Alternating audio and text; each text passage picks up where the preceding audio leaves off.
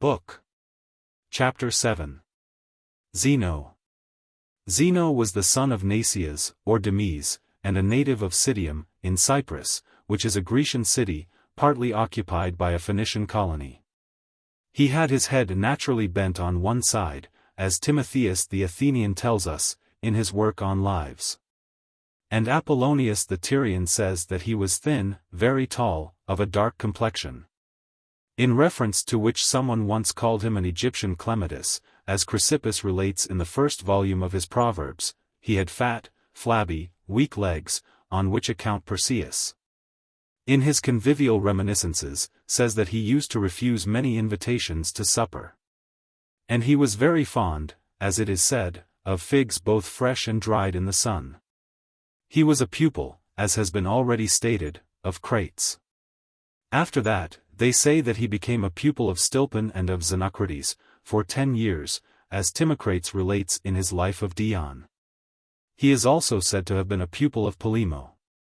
But Hecaton, and Apollonius, of Tyre, in the first book of his essay on Zeno, say that when he consulted the oracle as to what he ought to do to live in the most excellent manner, the god answered him that he ought to become of the same complexion as the dead, on which he inferred that he ought to apply himself to the reading of the books of the ancients.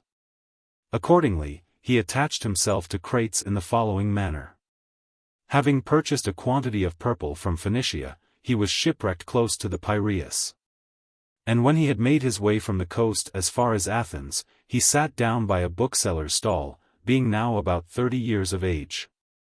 And as he took up the second book of Xenophon's Memorabilia and began to read it, he was delighted with it, and asked where such men as were described in that book lived.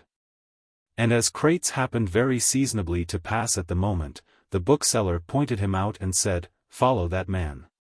From that time forth he became a pupil of Crates. But though he was in other respects very energetic in his application to philosophy, still he was too modest for the shamelessness of the Cynics.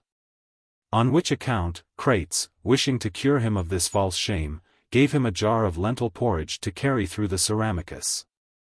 And when he saw that he was ashamed, and that he endeavored to hide it, he struck the jar with his staff and broke it. And as Zeno fled away, and the lentil porridge ran all down his legs, Crates called after him, "Why do you run away, my little Phoenician? You have done no harm."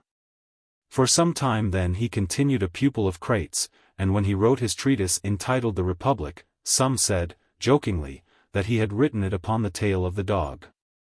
And besides his Republic, he was the author also of the following works: a treatise on a life according to nature, one on appetite, or the nature of man, one on passions, one on the becoming, one on law, one on the usual education of the Greeks, one on sight, one on the whole, one on signs, one on the doctrines of the Pythagoreans, one on things in general, one on styles, 5 essays on problems relating to Homer, one on the bearing of the poets.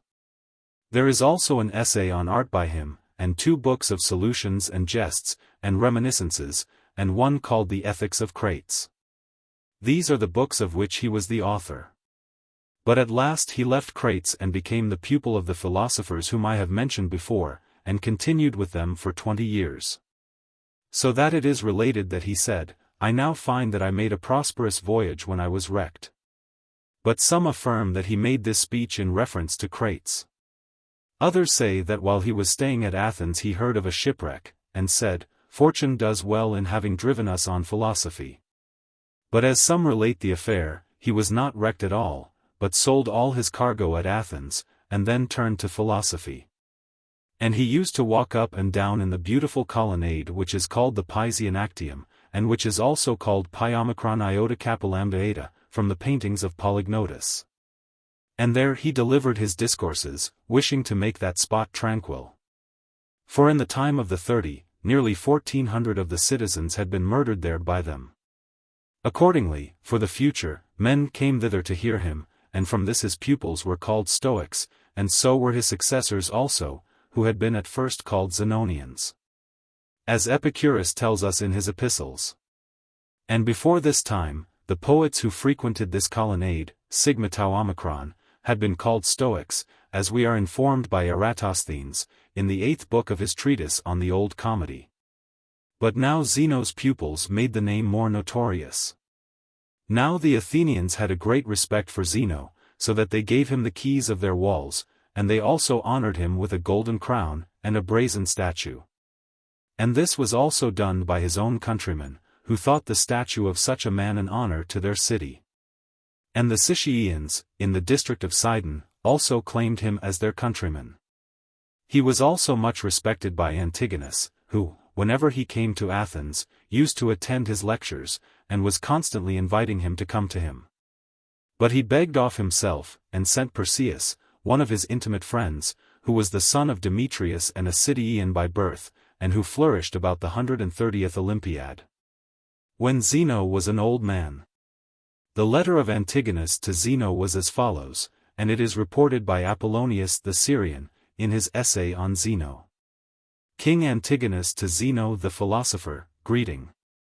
I think that in good fortune and glory I have the advantage of you. But in reason and education I am inferior to you, and also in that perfect happiness which you have attained to. On which account I have thought it good to address you, and invite you to come to me, being convinced that you will not refuse what is asked of you. Endeavor, therefore, by all means to come to me, considering this fact, that you will not be the instructor of me alone, but of all the Macedonians together. For he who instructs the ruler of the Macedonians, and who leads him in the path of virtue, evidently marshals all his subjects on the road to happiness. For as the ruler is, so is it natural that his subjects for the most part should be also. And Zeno wrote him back the following answer. Zeno to King Antigonus, greeting.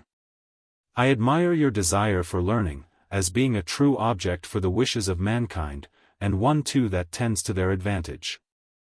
And the man who aims at the study of philosophy has a proper disregard for the popular kind of instruction which tends only to the corruption of the morals. And you, passing by the pleasure which is so much spoken of, which makes the minds of some young men effeminate, show plainly that you are inclined to noble pursuits, not merely by your nature, but also by your own deliberate choice.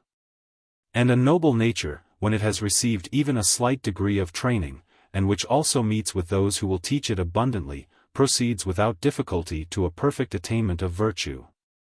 But I now find my bodily health impaired by old age, for I am 80 years old, on which account I am unable to come to you. But I send you some of those who have studied with me, who in that learning which has reference to the soul, are in no respect inferior to me, and in their bodily vigor are greatly my superiors. And if you associate with them you will want nothing that can bear upon perfect happiness. So he sent him Perseus and Philonides the Theban, both of whom are mentioned by Epicurus in his letter to his brother Aristobulus as being companions of Antigonus. And I have thought it worth while also to set down the decree of the Athenians concerning him, and it is couched in the following language. In the archonship of Arenides, in the 5th presidency of the tribe Achamantis, on the 21st day of the month Maimacterian, on the 23rd day of the aforesaid presidency. In a duly convened assembly, Hippo, the son of Cratistoteles, of the borough of Zypetian, being one of the presidents, and the rest of the presidents, his colleagues, put the following decree to the vote. And the decree was proposed by Thrason, of Anicia, the son of Thrason. Since Zeno the son of Nasias, the Cittian, has passed many years in the city in the study of philosophy, being in all other respects a good man, and also exhorting all the young men who have sought his company to the practice of virtue, and encouraging them in the practice of temperance, making his own life a model to all men of the greatest excellence, since it has in every respect corresponded to the doctrines which he has taught. It has been determined by the people, and may the determination be fortunate, to praise Zeno, the son of Nasias, the Cittian, and to present him with a golden crown in accordance with the law, on account of his virtue and temperance, and to build him a tomb in the Ceramicus, at the public expense. And the people has appointed by its vote 5 men from among the citizens of Athens who shall see to the making of the crown and the building of the tomb. And the scribe of the borough shall enroll the decree and engrave it on 2 pillars, and he shall be permitted to place 1 pillar in the academy and 1 in the lyceum. And he who is appointed to superintend the work shall divide the expense that the pillars amount to, in such a way that everyone may understand that the whole people of Athens honors good men both while they are living and after they are dead. And Thrason of Anicia, Philocles of the Piraeus, Phaedrus of Anaphlistos, Medon of Acharni, Misithus of Sipyletus, and Dion of Paeania, are hereby appointed to superintend the building of the tomb. These then are the terms of the decree. But Antigonus of Caristos says that Zeno himself never denied that he was a native of Citium. For that when on one occasion there was a citizen of that town who had contributed to the building of some baths, and was having his name engraved on the pillar as the countryman of Zeno the philosopher, he bade them add, of Citium. And at another time, when he had had a hollow covering made for some vessel, he carried it about for some money, in order to procure present relief for some difficulties which were distressing Crates his master. And they say that he, when he first arrived in Greece, had more than 1,000 talents, which he lent out at nautical usury. And he used to eat little loaves and honey, and to drink a small quantity of sweet-smelling wine. He had very few youthful acquaintances of the male sex, and he did not cultivate them much, lest he should be thought to be a misogynist. And he dwelt in the same house with Perseus. And once, when he brought in a female flute player to him, he hastened to bring her back to him. And he was, it is said, of a very accommodating temper. So much so, that Antigonus the king often came to dine with him, and often carried him off to dine with him at the house of Aristocles the harp player. But when he was there, he would presently steal away.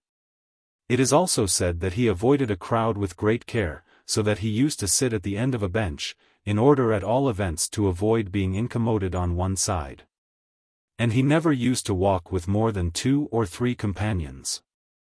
And he used at times to exact a piece of money from all who came to hear him, with a view of not being distressed by numbers. And this story is told by Cleanthes, in his treatise on brazen money. And when he was surrounded by any great crowd, he would point to a balustrade of wood at the end of the colonnade which surrounded an altar, and say, "That was once in the middle of this place. But it was placed apart because it was in people's way. And now, if you will only withdraw from the middle here, you too will incommode me much less." And when Democritus, the son of Laches, embraced him once, and said that he would tell Antigonus, or write to him of everything which he wanted, as he always did everything for him, Zeno, when he had heard him say this, avoided his company for the future. And it is said that after the death of Zeno, Antigonus said, "What a spectacle have I lost!" On which account he employed Thrason, their ambassador, to entreat of the Athenians to allow him to be buried in the Ceramicus. And when he was asked why he had such an admiration for him, he replied, "Because, though I gave him a great many important presents, he was never elated, and never humbled. He was a man of a very investigating spirit, and one who inquired very minutely into everything."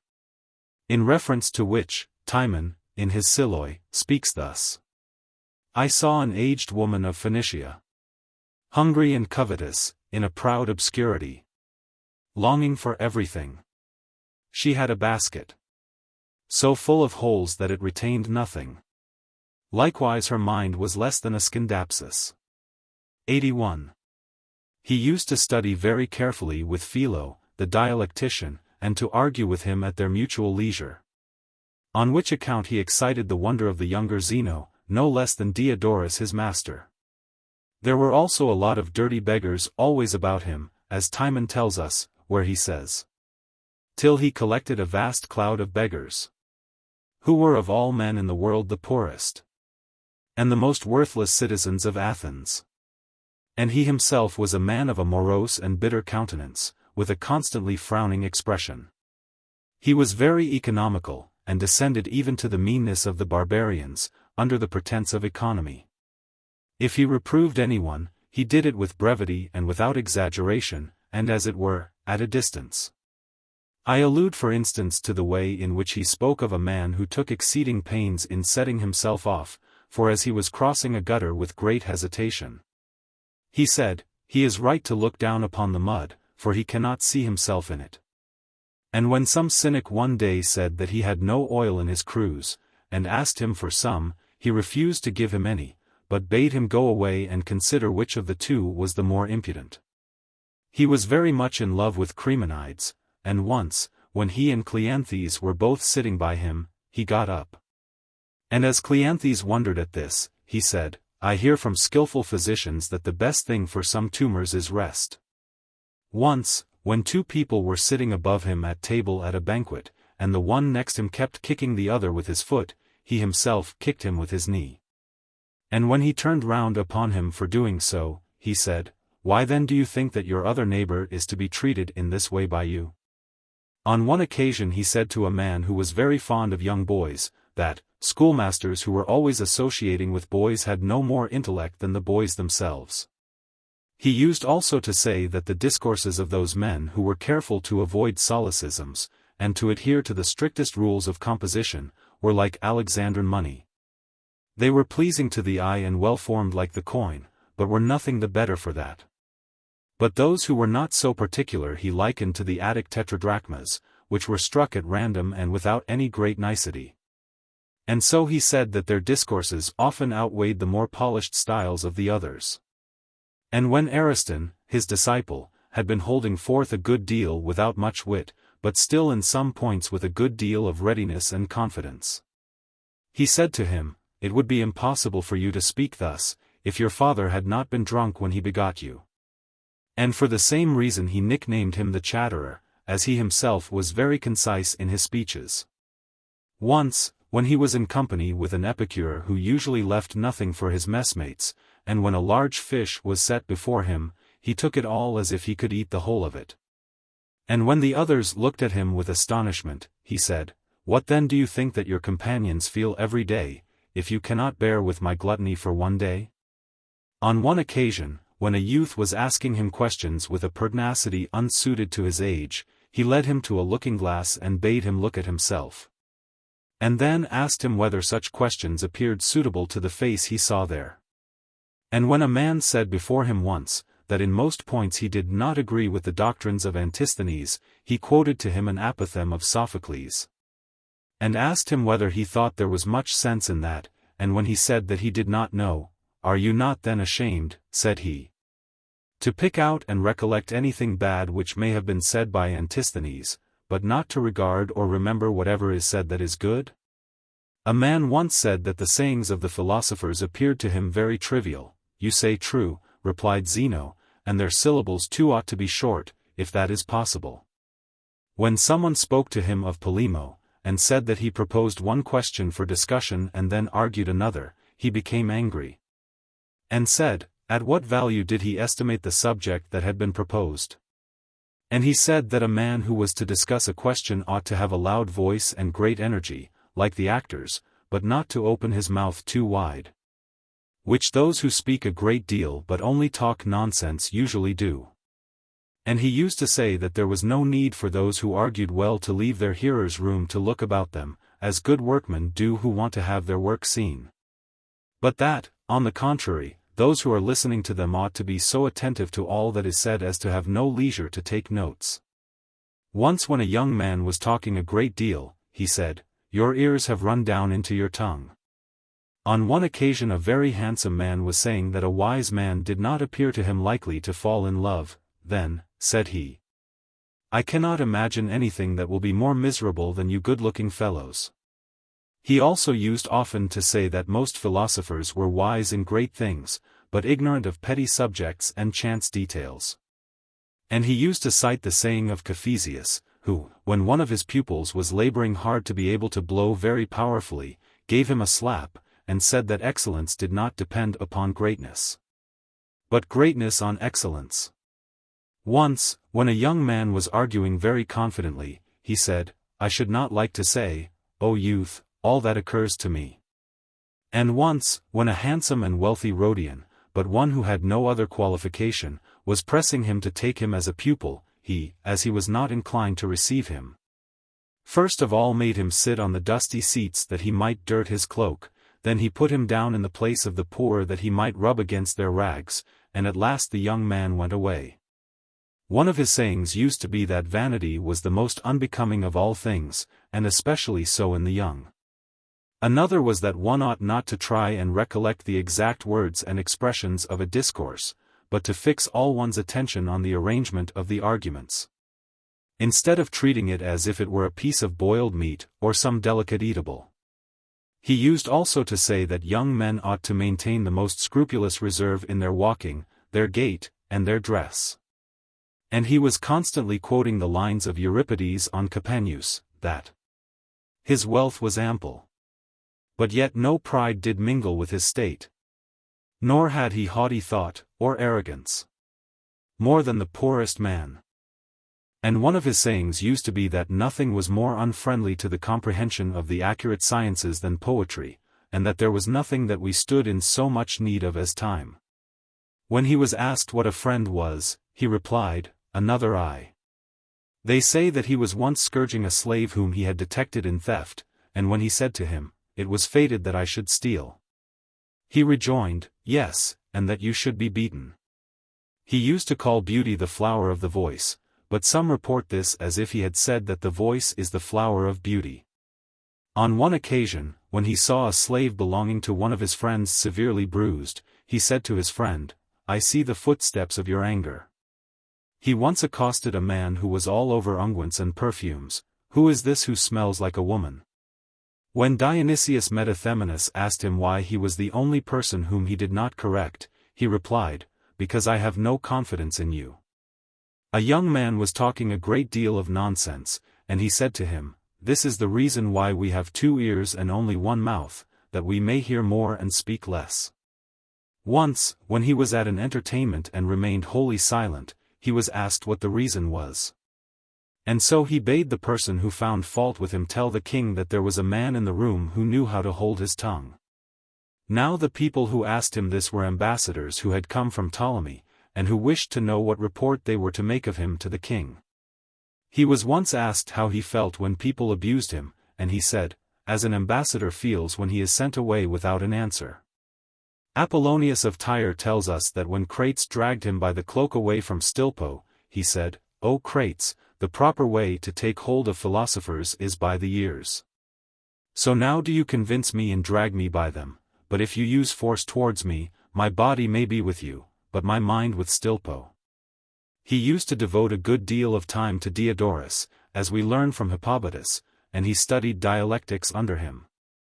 And when he had made a good deal of progress he attached himself to Polemo because of his freedom from arrogance, so that it is reported that he said to him, "I am not ignorant, O Zeno, that you slip into the garden door and steal my doctrines, and then clothe them in a Phoenician dress." When a dialectician once showed him 7 species of dialectic argument in the mowing argument 82, he asked him how much he charged for them, and when he said, 100 drachmas, he gave him 200, so exceedingly devoted was he to learning. They say too, that he was the first who ever employed the word duty, kappa alpha theta kappa omicron nu, and who wrote a treatise on the subject. And that he altered the lines of Hesiod thus: "He is the best of all men who submits to follow good advice, he too is good, who of himself perceives whatever is fit." 83. For he said that that man who had the capacity to give a proper hearing to what was said, and to avail himself of it, was superior to him who comprehended everything by his own intellect. For that the one had only comprehension, but the one who took good advice had action also. When he was asked why he, who was generally austere, relaxed at a dinner party, he said, "Lupins too are bitter, but when they are soaked they become sweet." And Hecaton, in the 2nd book of his Apothegms, says that in entertainments of that kind, he used to indulge himself freely. And he used to say that it was better to trip with the feet than with the tongue. And that goodness was attained by little and little, but was not itself a small thing. Some authors, however, attribute this saying to Socrates. He was a person of great powers of abstinence and endurance, and of very simple habits, living on food which required no fire to dress it, and wearing a thin cloak. So that it was said of him, "The cold of winter, and the ceaseless rain, come powerless against him. Weak is the dart, of the fierce summer sun, or fell disease. To bend that iron frame, he stands apart, in not resembling the vast common crowd, but, patient and unwearied, night and day, clings to his studies and philosophy. And the comic poets, without intending it, praise him in their very attempts to turn him into ridicule. Philemon speaks thus of him in his play entitled The Philosophers. This man adopts a new philosophy. He teaches to be hungry, nevertheless. He gets disciples. Bread his only food. His best desert dried figs, water his drink. But some attribute these lines to Posidippus, and they have become almost a proverb. Accordingly it used to be said of him, more temperate than Zeno the philosopher. Posidippus also writes thus in his Men Transported. So that for 10 whole days he did appear more temperate than Zeno's self. For in reality he did surpass all men in this description of virtue, and in dignity of demeanor, and, by Jove, in happiness. For he lived 98 years, and then died, without any disease, and continuing in good health to the last. But Perseus, in his Ethical School, states that he died at the age of 72, and that he came to Athens when he was 22 years old. But Apollonius says that he presided over his school for 48 years. And he died in the following manner: when he was going out of his school, he tripped, and broke one of his toes. And striking the ground with his hand, he repeated the line out of the Niobe: I come, why call me so? And immediately he strangled himself, and so he died. But the Athenians buried him in the Ceramicus, and honored him with the decrees which I have mentioned before, bearing witness to his virtue. And Antipater the Sidonian wrote an inscription for him, which runs thus: Here Citium's pride, wise Zeno, lies, who climbed the summits of Olympus, but unmoved by wicked thoughts, ne'er strove to raise on Ossa the pine-clad Pelion, nor did he emulate immortal toils of Hercules, but found a new way for himself to highest heaven, by virtue, temperance, and modesty. And Xenophon the Stoic, a disciple of Diogenes, wrote another: You made contentment the chief rule of life, despising haughty wealth, O godlike Zeno. With solemn look, and hoary brow serene, you taught a manly doctrine, and didst found, by your deep wisdom, a great novel school. Chaste parent of unfearing liberty. And if your country was Phoenicia, why need we grieve? From that land Cadmus came, who gave to Greece her written books of wisdom. And Athenaeus, the epigrammatic poet, speaks thus of all the Stoics in common: O, ye who've learnt the doctrines of the Porch, and have committed to your books divine the best of human learning, teaching men that the mind's virtue is the only good, and she it is who keeps the lives of men and cities, safer than high gates or walls. But those who place their happiness in pleasure are led by the least worthy of the Muses. And we also have ourselves spoken of the manner of Zeno's death, in our collection of poems in all meters, in the following terms. Some say that Zeno, pride of Citium, died of old age, when weak and quite worn out. Some say that famine's cruel tooth did slay him. Some that he fell, and striking hard the ground, said, See, I come, why call me thus impatiently? For some say that this was the way in which he died. And this is enough to say concerning his death. But Demetrius the Magnesian says, in his essay on people of the same name, that his father Nasias often came to Athens, as he was a merchant, and that he used to bring back many of the books of the Socratic philosophers to Zeno, while he was still only a boy. And that, from this circumstance, Zeno had already become talked of in his own country, and that in consequence of this he went to Athens, where he attached himself to Crates. And it seems, he adds, that it was he who first recommended a clear enunciation of principles as the best remedy for error. He is said, too, to have been in the habit of swearing, by capers, as Socrates swore by the dog.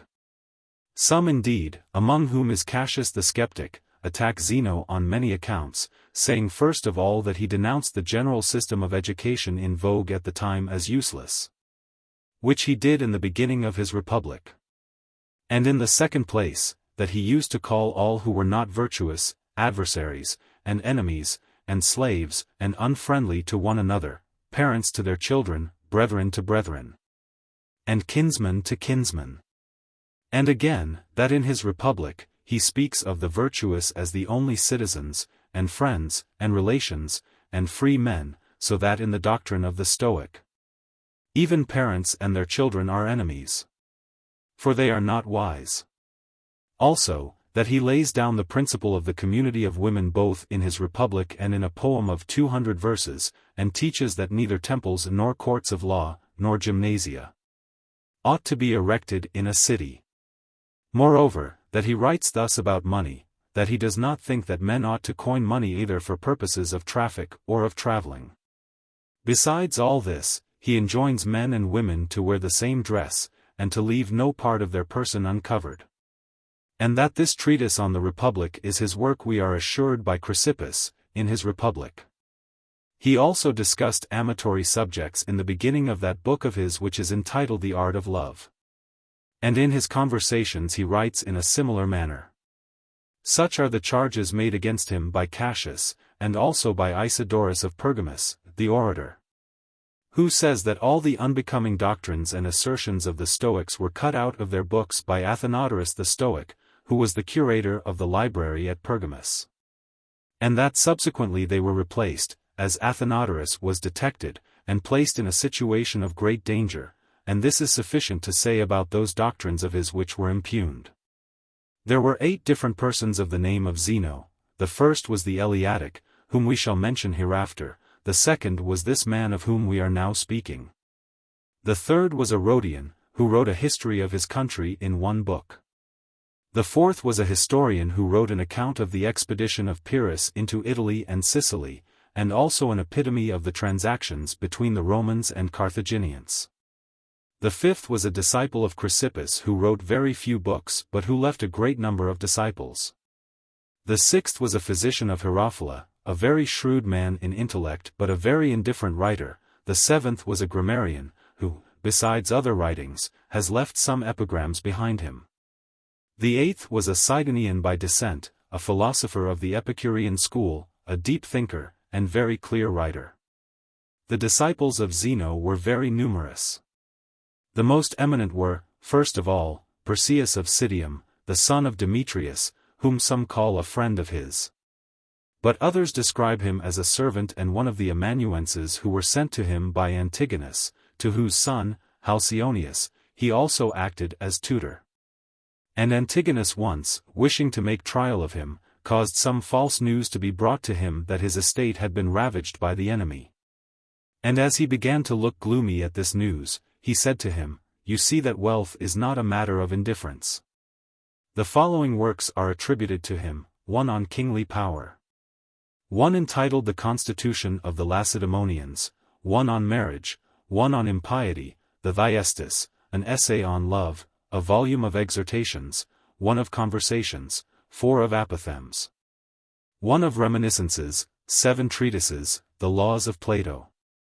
The next was Ariston of Chios, the son of Miltiades, who was the first author of the doctrine of indifference.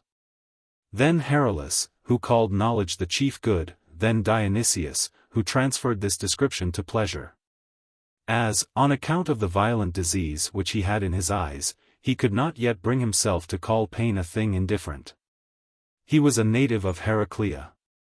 There was also Spherus, of the Bosphorus, and Cleanthes of Assos, the son of Phaneas, who succeeded him in his school, and whom he used to liken to tablets of hard wax, which are written upon with difficulty, but which retain what is written upon them.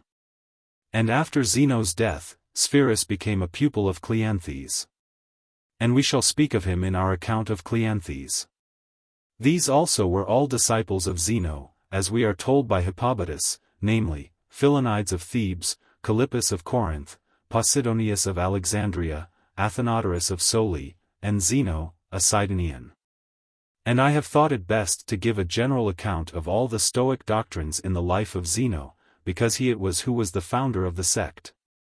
He has written a great many books, of which I have already given a list, in which he has spoken as no other of the Stoics has. And his doctrines in general are these. But we will enumerate them briefly, as we have been in the habit of doing in the case of the other philosophers. The Stoics divide reason according to philosophy into 3 parts. And say that one part relates to natural philosophy, one to ethics, and one to logic. And Zeno of Citium was the first who made this division, in his treatise on reason. And he was followed in it by Chrysippus, in the first book of his treatise on reason, and in the first book of his treatise on natural philosophy, and also by Apollodorus. And by Silius, in the first book of his introduction to the doctrines of the Stoics, and by Eudromus, in his ethical elements, and by Diogenes the Babylonian, and Posidonius. Now these divisions are called topics by Apollodorus, species by Chrysippus and Eudromus, and genera by all the rest. And they compare philosophy to an animal, likening logic to the bones and sinews, natural philosophy to the fleshy parts, and ethical philosophy to the soul. Again, they compare it to an egg, calling logic the shell, and ethics the white, and natural philosophy the yolk. Also to a fertile field, in which logic is the fence which goes round it, ethics are the fruit, and natural philosophy the soil or the fruit trees. Again, they compare it to a city fortified by walls, and regulated by reason, and then, as some of them say, no one part is preferred to another, but they are all combined and united inseparably. And so they treat of them all in combination. But others class logic first, natural philosophy second, and ethics third. As Zeno does in his treatise on reason, and in this he is followed by Chrysippus, and Archytas, and Eudromus. For Diogenes of Ptolemy begins with ethics, but Apollodorus places ethics second. And Panetius and Posidonius begin with natural philosophy, as Phanias the friend of Posidonius asserts, in the first book of his treatise on the school of Posidonius. But Cleanthes says that there are 6 divisions of reason according to philosophy, dialectics, rhetoric, ethics, politics, physics, and theology. But others assert that these are not divisions of reason, but of philosophy itself, and this is the opinion advanced by Zeno of Tarsus, among others. Some again say that the logical division is properly subdivided into 2 sciences, namely, rhetoric and dialectics. And some divide it also into definitive species, which is conversant with rules and tests. While others deny the propriety of this last division altogether, and argue that the object of rules and tests is the discovery of the truth. For it is in this division that they explain the differences of representations. They also argue that, on the other side, the science of definitions has equally for its object the discovery of truth, since we only know things by the intervention of ideas. They also call rhetoric a science conversant about speaking well concerning matters which admit of a detailed narrative. And dialectics they call the science of arguing correctly in discussions which can be carried on by question and answer. On which account they define it thus, a knowledge of what is true, and false, and neither one thing nor the other. Again, rhetoric itself they divide into 3 kinds, for one description they say is concerning about giving advice, another is forensic, and the third encomiastic.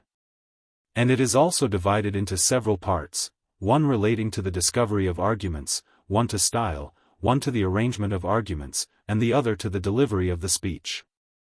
And a rhetorical oration they divide into the exordium, the narration, the reply to the statements of the adverse party, and the peroration.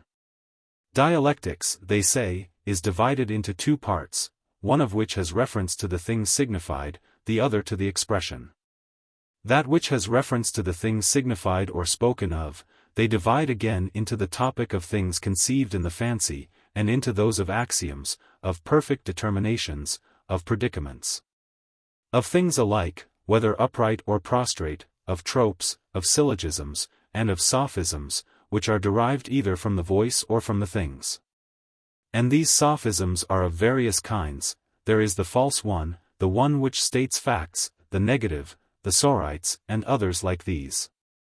The imperfect one, the inexplicable one, the conclusive one, the veiled one, the horned one, the nobody, and the mower. In the second part of dialectics, that which has for its object the expression, they treat of written language, of the different parts of a discourse, of solecism and barbarism, of poetical forms of expression, of ambiguity, of a melodious voice, of music. And some even add definitions, divisions, and diction. They say that the most useful of these parts is the consideration of syllogisms. For that they show us what are the things which are capable of demonstration, and that contributes much to the formation of our judgment. And their arrangement and memory give a scientific character to our knowledge. They define reasoning to be a system composed of assumptions and conclusions, and syllogism is a syllogistic argument proceeding on them.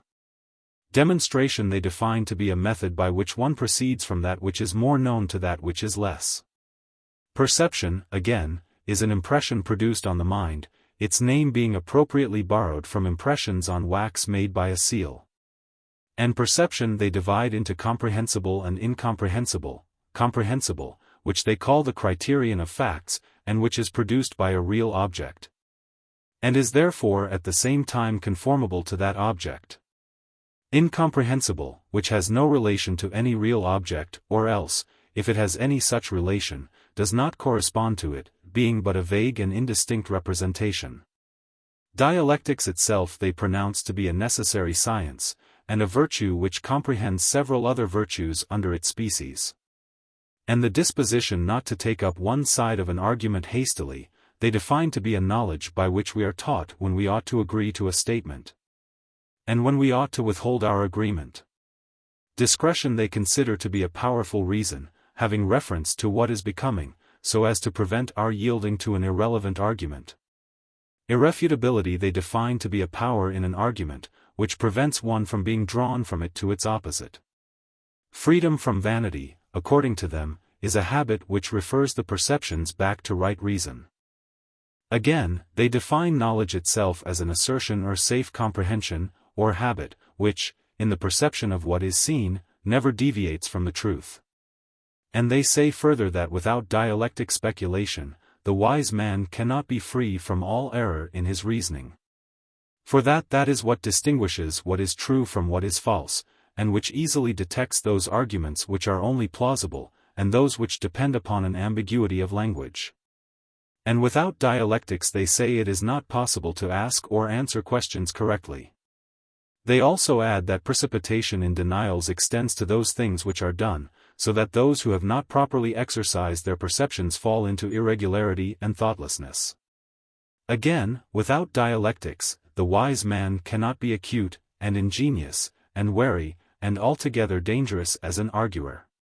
For that it belongs to the same man to speak correctly and to reason correctly, and to discuss properly those subjects which are proposed to him, and to answer readily whatever questions are put to him, all which qualities belong to a man who is skillful in dialectics.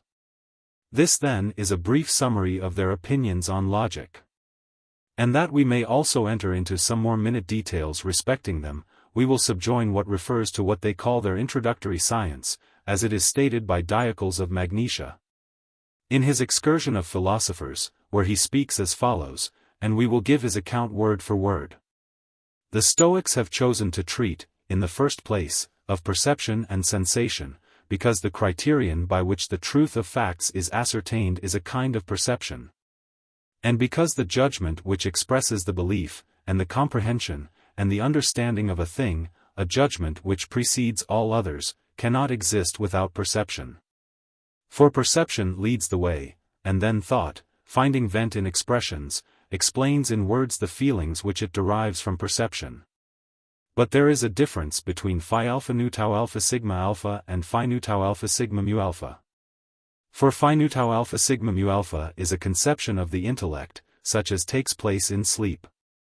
But phi alpha nu tau alpha sigma alpha is an impression, tau pi omega sigma iota, produced on the mind, that is to say, an alteration, lambda lambda omicron omega sigma iota, as Chrysippus states in the 12th book of his treatise on the soul. For we must not take this impression to resemble that made by a seal, since it is impossible to conceive that there should be many impressions made at the same time on the same thing. But phi alpha nu tau alpha sigma alpha is understood to be that which is impressed, and formed, and imprinted by a real object, according to a real object, in such a way as it could not be by any other than a real object.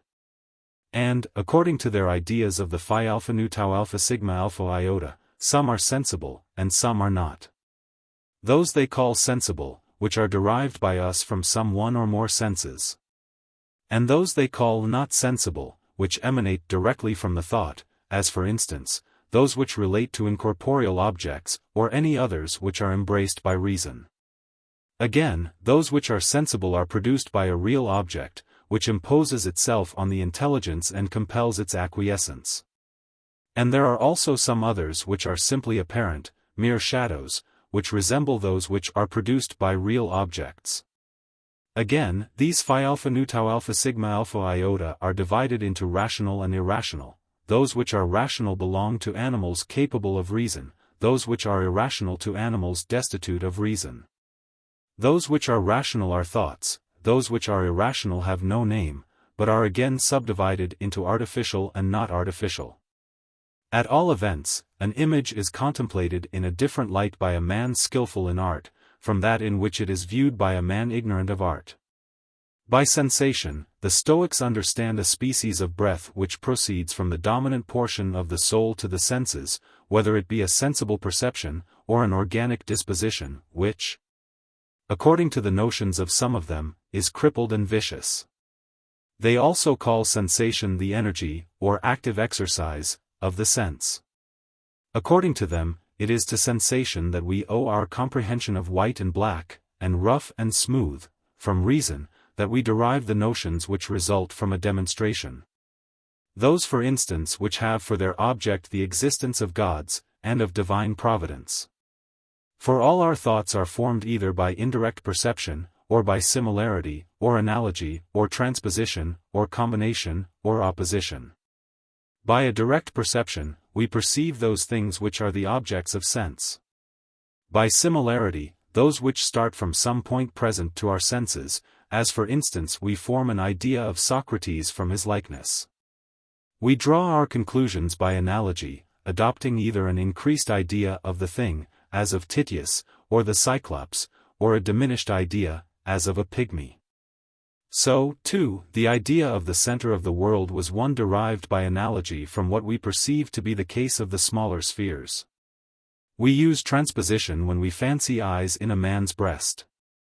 Combination, when we take in the idea of a centaur, opposition, when we turn our thoughts to death. Some ideas we also derive from comparison, for instance, from a comparison of words and places. There is also nature, as by nature we comprehend what is just and good. And privation, when for instance, we form a notion of a man without hands. Such are the doctrines of the Stoics on the subject of phantasia, and sensation, and thought. They say that the proper criterion of truth is the comprehension, phi alpha nu tau alpha sigma alpha. That is to say, one which is derived from a real object, as Chrysippus asserts in the 12th book of his Physics, and he is followed by Antipater and Apollodorus. For Boethus leaves a great many criteria, such as intellect, sensation, appetite, and knowledge. But Chrysippus dissents from his view, and in the first book of his treatise on reason, says that sensation and preconception are the only criteria. And preconception is, according to him, a comprehensive physical notion of general principles. But others of the earlier Stoics admit right reason as one criterion of the truth. For instance, this is the opinion of Posidonius, and is advanced by him in his essay on criteria.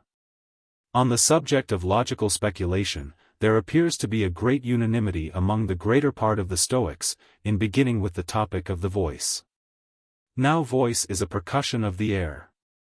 Or, as Diogenes the Babylonian defines it in his essay on the voice, a sensation peculiar to the hearing. The voice of a beast is a mere percussion of the air by some impetus, but the voice of a man is articulate, and is emitted by intellect, as Diogenes lays it down.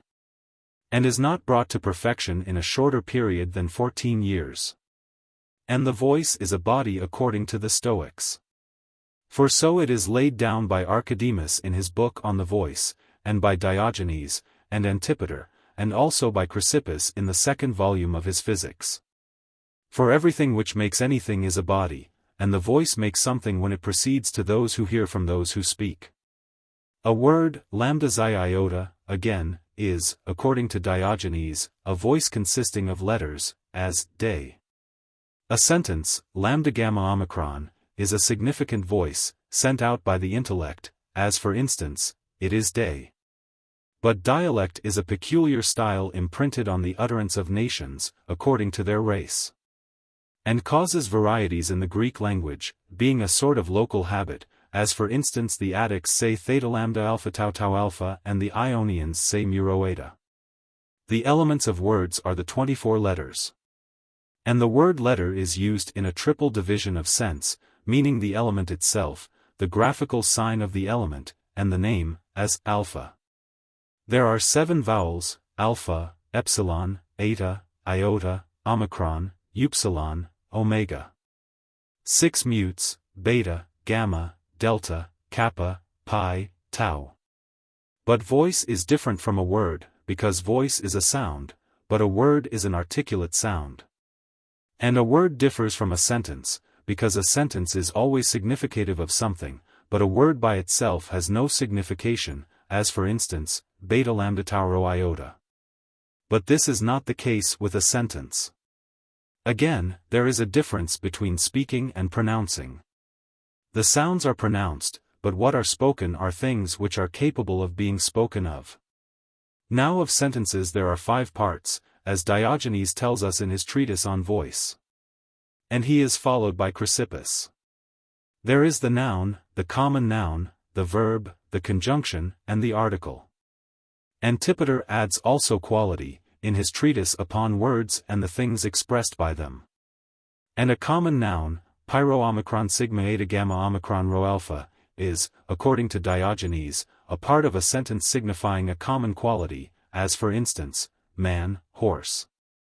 But a noun is a part of a sentence signifying a peculiar quality, such as Diogenes, Socrates. A verb is a part of a sentence signifying an uncombined categorum, as Diogenes, delta iota omicron gamma nu eta, or, as others define it, an element of a sentence, devoid of case. Signifying something compound in reference to some person or persons, as, I write, I say. A conjunction is a part of a sentence destitute of case, uniting the divisions of the sentence. An article is an element of a sentence, having cases, defining the genders of nouns and their numbers, as, tau, omicron, alpha, tau. The excellences of a sentence are 5, good Greek, clearness, conciseness, suitableness, elegance. Good Greek, lambda lambda eta nu iota sigma mu, is a correct style, according to art, keeping aloof from any vulgar form of expression. Clearness is a style which states that which is conceived in the mind in such a way that it is easily known. Conciseness is a style which embraces all that is necessary to the clear explanation of the subject under discussion. Suitableness is a style suited to the subject. Elegance is a style which avoids all peculiarity of expression. Of the vices of a sentence, on the other hand, barbarism is a use of words contrary to that in vogue among the well-educated Greeks. Solecism is a sentence incongruously put together. A poetical expression is, as Posidonius defines it in his introduction on style, a metrical or rhythmical diction, proceeding in preparation, and avoiding all resemblance to prose. For instance, the vast and boundless earth, expanse of heaven, are rhythmical expressions. And poetry is a collection of poetical expressions signifying something, containing an imitation of divine and human beings.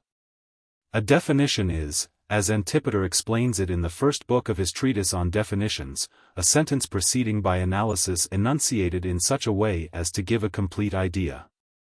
Or, as Chrysippus says in his treatise on definitions, it is the explanation of an idea. Description is a sentence which, in a figurative manner, brings one to a knowledge of the subject, or it may be called a simpler kind of definition. Expressing the power of a definition in plainer language.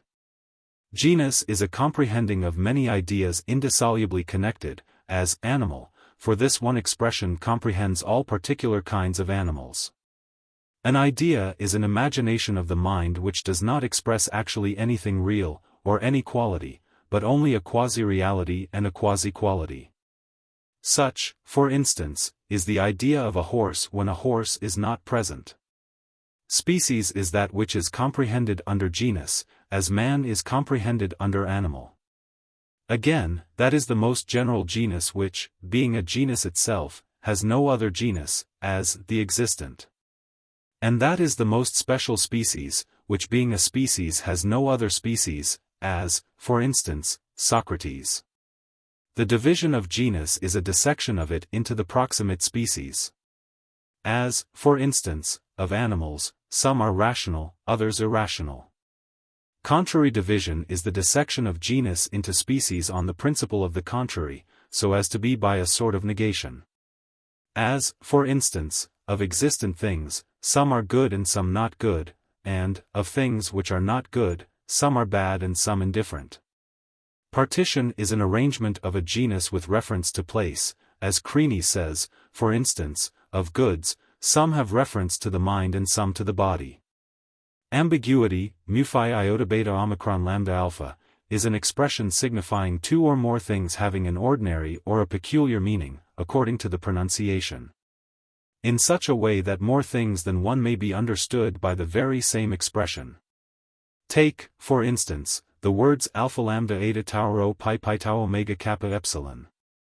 For you may understand by them, a house has fallen down 3 times, alpha lambda tau rho pi pi tau omega kappa epsilon, or, a female flute player has fallen, taking alpha lambda eta tau rho as synonymous with alpha lambda eta tau rho alpha. Dialectics are, as Posidonius explains them, the science of what is true and false, and neither one or the other, and it is, as Chrysippus explains it, conversant about words that signify and things that are signified. These then are the doctrines asserted by the Stoics in their speculations on the subject of the voice. But in that part of dialectics which concerns things and ideas signified, they treat of propositions, of perfect enunciations, of judgments, of syllogisms, of imperfect enunciations, of attributes and deficiencies, and of both direct and indirect categorams or predicaments. And they say that enunciation is the manifestation of the ideal perception, and these enunciations the Stoics pronounce some to be perfect in themselves, and some to be defective. Now those are defective which furnish an incomplete sense, as for instance, he writes. For then we ask further, who writes? But those are perfect in themselves which give a sense entirely complete, as for instance, Socrates writes. Accordingly, in the defective enunciations, categorams are applied. But in those which are perfect in themselves, axioms, and syllogisms, and questions, and interrogations, are brought into play. Now a categorum is something which is predicated of something else, being either a thing which is added to one or more objects, according to the definition of Apollodorus, or else a defective enunciation added to the nominative case, for the purpose of forming a proposition. Now of categorams, some are accidents, 84 as for instance, the sailing through a rock. And of categorams, some are direct, some indirect, and some neither one nor the other. Now those are correct which are construed with one of the oblique cases, in such a manner as to produce a categorum, as for instance, he hears, he sees, he converses. And those are indirect which are construed with the passive voice, as for instance, I am heard, I am seen. And those which are neither one nor the other are those which are construed in a neutral kind of manner, as for instance, to think, to walk. And those are reciprocal which are among the indirect ones without being indirect themselves. Those are effects, nu epsilon rho gamma mu alpha tau alpha, which are such words as, he is shaved. For then, the man who is shaved, implies himself. The oblique cases are the genitive, the dative, and the accusative. An axiom is that thing which is true, or false, or perfect in itself, being asserted or denied positively, as far as depends upon itself, as Chrysippus explains it in his dialectic definitions. As for instance, it is day, Dion is walking. And it has received the name of axiom, xi omega mu alpha, because it is either maintained, xi iota omicron tau alpha iota, or repudiated. For the man who says, it is day, appears to maintain the fact of its being day. If then it is day, the axiom put before one is true, but if it is not day, the axiom is false. And an axiom, a question, and an interrogation, differ from one another, and so does an imperative proposition from one which is a jurative, or imprecatory, or hypothetical, or appellative, or false. For that is an axiom which we utter, when we affirm anything positively, which is either true or false. And a question is a thing complete in itself, as also is an axiom, but which requires an answer, as for instance, is it day? Now this is neither true nor false, but, as, it is day, is an axiom. So is it day, a question. But an interrogation, pi sigma mu alpha, is a thing to which it is not possible to make an answer symbolically, as in the case of a question, rho tau eta mu alpha, saying merely, yes, but we must reply. He does live in this place. The imperative proposition is a thing which we utter when we give an order, as for instance this. Do you now go to the sweet stream of Inachus? 85. Vertical ellipsis. The appellative proposition is one which is used in the case in which when a man says anything, he must address somebody, as for instance. Atrides, glorious king of men. Most mighty Agamemnon. 86. A false judgment is a proposition, which, while it has at the same time the appearance of a real judgment, loses this character by the addition, and under the influence of, some particle. As for instance, the Parthenon at least is beautiful. How like the herdsman is to Priam's sons. There is also the dubitative proposition, which differs from the judgment, inasmuch as it is always uttered in the form of a doubt. As for instance, are not, then, grief and life two kindred states? 87. But questions and interrogations, and things like these, are neither true nor false, while judgments and propositions are necessarily one or the other. Now of axioms, some are simple and others are not simple, as Chrysippus, and Archidemus, and Athenodorus, and Antipater, and Crenes, agree in dividing them. Those are simple which consist of an axiom or proposition which is not ambiguous, or of several axioms, or propositions of the same character, as for instance the sentence, it is day. And those are not simple, which consist of an axiom or proposition which is ambiguous, or of several axioms or propositions of that character. Of an axiom or proposition which is ambiguous, as, if it is day, of several axioms or propositions of that character, as, if it is day, it is light. And simple propositions are divided into the affirmative, the negative, the privative, the categorical, the definite, and the indefinite. Those which are not simple, are divided into the combined, and the adjunctive, the connected and the disjunctive, and the causal and the augmentative, and the diminutive. That is an affirmative proposition, it is not day. And the species of this is doubly affirmative. That again is doubly affirmative, which is affirmative of an affirmative, as for instance, it is not day, for this amounts to, it is day. That is a negative proposition, which consists of a negative particle and a categorum, as for instance, no one is walking. That is a privative proposition which consists of a privative particle and an axiom according to power, as, this man is inhuman. That is a categorical proposition, which consists of a nominative case and a categorum, as for instance, Dion is walking. That is a definite proposition, which consists of a demonstrative nominative case and a categorum, as for instance, this man is walking. That is an indefinite one which consists of an indefinite particle or of indefinite particles, as for instance, somebody is walking, he is moving. Of propositions which are not simple, the combined proposition is, as Chrysippus states, in his Dialectics, and Diogenes, too, in his dialectic art. That which is held together by the copulative conjunction, if. And this conjunction professes that the second member of the sentence follows the first, as for instance, if it is day, it is light. That which is adjunctive is, as Crines states in his dialectic art, an axiom which is made to depend on the conjunction since, pi epsilon, beginning with an axiom and ending in an axiom. As for instance, since it is day, it is light. And this conjunction professes both that the second portion of the proposition follows the first, and the first is true. That is a connected proposition which is connected by some copulative conjunctions, as for instance, it both is day, and it is light. That is a disjunctive proposition which is disconnected by the disjunctive conjunction, or tau omicron iota, as for instance, it is either day or night. And this proposition professes that one or other of these propositions is false. That is a causal proposition which is connected by the word because. As for instance, because it is day, it is light.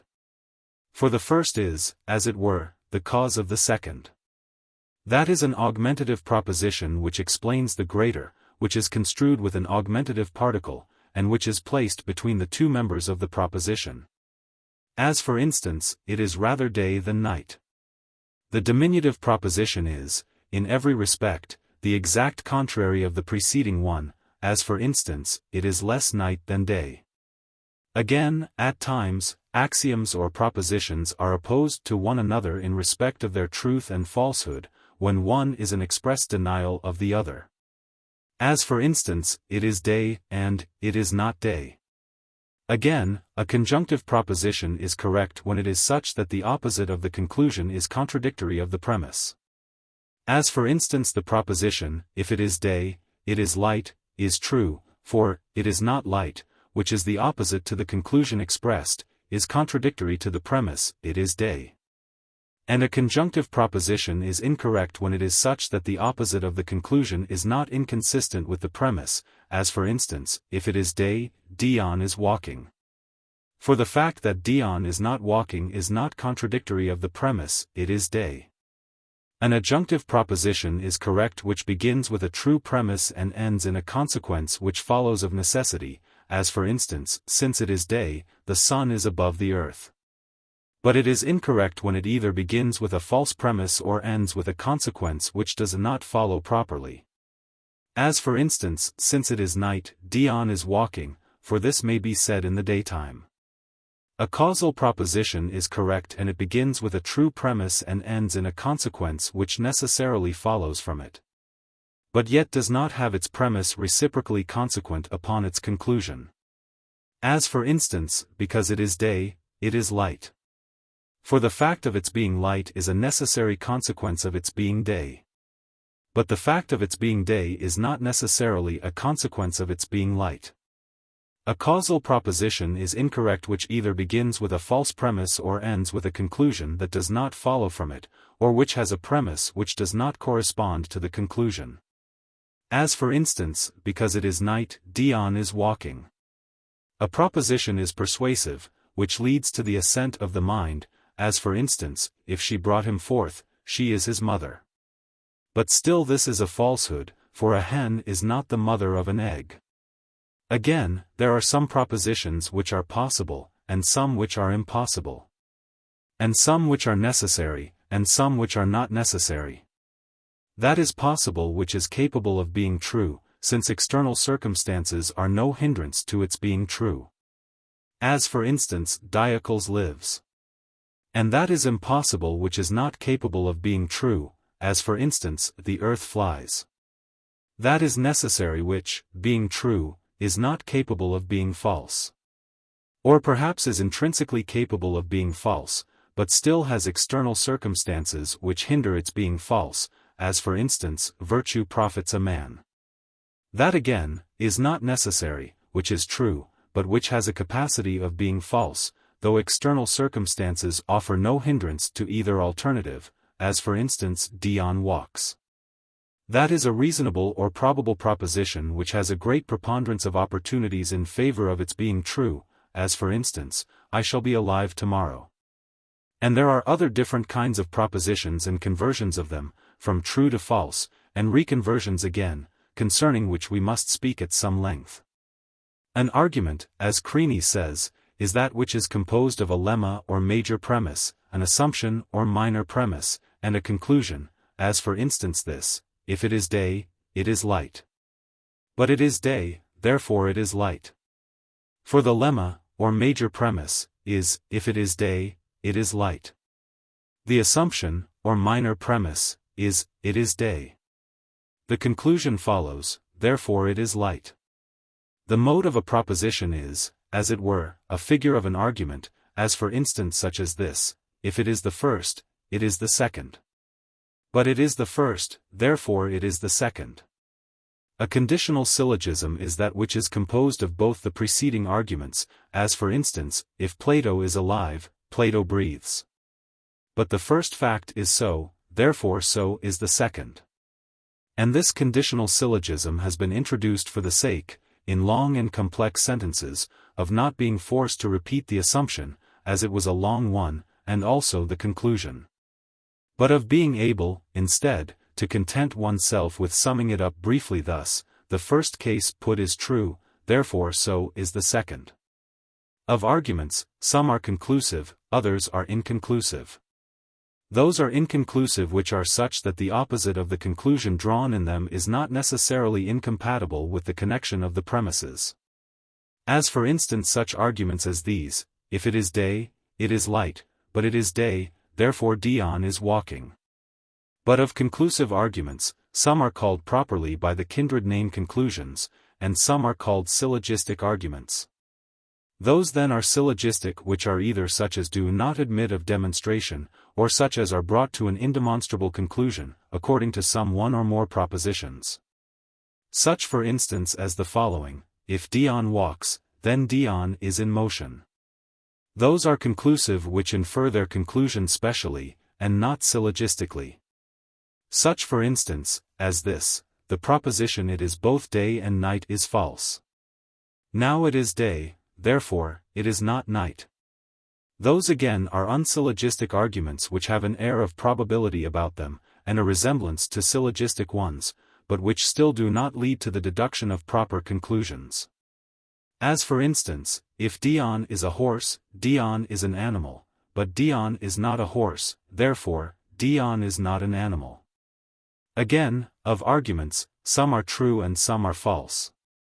Those are true which deduce a conclusion from true premises, as for instance, if virtue profits, then vice injures.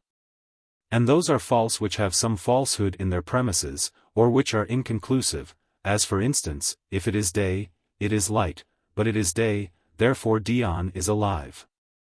There are also arguments which are possible, and others which are impossible, some likewise which are necessary, and others which are not necessary.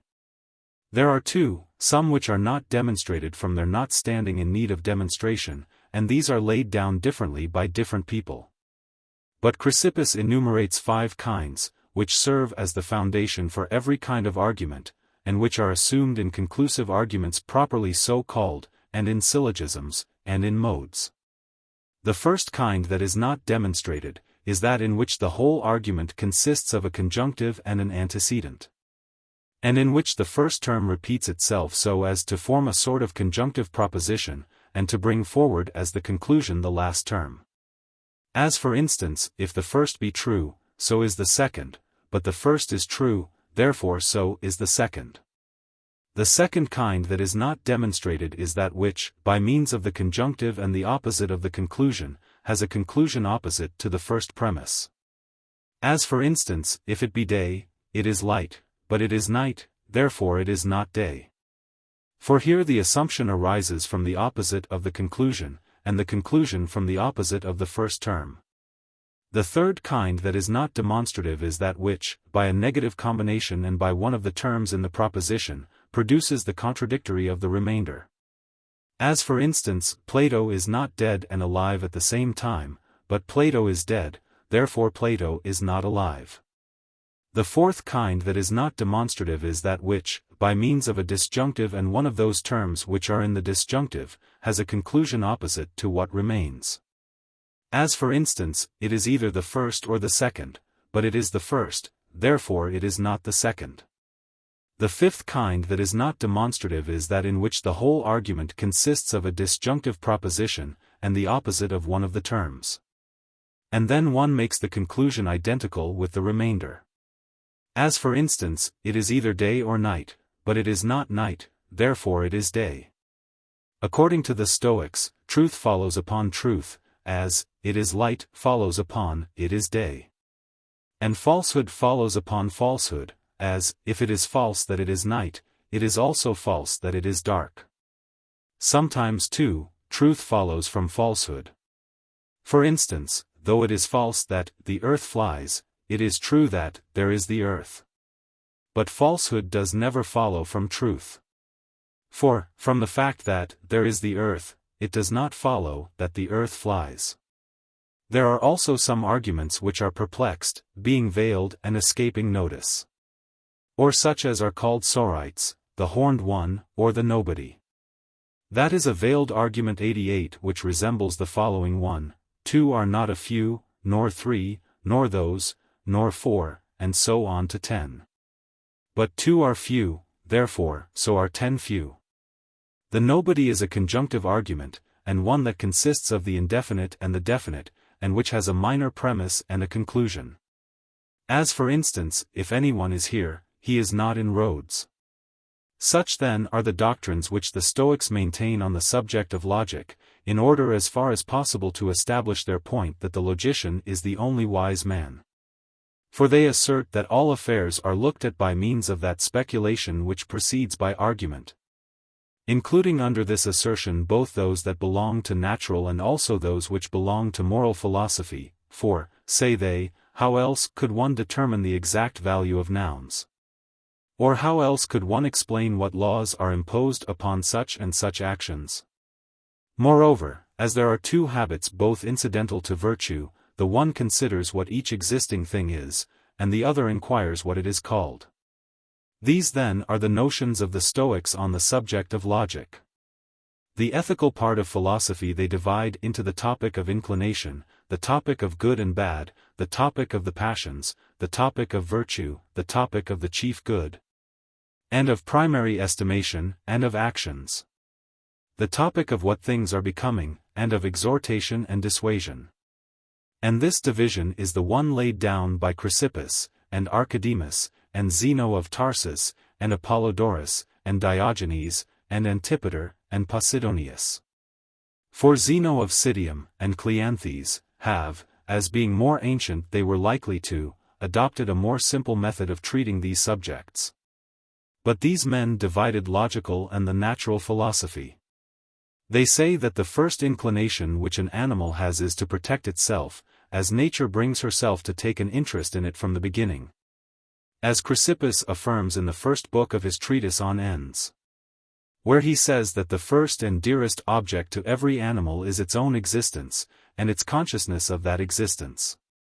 For that it is not natural for any animal to be alienated from itself, or even to be brought into such a state as to be indifferent to itself, being neither alienated from nor interested in itself.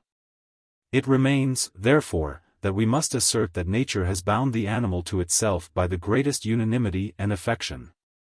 For by that means it repels all that is injurious, and attracts all that is akin to it and desirable. But as for what some people say that the first inclination of animals is to pleasure, they say what is false. For they say that pleasure, if there be any such thing at all, is an accessory only, which nature, having sought it out by itself, as well as those things which are adapted to its constitution, receives incidentally in the same manner as animals are pleased, and plants made to flourish. Moreover, say they, nature makes no difference between animals and plants, when she regulates them so as to leave them without voluntary motion or sense. And some things too take place in ourselves in the same manner as in plants. But, as inclination in animals tends chiefly to the point of making them pursue what is appropriate to them, we may say that their inclinations are regulated by nature. And as reason is given to rational animals according to a more perfect principle, it follows that to live correctly according to reason is properly predicated of those who live according to nature. For nature is as it were the artist who produces the inclination. On which account Zeno was the first writer who, in his treatise on the nature of man, said that the chief good was confessedly to live according to nature. Which is to live according to virtue, for nature leads us to this point. And in like manner Cleanthes speaks in his treatise on pleasure, and so do Posidonius and Hecaton in their essays on ends as the chief good. And again, to live according to virtue is the same thing as living according to one's experience of those things which happen by nature. As Chrysippus explains it in the first book of his treatise on the chief good. For our individual natures are all parts of universal nature. On which account the chief good is to live in a manner corresponding to nature, and that means corresponding to one's own nature and to universal nature.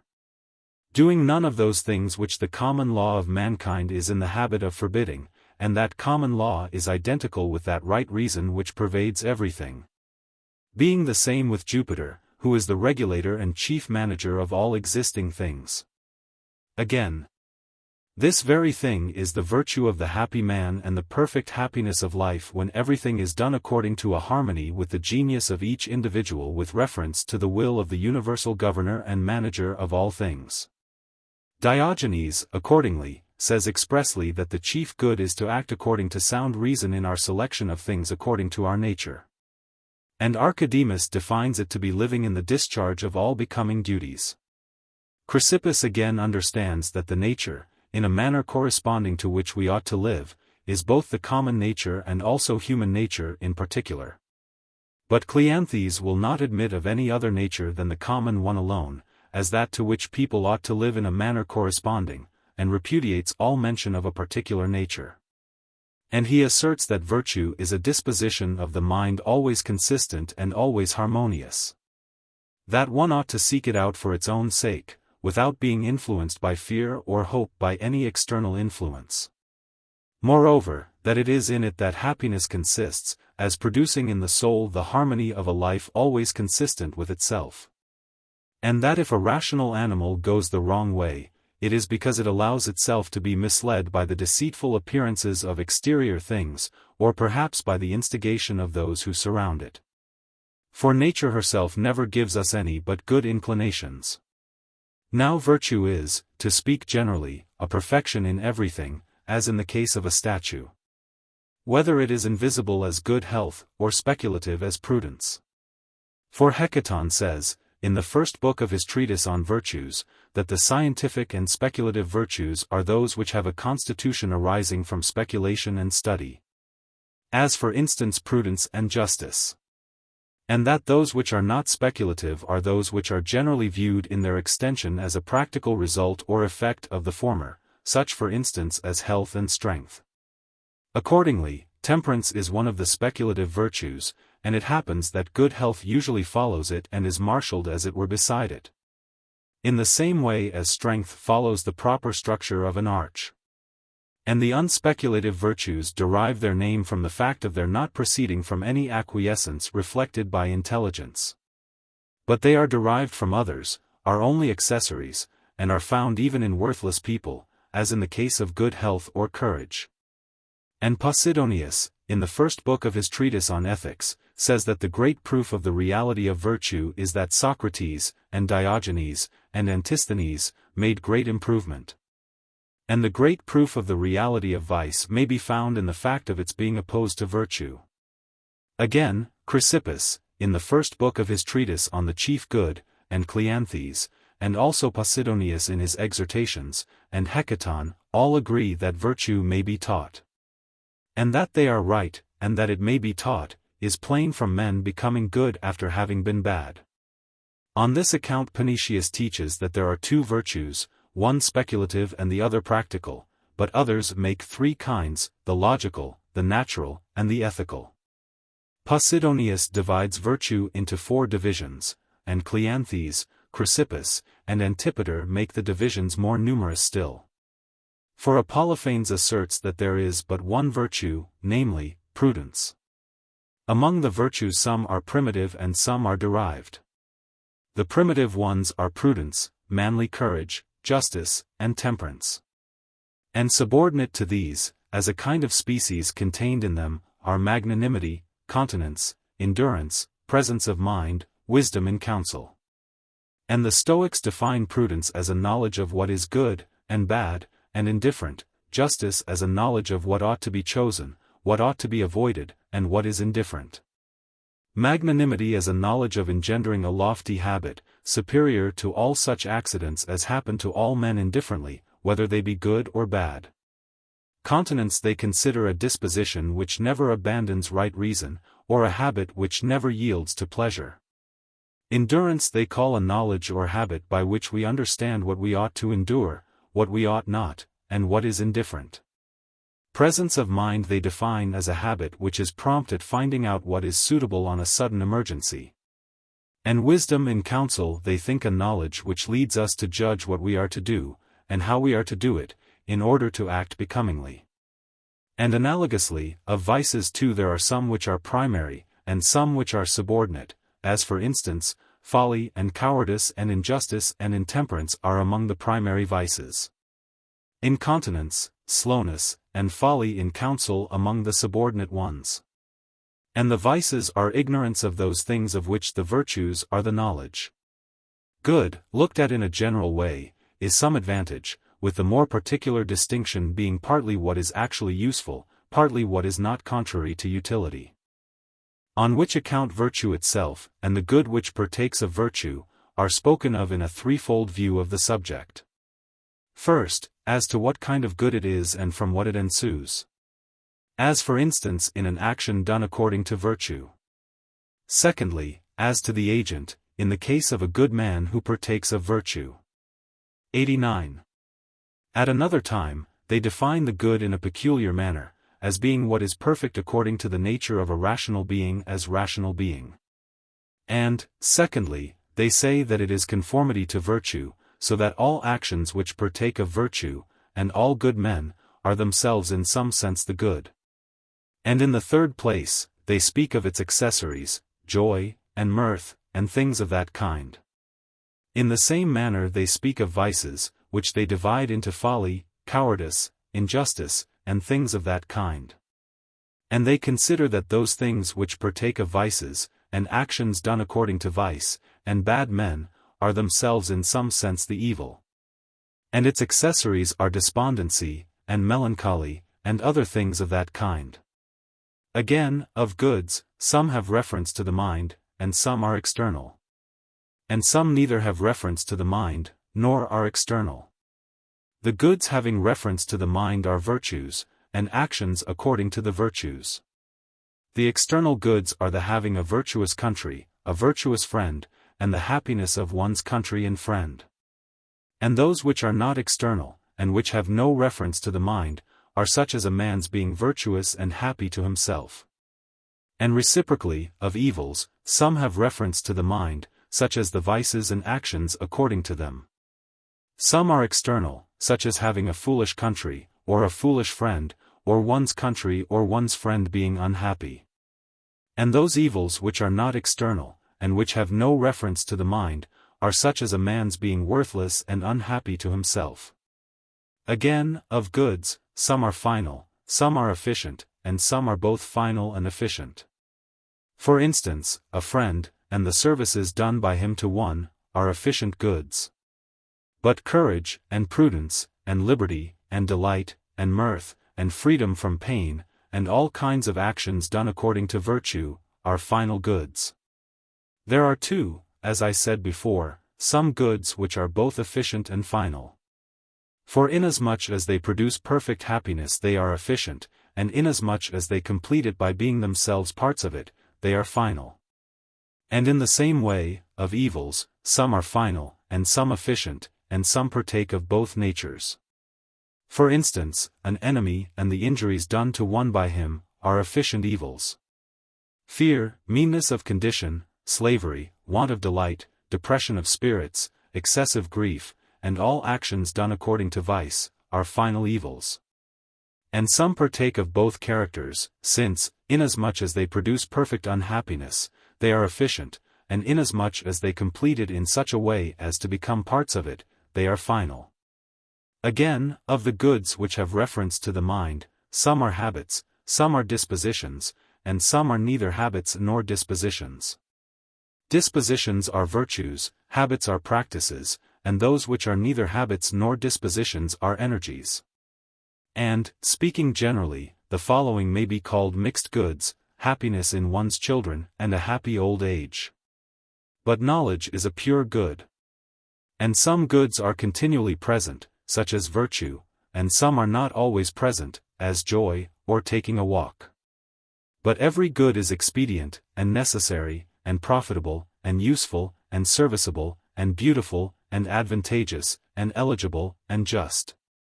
Expedient, inasmuch as it brings us things, which by their happening to us do us good; necessary, inasmuch as it assists us in what we have need to be assisted; profitable, inasmuch as it repays all the care that is expended on it, and makes a return with interest to our great advantage; useful, inasmuch as it supplies us with what is of utility; serviceable, because it does us service which is much praised; beautiful, because it is in accurate proportion to the need we have of it, and to the service it does; advantageous, inasmuch as it is of such a character as to confer advantage on us; eligible, because it is such that we may rationally choose it; and just, because it is in accordance with law, and is an efficient cause of union. And they call the honorable the perfect good, because it has naturally all the numbers which are required by nature, and because it discloses a perfect harmony. Now, the species of this perfect good are 4 in number: justice, manly courage, temperance, and knowledge, for in these goods all beautiful actions have their accomplishment. And analogously, there are also 4 species of the disgraceful: injustice, and cowardice, and intemperance, and folly. And the honorable is predicated in one sense, as making those who are possessed of it worthy of all praise, and in a second sense, it is used of what is well adapted by nature for its proper work. And in another sense, when it expresses that which adorns a man, as when we say that the wise man alone is good and honorable. The Stoics also say that the beautiful is the only good, as Hecaton says, in the 3rd book of his treatise on goods, and Chrysippus asserts the same principle in his essays on the beautiful. And they say that this is virtue, and that which partakes of virtue. And this assertion is equal to the other, that everything good is beautiful, and that the good is an equivalent term to the beautiful, inasmuch as the one thing is exactly equal to the other.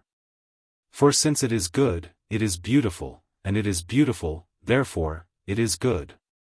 But it seems that all goods are equal, and that every good is to be desired in the highest degree, and that it admits of no relaxation, and of no extension.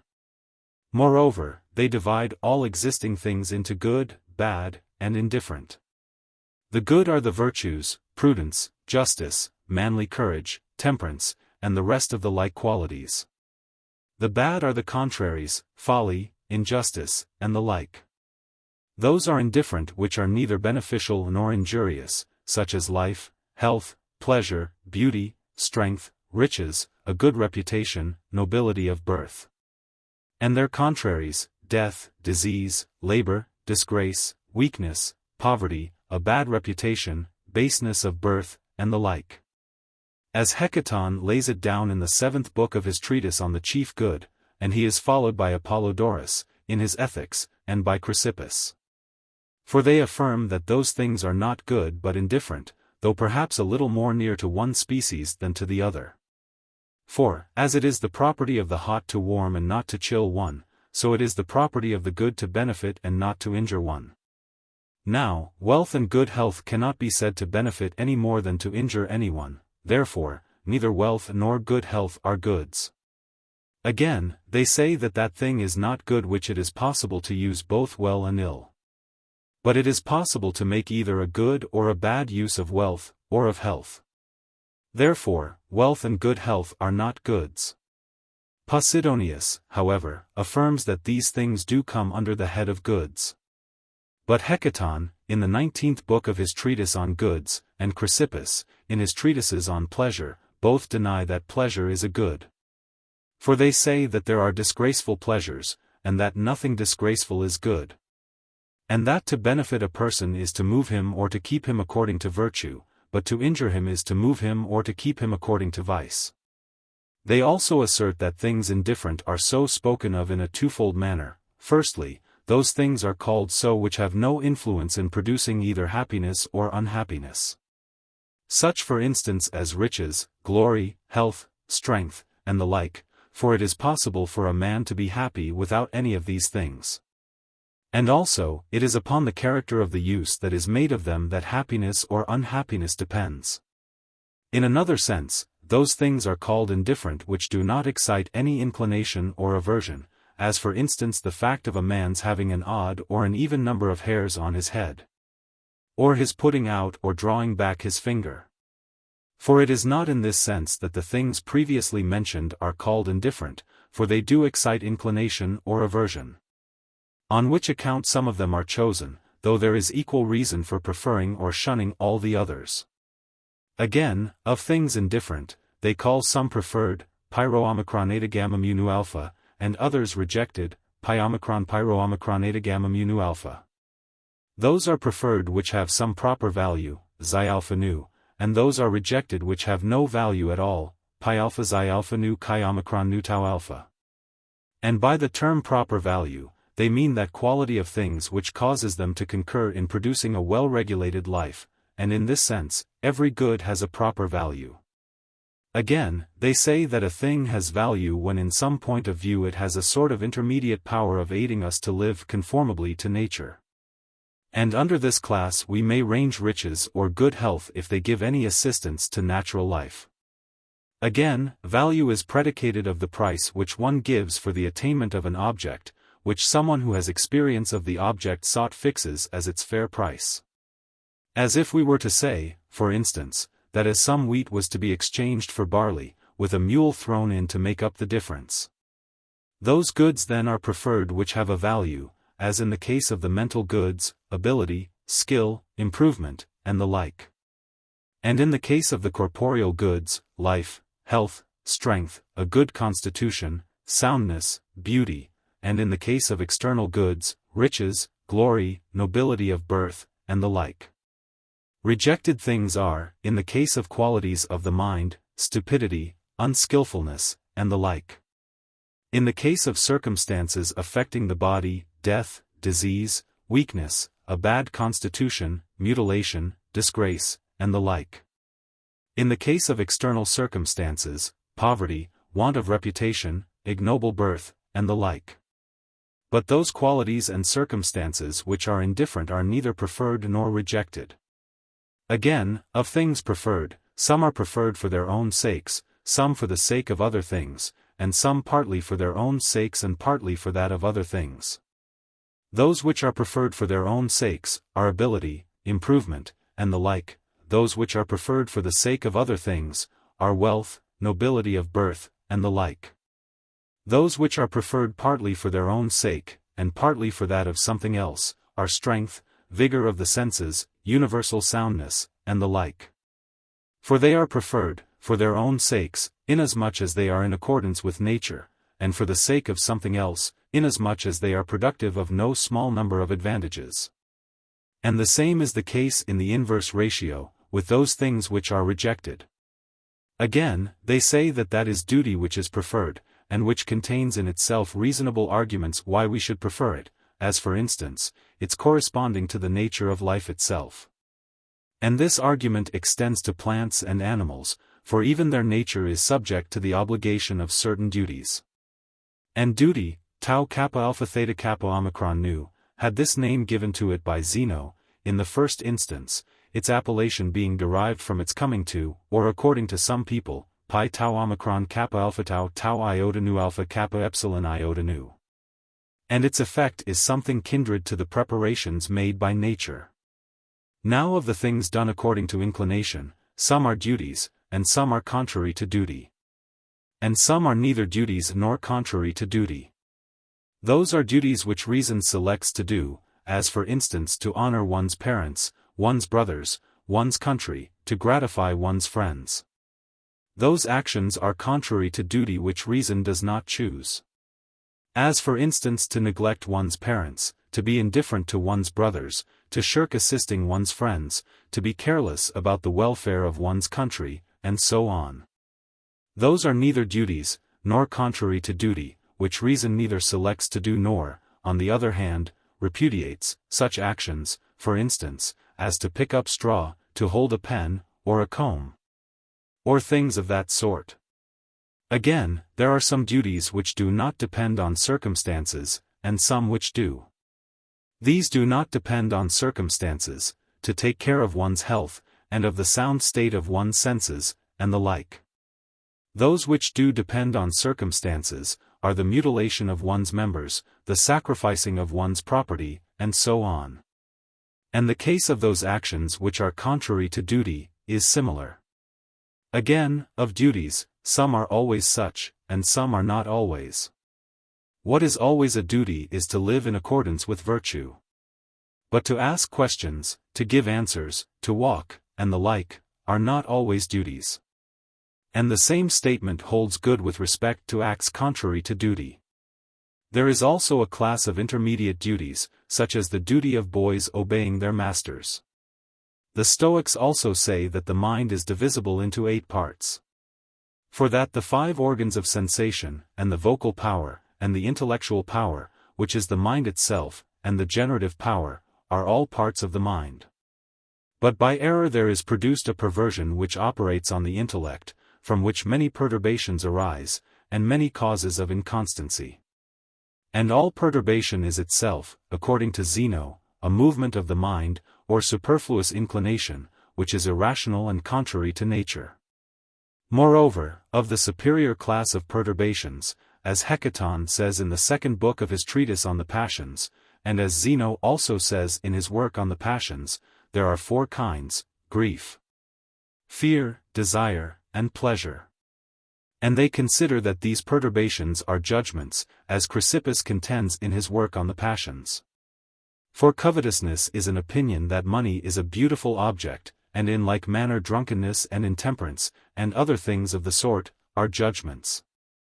And grief they define to be an irrational contraction of the mind, and it is divided into the following species: pity, envy, emulation, jealousy, pain, perturbation, sorrow, anguish, confusion. Pity is a grief over someone, on the ground of his being in undeserved distress. Envy is a grief at the good fortune of another. Emulation is a grief at that belonging to someone else, which one desires oneself. Jealousy is a grief at another also having what one has oneself.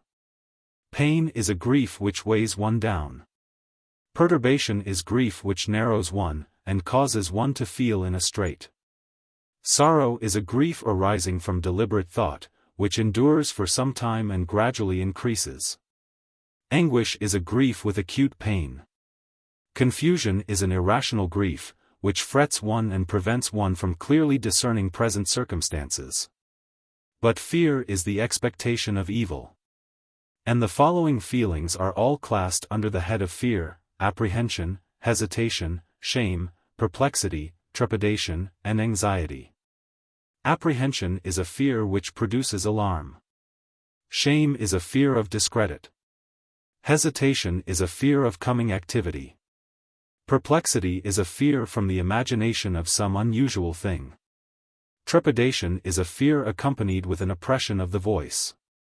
Anxiety is a fear of some uncertain event. Again, desire is an irrational appetite. To which head, the following feelings are referable: want, hatred, contentiousness, anger, love, enmity, rage. Want is a desire arising from our not having something or other, and is, as it were, separated from the thing, but is still stretching, and attracted towards it in vain. And hatred is a desire that it should be ill with someone, accompanied with a certain continual increase and extension. Contentiousness is a certain desire accompanied with deliberate choice. Anger is a desire of revenge on a person who appears to have injured one in an unbecoming way. Love is a desire not conversant about a virtuous object, for it is an attempt to conciliate affection because of some beauty which is seen. Enmity is a certain anger of long duration and full of hatred, and it is a watchful passion, as is shown in the following lines. For though we deem the short-lived fury past, 'tis sure the mighty will revenge at last. 90. But rage is anger at its commencement. Again, pleasure is an irrational elation of the mind over something which appears to be desirable.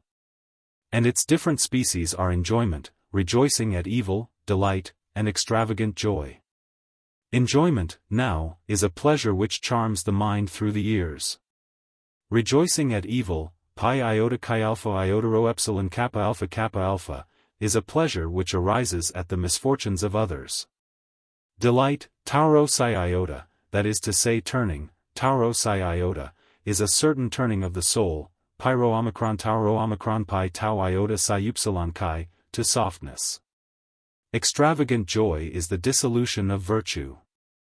And as there are said to be some sicknesses, omega sigma tau alpha, in the body, as, for instance, gout and arthritic disorders, so too are those diseases of the soul, such as a fondness for glory, or for pleasure, and other feelings of that sort. For an sigma tau eta mu alpha is a disease accompanied with weakness. And a disease is an opinion of something which appears exceedingly desirable. And, as in the case of the body, there are illnesses to which people are especially liable, such as colds or diarrhea. So also are there propensities which the mind is under the influence of, such as enviousness, pitifulness, quarrelsomeness, and so on. There are also 3 good dispositions of the mind: joy, caution, and will. And joy, they say, is the opposite of pleasure, since it is a rational elation of the mind. So caution is the opposite of fear, being a rational avoidance of anything, for the wise man will never be afraid, but he will act with caution.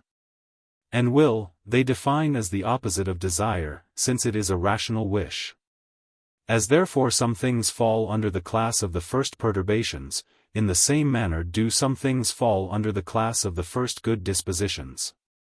And accordingly, under the head of will, are classed goodwill, placidity, salutation, affection, and under the head of caution are ranged reverence and modesty. Under the head of joy, we speak of delight, mirth, and good spirits. They say also that the wise man is free from perturbations, because he has no strong propensities. But that this freedom from propensities also exists in the bad man, being, however, then quite another thing, inasmuch as it proceeds in him only from the hardness and unimpressibility of his nature. They also pronounce the wise man free from vanity, since he regards with equal eye what is glorious and what is inglorious. At the same time, they admit that there is another character devoid of vanity, who, however, is only reckoned one of the rash men, being in fact the bad man. They also say that all the virtuous men are austere, because they do never speak with reference to pleasure, nor do they listen to what is said by others with reference to pleasure. At the same time, they call another man austere too, using the term in nearly the same sense as they do when they speak of austere wine, which is used in compounding medicines, but not for drinking.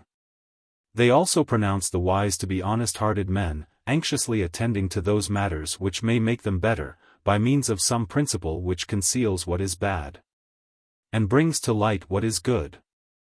Nor is there any hypocrisy about them, for they cut off all pretense in their voice and appearance. They also keep aloof from business, for they guard carefully against doing anything contrary to their duty. They drink wine, but they do not get drunk, and they never yield to frenzy.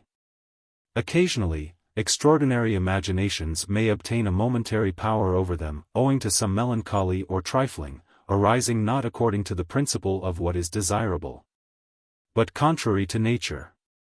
Nor, again, will the wise man feel grief, because grief is an irrational contraction of the soul, as Apollodorus defines it in his Ethics. They are also, as they say, godlike. For they have something in them which is as it were a god. But the bad man is an atheist. Now there are 2 kinds of atheists, one who speaks in a spirit of hostility to, and the other who utterly disregards, the divine nature. But they admit that all bad men are not atheists in this last sense. The good, on the contrary, are pious, for they have a thorough acquaintance with the laws respecting the gods. And piety is a knowledge of the proper reverence and worship due to the gods. Moreover, they sacrifice to the gods, and keep themselves pure. For they avoid all offenses having reference to the gods, and the gods admire them, for they are holy and just in all that concerns the deity, and the wise men are the only priests. For they consider the matters relating to sacrifices, and the erection of temples, and purifications, and all other things which peculiarly concern the gods. They also pronounce that men are bound to honor their parents, and their brethren, in the second place after the gods. They also say that parental affection for one's children is natural to them, and is a feeling which does not exist in bad men. And they lay down the position that all offenses are equal, as Chrysippus argues in the 4th book of his Ethic Questions, and so say Persius and Zeno. For if one thing that is true is not more true than another thing that is true, neither is one thing that is false more false than another thing that is false. So too, one deceit is not greater than another, nor one sin than another. For the man who is 100 furlongs from Canopus, and the man who is only one, are both equally not in Canopus. And so too, he who commits a greater sin, and he who commits a less, are both equally not in the right path. Heraclides of Tarsus, indeed, the friend of Antipater of Tarsus, and Athenodorus, both assert that offenses are not equal. Again, the Stoics, as for instance Chrysippus in the 1st book of his work on Lives, say that the wise man will take a part in the affairs of the state, if nothing hinders him. For that he will restrain vice, and excite men to virtue. Also, they say that he will marry, as Zeno says, in his Republic, and beget children.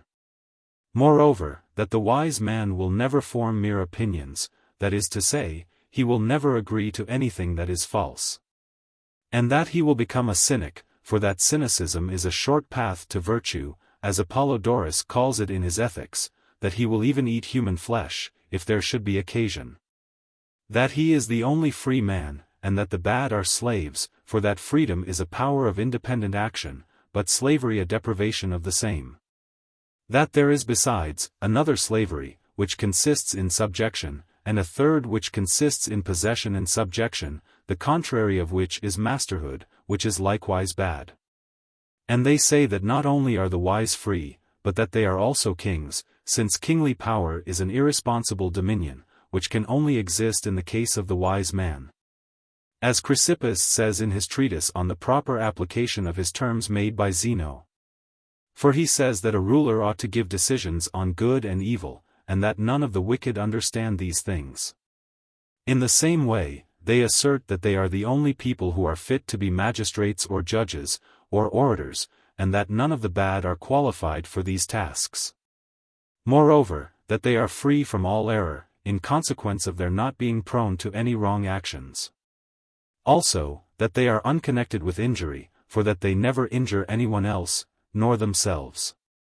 Also, that they are not pitiful, and that they never make allowance for anyone. For that they do not relax the punishments appointed by law, since yielding, and pity, and mercifulness itself, never exist in any of their souls. So as to induce an affectation of kindness in respect of punishment. Nor do they ever think any punishment too severe.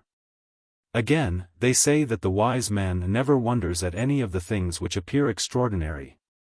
As for instance, at the stories about Charon, or the ebbing of the tide, or the springs of hot water, or the bursting forth of flames. But, say they further, the wise man will not live in solitude. For he is by nature sociable and practical. Accordingly, he will take exercise for the sake of hardening and invigorating his body. And the wise man will pray, asking good things from the gods, as Posidonius says in the 1st book of his treatise on duties. And Hecaton says the same thing in the 13th book of his treatise on extraordinary things. They also say that friendship exists in the virtuous alone, on account of their resemblance to one another. And they describe friendship itself as a certain communion of the things which concern life, since we use our friends as ourselves. And they assert that a friend is desirable for his own sake, and that a number of friends is a good. And that among the wicked there is no such thing as friendship, and that no wicked man can have a friend. Again, they say that all the foolish are mad. For that they are not prudent, and that madness is equivalent to folly in every one of its actions. But that the wise man does everything properly, just as we say that Ismenias can play every piece of flute music well. Also, they say that everything belongs to the wise man, for that the law has given them perfect and universal power. But some things also are said to belong to the wicked, just in the same manner as some things are said to belong to the unjust. Or as a house is said to belong to a city in a different sense from that in which a thing belongs to the person who uses it. And they say that virtues reciprocally follow one another, and that he who has one has all. For that the precepts of them all are common, as Chrysippus affirms in the first book of his treatise on laws, and Apollodorus, in his natural philosophy, according to the ancient system. And Hecaton, in the third book of his treatise on virtues. For they say that the man who is endued with virtue is able to consider and also to do what must be done. But what must be done must be chosen, and encountered, and distributed, and awaited. So that if the man does some things by deliberate choice, and some in a spirit of endurance, and some distributively, and some patiently, he is prudent, and courageous, and just, and temperate. And each of the virtues has a particular subject of its own, about which it is conversant. As, for instance, courage is conversant about the things which must be endured, prudence is conversant about what must be done and what must not, and what is of a neutral or indifferent character. And in like manner, the other virtues are conversant about their own peculiar subjects, and wisdom in counsel and shrewdness follow prudence, and good order and decorum follow temperance. And equality and goodness of judgment follow justice, and constancy and energy follow courage. Another doctrine of the Stoics is that there is nothing intermediate between virtue and vice. While the Peripatetics assert that there is a stage between virtue and vice, being an improvement on vice which has not yet arrived at virtue. For the Stoics say that as a stick must be either straight or crooked, so a man must be either just or unjust, and cannot be more just than just, or more unjust than unjust. And that the same rule applies to all cases. Moreover, Chrysippus is of opinion that virtue can be lost, but Cleanthes affirms that it cannot.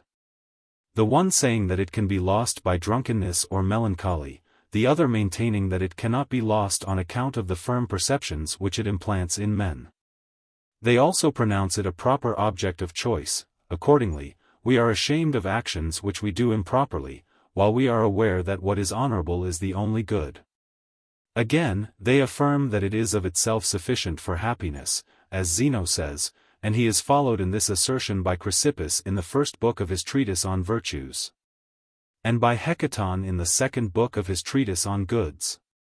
For if, says he, magnanimity be sufficient of itself to enable us to act in a manner superior to all other men. And if that is a part of virtue, then virtue is of itself sufficient for happiness, despising all things which seem troublesome to it. However, Panetius and Posidonius do not admit that virtue has this sufficiency of itself, but say that there is also need of good health, and competency, and strength. And their opinion is that a man exercises virtue in everything, as Cleanthes asserts, for it cannot be lost. And the virtuous man on every occasion exercises his soul, which is in a state of perfection.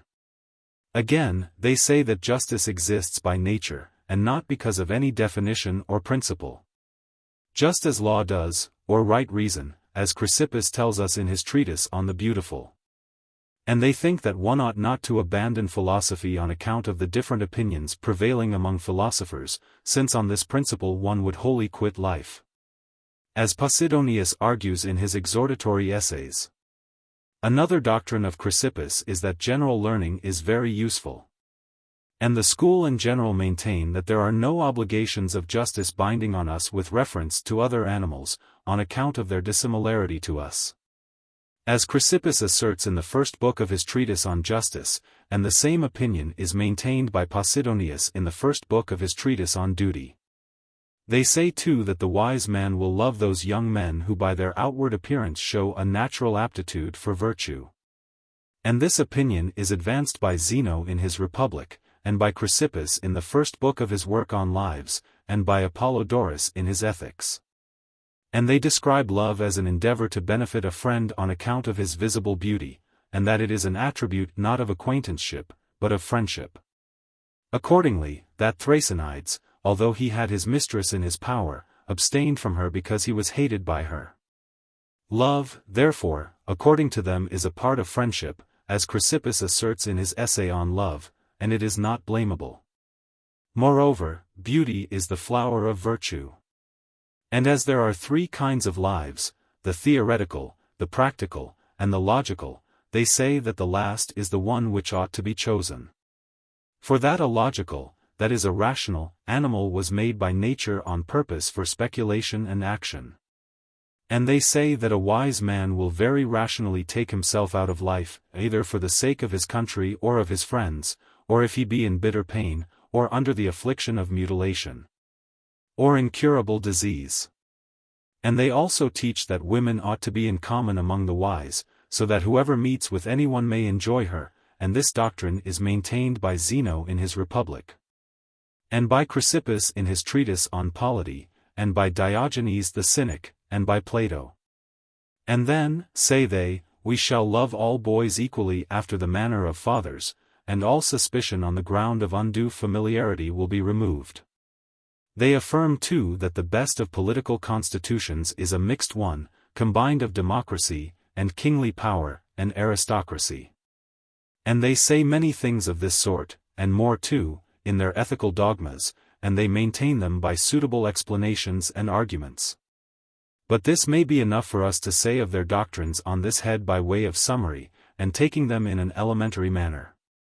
They divide natural philosophy into the topics of bodies, and of principles, and of elements, and of gods, and of boundaries, and of place, and of the vacuum. And they make these divisions according to species, but according to genera they divide them into three topics, that of the world, that of the elements, and the third is that which reasons on causes. The topic about the world, they say, is subdivided into two parts, for that in one point of view, the mathematicians also have a share in it. And according to it is that they prosecute their investigations into the nature of the fixed stars and the planets. As, for instance, whether the sun is of such a size as he appears to be, and similarly, whether the moon is. And in the same way they investigate the question of spherical motion, and others of the same character. The other point of view is that which is reserved exclusively for natural philosophers, according to which it is that the existence and substance of things are examined, for instance, whether the sun and the stars consist of matter and form, and whether the sun is born or not born, whether it is living or lifeless, corruptible or incorruptible, whether it is regulated by providence, and other questions of this kind. The topic which examines into causes they say is also divisible into two parts, and with reference to one of its considerations, the investigations of physicians partake of it. According to which it is that they investigate the dominant principle of the soul, and the things which exist in the soul, and seeds, and things of this kind. And its other division is claimed as belonging to them also by the mathematicians, as for instance how we see, what is the cause of our appearance being reflected in a mirror, how clouds are collected, how thunder is produced, and the rainbow, and the halo, and comets, and things of that kind. They think that there are two general principles in the universe, the active and the passive. That the passive is matter, an existence without any distinctive quality. That the active is the reason which exists in the passive, that is to say, God.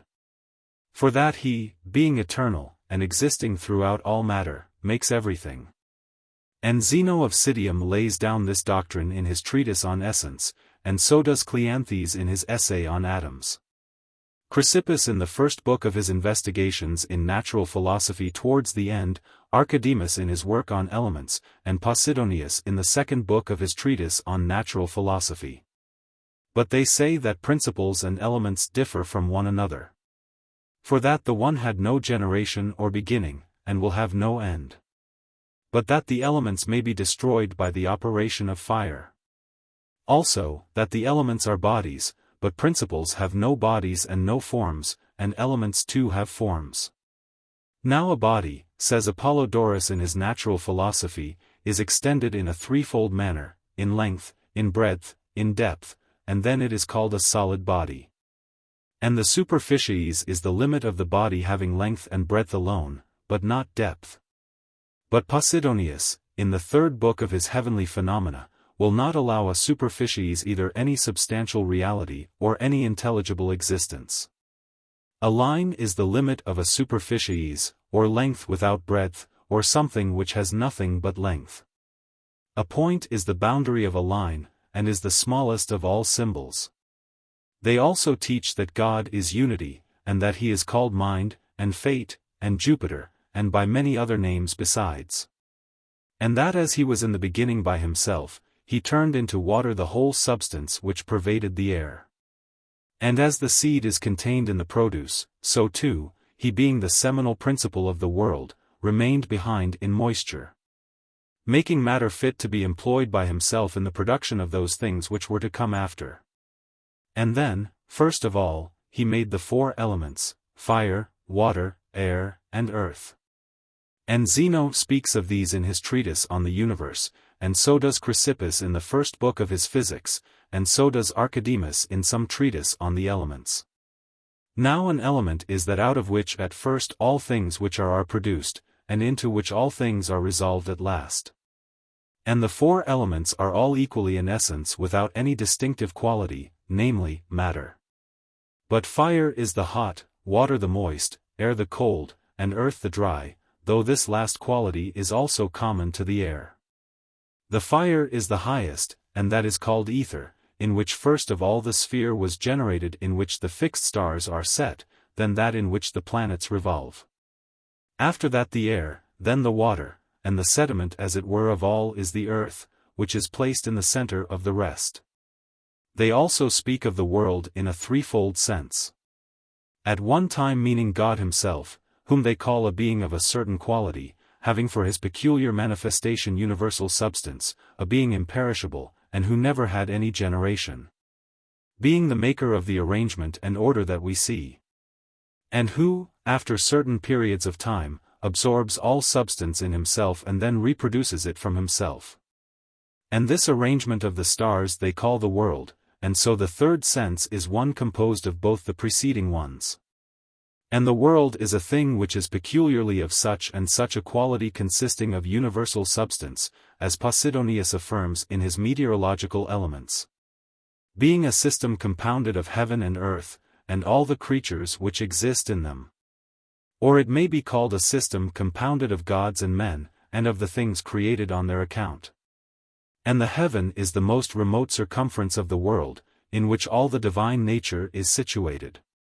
Again, the world is inhabited and regulated according to intellect and providence, as Chrysippus says in his works on providence, and Posidonius in the 13th book of his treatise on gods. Since mind penetrates into every part of the world, just as the soul pervades us. But it is in a greater degree in some parts, and in a less degree in others. For instance, it penetrates as a habit, as for instance, into the bones and sinews. And into some it penetrates as the mind does, for instance, into the dominant principle. And thus the whole world, being a living thing, endowed with a soul and with reason, has the ether as its dominant principle. As Antipater of Tyre says in the 8th book of his treatise on the world. But Chrysippus in the first book of his essay on providence, and Posidonius in his treatise on gods, say that the heaven is the dominant principle of the world. And Cleanthes attributes this to the sun. Chrysippus however on this point contradicts himself. For he says in another place that the most subtle portion of the ether, which is also called by the Stoics the first God, is what is infused in a sensible manner into all the beings which are in the air, and through every animal and every plant, and through the earth itself according to a certain habit. And that it is this which communicates to them the faculty of feeling. They say too, that the world is one and also finite, having a spherical form. For that such a shape is the most convenient for motion, as Posidonius says, in the 15th book of his discussions on natural philosophy, and so says Antipater also in his essay on the world. And on the outside there is diffused around it a boundless vacuum, which is incorporeal. And it is incorporeal inasmuch as it is capable of being contained by bodies, but is not so. and that there is no such thing as a vacuum in the world, but that it is all closely united and compact. For that this condition is necessarily brought about by the concord and harmony which exist between the heavenly bodies and those of the earth. And Chrysippus mentions a vacuum in his essay on a vacuum, and also in the first book of his treatise on the physical arts, and so does Apollophanes in his natural philosophy. And so does Apollodorus, and so does Posidonius in the second book of his discourses on natural philosophy. And they say that these things are all incorporeal and all alike. Moreover, that time is incorporeal, since it is an interval of the motion of the world. And that of time, the past and the future are both illimitable, but the present is limited.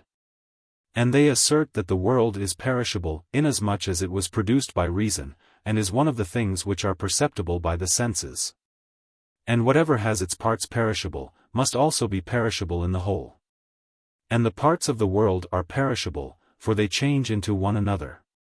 Therefore, the whole world is perishable. And again, if anything admits of a change for the worse, it is perishable. Therefore, the world is perishable, for it can be dried up, and it can be covered with water. Now the world was created when its substance was changed from fire to moisture, by the action of the air.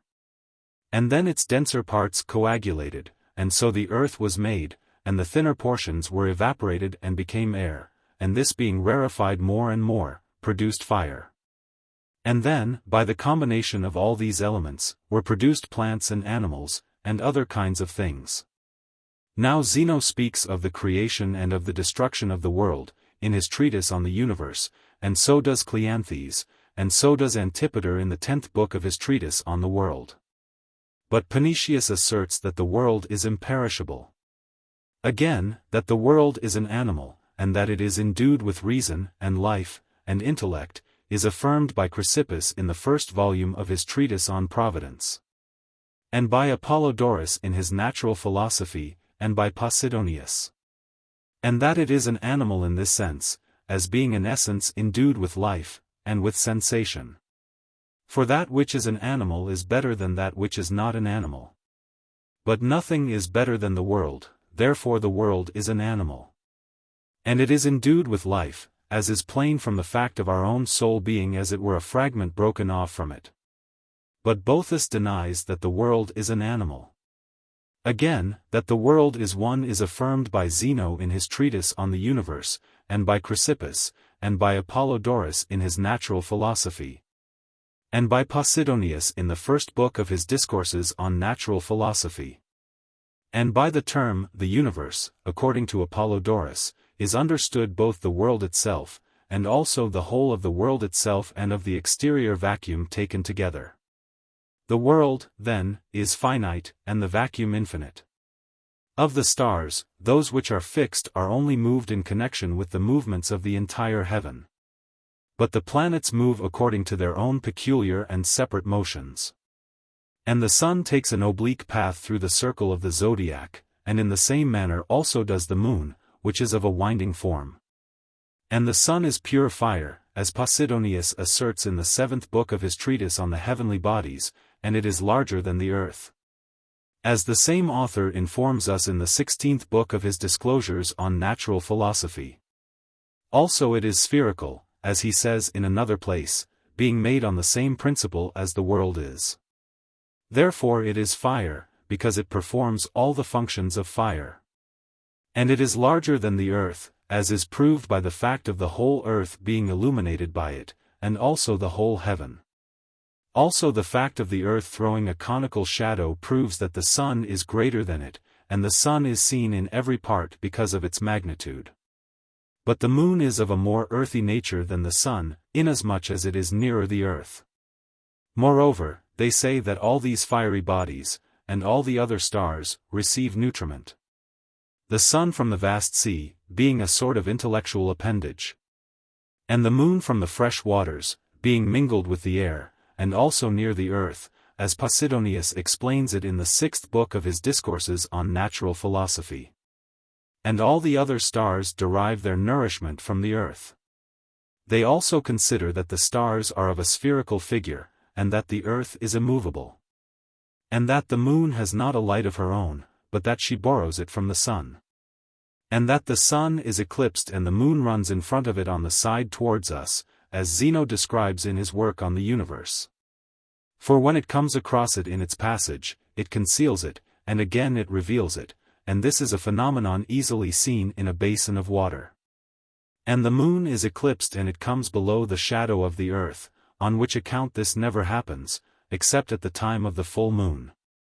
And although it is diametrically opposite to the sun every month, still it is not eclipsed every month, because when its motions are obliquely towards the sun, it does not find itself in the same place as the sun, being either a little more to the north, or a little more to the south. When therefore it is found in the same place with the sun, and with the other intermediate objects, then it takes as it were the diameter of the sun, and is eclipsed. And its place is along the line which runs between the crab and the scorpion, and the ram and the bull, as Posidonius tells us. They also say that God is an animal immortal, rational, perfect, and intellectual in his happiness, unsusceptible of any kind of evil, having a foreknowledge of the world and of all that is in the world. However, that he has not the figure of a man. And that he is the creator of the universe, and as it were, the father of all things in common, and that a portion of him pervades everything, which is called by different names, according to its powers. For they call him delta alpha as being the person, delta iota nu, everything is, and zeta nu alpha, inasmuch as he is the cause of life, tau omicron zeta nu, or because he pervades life. And theta eta nu, with reference to the extension of his dominant power over the ether, epsilon alpha theta rho alpha. And rho alpha, on account of his extension through the air, epsilon rho alpha. And phi alpha iota sigma tau omicron, on account of his pervading fire, which is the chief instrument of art, and pi omicron sigma epsilon iota delta nu, as pervading moisture, and delta eta mu tau eta rho, as pervading the earth, gamma. And in the same way, regarding some other of his peculiar attributes, they have given him other names. 91. The substance of God is asserted by Zeno to be the universal world and the heaven. And Chrysippus agrees with this doctrine in his 11th book on the gods, and so also does Posidonius in the first book of his treatise on the same subject. Antipater, in the 7th book of his treatise on the world, says that his substance is aerial. And Boethus, in his treatise on nature, calls the substance of God the sphere of the fixed stars. And his nature they define to be that which keeps the world together, and sometimes that which produces the things upon the earth. And nature is a habit which derives its movements from itself, perfecting and holding together all that arises out of it, according to the principles of production, in certain definite periods. And doing the same as the things from which it is separated. And it has for its object, suitableness and pleasure, as is plain from its having created man. But Chrysippus in his treatise on fate, and Posidonius in the 2nd book of his work on fate, and Zeno, and Boethus in the 11th book of his treatise on fate, say that all things are produced by fate. And fate, epsilon mu alpha rho mu nu eta, is a connected, epsilon rho omicron mu nu eta, cause of existing things, or the reason according to which the world is regulated. They also say that divination has a universal existence, since providence has. And they define it as an act on account of certain results, as Zeno, and Chrysippus in the 2nd book of his treatise on divination, and Athenodorus. And Posidonius in the 12th book of his discourses on natural philosophy and in the 5th book of his treatise on divination, all agree in saying. For Pernicius denies that it has any certain foundation. And they say that the substance of all existing things is primary matter, as Chrysippus asserts in the 1st book of his Physics. And Zeno says the same. Now matter is that from which anything whatever is produced. And it is called by a twofold appellation, essence and matter. The one as relating to all things taken together, and the other to things in particular and separate. The one which relates to all things taken together, never becomes either greater or less. But the one relating to things in particular, does become greater or less, as the case may be. Body is, according to them, a substance and finite. As Antipater says, in the 2nd book of his treatise on substance, and Apollodorus, in his natural philosophy, agrees with him. It is also subject to change, as we learn from the same author. For if it were immutable, then the things which have been produced out of it would not have been produced. On which account he also says that it is infinitely divisible, but Chrysippus denies that it is infinite, for that nothing is infinite, which is divisible at all.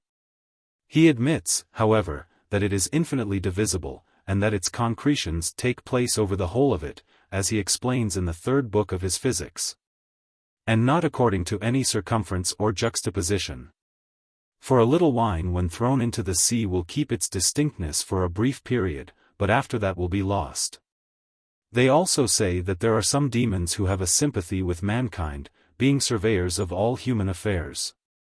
And that there are heroes, which are the souls of virtuous men which have left their bodies. Of the things which take place in the air, they say that winter is the effect of the air above the earth being cooled, on account of the retirement of the sun to a greater distance than before. That spring is a good temperature of the air, according to the sun's approach towards us.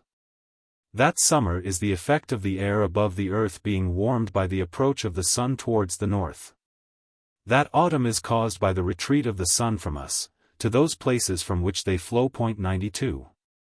And the cause of the production of the winds is the sun, which evaporates the clouds.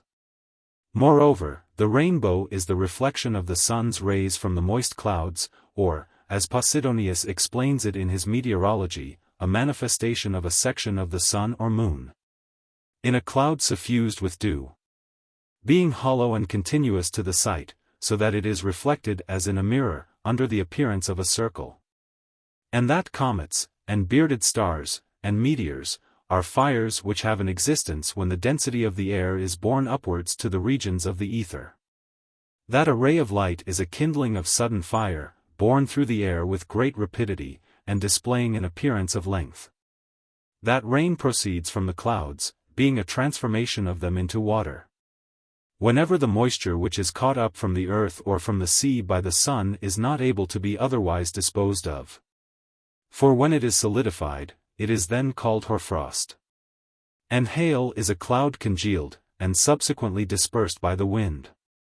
Snow is moisture from a congealed cloud, as Posidonius tells us in the 8th book of his Discourse on Natural Philosophy. Lightning is a kindling of the clouds from their being rubbed together, or else broken asunder by the wind, as Zeno tells us in his treatise on the universe. And thunder is the noise made by them on the occasion of their being rubbed together or broken asunder.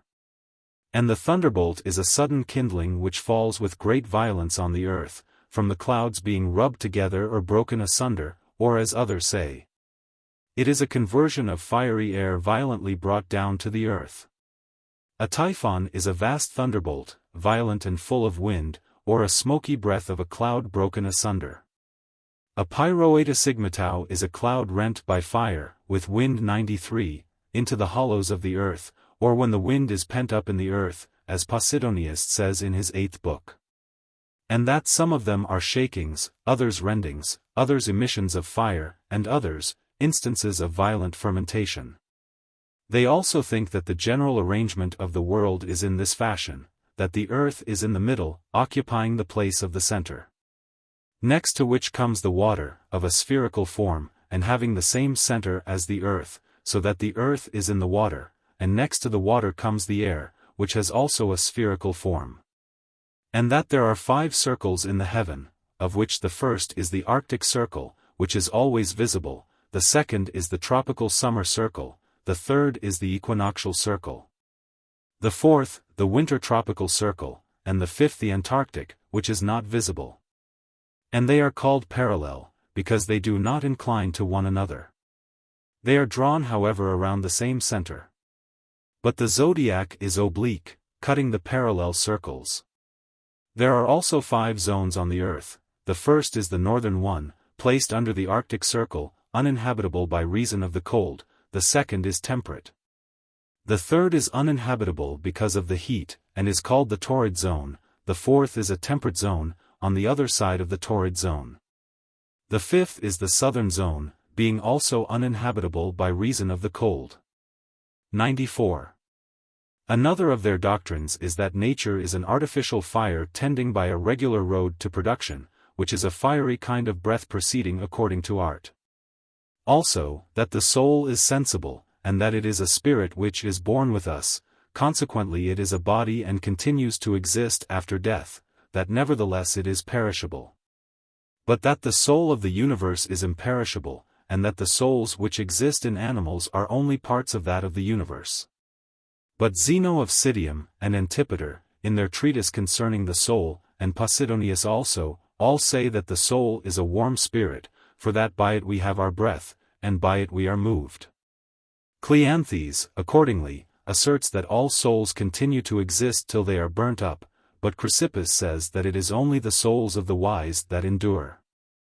And they further teach that there are 8 parts of the soul, the 5 senses, and the generative faculties, and voice, and reason. And we see because of a body of luminous air which extends from the organ of sight to the object in a conical form, as it is asserted by Chrysippus in the 2nd book of his Natural Philosophy. And also by Apollodorus. And the apex of this cone is close to the eye, and its base is formed by the object which is seen. So that that which is seen is as it were reported to the eye by this continuous cone of air extended towards it like a staff. In the same way, we hear because the air between the speaker and the hearer is struck in a spherical manner, and is then agitated in waves, resembling the circular eddies which one sees in a cistern when a stone is dropped into it. Sleep, they say, is produced by a relaxation of the aesthetic energies with reference to the dominant part of the soul. And the causes of the passions they explain to be the motions and conversions which take place in connection with this spirit or soul.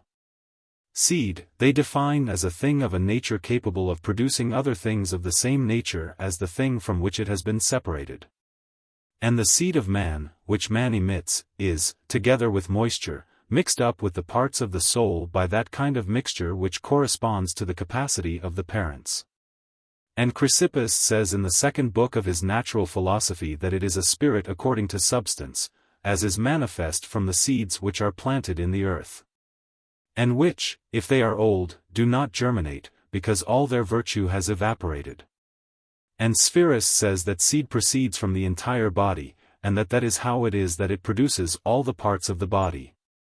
They also say that the seed of the female is unproductive. For, as Spherus says, it is devoid of tone, and small in quantity, and watery. They also say that that is the dominant part of the soul which is its most excellent part, in which the imaginations and the desires are formed, and whence reason proceeds. And this place is in the heart. These then are the doctrines on the subject of natural philosophy entertained by them which it seems sufficient for us to detail, having regard to the due proportions of this book. And the following are the points in which some of them disagreed with the rest. Ariston. Ariston the Bald, a native of Chios, surnamed the Siren, said that the chief good was to live in perfect indifference to all those things which are of an intermediate character between virtue and vice, making not the slightest difference between them, but regarding them all on a footing of equality. For that the wise man resembles a good actor, who, whether he is filling the part of Agamemnon or Thersites, will perform them both equally well. And he discarded altogether the topic of physics, and of logic, saying that the one was above us, and that the other had nothing to do with us, and that the only branch of philosophy with which we had any real concern was ethics. He also said that dialectic reasonings were like cobwebs, which, although they seem to be put together on principles of art, are utterly useless. And he did not introduce many virtues into his scheme, as Zeno did, nor one virtue under a great many names, as the Megaric philosophers did, but defined virtue as consisting in behaving in a certain manner with reference to a certain thing. And as he philosophized in this manner, and carried on his discussions in the Cynosarges, he got so much influence as to be called a founder of a sect. Accordingly, Miltiades and Diphilus were called Aristonians. He was a man of very persuasive eloquence, and one who could adapt himself well to the humors of a multitude. On which account Timon says of him, and one who, from Ariston's wily race, traced his descent. Diocles the Magnesian tells us that Ariston, having fallen in with Polemo, passed over to his school, at a time when Zeno was lying ill with a long sickness. The Stoic doctrine to which he was most attached was the one that the wise man is never guided by opinions. But Perseus argued against this, and caused one of two twin brothers to place a deposit in his hands, and then caused the other to reclaim it. And thus he convicted him, as he was in doubt on this point, and therefore forced to act on opinion. He was a great enemy of Arcesilaus. And once, seeing a bull of a monstrous conformation, having a womb, he said, "Alas! Here is an argument for Arcesilaus against the evidence of his senses." On another occasion, when a philosopher of the Academy said that he did not comprehend anything, he said to him, "Do not you even see the man who is sitting next to you?" And as he said that he did not, he said, "Who then has blinded you, who's been so harsh as thus to rob you of your beaming eyes?" The following works are attributed to him: 2 books of exhortatory discourses, dialogues on the doctrines of Zeno, 6 books of conversations, 7 books of discussions on wisdom, conversations on love, commentaries on vainglory, 25 books of reminiscences, 3 books of memorabilia, 11 books of apothegms, a volume against the orators, a volume against the rescripts of Anaximenes, 3 treatises against the dialecticians, 4 books of letters to Cleanthes. But Panetius and Socrates say that his only genuine writings are his letters, and that all the rest are the works of Ariston the Peripatetic. It is said that he, being bald, got a stroke of the sun, and so died. And we have written a jesting epigram on him in Scazon iambics, in the following terms: "Why, O Ariston, being old and bald, did you allow the sun to roast your crown? Thus, in an unbecoming search for warmth, against your will, you found out chilly hell." There was also another man of the name of Ariston, a native of Julie, one of the Peripatetic school. And another who was an Athenian musician. A fourth who was a tragic poet. A fifth, a native of Elea, who wrote a treatise on the oratorical art. A sixth was a peripatetic philosopher of Alexandria. Heracles. Heracles, a native of Carthage, said that the chief good was knowledge. That is to say, the always conducting oneself in such a way as to refer everything to the principle of living according to knowledge, and not been misled by ignorance. He also said that knowledge was a habit not departing from reason in the reception of perceptions. On one occasion he said that there was no such thing as a chief good, but that circumstances and events changed it. Just as the same piece of brass might become a statue either of Alexander or of Socrates. And that besides the chief good or end, tau lambda omicron 9.5, there was a subordinate end, pi omicron tau epsilon lambda, different from it. And that those who were not wise aimed at the latter, but that only the wise man directed his views to the former. And all the things between virtue and vice he pronounced indifferent. His books contain but few lines, but they are full of power, and contain arguments in opposition to Zeno. It is said that when he was a boy many people were attached to him. And as Zeno wished to drive them away, he persuaded him to have his head shaved, which disgusted them all. His books are these: 1 on exercise, 1 on the passions, 1 on opinion, the lawgiver, the skillful midwife, the contradictory teacher, the preparer, the director, the Mercury, the Medea, a book of dialogues, a book of ethical propositions. Dionysius. Dionysius, the deserter, as he was called, asserted that pleasure was the chief good, from the circumstance of his being afflicted with a complaint in his eyes. For, as he suffered severely, he could not pronounce pain a thing indifferent. He was the son of Theophantus, and a native of Heraclea. He was a pupil, as we are told by Diocles, first of all of Heraclides, his fellow citizen, after that of Anaximenes, and Menedemus, and last of all of Zeno. And at first, as he was very devoted to learning, he tried his hand at all kinds of poetry. Afterwards, he attached himself to Aratus, whom he took for his model. Having left Zeno, he turned to the Cyrenaics, and became a frequenter of brothels, and in other respects indulged in luxury without disguise. When he had lived near 80 years, he died of starvation. The following books are attributed to him: 2 books on apathy, 2 on exercise, 4 on pleasure, 1 on riches, and favors, and revenge, 1 on the use of men, 1 on good fortune, 1 on ancient kings, 1 on things which are praised, 1 on barbarian customs. These now are the chief men who differed from the Stoics. But the man who succeeded Zeno in his school was Cleanthes, whom we must now speak of. Cleanthes. Cleanthes was a native of Assos, and the son of Phaneas. He was originally a boxer, as we learn from Antisthenes in his Successions. And he came to Athens, having but 4 drachmas, as some people say, and attaching himself to Zeno, he devoted himself to philosophy in a most noble manner. And he adhered to the same doctrines as his master. He was especially eminent for his industry, so that as he was a very poor man, he was forced to undertake mercenary employments, and he used to draw water in the gardens by night. And by day he used to exercise himself in philosophical discussions. On which account he was called Frentals. 96. They also say that he was on one occasion brought before a court of justice, to be compelled to give an account what his sources of income were from which he maintained himself in such good condition. And that then he was acquitted, having produced as his witness the gardener in whose garden he drew the water, and a woman who was a meal seller, in whose establishment he used to prepare the meal. And the judges of the Areopagus admired him, and voted that 10 minae should be given to him, but Zeno forbade him to accept them. They also say that Antigonus presented him 3,000 drachmas. And once, when he was conducting some young men to some spectacle, it happened that the wind blew away his cloak, and it was then seen that he had nothing on under it.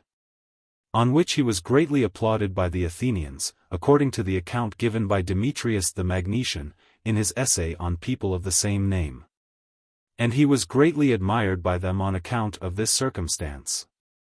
They also say that Antigonus, who was a pupil of his, once asked him why he drew water, and that he made answer, "Do I do nothing beyond drawing water? Do I not also dig, and do I not water the land, and do all sorts of things for the sake of philosophy?"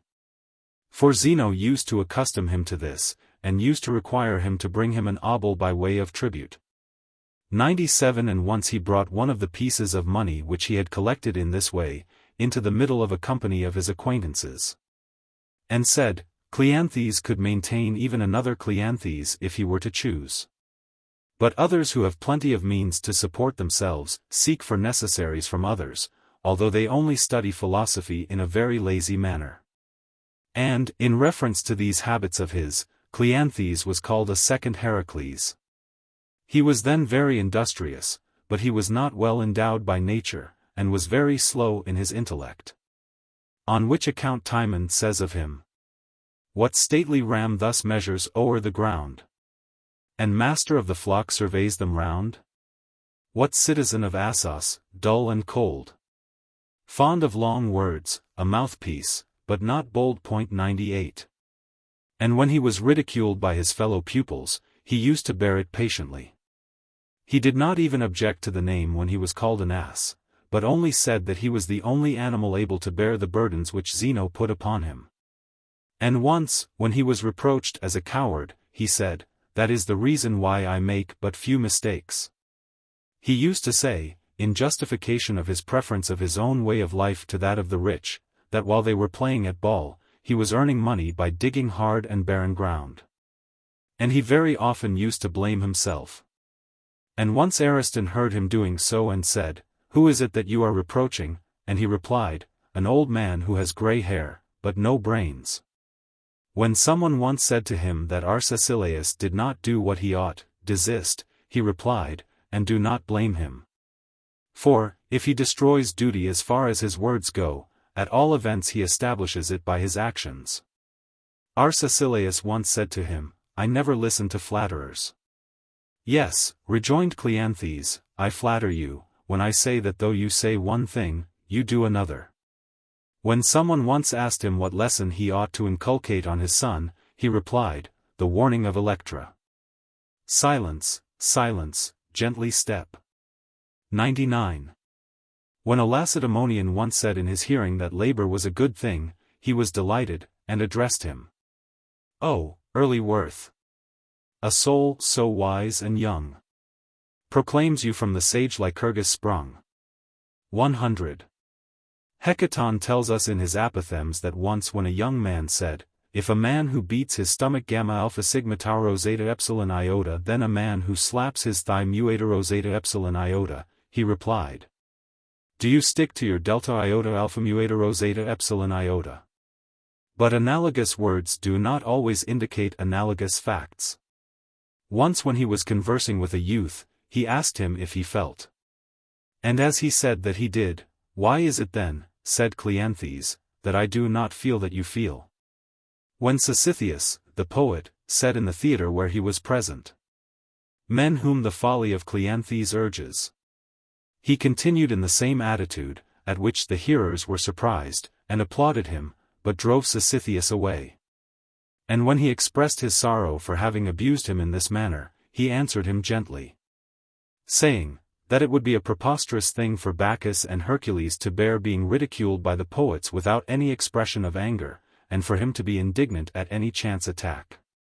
He used also to say, that the Peripatetics were in the same condition as liars, which though they utter sweet notes, do not hear themselves. And it is said that when he asserted that, on the principles of Zeno, one could judge of a man's character by his looks, some witty young men brought him a profligate fellow, having a hardy look from continual exercise in the fields, and requested him to tell them his moral character. And he, having hesitated a little, bade the man depart, and, as he departed, he sneezed. "I have the fellow now," said Cleanthes, "he is a debauchee." He said once to a man who was conversing with him by himself, "You are not talking to a bad man." And when someone reproached him with his old age, he rejoined, "I too wish to depart, but when I perceive myself to be in good health in every respect, and to be able to recite and read, I am content to remain." They say too that he used to write down all that he heard from Zeno on oyster shells, and on the shoulder blades of oxen, from want of money to buy paper with. And though he was of this character, and in such circumstances, he became so eminent that, though Zeno had many other disciples of high reputation, he succeeded him as the president of his school. And he left behind him some excellent books, which are these: 1 on Time, 2 on Zeno's System of Natural Philosophy, 4 books of the Explanations of Heraclitus, 1 on Sensation, 1 on Art, 1 addressed to Democritus, 1 to Aristarchus, 1 to Heraclitus, 2 on Desire, 1 entitled Archaeology, 1 on the Gods, 1 on the Giants, 1 on Marriage, 1 on Poets, 3 on Duty, 1 on Good Counsel, 1 on Favor, 1 called Exhortatory, 1 on Virtues, 1 on Natural Ability, 1 on Gorgippus, 1 on Enviousness, 1 on Love, 1 on Freedom, 1 called The Art of Love, 1 on Honor, 1 on Glory, the Statesman, 1 on Counsel, 1 on Laws, 1 on Deciding as a Judge, 1 on the Way of Life, 3 on Reason, 1 on the Chief Good, 1 on the Beautiful, 1 on Actions, 1 on Knowledge, 1 on Kingly Power, 1 on Friendship, 1 on Banquets, 1 on the principle that virtue is the same in man and woman, 1 on the wise man employing sophisms, 1 on Apothegms, 2 books of Conversations, 1 on Pleasure, 1 on Properties, 1 on Doubtful Things, 1 on Dialectics, 1 on Modes, 1 on Categorams. These are his writings. And he died in the following manner: his gums swelled very much, and, at the command of his physicians, he abstained from food for 2 days. And he got so well that his physicians allowed him to return to all his former habits. But he refused, and saying that he had now already gone part of the way, he abstained from food for the future, and so died, being, as some report, 80 years old. And having been a pupil of Zeno 19 years. And we have written a playful epigram on him also, which runs thus: I praise Cleanthes, but praise Pluto more, who could not bear to see him grown so old, so gave him rest at last among the dead. Who'd drawn such loads of water while alive? Spherus. Spherus, a native of the Bosphorus, was, as we have said before, a pupil of Cleanthes after the death of Zeno. And when he made a considerable advance in philosophy he went to Alexandria, to the court of Ptolemy Philopator. And once, when there was a discussion concerning the question whether a wise man would allow himself to be guided by opinion, and when Spherus affirmed that he would not, the king, wishing to refute him, ordered some pomegranates of wax to be set before him. And when Spherus was deceived by them, the king shouted that he had given his assent to a false perception. But Spherus answered very neatly that he had not given his assent to the fact that they were pomegranates, but to the fact that it was probable that they might be pomegranates. And that a perception which could be comprehended differed from one that was only probable. Once, when Nesistratus accused him of denying that Ptolemy was a king, he said to him, that Ptolemy was a man with such and such qualities, and a king. 101. He wrote the following books, 2 on the world, 1 on the elements of seed, 1 on fortune, 1 on the smallest things, 1 on atoms and phantoms, 1 on the senses. 5 conversations about Heraclitus, 1 on ethical arrangement, 1 on duty, 1 on appetite, 2 on the passions, 1 on kingly power, on the Lacedaemonian constitution. 3 on Lycurgus and Socrates, 1 on law, 1 on divination, 1 volume of dialogues on love, 1 on the Eretrian philosophers, 1 on things similar, 1 on terms, 1 on habits. 3 on contradictions, 1 on reason, 1 on riches, 1 on glory, 1 on death, 2 on the art of dialectics, 1 on categorams, 1 on ambiguity, and a volume of letters. Chrysippus. Chrysippus was the son of Apollonius, and a native of either Soli or Tarsus, as Alexander tells us in his Successions, and he was a pupil of Cleanthes. Previously he used to practice running as a public runner. Then he became a pupil of Zeno or of Cleanthes, as Diocles and the generality of authors say, and while he was still living he abandoned him, and became a very eminent philosopher. He was a man of great natural ability, and of great acuteness in every way, so that in many points he dissented from Zeno, and also from Cleanthes, to whom he often used to say that he only wanted to be instructed in the dogmas of the school, and that he would discover the demonstrations for himself. But whenever he opposed him with any vehemence, he always repented, so that he used frequently to say, "In most respects I am a happy man, excepting where Cleanthes is concerned. For in that matter I am far from fortunate." And he had such a high reputation as a dialectician that most people thought that if there were such a science as dialectics among the gods, it would be in no respect different from that of Chrysippus. But though he was so eminently able in matter, he was not perfect in style. He was industrious beyond all other men, as is plain from his writings, for he wrote more than 705 books. And he often wrote several books on the same subject, wishing to put down everything that occurred to him, and constantly correcting his previous assertions, and using a great abundance of testimonies. So that, as in one of his writings he had quoted very nearly the whole of the Medea of Euripides, and someone had his book in his hands. This latter, when he was asked what he had got there, made answer, the Medea of Chrysippus.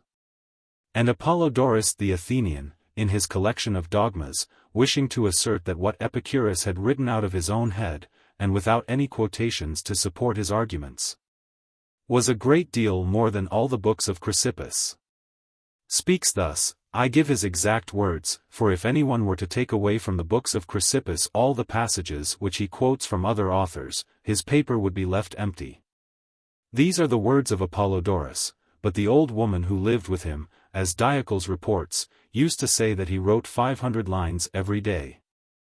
And Hecaton says that he first applied himself to philosophy when his patrimony had been confiscated and seized for the royal treasury.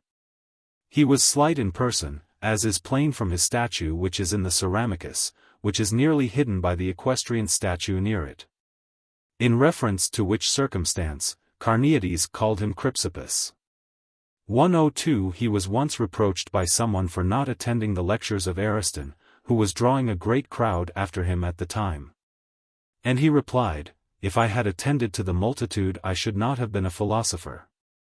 And once, when he saw a dialectician pressing hard on Cleanthes, and proposing sophistical fallacies to him, he said, "Cease to drag that old man from more important business, and propose these questions to us who are young." At another time, when someone wishing to ask him something privately, was addressing him quietly, but when he saw a multitude approaching began to speak more energetically, he said to him, "Alas, my brother! Now your eye is troubled. You were quite sane just now, and yet how quickly have you succumbed to frenzy?" 103. And at drinking parties he used to behave quietly, moving his legs about however, so that a female slave once said, "It is only the legs of Chrysippus that are drunk." And he had so high an opinion of himself, that once, when a man asked him, "To whom shall I entrust my son?" he said, "To me, for if I thought that there was anyone better than myself, I would have gone to him to teach me philosophy." In reference to which anecdote they report that people used to say of him, "He has indeed a clear and subtle head. The rest are forms of empty ether made." 104. And also, "For if Chrysippus had not lived and taught, the Stoic school would surely have been naught." But at last, when Arcesilaus and Leucippus, as Socian records in his 8th book, came to the academy, he joined them in the study of philosophy. From which circumstance he got the habit of arguing for and against a custom, and discussed magnitudes and quantities, following the system of the academics. Hermippus relates that one day, when he was teaching in the Odium, he was invited to a sacrifice by his pupils. And that drinking some sweet unmixed wine, he was seized with giddiness, and departed this life 5 days afterwards, when he had lived 73 years. Dying in the 143rd Olympiad, as Apollodorus says in his chronicles. And we have written an epigram on him. Chrysippus drank with open mouth some wine, then became giddy, and so quickly died. Too little recked he of the Portia's weal, or of his country's, or of his own dear life, and so descended to the realms of hell. But some people say that he died of a fit of immoderate laughter. For that seeing his ass eating figs, he told his old woman to give the ass some unmixed wine to drink afterwards, and then laughed so violently that he died. He appears to have been a man of exceeding arrogance. Accordingly, though he wrote such numbers of books, he never dedicated one of them to any sovereign. And he was contented with one single old woman, as Demetrius tells us, in his People of the same name. And when Ptolemy wrote to Cleanthes, begging him either to come to him himself or to send him someone, Spherus went to him, but Chrysippus slighted the invitation. However, he sent for the sons of his sister, Aristocreon and Philocrates, and educated them. And he was the first person who ventured to hold a school in the open air in the Lyceum, as the before-mentioned Demetrius relates. There was also another Chrysippus, a native of Cnidus, a physician, from whom Erasistratus testifies that he received great benefit. And another also who was a son of his, and the physician of Ptolemy, who, having had a false accusation brought against him, was apprehended and punished by being scourged. There was also a fourth who was a pupil of Erasistratus, and a fifth was an author of a work called Georgics. Now this philosopher used to delight in proposing questions of this sort: the person who reveals the mysteries to the uninitiated commits a sin, the Hierophant reveals them to the uninitiated. Therefore the Hierophant commits sin. Another was, that which is not in the city, is also not in the house, but a well is not in the city, therefore there is not a well in the house. Another was, there is a certain head, that head you have not got, there is then a head that you have not got, therefore you have not got a head. Again, if a man is in Megara, he is not in Athens. But there is a man in Megara, therefore there is not a man in Athens. Again, if you say anything, what you say comes out of your mouth, but you say, a wagon. Therefore a wagon comes out of your mouth. Another was, if you have not lost a thing, you have it, but you have not lost horns, therefore you have horns. Though some attribute this sophism to Eubulides. There are people who run Chrysippus down as having written a great deal that is very shameful and indecent. For in his treatise on the ancient natural historians, he relates the story of Jupiter and Juno very indecently, devoting 600 lines to what no one could repeat without polluting his mouth. For, as it is said, he composes this story, though he praises it as consisting of natural details, in a way more suitable to street walkers than to goddesses, and not at all resembling the ideas which have been adopted or cited by writers in paintings. For they were found neither in Polemo, nor in Hypsocrates, nor in Antigonus, but were inserted by himself. And in his treatise on polity, he allows people to marry their mothers, or their daughters, or their sons. And he repeats this doctrine in his treatise on those things which are not desirable for their own sake, in the very opening of it. And in the third book of his treatise on justice, he devotes 1,000 lines to bidding people devour even the dead. In the second book of his treatise on life and means of support, where he is warning us to consider beforehand how the wise man ought to provide himself with means, he says, and yet why need he provide himself with means? For if it is for the sake of living, living at all is a matter of indifference; if it is for the sake of pleasure, that is a matter of indifference too. If it is for the sake of virtue, that is of itself sufficient for happiness. But the methods of providing oneself with means are ridiculous. For instance, some derive them from a king, and then it will be necessary to humor him. Some from friendship, and then friendship will become a thing to be bought with a price. Some from wisdom, and then wisdom will become mercenary. And these are the accusations which he brings. But since he has written many books of high reputation, it has seemed good to me to give a catalogue of them, classifying them according to their subjects. They are the following: Books on Logic, Propositions, Logical Questions, a book of the Contemplations of the Philosopher, 6 books of dialectic terms addressed to Metrodorus, 1 on the technical terms used in dialectics, addressed to Zeno, 1 called The Art of Dialectics, addressed to Aristagoras, 4 books of probable conjunctive reasons, addressed to Dioscorides.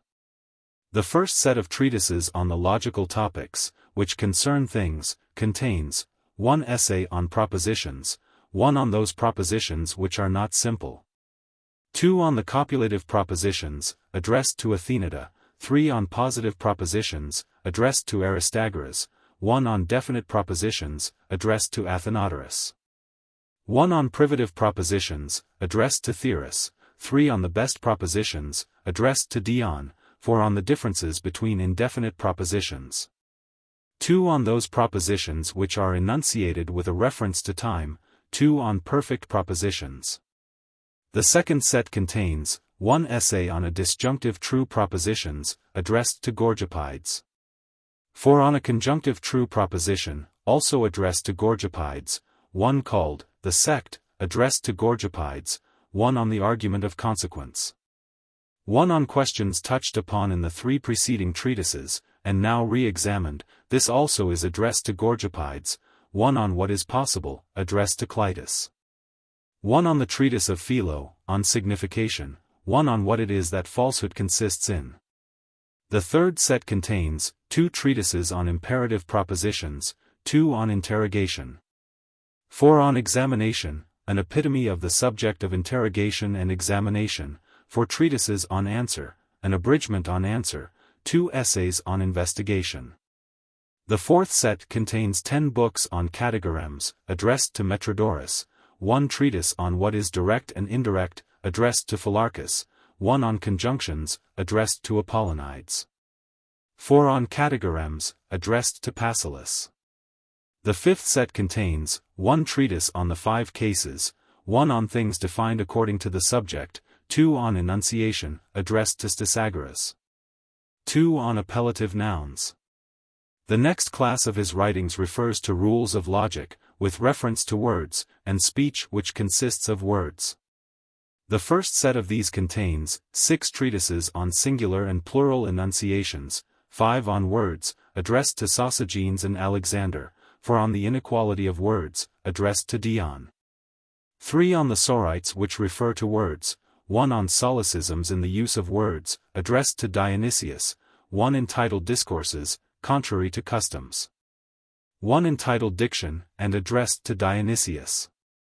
The second set contains 5 treatises on the elements of speech and of phrases, 4 on the arrangement of phrases. 3 on the arrangement, and on the elements of phrases, addressed to Philip, 1 on the elements of discourse, addressed to Nicias, 1 on correlatives. The third set contains 2 treatises against those who do not admit division, 4 on ambiguous expressions, addressed to Apollos, 1, ambiguity in modes. 2 on the ambiguous use of figures, in conjunctive propositions, 2 on the essay on ambiguous expressions, by Panthoides, 5 on the introduction to the ambiguous expressions. 1 being an abridgment of the ambiguous expressions, addressed to Epicurus, and a collection of instances to serve as an introduction to the ambiguous expressions, in 2 books. The next class is on the subject of that part of logic which is conversant about reasonings and modes. The first set of works in this class contains the art of reasoning and of modes, in 5 books, addressed to Dioscorides, a treatise on reasoning, in 3 books. 1 on the structure of modes, addressed to Pythagoras, in 5 books, a comparison of the elements of modes, a treatise on reciprocal and conjunctive reasonings. An essay to Agathon, called also an essay on problems, which follow one another, a treatise, proving that syllogistic propositions suppose one or more other terms. 1 on conclusions, addressed to Aristagoras, 1 essay, proving that the same reasoning can affect several figures. 1 against those who deny that the same reasoning can be expressed by syllogism, and without syllogism, in 2 books, 3 treatises against those who attack the resolution of syllogisms. 1 on the treatise on modes, by Philo, addressed to Timostratus, 2 treatises on logic, in 1 volume, addressed to Timocrates and Philomaths, 1 volume of questions on reasonings and modes. The second set contains 1 book of conclusive reasonings, addressed to Zeno, 1 on primary syllogisms which are not demonstrative, 1 on the resolution of syllogisms.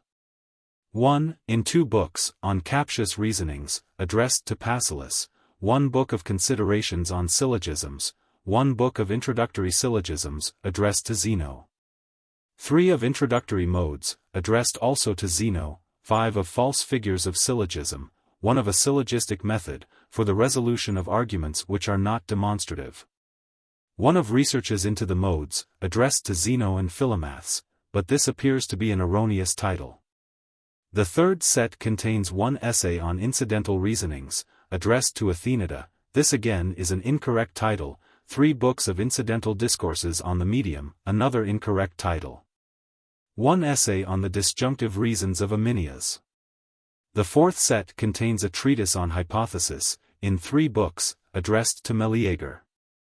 A book of hypothetical reasonings on the laws, addressed also to Meleager, 2 books of hypothetical reasoning to serve as an introduction, 2 books of hypothetical reasonings on theorems. A treatise in 2 books, being a resolution of the hypothetical reasonings of Thales. An essay, in 3 books, being a resolution of the hypothetical reasonings of Alexander, this is an incorrect title, 2 books of expositions, addressed to Leodamas. The fifth set contains an introduction to fallacy, addressed to Aristocrean, an introduction to false reasonings, a treatise in 6 books, on fallacy, addressed to Aristocrean. The sixth set contains a treatise against those who believe truth and falsehood to be the same thing. 1, in 2 books, against those who have recourse to division to resolve the fallacy, addressed to Aristocrean, a demonstrative essay, to prove that it is not proper to divide in definite terms. An essay, in 3 books, in answer to the objections against the non-division of indefinite terms, addressed to Pacillus. A solution, according to the principles of the ancients, addressed to Dioscorides, an essay on the resolution of the fallacy, addressed to Aristocrean, this is in 3 books. A resolution of the hypothetical arguments of Thales, in 1 book, addressed to Aristocrean and Apollos. The seventh set contains a treatise against those who contend that the premises on the fallacy are false, a treatise on negative reasoning, addressed to Aristocrean, in 2 books. 1 book of negative reasonings, addressed to Gymnasias, 2 books of a treatise on reasoning by progression, addressed to Pythagoras. 2 books of reasonings by interrogation, and on the arrest, 105 addressed to Oneter, an essay, in 2 books, on the corrected argument, addressed to Aristobulus. Another on the non-apparent argument, addressed to Athenida. The 8th set contains an essay on the argument Udis, in 8 books, addressed to Menecrates. A treatise, in 2 books, on arguments composed of a finite term and an indefinite term, addressed to Pacillus, another essay on the argument Udis, addressed to Epicurus. The 9th set contains 2 volumes of sophisms, addressed to Heraclides and Polus, 5 volumes of dialectic arguments which admit of no solution, addressed to Dioscorides. An essay, in 1 book, against the method of Arcesilaus, addressed to Spherus. The 10th set contains a treatise in 6 books, against custom, addressed to Metrodorus. And another, in 7 books, on custom, addressed to Gorgipides. There are, therefore, works on logic, in the 4 grand classes which we have here enumerated, embracing various questions, without any connection with one another. To the number of 39 sets, amounting in the whole to 311 treatises on logic. The next division comprises those works which have for their object the explanation of moral ideas. The first class of this division contains an essay giving a description of reason, addressed to Theosphorus, a book of ethical questions. 3 books of principles, to serve as the foundation of dogmas, addressed to Philomaths, 2 books of definitions of good breeding, addressed to Metrodorus. 2 books of definitions of the bad, addressed to Metrodorus, 2 books of definitions of neutral things, addressed also to Metrodorus. 7 books of definitions of things, according to their genera, addressed to Metrodorus, and 2 books of definitions, according to other systems, addressed to Metrodorus.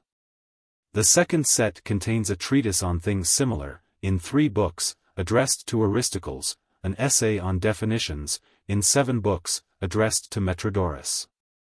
The third set contains a treatise, in 7 books, on the incorrect objections made to definitions, addressed to Laodamus.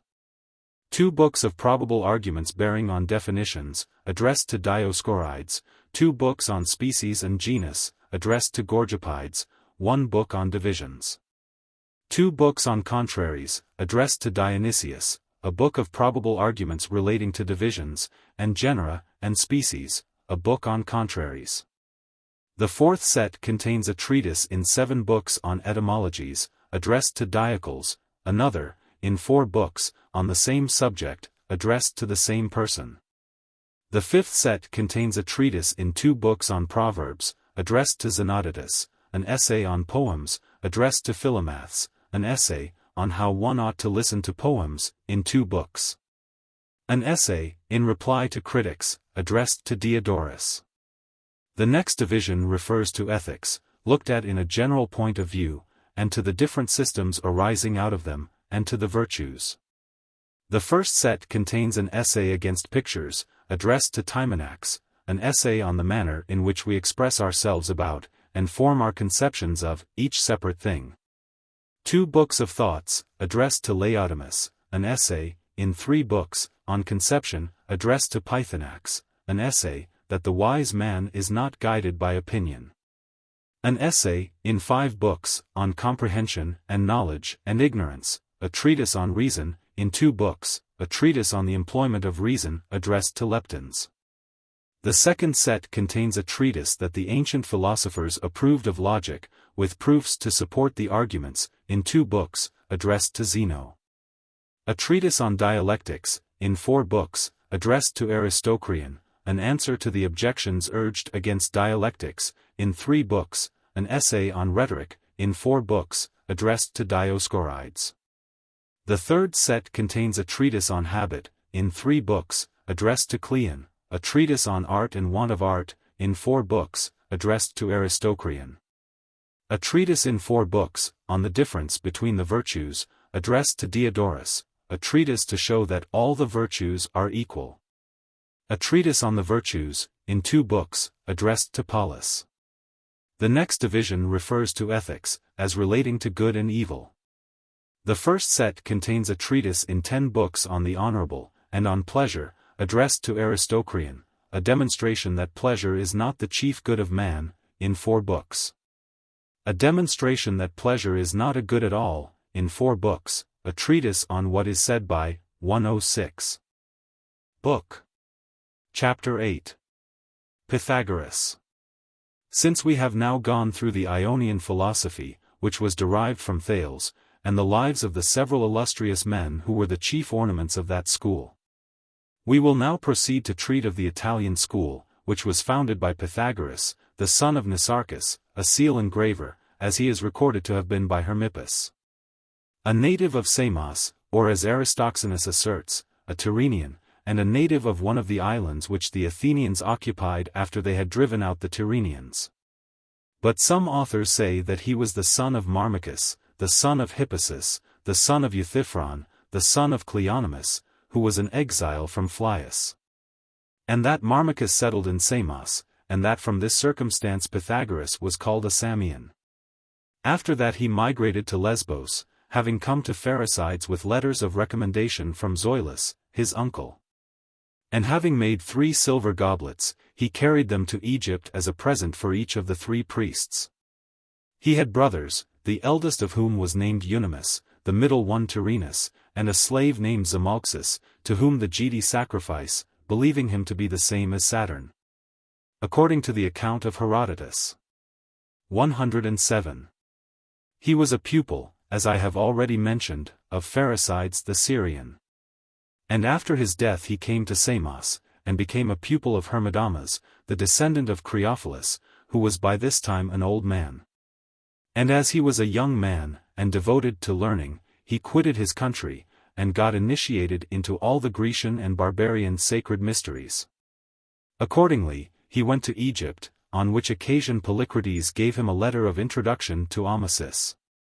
And he learnt the Egyptian language, as Antipho tells us in his treatise on those men who have been conspicuous for virtue, and he associated with the Chaldeans and with the Magi. Afterwards he went to Crete, and in company with Epimenides he descended into the Idaean cave, and in Egypt too, he entered into the holiest parts of their temples, and learned all the most secret mysteries that relate to their gods. Then he returned back again to Samos, and finding his country reduced under the absolute dominion of Polycrates, he set sail, and fled to Crotona in Italy. And there, having given laws to the Italians, he gained a very high reputation, together with his scholars, who were about 300 in number, and governed the republic in a most excellent manner, so that the constitution was very nearly an aristocracy. Heraclides Ponticus says that he was accustomed to speak of himself in this manner, that he had formerly been Ithalides, and had been accounted the son of Mercury. And that Mercury had desired him to select any gift he pleased except immortality. And that he accordingly had requested that, whether living or dead, he might preserve the memory of what had happened to him. While, therefore, he was alive, he recollected everything. And when he was dead, he retained the same memory. And at a subsequent period he passed into Euphorbus, and was wounded by Menelaus. And while he was Euphorbus, he used to say that he had formerly been Ithalides, and that he had received as a gift from Mercury the perpetual transmigration of his soul, so that it was constantly transmigrating and passing into whatever plants or animals it pleased. And he had also received the gift of knowing and recollecting all that his soul had suffered in hell, and what sufferings too are endured by the rest of the souls. But after Euphorbus died, he said that his soul had passed into Hermodamus. And when he wished to convince people of this, he went into the territory of the Branchidae, and going into the temple of Apollo, he showed his shield which Menelaus had dedicated there as an offering. For he said that he, when he sailed from Troy, had offered up his shield 108 which was already getting worn out, to Apollo, and that nothing remained but the ivory face which was on it.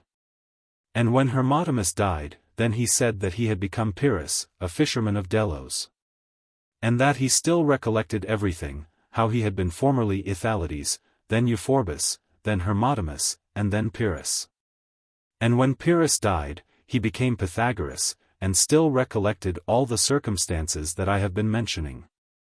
Now, some people say that Pythagoras did not leave behind him a single book, but they talk foolishly. For Heraclitus, the natural philosopher, speaks plainly enough of him, saying, Pythagoras, the son of Nicarchus, was the most learned of all men in history. And having selected from these writings, he thus formed his own wisdom and extensive learning, and mischievous art. And he speaks thus, because Pythagoras, in the beginning of his treatise on natural philosophy, writes in the following manner, By the air which I breathe, and by the water which I drink, I will not endure to be blamed on account of this discourse. And there are 3 volumes extant written by Pythagoras, one on education, one on politics, and one on natural philosophy. But the treatise which is now extant under the name of Pythagoras is the work of Lysis of Tarentum, a philosopher of the Pythagorean school, who fled to Thebes, and became the master of Epaminondas. And Heraclides, the son of Serapion, in his abridgment of Socion, says that he wrote a poem in epic verse on the universe. And besides that a sacred poem, which begins thus. Dear youths, I warn you cherish peace divine. And in your hearts lay deep these words of mine. A third about the soul. A fourth on piety, a fifth entitled Helathales, which was the name of the father of Epicurus of Kos, a sixth called Crotona, and other poems too. But the mystic discourse which is extant under his name, they say is really the work of Hipparchia, having been composed with a view to bring Pythagoras into disrepute. There were also many other books composed by Aston of Crotona, and attributed to Pythagoras. Aristoxenus asserts that Pythagoras derived the greater part of his ethical doctrines from Themistoclea, the priestess at Delphi. And Ion, of Chios, in his Victories, says that he wrote some poems and attributed them to Orpheus. They also say that the poem called the Scopiadi is by him, which begins thus. Behave not shamelessly to anyone.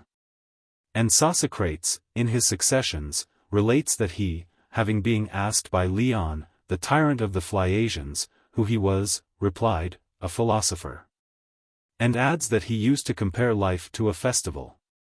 And as some people came to a festival to contend for the prizes, and others for the purposes of traffic, and the best as spectators. So also in life, the men of slavish dispositions, said he, are born hunters after glory and covetousness, but philosophers are seekers after truth. And thus he spoke on this subject. But in the 3 treatises above mentioned, the following principles are laid down by Pythagoras generally. He forbids men to pray for anything in particular for themselves, because they do not know what is good for them. He calls drunkenness an expression identical with ruin, and rejects all superfluity, saying, that no one ought to exceed the proper quantity of meat and drink. And on the subject of venereal pleasures, he speaks thus, one ought to sacrifice to Venus in the winter, not in the summer, and in autumn and spring in a lesser degree. But the practice is pernicious at every season, and is never good for the health. And once, when he was asked when a man might indulge in the pleasures of love, he replied, whenever you wish to be weaker than yourself. And he divides the life of man thus, a boy for 20 years, a young man, nu epsilon nu iota sigma kappa omicron, for 20 years, a middle-aged man, nu epsilon alpha nu alpha, for 20 years, an old man for 20 years. And these different ages correspond proportionably to the seasons, boyhood answers to spring, youth to summer, middle age to autumn, and old age to winter. And he uses nu epsilon nu iota sigma kappa omicron here as equivalent to mu epsilon iota rho kappa iota omicron nu, and nu epsilon alpha nu alpha as equivalent to nu rho. He was the first person, as Timaeus says, who asserted that the property of friends is common, and that friendship is equality. And his disciples used to put all their possessions together into one store, and use them in common.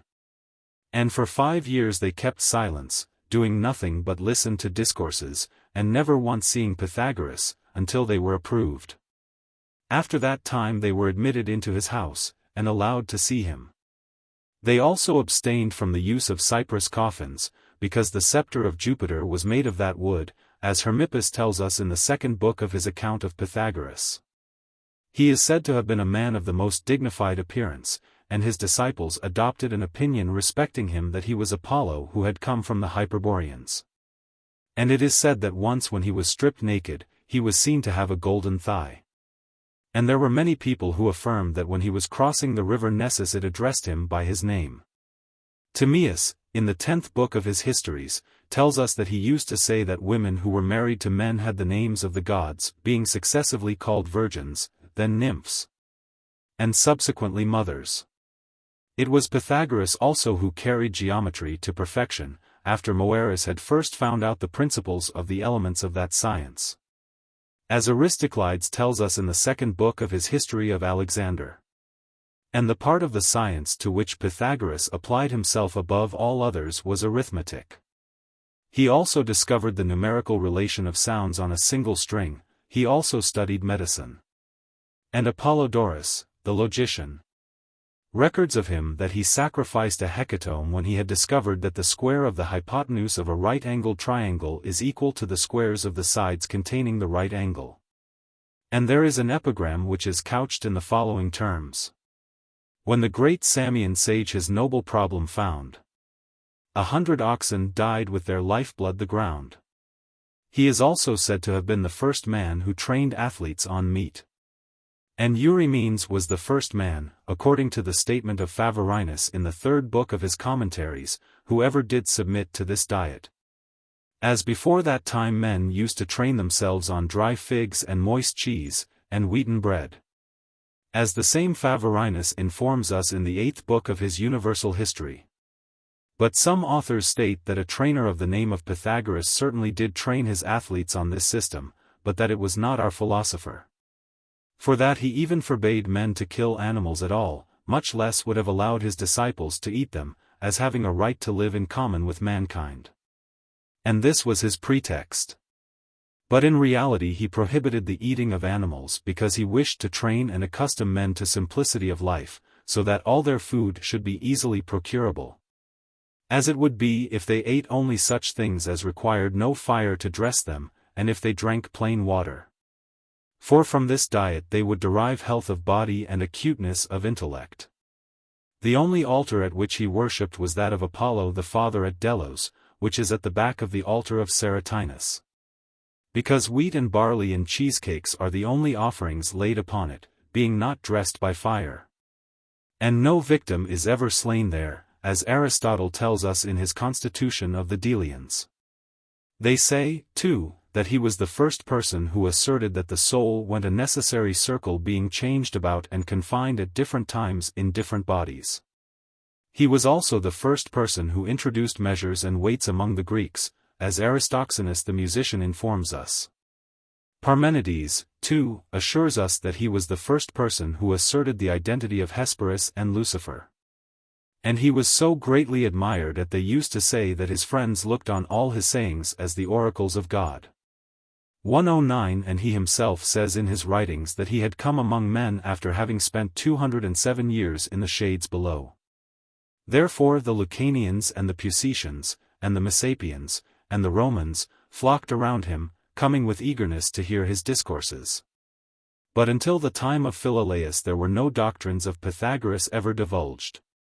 And he was the first person who published the 3 celebrated books which Plato wrote to have purchased for him for 100 minae. Nor were the number of his scholars who used to come to him by night fewer than 600. And if any of them had ever been permitted to see him, they wrote of it to their friends, as if they had gained some great advantage. The people of Metapontum used to call his house the Temple of Ceres, and the street leading to it they called the Street of the Muses, as we are told by Phavorinus in his Universal History. And the rest of the Pythagoreans used to say, according to the account given by Aristoxenus in the 10th book of his Laws on Education, that his precepts ought not to be divulged to all the world. And Xenophon, the Pythagorean, when he was asked what was the best way for a man to educate his son, said, that he must first of all take care that he was born in a city which enjoyed good laws. Pythagoras, too, formed many excellent men in Italy by his precepts, and among them Zaleucus 110 and Charondas 111 the lawgivers. For he was very eminent for his power of attracting friendships. And among other things, if ever he heard that anyone had any community of symbols with him, he at once made him a companion and a friend. Now, what he called his symbols were such as these: do not stir the fire with a sword. Do not sit down on a bushel. Do not devour your heart. Do not aid men in discarding a burden, but in increasing one. Always have your bed packed up. Do not bear the image of a god on a ring. Efface the traces of a pot in the ashes. Do not wipe a seat with a lamp. Do not make water in the sunshine. Do not walk in the main street. Do not offer your right hand lightly. Do not cherish swallows under your roof. Do not cherish birds with crooked talons. Do not defile, and do not stand upon the parings of your nails, or the cuttings of your hair. Avoid a sharp sword. When you are traveling abroad, look not back at your own borders. Now the precept not to stir fire with a sword meant, not to provoke the anger or swelling pride of powerful men. Not to violate the beam of the balance meant, not to transgress fairness and justice. Not to sit on a bushel is to have an equal care for the present and for the future, for by the bushel is meant one's daily food. By not devouring one's heart, he intended to show that we ought not to waste away our souls with grief and sorrow. In the precept that a man when traveling abroad should not turn his eyes back, he recommended those who were departing from life not to be desirous to live, and not to be too much attracted by the pleasures here on earth. And the other symbols may be explained in a similar manner, that we may not be too prolix here. And above all things, he used to prohibit the eating of the erythinus, and the melanurus. And also, he enjoined his disciples to abstain from the hearts of animals, and from beans. And Aristotle informs us that he sometimes used also to add to these prohibitions paunches and mullet. And some authors assert that he himself used to be contented with honey and honeycomb, and bread, and that he never drank wine in the daytime. And his dessert was usually vegetables, either boiled or raw, and he very rarely ate fish. His dress was white, very clean, and his bedclothes were also white, and woolen, for linen had not yet been introduced into that country. He was never known to have eaten too much, or to have drunk too much, or to indulge in the pleasures of love. He abstained wholly from laughter, and from all such indulgences as jests and idle stories.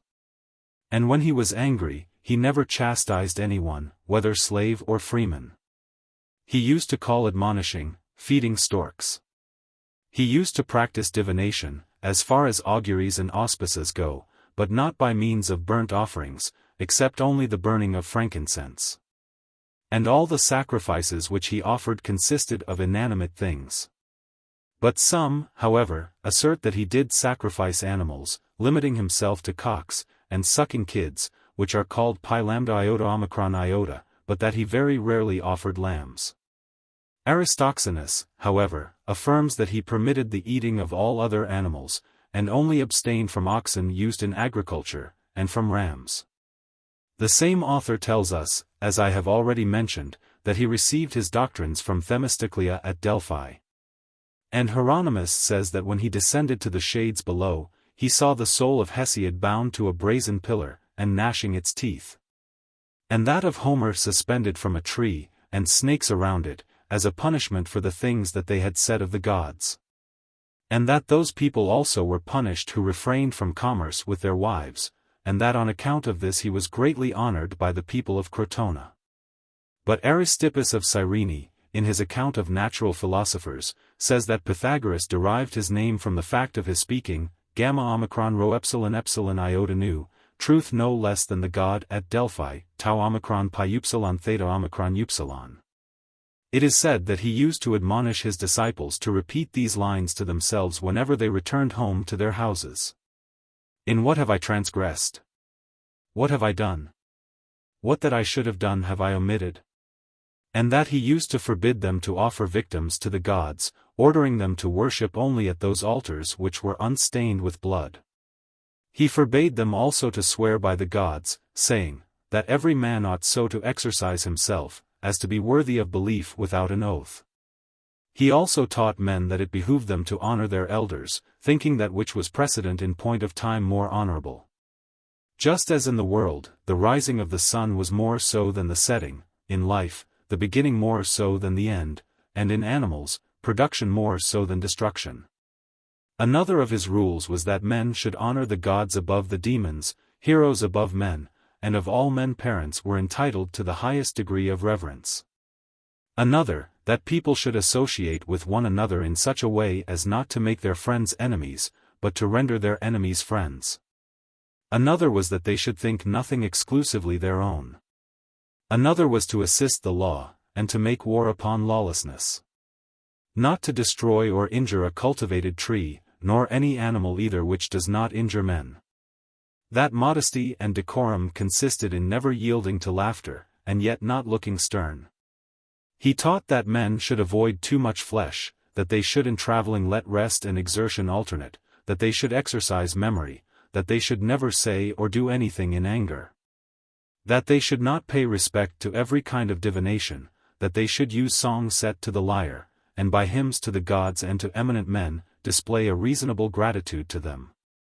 He also forbade his disciples to eat beans, because, as they were flatulent, they greatly partook of animal properties. He also said that men kept their stomachs in better order by avoiding them. And that such abstinence made the visions which appear in one sleep gentle and free from agitation. Alexander also says, in his Successions of Philosophers, that he found the following dogmas also set down in the commentaries of Pythagoras. That the monad was the beginning of everything. From the monad proceeds an indefinite duad, which is subordinate to the monad as to its cause. That from the monad and the indefinite duad proceed numbers. And from numbers signs. And from these last, lines of which plane figures consist. And from plane figures are derived solid bodies. And from solid bodies sensible bodies, of which last there are 4 elements, fire, water, earth, and air. And that the world, which is endued with life, and intellect, and which is of a spherical figure, having the earth, which is also spherical, and inhabited all over in its center, results from a combination of these elements, and derives its motion from them. And also that there are antipodes 112 and that what is below, as respects us, is above in respect of them. He also taught that light and darkness, and cold and heat, and dryness and moisture, were equally divided in the world, and that, while heat was predominant it was summer. While cold had the mastery it was winter, when dryness prevailed it was spring, and when moisture preponderated, winter. And while all these qualities were on a level, then was the loveliest season of the year, of which the flourishing spring was the wholesome period, and the season of autumn the most pernicious one. Of the day, he said that the flourishing period was the morning, and the fading one the evening, on which account that also was the least healthy time. Another of his theories was that the air around the earth was immovable, and pregnant with disease, and that everything in it was mortal. But that the upper air was in perpetual motion, and pure and salubrious, and that everything in that was immortal, and on that account divine. And that the sun, and the moon, and the stars, were all gods, for in them the warm principle predominates which is the cause of life. And that the moon derives its light from the sun. And that there is a relationship between men and the gods, because men partake of the divine principle, on which account also God exercises his providence for our advantage. Also, that fate is the cause of the arrangement of the world both generally and particularly. Moreover, that a ray from the sun penetrated both the cold ether and the dense ether. And they call the air, rho, the cold ether, psi Chi nu alpha theta rho alpha, and the sea and moisture they call the dense ether, pi alpha chi nu alpha theta rho alpha. And this ray descends into the depths, and in this way vivifies everything. And everything which partakes of the principle of heat lives, on which account also plants are animated beings. But that all living things have not necessarily souls. And that the soul is a something torn off from the ether, both warm and cold, from its partaking of the cold ether. And that the soul is something different from life. Also, that it is immortal, because that from which it has been detached is immortal. Also, that animals are born from one another by seeds, and that it is impossible for there to be any spontaneous production by the earth. And that seed is a drop from the brain which contains in itself a warm vapor. And that when this is applied to the womb, it transmits virtue, and moisture, and blood from the brain, from which flesh, and sinews, and bones, and hair, and the whole body are produced. And from the vapor is produced the soul, and also sensation. And that the infant first becomes a solid body at the end of 40 days. But, according to the principles of harmony, it is not perfect till 7, or perhaps 9, or at most 10 months, and then it is brought forth. And that it contains in itself all the principles of life, which are all connected together, and by their union and combination form a harmonious whole. Each of them developing itself at the appointed time. The senses in general, and especially the sight, are a vapor of excessive warmth, and on this account a man is said to see through air, and through water. For the hot principle is opposed by the cold one, since, if the vapor in the eyes were cold, it would have the same temperature as the air, and so would be dissipated. As it is, in some passages he calls the eyes the gates of the sun. And he speaks in a similar manner of hearing, and of the other senses. He also says that the soul of man is divided into 3 parts. Into intuition, nu-omicron, and reason, phyronu, and mind, theta-upsilon-mu, and that the first and last divisions are found also in other animals, but that the middle one, reason, is only found in man. And that the chief abode of the soul is in those parts of the body which are between the heart and the brain. And that portion of it which is in the heart is the mind, theta-upsilon-mu. But that deliberation, nu-omicron, and reason, phyronu, reside in the brain. 113. Moreover, that the senses are drops from them, and that the reasoning sense is immortal, but the others are mortal. And that the soul is nourished by the blood, and that reasons are the winds of the soul. That it is invisible, and so are its reasons, since the ether itself is invisible. That the links of the soul are the veins, and the arteries, and the nerves. But that when it is vigorous, and is by itself in a quiescent state, then its links are words and actions. That when it is cast forth upon the earth it wanders about, resembling the body. Moreover, that Mercury is the steward of the souls, and that on this account he has the name of conductor, and commercial, and infernal, since it is he who conducts the souls from their bodies. And from earth, and sea. And that he conducts the pure souls to the highest region, and that he does not allow the impure ones to approach them, nor to come near one another. But commits them to be bound in indissoluble fetters by the Furies. The Pythagoreans also assert that the whole air is full of souls, and that these are those which are accounted demons and heroes. Also, that it is by them that dreams are sent among men, and also the tokens of disease and health, these last 2, being sent not only to men, but to sheep also, and other cattle. Also, that it is they who are concerned with purifications, and expiations, and all kinds of divination, and oracular predictions, and things of that kind. They also say that the most important privilege in man is the being able to persuade his soul to either good or bad. And that men are happy when they have a good soul. Yet, that they are never quiet, and that they never retain the same mind long. Also, that an oath is justice, and that on that account, Jupiter is called Jupiter of oaths, rho capoid omicron. Also, that virtue is harmony, and health, and universal good, and God, on which account everything owes its existence and consistency to harmony. Also, that friendship is a harmonious equality. Again, they teach that one ought not to pay equal honors to gods and to heroes. But that one ought to honor the gods at all times, extolling them with praises, clothed in white garments, and keeping one's body chaste. But that one ought not to pay such honor to the heroes till after midday. Also, that a state of purity is brought about by purifications, and washings, and sprinklings, and by a man's purifying himself from all funerals, or concubinage, or pollution of every kind. And by abstaining from all flesh that has either been killed or died of itself, and from mullets, and from melanuri, and from eggs, and from such animals as lay eggs, and from beans. And from other things which are prohibited by those who have the charge of the mysteries in the temples. And Aristotle says, in his treatise on beans, that Pythagoras enjoined his disciples to abstain from beans, either because they resemble some part of the human body, or because they are like the gates of hell, for they are the only plants without parts, or because they dry up other plants, or because they are representatives of universal nature, or because they are used in elections in oligarchical governments.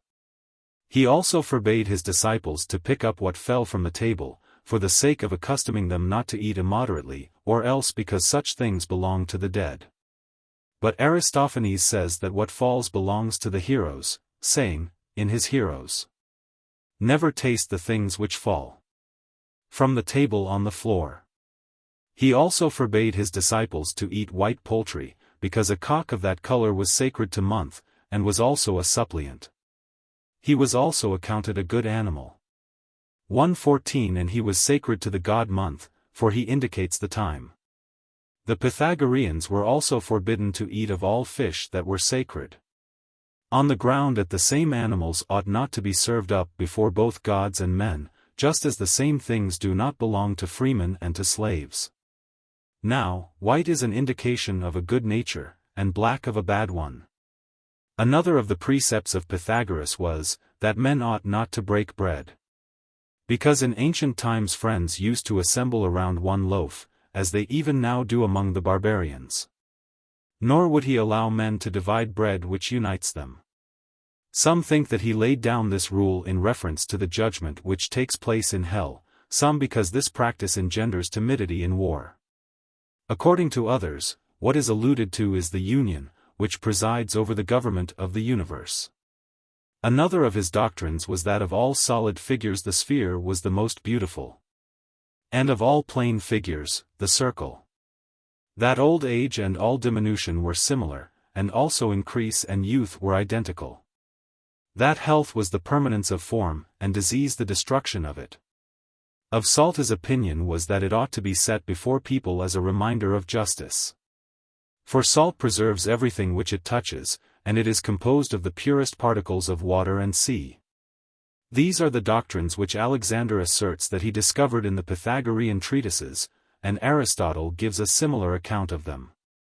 Timon, in his Siloi, has not left unnoticed the dignified appearance of Pythagoras, when he attacks him on other points.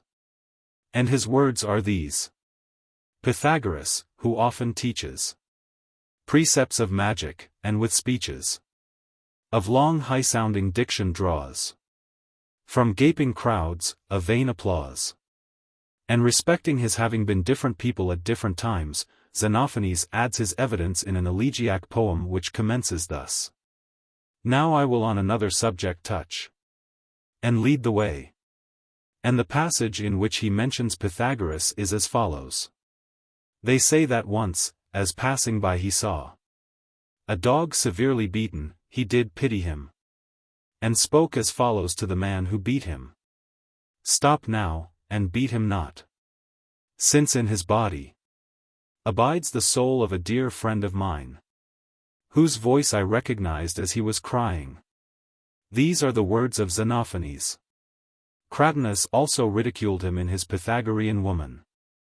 But in his Tarentines, he speaks thus: They are accustomed, if by chance they see a private individual abroad, to try what powers of argument he has, how he can speak and reason, and they bother him with strange antithesis and forced conclusions, errors, comparisons, and magnitudes, till they have filled and quite perplexed his mind. And Anaximander says in his Alcmaeon, As we do sacrifice to the Phoebus whom Pythagoras worships, never eating aught which has the breath of life. Xenophon says in his Pythagorean, He said that when he did descend below among the shades in hell, he there beheld all men who e'er had died.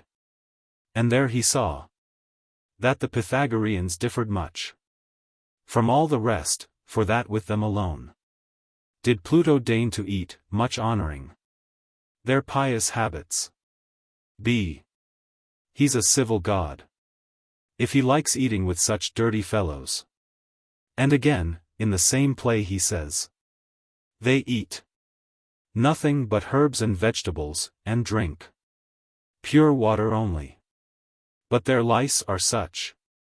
Their cloaks so dirty, and their unwashed scent so rank, that no one of our younger men will for a moment bear them. Pythagoras died in this manner, when he was sitting with some of his companions in Milo's house. Someone, of those whom he did not think worthy of admission into it, was excited by envy to set fire to it. But some say that the people of Crotona themselves did this, being afraid lest he might aspire to the tyranny. And that Pythagoras was caught as he was trying to escape. And coming to a place full of beans, he stopped there, saying that it was better to be caught than to trample on the beans, and better to be slain than to speak. And so he was murdered by those who were pursuing him. And in this way, also, most of his companions were slain, being in number about 40. But that a very few did escape, among whom were Archytas of Tarentum, and Lysis, whom I have mentioned before. But Dicaeurchus relates that Pythagoras died afterwards, having escaped as far as the Temple of the Muses, at Metapontum, and that he died there of starvation, having abstained from food for 40 days. And Euclid says, in his abridgment of the life of Satyrus, that after he had buried Pherecydes in Delos, he returned to Italy. And finding there a superb banquet prepared at the house of Milo of Crotona, he left Crotona, and went to Metapontum, and there put an end to his life by starvation, not wishing to live any longer. But Hermippus says that when there was war between the people of Agrigentum and the Syracusans, Pythagoras went out with his usual companions, and took the part of the Agrigentines. And as they were put to flight, he ran all round a field of beans, instead of crossing it, and so was slain by the Syracusans. And that the rest, being about 35 in number, were burnt at Tarentum, when they were trying to excite a sedition in the state against the principal magistrates. Hermippus also relates another story about Pythagoras. For he says that when he was in Italy, he made a subterraneous apartment, and charged his mother to write an account of everything that took place, marking the time of each on a tablet, and then to send them down to him, until he came up again. And that his mother did so, and that Pythagoras came up again after a certain time, lean, and reduced to a skeleton. And that he came into the public assembly, and said that he had arrived from the shades below, and then he recited to them all that had happened during his absence. And they, being charmed by what he told them, wept and lamented, and believed that Pythagoras was a divine being. So that they even entrusted their wives to him, as likely to learn some good from him, and that they too were called Pythagoreans. And this is the story of Hermippus. And Pythagoras had a wife whose name was Theano, the daughter of Brontinus of Crotona. But some say that she was the wife of Brontinus, and only a pupil of Pythagoras.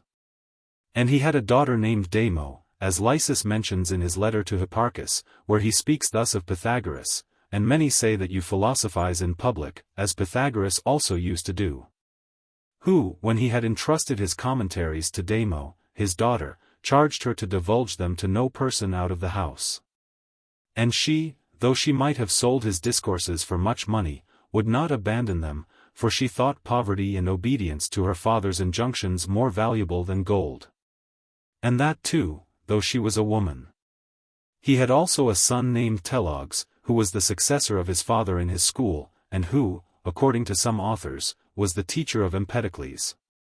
At least Hippolytus relates that Empedocles said, Telogs, noble youth, whom in due time Theano bore to wise Pythagoras. But there is no book extant which is the work of Telogs, though there are some extant which are attributed to his mother Theano. And they tell a story of her that once, when she was asked how long a woman ought to be absent from her husband to be pure, she said, the moment she leaves her own husband, she is pure. But she is never pure at all, after she leaves anyone else. And she recommended a woman, who was going to her husband, to put off her modesty with her clothes, and when she left him, to resume it again with her clothes, and when she was asked, what clothes? She said, those which cause you to be called a woman. Now Pythagoras, as Heraclides the son of Serapion relates, died when he was 80 years of age. According to his own account of his age, but according to the common account, he was more than 90. And we have written a sportive epigram on him, which is couched in the following terms. You're not the only man who has abstained from living food, for so likewise have we. And who, I'd like to know, did ever taste food while alive, most sage Pythagoras? When meat is boiled, or roasted well and salted, I don't think it can well be called living. Which, therefore, without scruple then we eat it, and call it no more living flesh, but meat. And another, which runs thus. Pythagoras was so wise a man, that he never eat meat himself, and called it sin. And yet he gave good joints of beef to others. So that I marvel at his principles, who others wronged, by teaching them to do what he believed unholy for himself. And another, as follows. Should you Pythagoras' doctrine wish to know, look on the center of Euphorbus' shield. For he asserts there lived a man of old, and when he had no longer an existence, he still could say that he had been alive. Or else he would not still be living now. And this one too. Alas! Alas! Why did Pythagoras hold beans in such wondrous honor? Why, besides, did he thus die among his choice companions? There was a field of beans. And so the sage died in the common road of Agrigentum, rather than trample down his favorite beans. And he flourished about the 60th Olympiad, and his system lasted for 9 or 10 generations. And the last of the Pythagoreans, whom Aristoxenus knew, were Xenophon the Chalcidian, from Thrace, and Phanton the Phliasian, and Echecrates, and Diodes, and Polymnestus, who were also Phliasians, and they were disciples of Philolaus and Eurytus, of Tarentum. And there were 4 men of the name of Pythagoras about the same time, at no great distance from one another. One was a native of Crotona, a man who attained tyrannical power. The second was a Phliasian, a trainer of wrestlers, as some say. The third was a native of Zacynthus. The fourth was this our philosopher, to whom they say the mysteries of philosophy belong, in whose time that proverbial phrase, ipsi dixit, was introduced into ordinary life. Some also affirm that there was another man of the name of Pythagoras, a statuary of Rhodes, who is believed to have been the first discoverer of rhythm and proportion. And another was a Samian statuary, and another an orator, of no reputation, and another was a physician, who wrote a treatise on squills, and also some essays on Homer. And another was a man who wrote a history of the affairs of the Dorians, as we are told by Dionysius. But Eratosthenes says, as Phavorinus quotes him in the 8th book of his Universal History, that this philosopher of whom we are speaking was the first man who ever practiced boxing in a scientific manner, in the 48th Olympiad, having his hair long, and being clothed in a purple robe. And that he was rejected from the competition among boys, and being ridiculed for his application, he immediately entered among the men, and came off victorious. And this statement is confirmed among other things, by the epigram which Theaetetus composed. Stranger, if e'er you knew Pythagoras. Pythagoras, the man with flowing hair, the celebrated boxer, erst of Samos. I am Pythagoras. And if you ask a citizen of Elis of my deeds, you'll surely think he is relating fables. Phavorinus says that he employed definitions, on account of the mathematical subjects to which he applied himself. And that Socrates and those who were his pupils did so still more. And that they were subsequently followed in this by Aristotle and the Stoics. He too was the first person who ever gave the name of Kappa Sigma Mu Omicron to the universe, and the first who called the earth round. Though Theophrastus attributes this to Parmenides, and Zeno to Hesiod. They say too that Cylon used to be a constant adversary of his, as Antiochus was of Socrates. And this epigram also used to be repeated, concerning Pythagoras the athlete. Pythagoras of Samos, son of Crates, came while a child to the Olympic games, eager to battle for the prize in boxing. There is a letter of this philosopher extant, which is couched in the following terms. Pythagoras to Anaximenes. You too, my most excellent friend. If you were not superior to Pythagoras in birth and reputation, would have migrated from Miletus and gone elsewhere. But now the reputation of your father keeps you back, which perhaps would have restrained me too, if I had been like Anaximenes. But if you, who are the most eminent man, abandon the cities, all their ornaments will be taken from them, and the Median power will be more dangerous to them. Nor is it always seasonable to be studying astronomy, but it is more honorable to exhibit a regard for one's country. And I myself am not always occupied about speculations of my own fancy, but I am busied also with the wars which the Italians are waging against one another. But since we have now finished our account of Pythagoras, we must also speak of the most eminent of the Pythagoreans. After whom, we must mention those who are spoken of more promiscuously in connection with no particular school. And then we will connect the whole series of philosophers worth speaking of, till we arrive at Epicurus, as we have already promised. Now Telogs and Theano we have mentioned. And we must now speak of Empedocles, in the first place, for according to some accounts he was a pupil of Pythagoras. Empedocles. Empedocles, as Hipparchia relates, was the son of Meton the son of Empedocles, and a citizen of Agrigentum. And Timaeus, in the 15th book of his Histories, gives the same account, adding that Empedocles, the grandfather of the poet, was also a most eminent man. And Hermippus tells the same story as Timaeus. And in the same spirit Heraclides, in his treatise on diseases, relates that he was of an illustrious family, since his father bred a fine stud of horses. Eratosthenes, in his list of the conquerors at the Olympic Games, says that the father of Meton gained the victory in the 71st Olympiad, quoting Aristotle as his authority for the assertion. But Apollodorus the grammarian, in his chronicles, says that he was the son of Meton, and Glaucus says that he came to Thurii when the city was only just completed. And then proceeding a little further, he adds. And some relate that he did flee from thence. And came to Syracuse, and on their side did fight in horrid war against Athenians. But those men seem to me completely wrong. For by this time he must have been deceased. Or very old, which is not much believed. For Aristotle, and Heraclides too, say that he died at 60 years of age. But certainly the person who got the victory with a single horse in the 71st Olympiad was a namesake of this man. And that it is which deceived Apollodorus as to the age of this philosopher. But Satyrus, in his Lives, asserts that Empedocles was the son of Xenophon, and that he also left a son who was named Xenophon.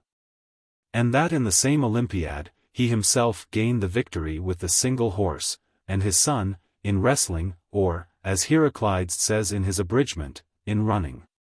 But I have found in the commentaries of Favorinus, that Empedocles sacrificed, and gave as a feast to the spectators of the games, an ox made of honey and flour. And that he had a brother named Callicratidas.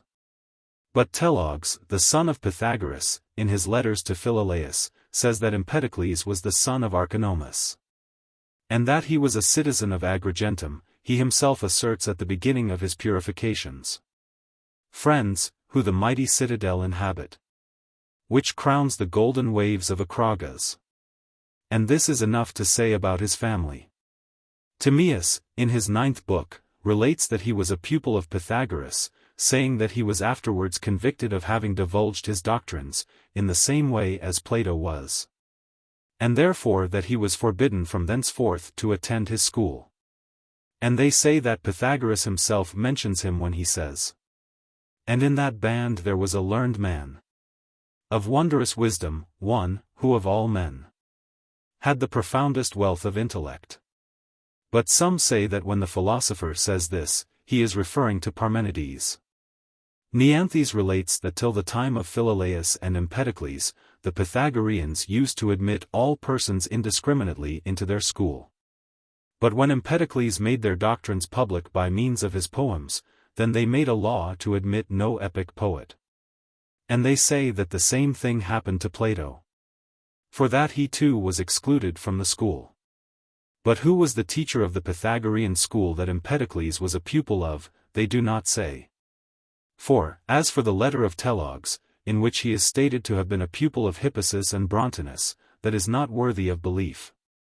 But Theophrastus says that he was an imitator and a rival of Parmenides, in his poems, for that he too had delivered his opinions on natural philosophy in epic verse. Hermippus, however, says that he was an imitator, not of Parmenides, but of Xenophon with whom he lived. And that he imitated his epic style, and that it was at a later period that he fell in with the Pythagoreans. But Alcidamas, in his Natural Philosophy, says that Zeno and Empedocles were pupils of Parmenides, about the same time, and that they subsequently seceded from him. And that Zeno adopted a philosophical system peculiar to himself. But that Empedocles became a pupil of Anaxagoras and Pythagoras, and that he imitated the pompous demeanor, and way of life, and gestures of the one, and the system of natural philosophy of the other. And Aristotle, in his Sophist, says that Empedocles was the first person who invented rhetoric, and Zeno the first person who invented dialectics. And in his book on poetry, he says that Empedocles was a man of Homeric genius, and endowed with great power of language, and a great master of metaphor. And a man who employed all the successful artifices of poetry, and also that when he had written several poems, and among them one on the passage of the Hellespont by Xerxes, and also the proemium of a hymn to Apollo. His daughter subsequently burnt them, or, as Hieronymus says, his sister, burning the proemium unintentionally, but the Persian poem on purpose, because it was incomplete. And speaking generally, he says that he wrote tragedies and political treatises. But Heraclides, the son of Serapion, says that the tragedies were the work of some other Empedocles. And Hieronymus says that he had met with 43. Neanthes, too, affirms that when he was a young man, he wrote tragedies, and that he himself had subsequently met with them. And Satyrus, in his Lives, states that he was a physician, and also a most excellent orator. And accordingly, that Gorgias of Leontini was his pupil, a man of the greatest eminence as a rhetorician, and one who left behind him a treatise containing a complete system of the art. And who, as we are told by Apollodorus in his Chronicles, lived to the age of 109 years. Satyrus tells us that he used to say that he had been present when Empedocles was practicing magic. And that he professes this science, and many others too in his poems when he says, "And all the drugs which can relieve disease, or soften the approach of age, shall be revealed to your inquiries. I do know them, and I to you alone will them disclose. You shall restrain the fierce unbridled winds, which, rushing o'er the earth, bow down the corn, and crush the farmer's hopes. And when you will, you shall recall them back to sweep the land. Then you shall learn to dry the rainy clouds, and bid warm summer cheer the heart of men. Again, at your behest, the drought shall yield to wholesome showers, when you give the word. Hell shall restore its dead." And Timaeus, in his 18th book, says that this man was held in great esteem on many accounts. For that once, when the Etesian gales were blowing violently so as to injure the crops, he ordered some asses to be flayed, and some bladders to be made of their hides. And these he placed on the hills and high places to catch the wind. And so, when the wind ceased, he was called wind forbidder, Kappa Omega Lambda Upsilon Sigma Alpha Nu Mu Alpha. And Heraclides, in his treatise on diseases, says that he dictated to Pausanias the statement which he made about the dead woman. Now Pausanias, as both Aristippus and Satyrus agree, was much attached to him. And he dedicated to him the works which he wrote on natural philosophy, in the following terms. Hear, O Pausanias, son of wise Archytas. He also wrote an epigram upon him. Gela, his native land, does boast the birth of wise Archytas' son, that great physician. So fitly named Pausanias 115 from his skill. A genuine son of Aesculapius, who has stopped many men whom fell disease. Marked for its own, from treading those dark paths which lead to Proserpine's infernal realms. The case of the dead woman above mentioned, Euclid says, was something of this sort, that he kept her corpse for 30 days dead, and yet free from corruption. On which account he has called himself a physician and a prophet, taking it also from these verses. Friends who the mighty citadel inhabit, which crowns the golden waves of Acragas. Votaries of noble actions, hail to ye. I, an immortal god, no longer mortal, now live among you well revered by all.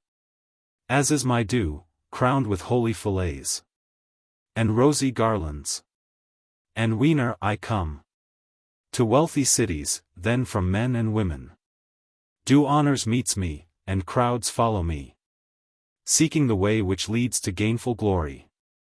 Some ask for oracles, and some entreat for remedies against all kinds of sickness. And he says that Agrigentum was a very large city, since it had 800,000 inhabitants. On which account Empedocles, seeing the people immersed in luxury, said, the men of Agrigentum devote themselves wholly to luxury as if they were to die tomorrow. But they furnish their houses as if they were to live forever. It is said that Cleomenes, the rhapsodist, sung this very poem, called the Purifications, at Olympia.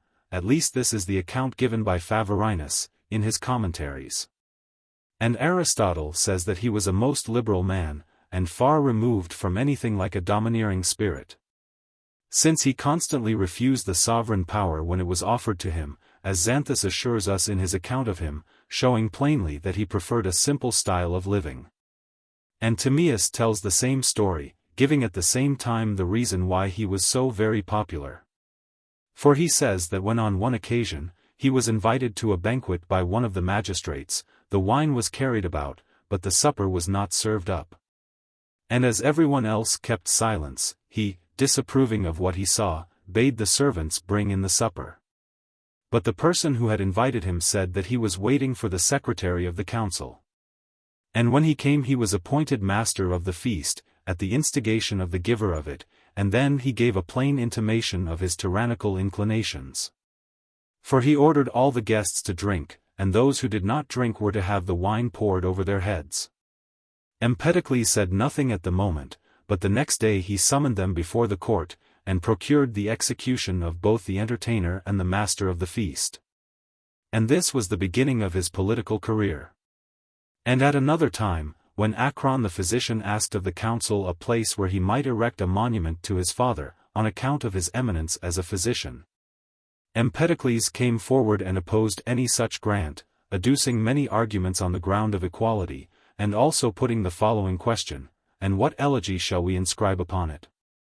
Shall we say, Caparo Omicron nu Eta Tauro nu Caparo Omega nu Caparo Alpha Gamma Alpha nu Tau nu Omicron nu Pi Alpha Tauro Caparo Omicron Upsilon Caparo Pi Tau Epsilon Iota Caparo Eta Mu nu Caparo Omicron Pi Alpha Tauro Delta Omicron Caparo Omicron Tau Tau Eta 116.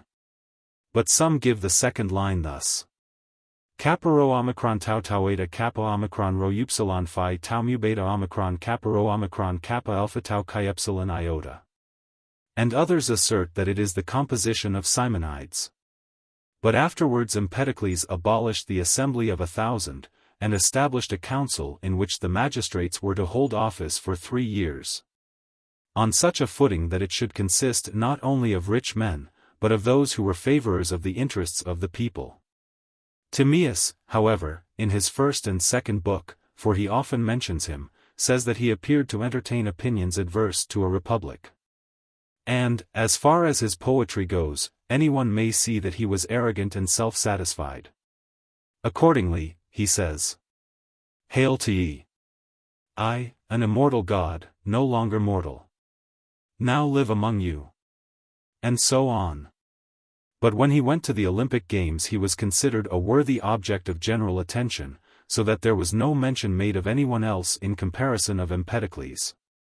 Afterwards, indeed, when Agrigentum was settled, the descendants of his enemies opposed his return, on which account he retired to Peloponnesus, where he died. And Timon has not let even Empedocles escape, but satirises him in this style, saying, And then Empedocles, the honeyed speaker of soft forensic speeches. He did take as many offices as he was able, creating magistrates who wanted helpers.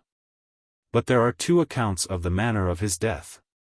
For Heraclides, relating the story about the dead woman, how Empedocles got great glory from sending away a dead woman restored to life, says that he celebrated a sacrifice in the field of Pythagoras, and that some of his friends were invited, among whom was Pausanias. And then, after the banquet, they lay down, some going a little way off, and some lying under the trees close by in the field, and some wherever they happened to choose. But Empedocles himself remained in the place where he had been sitting. But when day broke, and they arose, he alone was not found. And when he was sought for, and the servants were examined and said that they did not know, one of them said that at midnight he had heard a loud voice calling Empedocles. And that then he himself rose up and saw a great light from heaven, but nothing else. And as they were all amazed at what had taken place, Pausanias descended and sent some people to look for him. But afterwards he was commanded not to busy himself about the matter, as he was informed that what had happened was deserving of thankfulness, and that they behooved to sacrifice to Empedocles as to one who had become a god. Hermippus says also that a woman of the name of Panthea, a native of Agrigentum, who had been given over by the physicians, was cured by him, and that it was on this account that he celebrated a sacrifice, and that the guests invited were about 80 in number. But Hipparchia says that he rose up and went away as if he were going to Mount Etna, and that when he arrived at the crater of fire he leaped in and disappeared, wishing to establish a belief that he had become a god. But afterwards the truth was detected by one of his slippers having been dropped. For he used to wear slippers with brazen soles. Pausanias, however, contradicts this statement. 117. But Diodorus of Ephesus, writing about Anaximander, says that Empedocles imitated him, indulging in a tragic sort of pride, and wearing magnificent apparel. And when a pestilence attacked the people of Selinus, by reason of the bad smells arising from the adjacent river, so that the men died and the women bore dead children, Empedocles contrived a plan, and brought into the same channel 2 other rivers at his own expense. And so, by mixing their waters with that of the other river, he sweetened the stream. And as the pestilence was removed in this way, when the people of Selinus were on one occasion holding a festival on the bank of the river, Empedocles appeared among them. And they, rising up, offered him adoration and prayed to him as to a god. And he, wishing to confirm this idea which they had adopted of him, leaped into the fire. But Timaeus contradicts all these stories, saying expressly that he departed into Peloponnesus and never returned at all, on which account the manner of his death is uncertain. And he especially denies the tale of Heraclides in his 4th book, for he says that Pythagoras was a Syracusan, and had no field in the district of Agrigentum. But that Pausanias erected a monument in honor of his friend, since such a report had got about concerning him. And, as he was a rich man, made it a statue and little chapel, as one might erect to a god.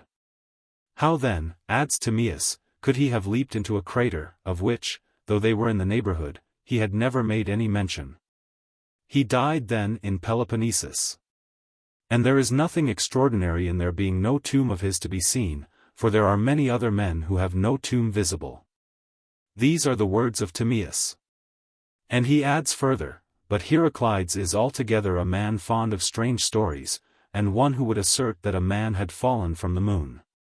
Hipparchia says that there was a clothed statue of Empedocles which lay formerly in Agrigentum, but which was afterwards placed in front of the Senate house of the Romans divested of its clothing, as the Romans had carried it off and erected it there.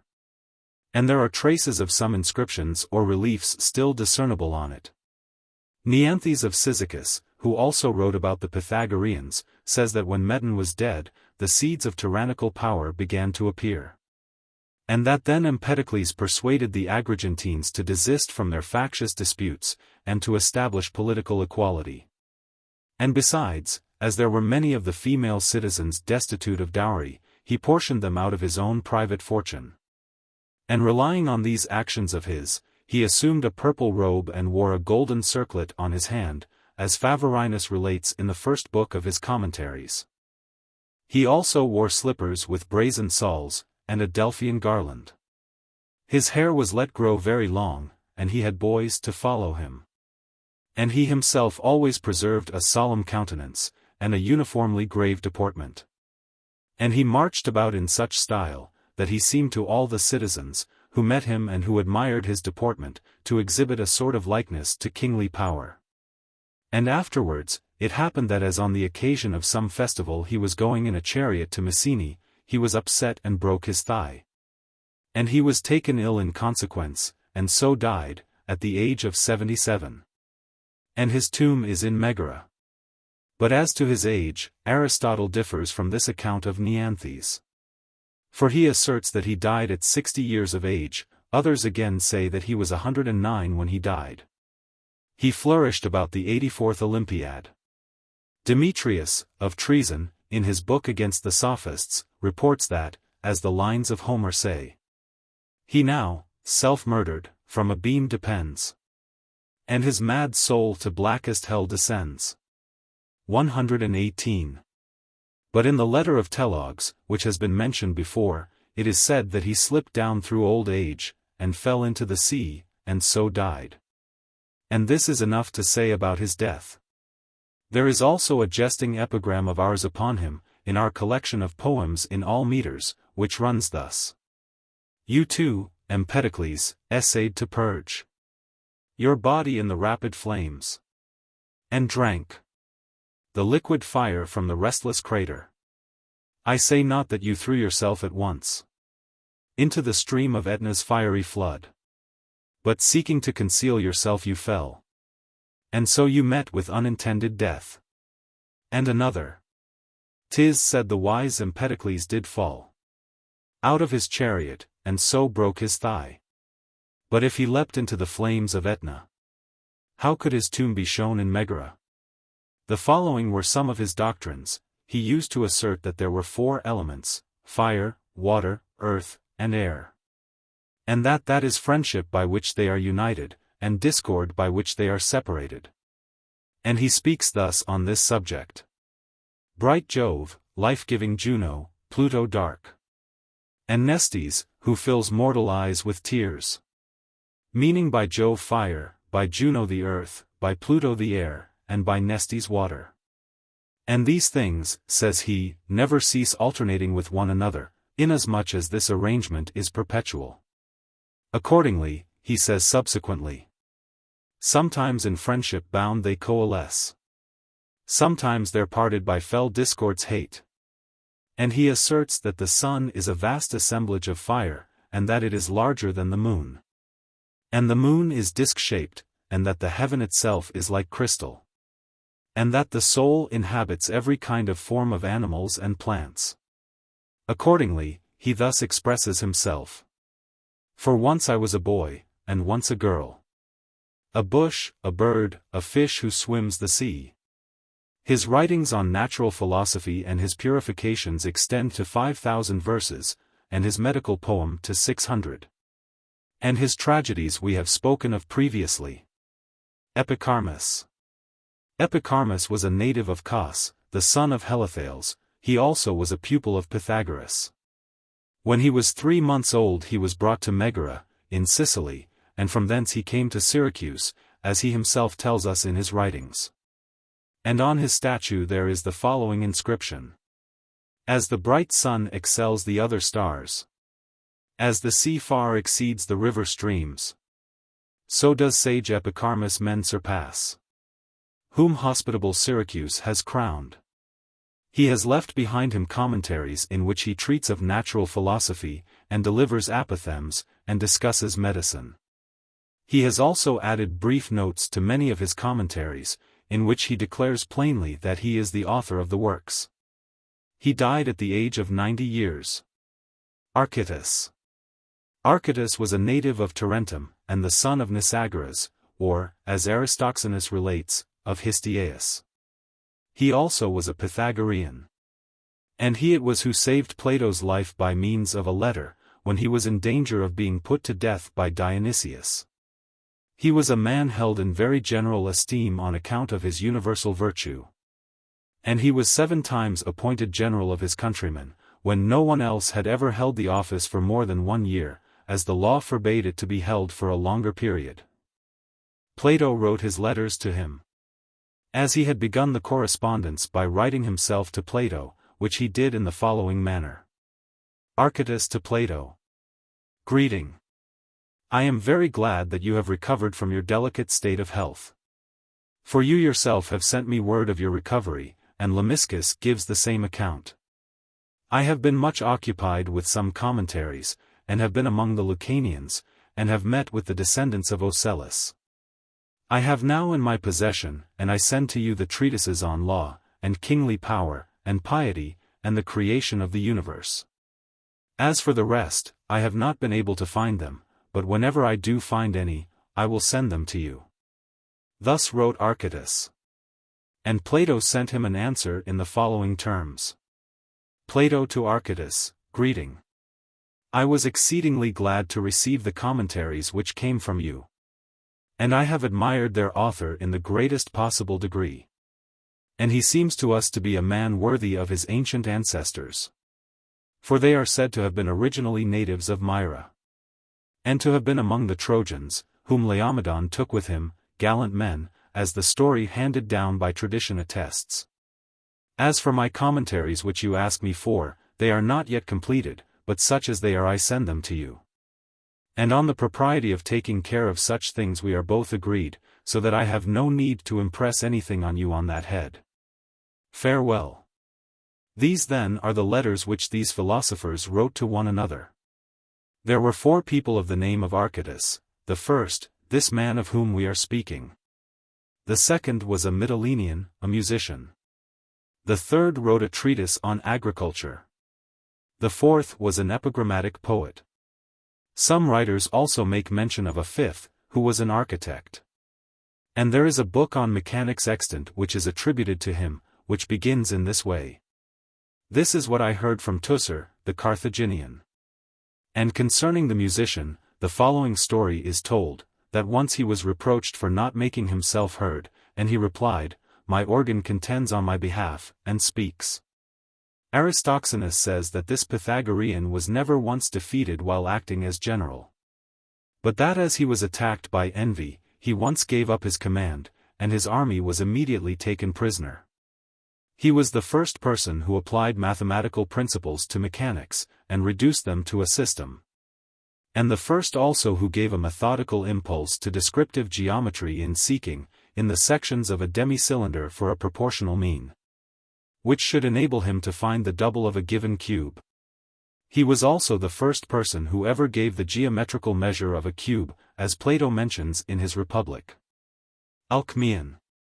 Alcmaeon was a citizen of Crotona, he also was a pupil of Pythagoras. And the chief part of his writings are on medical subjects, but he also at times discusses points of natural philosophy, and asserts that the greater part of human affairs have 2 sides.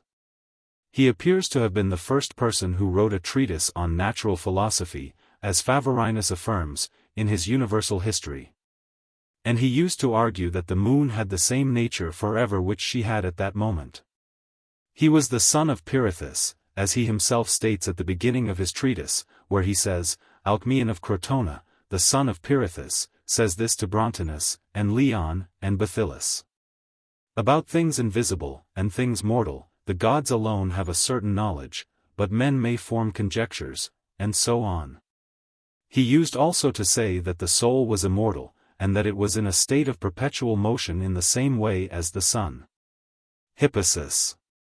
Hippasus was a citizen of Metapontum, and a pupil of Pythagoras. He used to say that the time of the changes of the world was definite, and that the universe also was finite, and in a state of perpetual motion. Demetrius, in his treatise on people of the same name, says that he left no writings behind him. There were 2 people of the name of Hippasus, this man, and another who wrote an account of the constitution of the Lacedaemonians in 5 books. And he was himself a Lacedaemonian. Philolaus. Philolaus was a native of Crotona, and a pupil of Pythagoras, it was from him that Plato wrote to Dion to take care and purchase the books of Pythagoras. And he died under suspicion of having designed to seize on the tyranny, and we have written an epigram on him. I say that all men ought above all things to guard against suspicion. For, though innocent, still if you are suspected, you're unfortunate. And thus his native city of Crotona slew Philolaus. For the jealous citizens thought that his house betrayed a tyrant's purpose. His theory was that everything was produced by harmony and necessity. And he was the first person who affirmed that the earth moved in a circle, though some attribute the assertion of this principle to Archytas of Syracuse. He wrote one book, which Hermippus reports, on the authority of some unknown writer, that Plato the philosopher purchased when he was in Sicily, having come thither to the court of Dionysius. Of the relations of Philolaus, for 40 Alexandrian minae of silver. And that from this book he copied his Timaeus. But others say that Plato received it as a present, after having obtained his liberty for a young man, one of the disciples of Philolaus, who had been arrested by Dionysius. Demetrius, in his treatise on people of the same name, says that he was the first of the Pythagoreans who wrote a treatise on natural philosophy. And it begins thus. But nature in the world has been composed of bodies infinite and finite, and so is the whole world and all that is in it.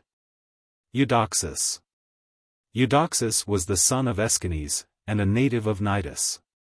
He was an astronomer, a geometrician, a physician, and a lawgiver. In geometry he was a pupil of Archytas, and in medicine of Philistion the Sicilian, as Callimachus relates in his tablets. And Sotion, in his Successions, asserts that he was likewise a pupil of Plato. For that, when he was 23 years of age, and in very narrow circumstances, he came to Athens with Theomedon the physician, by whom he was chiefly supported, being attracted by the reputation of the Socratic school. Some say that his attachment to Theomedon was cemented by nearer ties. And when he had arrived at Piraeus, he went up to the city every day, and when he had heard the sophist's lecture he returned. And having spent 2 months there, he returned home again. And being again aided by the contributions of his friends, he set sail for Egypt, with Chrysippus the physician, bearing letters of introduction from Agesilaus to Nectanebes. And that he recommended him to the priests. And having remained there 1 year and 4 months, he shaved his eyebrows after the manner of the Egyptian priests, and composed, as it is said, the treatise called the Archytas. From thence he went to Cyzicus, and to the Propontis, in both of which places he lived as a sophist. He also went to the court of Melissus. And then, in this manner, he returned again to Athens, having a great many disciples with him, for the sake, as some say, of annoying Plato, because he had originally discarded him from his school. Some say that when Plato gave an entertainment on one occasion, Eudoxus, as the guests were very numerous, introduced the fashion of sitting in a semicircle. Nicomachus, the son of Aristotle, affirms that he used to say that pleasure was the good. He was received in his own country with great honors, as the decree that was passed respecting him shows. He was also accounted very illustrious among the Greeks, having given laws to his own fellow citizens, as Hermippus tells us in the 4th book of his account of the 7 wise men. And having also written treatises on astronomy and geometry, and several other considerable works. He had 3 daughters, Actis, Philtis, and Delphis. And Eratosthenes asserts, in his books addressed to Baton, that he also composed dialogues entitled Dialogues of Dogs. Others say that these were written by some Egyptians, in their own language, and that Eudoxus translated them and published them in Greece.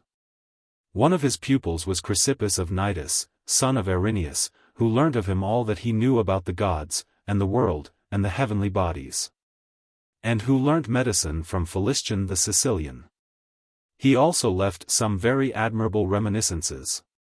He had a son of the name of Aristagoras, who was the teacher of Chrysippus, the son of Ethlius. He was the author of a work on remedies for the eyes, as speculations on natural philosophy had come very much under his notice. There were 3 people of the name of Eudoxus, the first, this man of whom we are speaking, the second, a Rhodian, who wrote histories. The third, a Siciliot, a son of Agathocles, a comic poet, who gained 3 victories at the Dionysia in the city, and 5 at the Lenaea 119 as Apollodorus tells us in his chronicles. We also find another, who was a physician of Cnidus, who is mentioned by this Eudoxus, in his Circuit of the World, where he says that he used to warn people to keep constantly exercising their limbs in every kind of exercise, and their senses too. The same author says that the Cnidian Eudoxus flourished about the 103rd Olympiad, and that he was the inventor of the theory of crooked lines. And he died in his 53rd year. But when he was in Egypt with Canufus of Heliopolis, Apis licked his garment. And so the priests said that he would be short-lived, but very illustrious, as it is reported by Favorinus in his commentaries. And we have written an epigram on him, that runs thus. 'Tis said, that while at Memphis wise Eudoxus learnt his own fate from holy fair-horned bull. He said indeed no word, bulls do not speak. Nor had kind nature e'er calf Apis gifted with an articulately speaking mouth.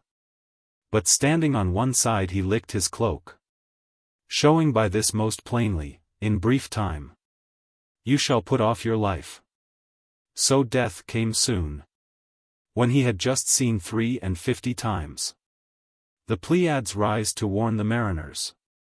And instead of Eudoxus, they used to call him Endoxus 120 on account of the brilliancy of his reputation. And since we have gone through the illustrious Pythagoreans, we must now speak of the promiscuous philosophers, as they call them. And we will first of all speak of Heraclitus. Book. Chapter 9. Heraclitus. Heraclitus was the son of Blyson, or as some say, of Hyratian, and a citizen of Ephesus. He flourished about the 69th Olympiad. He was above all men of a lofty and arrogant spirit, as is plain from his writings, in which he says, abundant learning does not form the mind.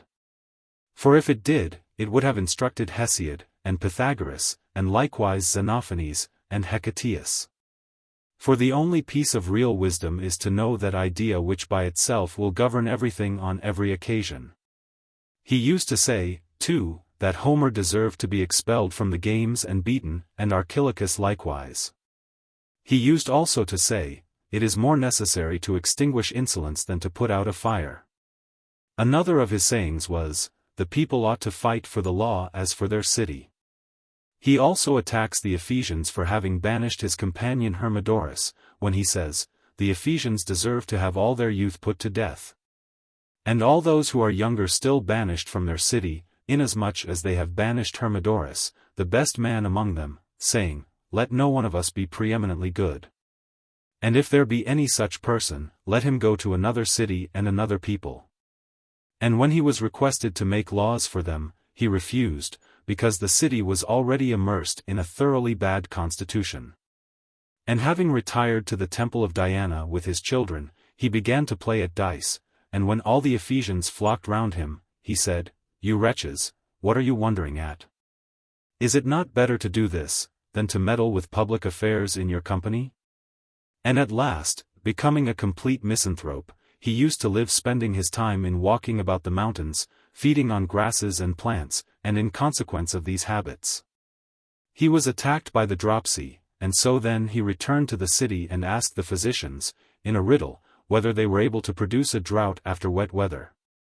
And as they did not understand him, he shut himself up in a stable for oxen, and covered himself with cow dung, hoping to cause the wet to evaporate from him by the warmth that this produced. And as he did himself no good in this way, he died, having lived 70 years. And we have written an epigram upon him which runs thus.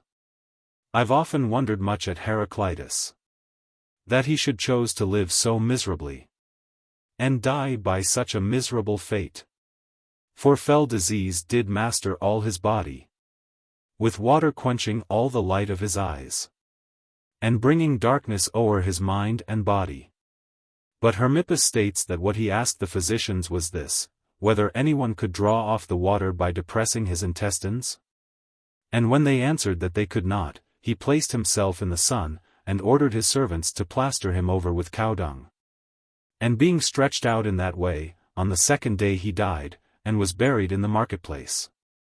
But Neanthes of Cyzicus says that as he could not tear off the cow dung, he remained there, and on account of the alteration in his appearance, he was not discovered, and so was devoured by the dogs.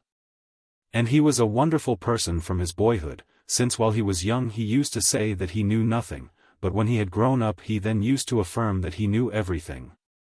And he was no one's pupil, but he used to say that he himself had investigated everything, and had learned everything of himself.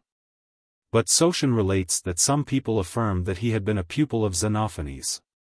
And that Ariston stated in his account of Heraclitus, that he was cured of the dropsy, and died of some other disease. And Hippobotus gives the same account. There is a book of his extant which is about nature generally, and it is divided into 3 discourses, one on the universe, one on politics, and one on theology. And he deposited this book in the temple of Diana, as some authors report, having written it intentionally in an obscure style, in order that only those who were able men might comprehend it. And that it might not be exposed to ridicule at the hands of the common people. Timon attacks this man also, saying, "Among them came that cuckoo Heraclitus, the enigmatical obscure reviler of all the common people." Theophrastus asserts that it was out of melancholy that he left some of his works half-finished, and wrote several in completely different styles. And Antisthenes, in his Successions, adduces as a proof of his lofty spirit the fact that he yielded to his brother the title and privileges of royalty. 121 And his book had so high a reputation that a sect arose in consequence of it, who were called after his own name Heraclidians. The following may be set down in a general manner as his main principles: that everything is created from fire, and is dissolved into fire. That everything happens according to destiny, and that all existing things are harmonized, and made to agree together by opposite tendencies, and that all things are full of souls and demons. He also discussed all the passions which exist in the world, and used also to contend that the sun was of that precise magnitude of which he appears to be. One of his sayings too was that no one, by whatever road he might travel, could ever possibly find out the boundaries of the soul, so deeply hidden are the principles which regulate it. He used also to call opinion the sacred disease, and to say that eyesight was often deceived. Sometimes, in his writings, he expresses himself with great brilliancy and clearness, so that even the most stupid man may easily understand him, and receive an elevation of soul from him. And his conciseness, and the dignity of his style, are incomparable. In particulars, his doctrines are of this kind: that fire is an element, and that it is by the changes of fire that all things exist, being engendered sometimes by rarity, sometimes by density. But he explains nothing clearly. He also says that everything is produced by contrariety, and that everything flows on like a river. That the universe is finite, and that there is one world, and that is produced from fire, and that the whole world is in its turn again consumed by fire at certain periods. And that all this happens according to fate. That of the contraries, that which leads to production is called war and contest, and that which leads to the conflagration is called harmony and peace. That change is the road leading upward, and the road leading downward, and that the whole world exists according to it. For that fire when densified becomes liquid, and becoming concrete, becomes also water, again, that the water when concrete is turned to earth, and that this is the road down. Again, that the earth itself becomes fused, from which water is produced, and from that everything else is produced. And then he refers almost everything to the evaporation which takes place from the sea, and this is the road which leads upwards. Also, that there are evaporations both from earth and sea, some of which are bright and clear, and some are dark, and that the fire is increased by the dark ones, and the moisture by the others. But what the space which surrounds us is, he does not explain. He states, however, that there are vessels in it, turned with their hollow part towards us, in which all the bright evaporations are collected and form flames, which are the stars, and that the brightest of these flames, and the hottest, is the light of the sun. For that all the other stars are farther off from the earth, and that on this account, they give less light and warmth, and that the moon is nearer the earth, but does not move through a pure space. The sun, on the other hand, is situated in a transparent space, and one free from all admixture, preserving a well-proportioned distance from us. On which account it gives us more light and more heat. And that the sun and moon are eclipsed and the before-mentioned vessels are turned upwards. And that the different phases of the moon take place every month, as its vessel keeps gradually turning round. Moreover, that day and night, and months and years, and rains and winds, and things of that kind, all exist according to, and are caused by, the different evaporations. For that the bright evaporation catching fire in the circle of the sun causes day, and the predominance of the opposite one causes night. And again, from the bright one the heat is increased so as to produce summer, and from the dark one the cold gains strength and produces winter. And he also explains the causes of the other phenomena in a corresponding manner. But with respect to the earth, he does not explain at all of what character it is, nor does he do so in the case of the vessels, and these were his main doctrines. Now, what his opinion about Socrates was, and what expressions he used when he met with a treatise of his which Euripides brought him, according to the story told by Ariston, we have detailed in our account of Socrates. Seleucus the grammarian, however, says that a man of the name of Croton, in his Diver, relates that it was a person of the name of Crates who first brought this book into Greece. And that he said that he wanted some Delian diver who would not be drowned in it. And the book is described under several titles, some calling it the Muses, some a treatise on nature. But Diogenes calls it a well-compacted helm to lead a man straight through the path of life. Some call it a science of morals, the arrangement of the changes 122 of unity and of everything. They say that when he was asked why he preserved silence, he said, that you may talk. Darius was very desirous to enjoy his conversation, and wrote thus to him. King Darius, the son of Hystaspes, addresses Heraclitus of Ephesus, the wise man, greeting him. You have written a book on natural philosophy, difficult to understand and difficult to explain. Accordingly, if in some parts it is explained literally, it seems to disclose a very important theory concerning the universal world, and all that is contained in it, as they are placed in a state of most divine motion. But commonly, the mind is kept in suspense, so that those who have studied your work the most, are not able precisely to disentangle the exact meaning of your expressions. Therefore, King Darius, the son of Hystaspes, wishes to enjoy the benefit of hearing you discourse, and of receiving some Grecian instruction. Come, therefore, quickly to my sight, and to my royal palace. For the Greeks, in general, do not accord to wise men the distinction which they deserve, and disregard the admirable expositions delivered by them, which are, however, worthy of being seriously listened to and studied.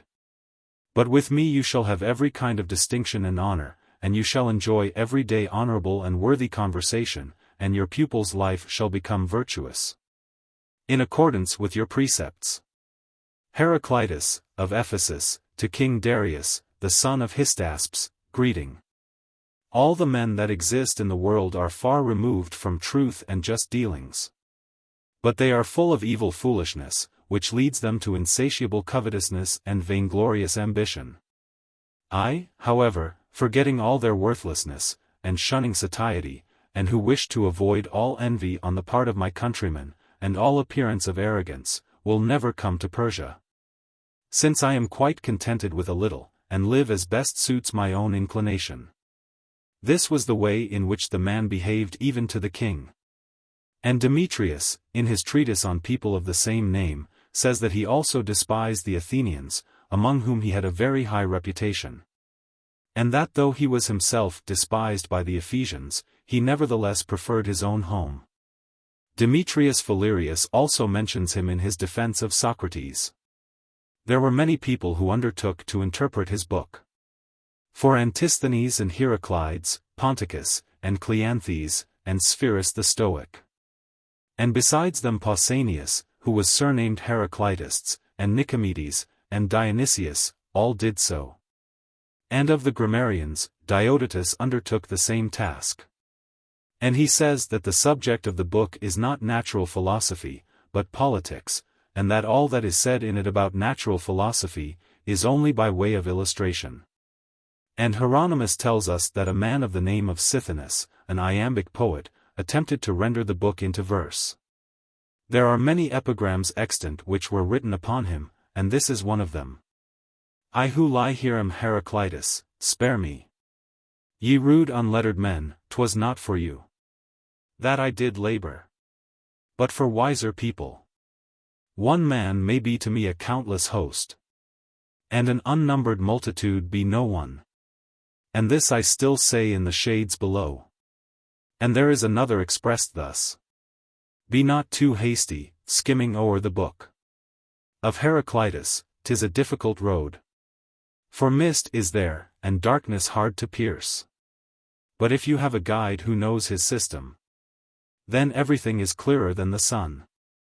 There were 5 people of the name of Heraclitus. The first was this philosopher of ours. The second a lyric poet, who wrote a panegyrical hymn on the 12 gods. The third was an elegiac poet, of Halicarnassus, on whom Callimachus wrote the following epigram. I heard, O Heraclitus, of your death. And the news filled my eyes with mournful tears. When I remembered all the happy hours, when we with talk beguiled the setting sun. You now are dust, but still the honeyed voice of your sweet converse doth and will survive. Nor can fell death, which all things else destroys, lay upon that his ruthless conquering grasp. The fourth was a lesbian, who wrote a history of Macedonia. The fifth was a man who blended jest with earnest, and who, having been a harp player, abandoned that profession for a serio-comic style of writing. Xenophanes. Xenophanes was the son of Dexius, or, as Apollodorus says, of Orthomenes. He was a citizen of Colophon, and is praised by Timon. Accordingly, he says, Xenophanes, not much a slave to vanity, the wise reprover of the tricks of Homer. He, having been banished from his own country, lived at Zancle in Sicily, and at Catana. And according to the statements made by some people, he was a pupil of no one. But as others say, he was a pupil of Botone the Athenian, or as another account again affirms, of Archelaus. He was, if we may believe Sotion, a contemporary of Anaximander. He wrote poems in hexameter and in elegiac verse, and also he wrote iambics against Hesiod and Homer, attacking the things said in their poems about the gods. He also used to recite his own poems. It is said likewise that he argued against the opinions of Thales and Pythagoras, and that he also attacked Epimenides. He lived to an extreme old age. As he says somewhere himself, 67 long years are fully past, since first my doctrine spread abroad through Greece. And, twixt that time and my first view of light, 6 lustres more must added be to them. If I am right at all about my age, lacking but 8 years of a century. His doctrine was that there were 4 elements of existing things, and an infinite number of worlds, which were all unchangeable. He thought that the clouds were produced by the vapor which was borne upwards from the sun, and which lifted them up into the circumambient space. That the essence of God was of a spherical form, in no respect resembling man, that the universe could see, and that the universe could hear, but could not breathe. And that it was in all its parts intellect, and wisdom, and eternity. He was the first person who asserted that everything which is produced is perishable, and that the soul is a spirit. He used also to say that the many was inferior to unity. Also, that we ought to associate with tyrants either as little as possible, or else as pleasantly as possible. When Empedocles said to him that the wise man was undiscoverable, he replied, very likely, for it takes a wise man to discover a wise man. And Sotion says that he was the first person who asserted that everything is incomprehensible. But he is mistaken in this. Xenophanes wrote a poem on the founding of Colophon, and also, on the colonization of Aelia, in Italy, consisting of 2,000 verses. And he flourished about the 60th Olympiad. Demetrius Phalereus, in his treatise on old age, and Phoenicius the Stoic, in his essay on cheerfulness, relate that he buried his sons with his own hands, as Anaxagoras had also done. And he seems to have been detested 123 by the Pythagoreans, Parmenides, and Oristades, as Phavorinus relates in the first book of his commentaries. There was also another Xenophanes, a native of Lesbos, and an iambic poet.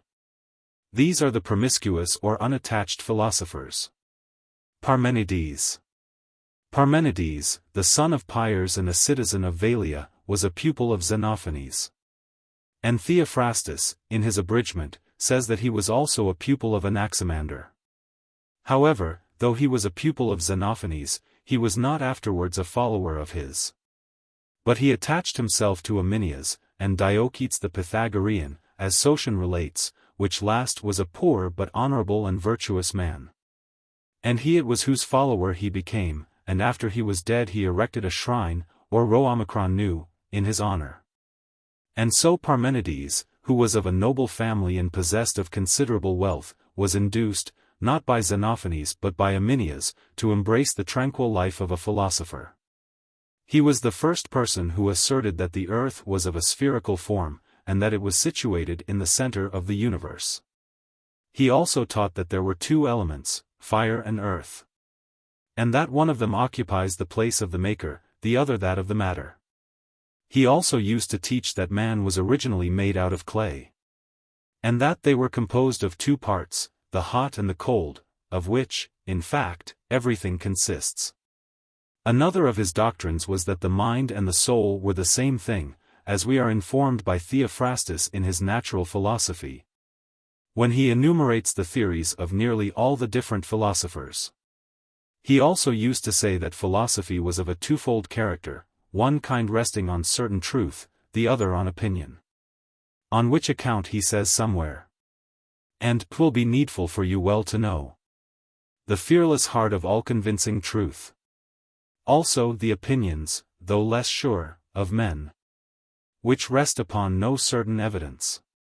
Parmenides too philosophizes in his poems, as Hesiod and Xenophanes and Empedocles used to. And he used to say that argument was the test of truth, and that the sensations were not trustworthy witnesses. Accordingly, he says, "Let not the common usages of men persuade your better taught experience to trust to men's unsafe deceitful sight, or treacherous ears, or random speaking tongue. Reason alone will prove the truth of facts." On which account Timon says of him, "The vigorous mind of wise Parmenides, who classes all the errors of the thoughts under vain fantasies." Plato inscribed one of his dialogues with his name, Parmenides, or an essay on ideas. He flourished about the 69th Olympiad. He appears to have been the first person who discovered that Hesperus and Lucifer were the same star, as Phavorinus records, in the 5th book of his commentaries.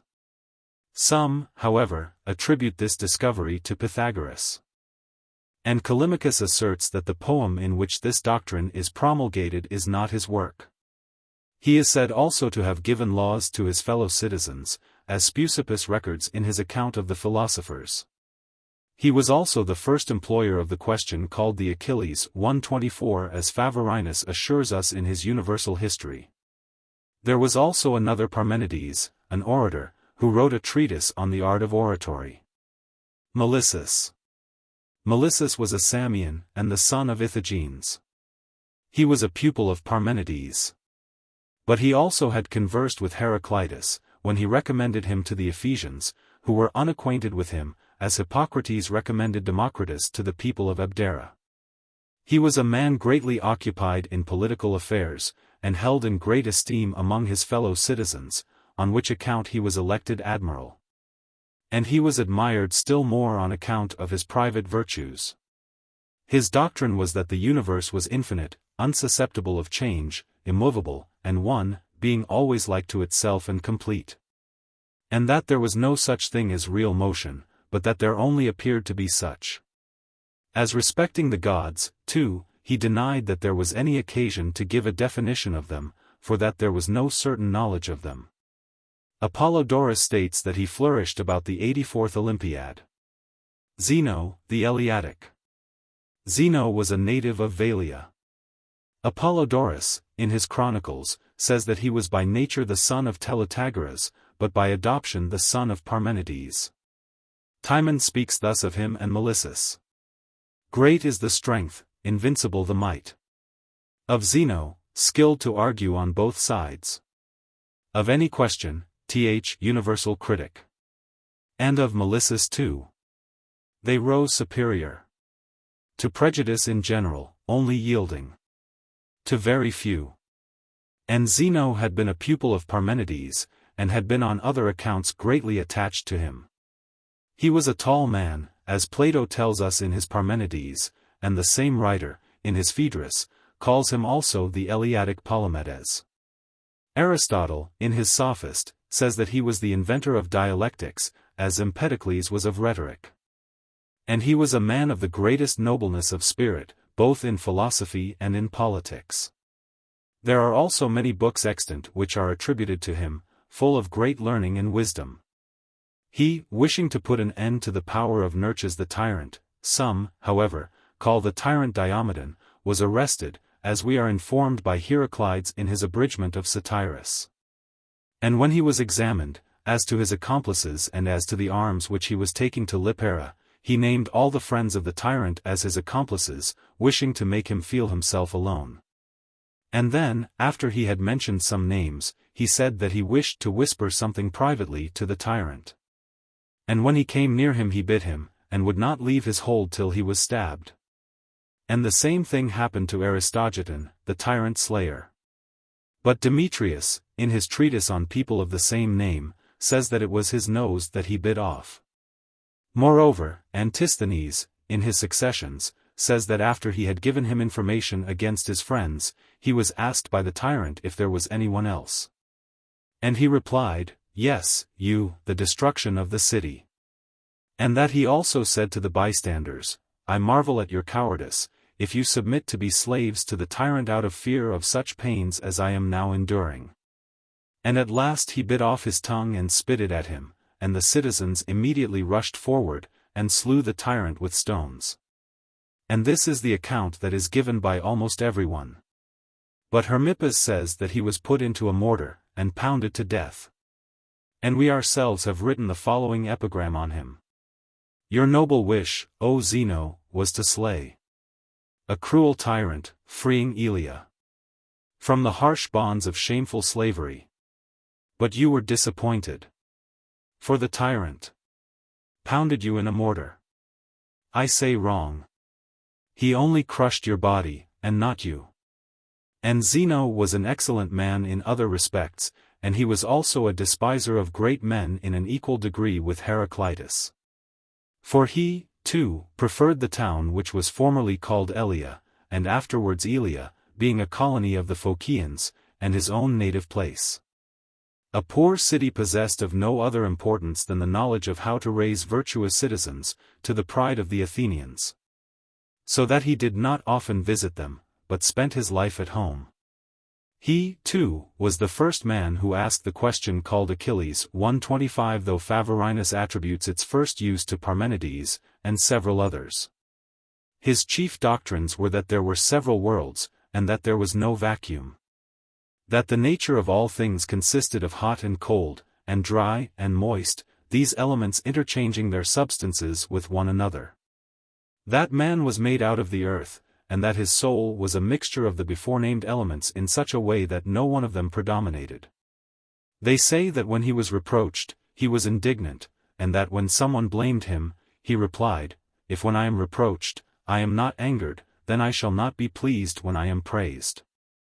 We have already said in our account of the city Ion, that there were 8 Zenas, but this one flourished about the 79th Olympiad. Leucippus. Leucippus was a native of Velia. But as some say, of Abdera, and as others report, of Melos. He was a pupil of Zeno. And his principal doctrines were that all things were infinite, and were interchanged with one another. And that the universe was a vacuum, and full of bodies, also that the worlds were produced by bodies falling into the vacuum, and becoming entangled with one another. And that the nature of the stars originated in motion, according to their increase, also, that the sun is borne round in a greater circle around the moon. That the earth is carried on revolving round the center, and that its figure resembles a drum. He was the first philosopher who spoke of atoms as principles. These are his doctrines in general. In particular detail, they are as follow. He says that the universe is infinite, as I have already mentioned, that of it, one part is a plenum, and the other a vacuum. He also says that the elements, and the worlds which are derived from them, are infinite, and are dissolved again into them. And that the worlds are produced in this manner, that many bodies, of various kinds and shapes, are born by amputation from the infinite, into a vast vacuum. And then they, being collected together, produce one vortex. According to which they, dashing against one another, and whirling about in every direction, are separated in such a way that like attaches itself to like. But as they are all of equal weight, when by reason of their number they are no longer able to whirl about, the thin ones depart into the outer vacuum, as if they bounded through. And the others remain behind, and becoming entangled with one another, run together, and produce a sort of spherical-shaped figure. This subsists as a kind of membrane, containing within itself bodies of every kind. And as these are whirled about so as to revolve according to the resistance of the center, the circumambient membrane becomes thin, since bodies are without ceasing, uniting according to the impulse given by the vortex. And in this way the earth is produced, since these bodies which have once been brought to the center remain there. On the other side, there is produced another enveloping membrane, which increases incessantly by the accretion of exterior bodies. And which, as it is itself animated by a circular movement, drags with it, and adds to itself, everything it meets with. Some of these bodies thus enveloped reunite again and form compounds, which are at first moist and clayey, but soon becoming dry, and being drawn on in the universal movement of the circular vortex. They catch fire, and constitute the substance of the stars. The orbit of the sun is the most distant one, that of the moon is the nearest to the earth, and between the two are the orbits of the other stars. All the stars are set on fire by the rapidity of their own motion, and the sun is set on fire by the stars. The moon has only a slight quantity of fire. The sun and the moon are eclipsed in 1/26 in consequence of the inclination of the earth towards the south. In the north it always snows, and those districts are cold, and are often frozen. The sun is eclipsed but seldom, but the moon frequently, because her orbits are unequal.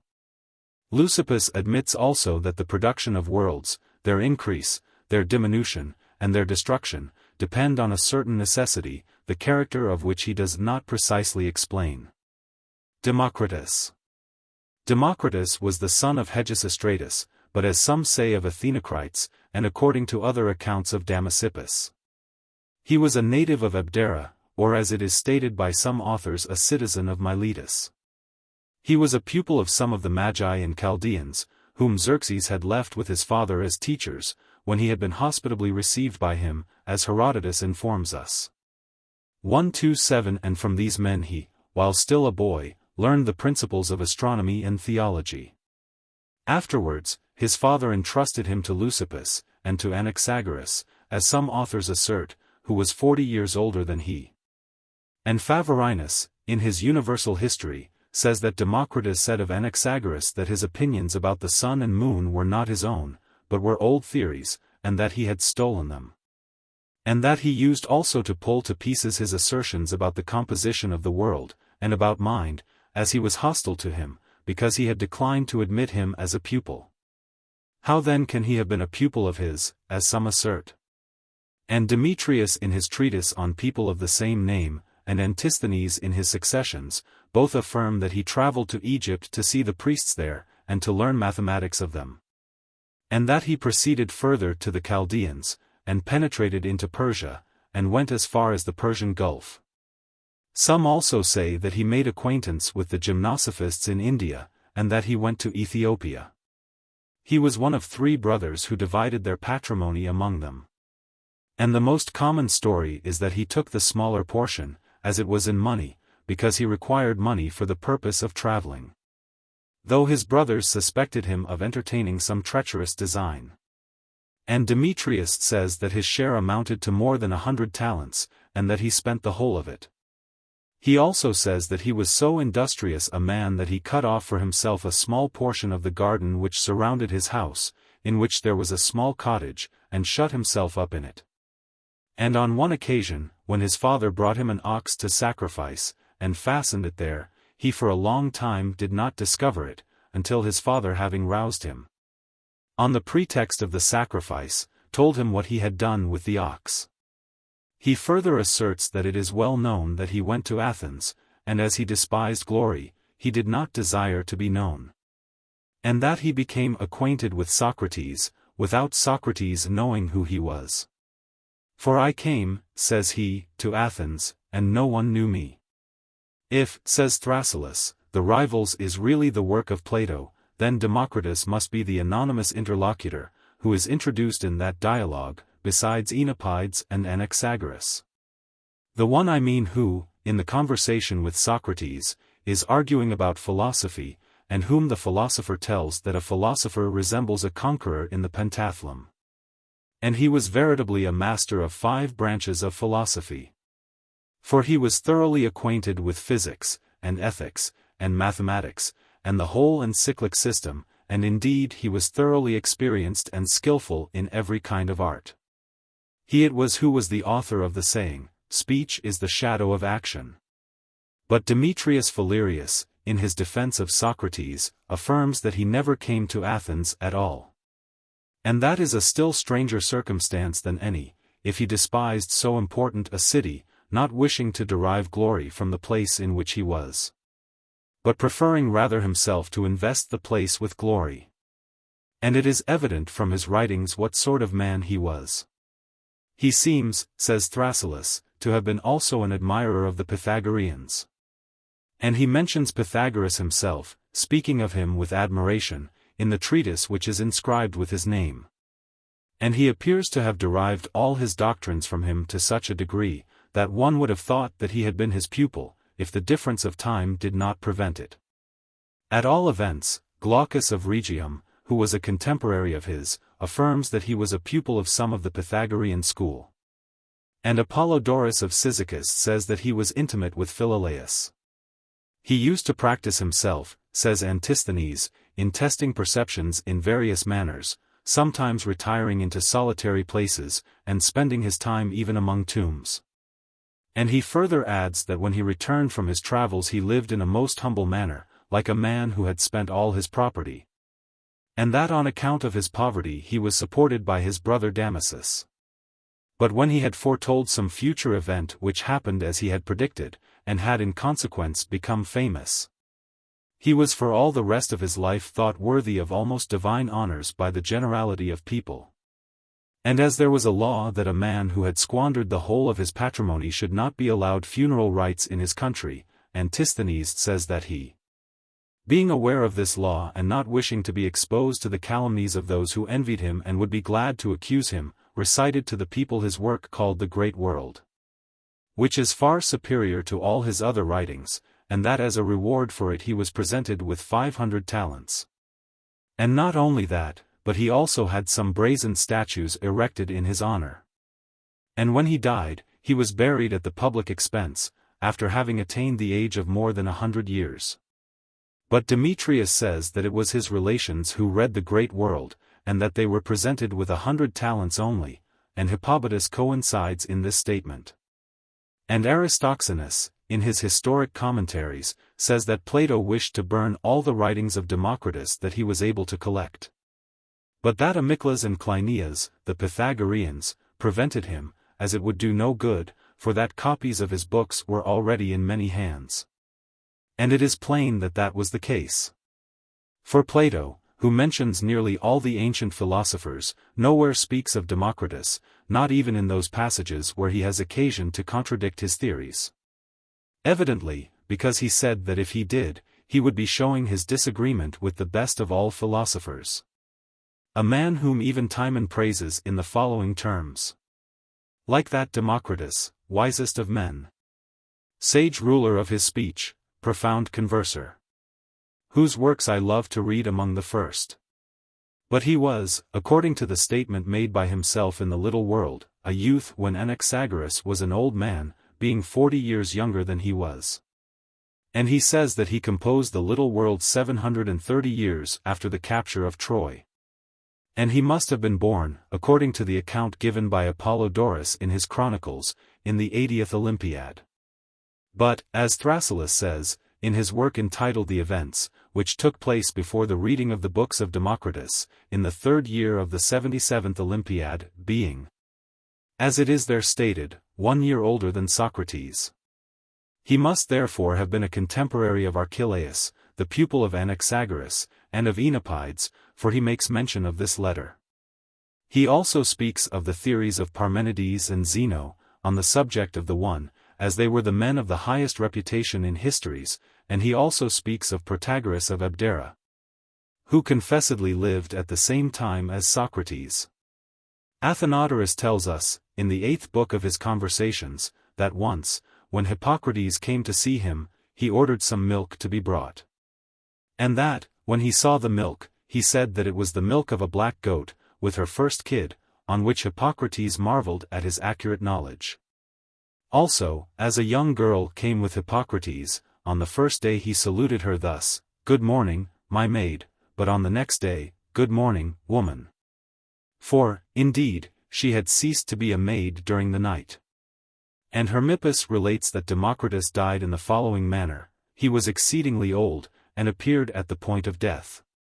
And his sister was lamenting that he would die during the festival of the Thesmophoria, 128, and so prevent her from discharging her duties to the goddess. And so he bade her be of good cheer, and desired her to bring him hot loaves every day. And, by applying these to his nostrils, he kept himself alive even over the festival. But when the days of the festival were past, and it lasted 3 days, then he expired, without any pain, as Hipparchus assures us, having lived 109 years. And we have written an epigram upon him in our collection of poems in every meter, which runs thus. What man was e'er so wise, who ever did so great a deed as this Democritus? Who kept off death, though present for 3 days, and entertained him with hot steam of bread. Such was the life of this man. Now his principal doctrines were these: that atoms and the vacuum were the beginning of the universe, and that everything else existed only in opinion. That the worlds were infinite, created, and perishable. But that nothing was created out of nothing, and that nothing was destroyed so as to become nothing. That the atoms were infinite both in magnitude and number, and were borne about through the universe in endless revolutions. And that thus they produced all the combinations that exist. Fire, water, air, and earth, for that all these things are only combinations of certain atoms, which combinations are incapable of being affected by external circumstances, and are unchangeable by reason of their solidity. Also, that the sun and the moon are formed by such revolutions and round bodies, and in like manner the soul is produced, and that the soul and the mind are identical. That we see by the falling of visions across our sight, and that everything that happens, happens of necessity. Motion, being the cause of the production of everything, which he calls necessity. The chief good he asserts to be cheerfulness, which, however, he does not consider the same as pleasure, as some people who have misunderstood him have fancied that he meant. But he understands by cheerfulness, a condition according to which the soul lives calmly and steadily, being disturbed by no fear, or superstition, or other passion. He calls this state epsilon theta upsilon mu alpha, and epsilon epsilon sigma tau, and several other names. Everything which is made he looks upon as depending for its existence on opinion. But atoms and the vacuum he believes exist by nature. These were his principal opinions. Of his books, Thales has given a regular catalogue, in the same way that he has arranged the works of Plato, dividing them into 4 classes. Now these are his ethical works: the Pythagoras, a treatise on the disposition of the wise man, an essay on those in the shades below. The Tritogenia, this is so called because from Minerva 3 things are derived which hold together all human affairs, a treatise on manly courage or valor, the Horn of Amalthea. An essay on cheerfulness, a volume of ethical commentaries. A treatise entitled For Cheerfulness, Epsilon Epsilon Sigma Tau, is not found. These are his writings on natural philosophy, the great world, which Theophrastus asserts to be the work of Leucippus, the little world, the cosmography, a treatise on the planets. The first book on nature, 2 books on the nature of man, or on flesh, an essay on the mind, 1 on the senses. Some people join these 2 together in 1 volume, which they entitle, On the Soul. A treatise on juices, 1 on colors, 1 on the different figures, 1 on the changes of figures, the Cradenteria, that is to say, an essay, approving of what has been said in preceding ones. A treatise on phenomenon, or on providence, 3 books on pestilences, or pestilential evils, a book of difficulties. These are his books on natural philosophy. His miscellaneous works are these: Heavenly Causes, Aerial Causes, Causes affecting plane surfaces, Causes referring to fire, and to what is in fire, Causes affecting voices. Causes affecting seeds, and plants, and fruits, 3 books of Causes affecting animals, Miscellaneous Causes, a treatise on the magnet. These are his miscellaneous works. His mathematical writings are the following: a treatise on the difference of opinion, or on the contact of the circle and the sphere, 1 on geometry, 1 on numbers. 1 on incommensurable lines, and solids, in 2 books, a volume called Explanations, the Great Year, or the Astronomical Calendar, a discussion on the clepsydra, the map of the heavens, geography. Polography, actinography, or a discussion on rays of light. These are his mathematical works. His works on music are the following: a treatise on rhythm and harmony, 1 on poetry.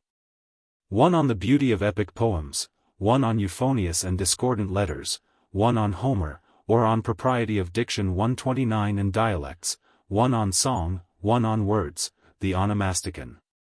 These are his musical works. The following are his works on art: Prognostics, a treatise on the way of living, called also Dietetics, or the opinions of a physician. Causes relating to unfavorable and favorable opportunities, a treatise on agriculture, called also the Georgic, 1 on painting, tactics, and fighting in heavy armor. These are his works on such subjects. Some authors also give a list of some separate treatises which they collect from his commentaries. A treatise on the sacred letters seen at Babylon. Another on the sacred letters seen at Meroe, the voyage round the ocean, a treatise on history, a Chaldaic discourse, a Phrygian discourse, a treatise on fever. An essay on those who are attacked with cough after illness, the principles of laws, things made by hand, or problems. As to the other books which some writers ascribe to him, some are merely extracts from his other writings, and some are confessedly the work of others. And this is a sufficient account of his writings. There were 6 people of the name of Democritus. The first was this man of whom we are speaking. The second was a musician of Chios, who lived about the same time. The third was a sculptor who is mentioned by Antigonus. The fourth is a man who wrote a treatise on the temple at Ephesus, and on the city of Samothrace. The fifth was an epigrammatic poet, of great perspicuity and elegance. The sixth was a citizen of Pergamus, who wrote a treatise on oratory. Protagoras. Protagoras was the son of Artemon, or as Apollodorus says, which account is corroborated by Deinon, in his History of Persia, of Meander. He was a native of Abdera, as Heraclides Ponticus tell us, in his treatise on laws, and the same authority informs us that he made laws for the Thurians. But, according to the statement of Euclid, in his Flatterers, he was a native of Teos, for he says, "Within you'll find Protagoras, of Teos." He, and Prodicus of Ceos, used to levy contributions for giving their lectures, and Plato, in his Protagoras, says that Prodicus had a very powerful voice. Protagoras was a pupil of Democritus. And he was surnamed Wisdom, as Phavorinus informs us in his Universal History. He was the first person who asserted that in every question there were two sides to the argument exactly opposite to one another. And he used to employ them in his arguments, being the first person who did so. But he began something in this manner: man is the measure of all things, of those things which exist as he is, and of those things which do not exist as he is not. And he used to say that nothing else was soul except the senses, as Plato says, in the Theaetetus, and that everything was true. And another of his treatises he begins in this way: concerning the gods, I am not able to know to a certainty whether they exist or whether they do not. For there are many things which prevent one from knowing, especially the obscurity of the subject, and the shortness of the life of man. And on account of this beginning of his treatise, he was banished by the Athenians. And they burnt his books in the marketplace, calling them in by the public crier, and compelling all who possessed them to surrender them. He was the first person who demanded payment of his pupils, fixing his charge at 100 minae. He was also the first person who gave a precise definition of the parts of time, and who explained the value of opportunity, and who instituted contests of argument, and who armed the disputants with the weapon of sophism. He it was too who first left facts out of consideration, and fastened his arguments on words, and who was the parent of the present superficial and futile kinds of discussion. On which account Timon says of him, Protagoras, that slippery arguer, in disputatious contests fully skilled. He too it was who first invented that sort of argument which is called the Socratic, and who first employed the reasonings of Antisthenes, which attempt to establish the point that they cannot be contradicted, as Plato tells us in his Euthydemus. He was also the first person who practiced regular discussions on set subjects, as Artemidorus the dialectician tells us in his treatise against Chrysippus. He was also the original inventor of the porter's pad for men to carry their burdens on, as we are assured by Aristotle, in his book on education. For he himself was a porter, as Epicurus says somewhere or other. And it was in this way that he became highly thought of by Democritus, who saw him as he was tying up some sticks. He was also the first person who divided discourse into 4 parts: entreaty, interrogation, answer, and injunction.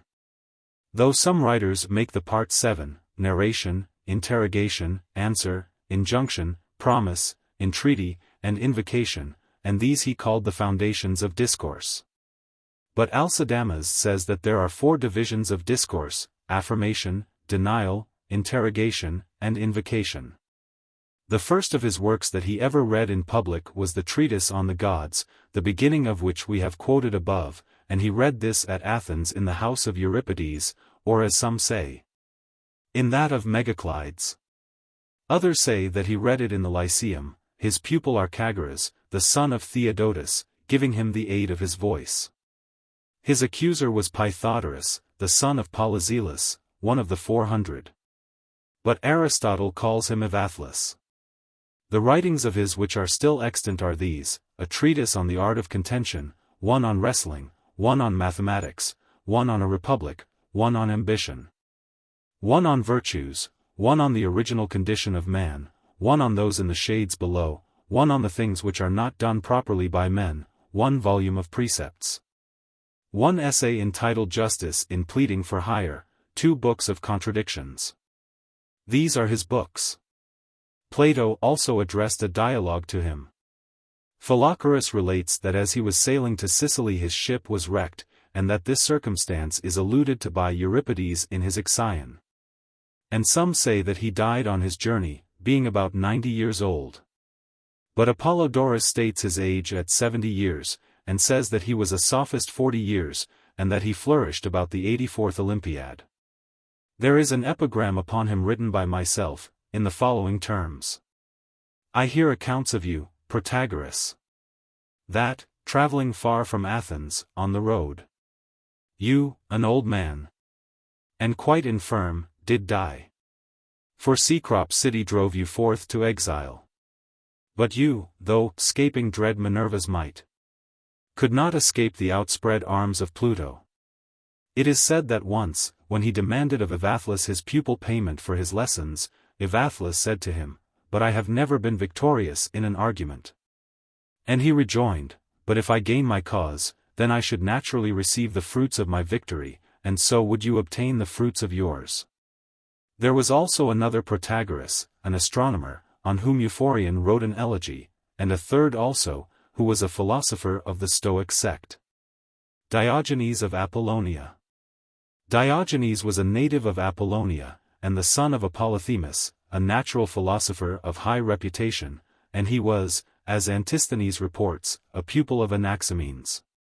He was also a contemporary of Anaxagoras, and Demetrius Philolaus says in his defense of Socrates that he was very unpopular at Athens, and even in some danger of his life. The following were his principal doctrines: that the air was an element, that the worlds were infinite, and that the vacuum also was infinite. That the air, as it was condensed, and as it was rarefied, was the productive cause of the worlds, that nothing can be produced out of nothing. 130 And that nothing can be destroyed so as to become nothing.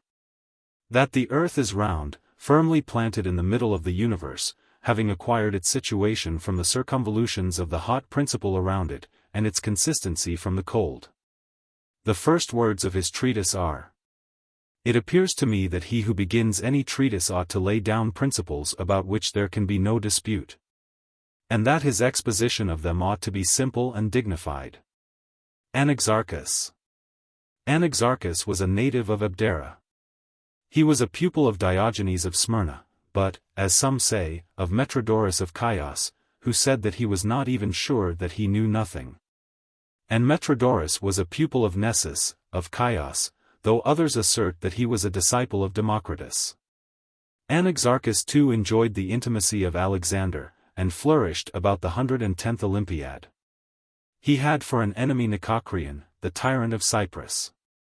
And on one occasion, when Alexander, at a banquet, asked him what he thought of the entertainment, he is said to have replied, "O king, everything is provided very sumptuously. And the only thing wanting is to have the head of some satrap served up," hinting at Nicocreon. And Nicocreon did not forget his grudge against him for this. But after the death of the king, when Anaxarchus, who was making a voyage, was driven against his will into Cyprus, he took him and put him in a mortar, and commanded him to be pounded to death with iron pestles. And then they say that he, disregarding this punishment, uttered that celebrated saying, "Beat the bag of Anaxarchus, but you will not beat Anaxarchus himself." And then, when Nicocreon commanded that his tongue should be cut out, it is said that he bit it off, and spit it at him. And we have written an epigram upon him in the following terms: "Beat more and more, you're beating but a bag. Beat, Anaxarchus is in heaven with Jove.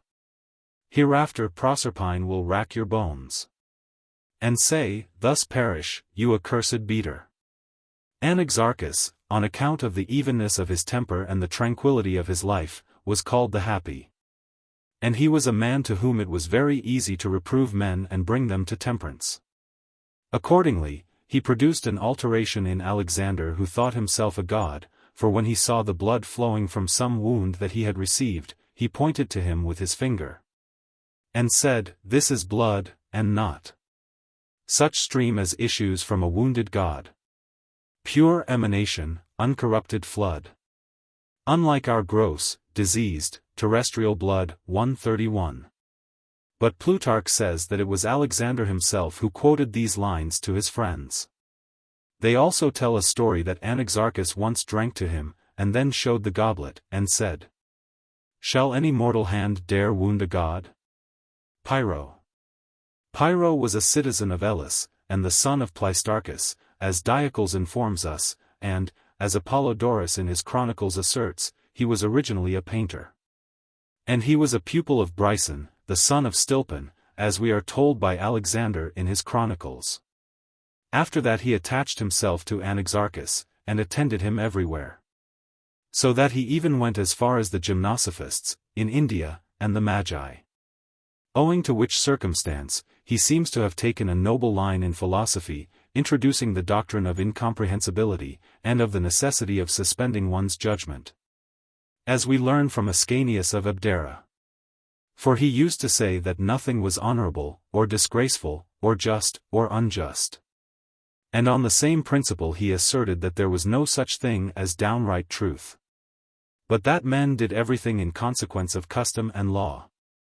For that nothing was any more this than that. And his life corresponded to his principles. For he never shunned anything, and never guarded against anything, encountering everything, even wagons for instance, and precipices, and dogs, and everything of that sort. Committing nothing whatever to his senses. So that he used to be saved, as Antigonus the Carystian tells us, by his friends who accompanied him. And Anaximenes says that he studied philosophy on the principle of suspending his judgment on all points, without however, on any occasion acting in an imprudent manner. Or doing anything without due consideration. And he lived to nearly 90 years of age. And Antigonus of Carystus, in his account of Pyrrho, mentions the following circumstances respecting him, that he was originally a person of no reputation, but a poor man, and a painter. And that a picture of some camp-bearers, of very moderate execution, was preserved in the gymnasium at Elis, which was his work. And that he used to walk out into the fields and seek solitary places, very rarely appearing to his family at home. And that he did this in consequence of having heard some Indian reproaching Anaxarchus for never teaching anyone else any good, but for devoting all his time to paying court to princes in palaces. He relates of him too that he always maintained the same demeanor, so that if anyone left him in the middle of his delivery of a discourse, he remained and continued what he was saying. Although, when a young man, he was of a very excitable temperament. Often too, says Antigonus, he would go away for a time without telling anyone beforehand, and taking any chance persons whom he chose for his companions. And once, when Anaxarchus had fallen into a pond, he passed by without assisting him, and when someone blamed him for this, Anaxarchus himself praised his indifference and absence of all emotion. On one occasion he was detected talking to himself, and when he was asked the reason, he said that he was studying how to be good. In his investigations he was never despised by anyone, because he always spoke explicitly and straight to the question that had been put to him. On which account Nausiphanes was charmed by him even when he was quite young. And he used to say that he should like to be endowed with the disposition of Pyrrho, without losing his own power of eloquence. And he said too that Epicurus, who admired the conversation and manners of Pyrrho, was frequently asking him about him. He was so greatly honored by his country that he was appointed a priest. And on his account all the philosophers were exempted from taxation. He had a great many imitators of his impassiveness. In reference to which Timon speaks thus of him in his Python, and in his Siloi. Now, you old man, you Pyrrho. How could you find an escape from all the slavish doctrines and vain imaginations of the sophists? How did you free yourself from all the bonds of sly chicane, and artful deep persuasion? How came you to neglect what sort of breeze blows round your Greece, and what's the origin and end of everything? And again, in his Images, he says, these things, my heart, O Pyrrho, longs to hear. How you enjoy such ease of life and quiet. The only man as happy as a god. And the Athenians presented him with the freedom of their city, as Diogenes tells us, because he had slain Codes the Thracian. He also lived in a most blameless manner with his sister, who was a midwife, as Eratosthenes relates in his treatise on riches and poverty. So that he himself used to carry poultry, and pigs too if he could get any, into the marketplace and sell them. And he used to clean all the furniture of the house without expressing any annoyance. And it is said that he carried his indifference so far that he even washed a pig. And once, when he was very angry about something connected with his sister, and her name was Felista, and someone took him up, he said, the display of my indifference does not depend on a woman. On another occasion, when he was driven back by a dog which was attacking him, he said to someone who blamed him for being discomposed, that it was a difficult thing entirely to put off humanity. But that a man ought to strive with all his power to counteract circumstances with his actions if possible, and at all events with his reason. They also tell a story that once, when some medicines of a consuming tendency, and some cutting and cautery was applied to him for some wound, that he never even contracted his brow. And Timon intimates his disposition plainly enough in the letters which he wrote to Python. Moreover, Philo the Athenian, who was a friend of his, said that he was especially fond of Democritus. And next to him of Homer, whom he admired greatly, and was continually saying, "But as the race of falling leaves decay, such is the fate of man." 132. He used also, as it is said, to compare men to wasps and flies and birds, and to quote the following lines. "Die then, my friend, what boots it to deplore? The great, the good Patroclus is no more. He, far thy better, was foredoomed to die. And thou, doest thou bewail mortality?" 133. And so he would quote anything that bore on the uncertainty and emptiness and fickleness of the affairs of man. Posidonius tells the following anecdote about him, that when some people who were sailing with him were looking gloomy because of a storm, he kept a calm countenance, and comforted their minds. Exhibiting himself on deck eating a pig, and saying that it became a wise man to preserve an untroubled spirit in that manner. Numenius is the only writer who asserts that he used to deliver positive dogmas. He had many eminent disciples, and among them Eurylochus, of whom the following defective characteristic is related, for they say that he was once worked up to such a pitch of rage that he took up a spit with the meat on it, and chased the cook as far as the marketplace. And once in Elis he was so harassed by some people who put questions to him in the middle of his discourses, that he threw down his cloak and swam across the Alpheus. He was the greatest possible enemy to the sophists, as Timon tells us. But Philo, on the contrary, was very fond of arguing. On which account Timon speaks of him thus. Avoiding men to study all devoted. He ponders with himself, and never heeds the glory or disputes which harass Philo. Besides these disciples, Pyrrho also had Hicadius of Abdera, and Timon the Phliasian, who wrote the Siloi and whom we shall speak of hereafter. And also Nausiphanes of Teos, who, as some say, was the master of Epicurus. All these men were called Pyrrhonians from their master. And also doubters, and skeptics, and effectics, or suspenders of their judgment, and investigators, from their principles. And their philosophy was called investigatory, from their investigating or seeking the truth on all sides, and skeptical from their being always doubting, sigma kappa pi tau omicron mu alpha iota, and never finding. And effectic, from the disposition which they encouraged after investigation, I mean the suspending of their judgment, pi omicron chi. And doubting, because they asserted that the dogmatic philosophers only doubted, and that they did the same. And they were called Pyrrhonians from Pyrrho himself. But Theodosius, in his chapters on skepticism, contends that we ought not to call the Pyrrhonian school skeptical. For since, says he, the motion and agitation of the mind in each individual is incomprehensible to others, we are unable to know what was the disposition of Pyrrho.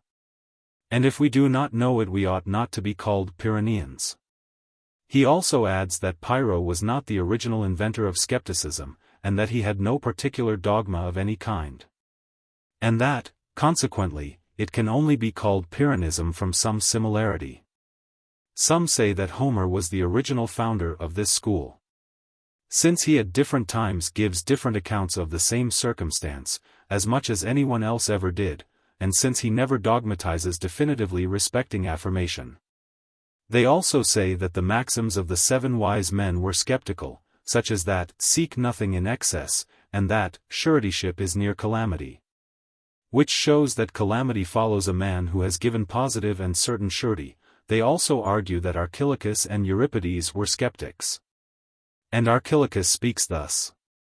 And now, O Glaucus, son of Leptines, such is the mind of mortal man, which changes with every day that Jupiter doth send.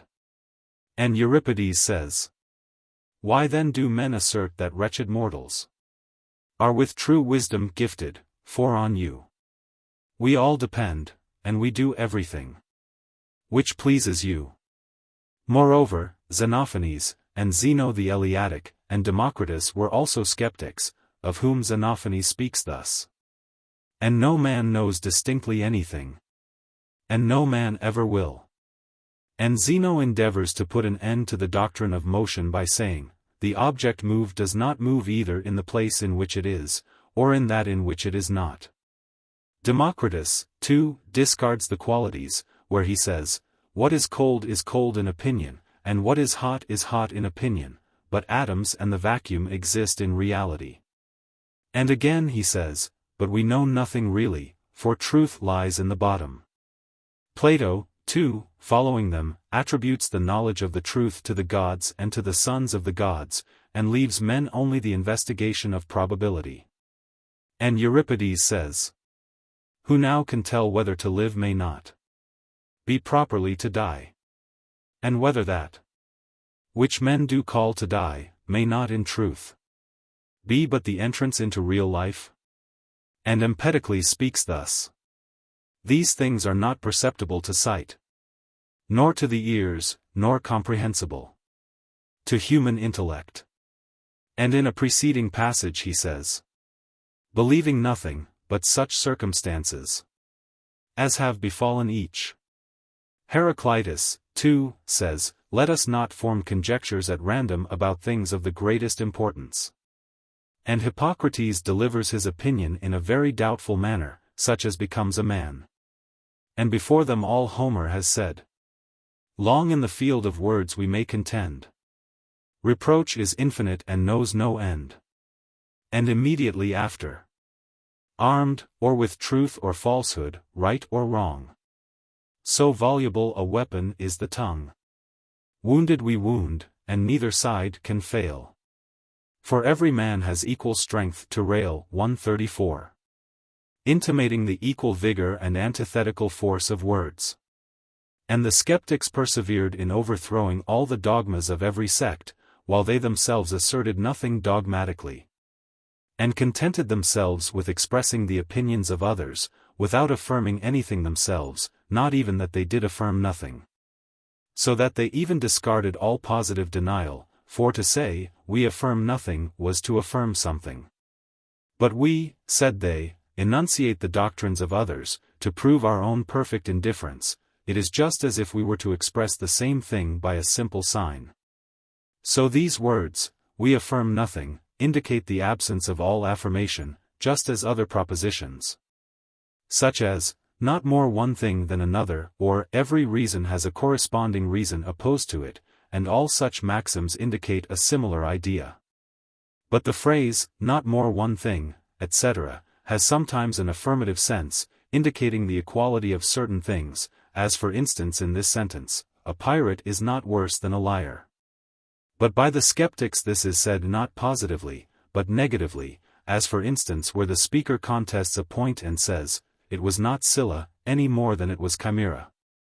And the word more itself is sometimes used to indicate a comparison, as when we say, that honey is more sweet than grapes. And at other times it is used positively, and at the same time negatively, as when we say, virtue profits us more than hurts us.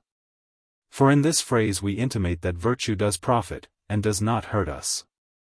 But the skeptics abolished the whole expression, not more than it, saying, that prudence has not existence, any more than it has no existence. Accordingly, then, expression, as Timon says in his Python, indicates nothing more than an absence of all affirmation, or of all assent of the judgment. Also the expression, every reason has a corresponding reason, etc., does in the same manner indicate the suspension of the judgment. For if, while the facts are different, the expressions are equipollent, it follows that a man must be quite ignorant of the real truth. Besides this, to this assertion there is a contrary assertion opposed, which, after having destroyed all others, turns itself against itself, and destroys itself, resembling, as it were, those cathartic medicines which, after they have cleansed the stomach, then discharge themselves and are got rid of. And so the dogmatic philosophers say that all these reasonings are so far from overturning the authority of reason that they confirm it. To this the skeptics reply that they only employ reason as an instrument, because it is impossible to overturn the authority of reason without employing reason. Just as if we assert that there is no such thing as space, we must employ the word space, but that not dogmatically, but demonstratively. And if we assert that nothing exists according to necessity, it is unavoidable that we must use the word necessity.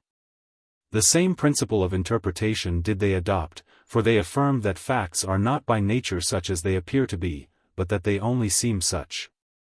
And they said that what they doubt is not what they think, for their thoughts are evident to themselves, but the reality of the things which are only made known to them by their sensations. The Pyrrhonian system, then, is a simple explanation of appearances, or of notions of every kind, by means of which, comparing one thing with another, one arrives at the conclusion that there is nothing in all these notions but contradiction and confusion. As Anaximenes says in his introduction to Pyrrhonism. As to the contradictions which are found in those speculations, when they have pointed out in what way each fact is convincing, they then, by the same means, take away all belief from it. For they say that we regard as certain those things which always produce similar impressions on the senses, those which are the offspring of habit, or which are established by the laws. And those too which give pleasure or excite wonder. And they prove that the reasons opposite to those on which our assent is founded are entitled to equal belief.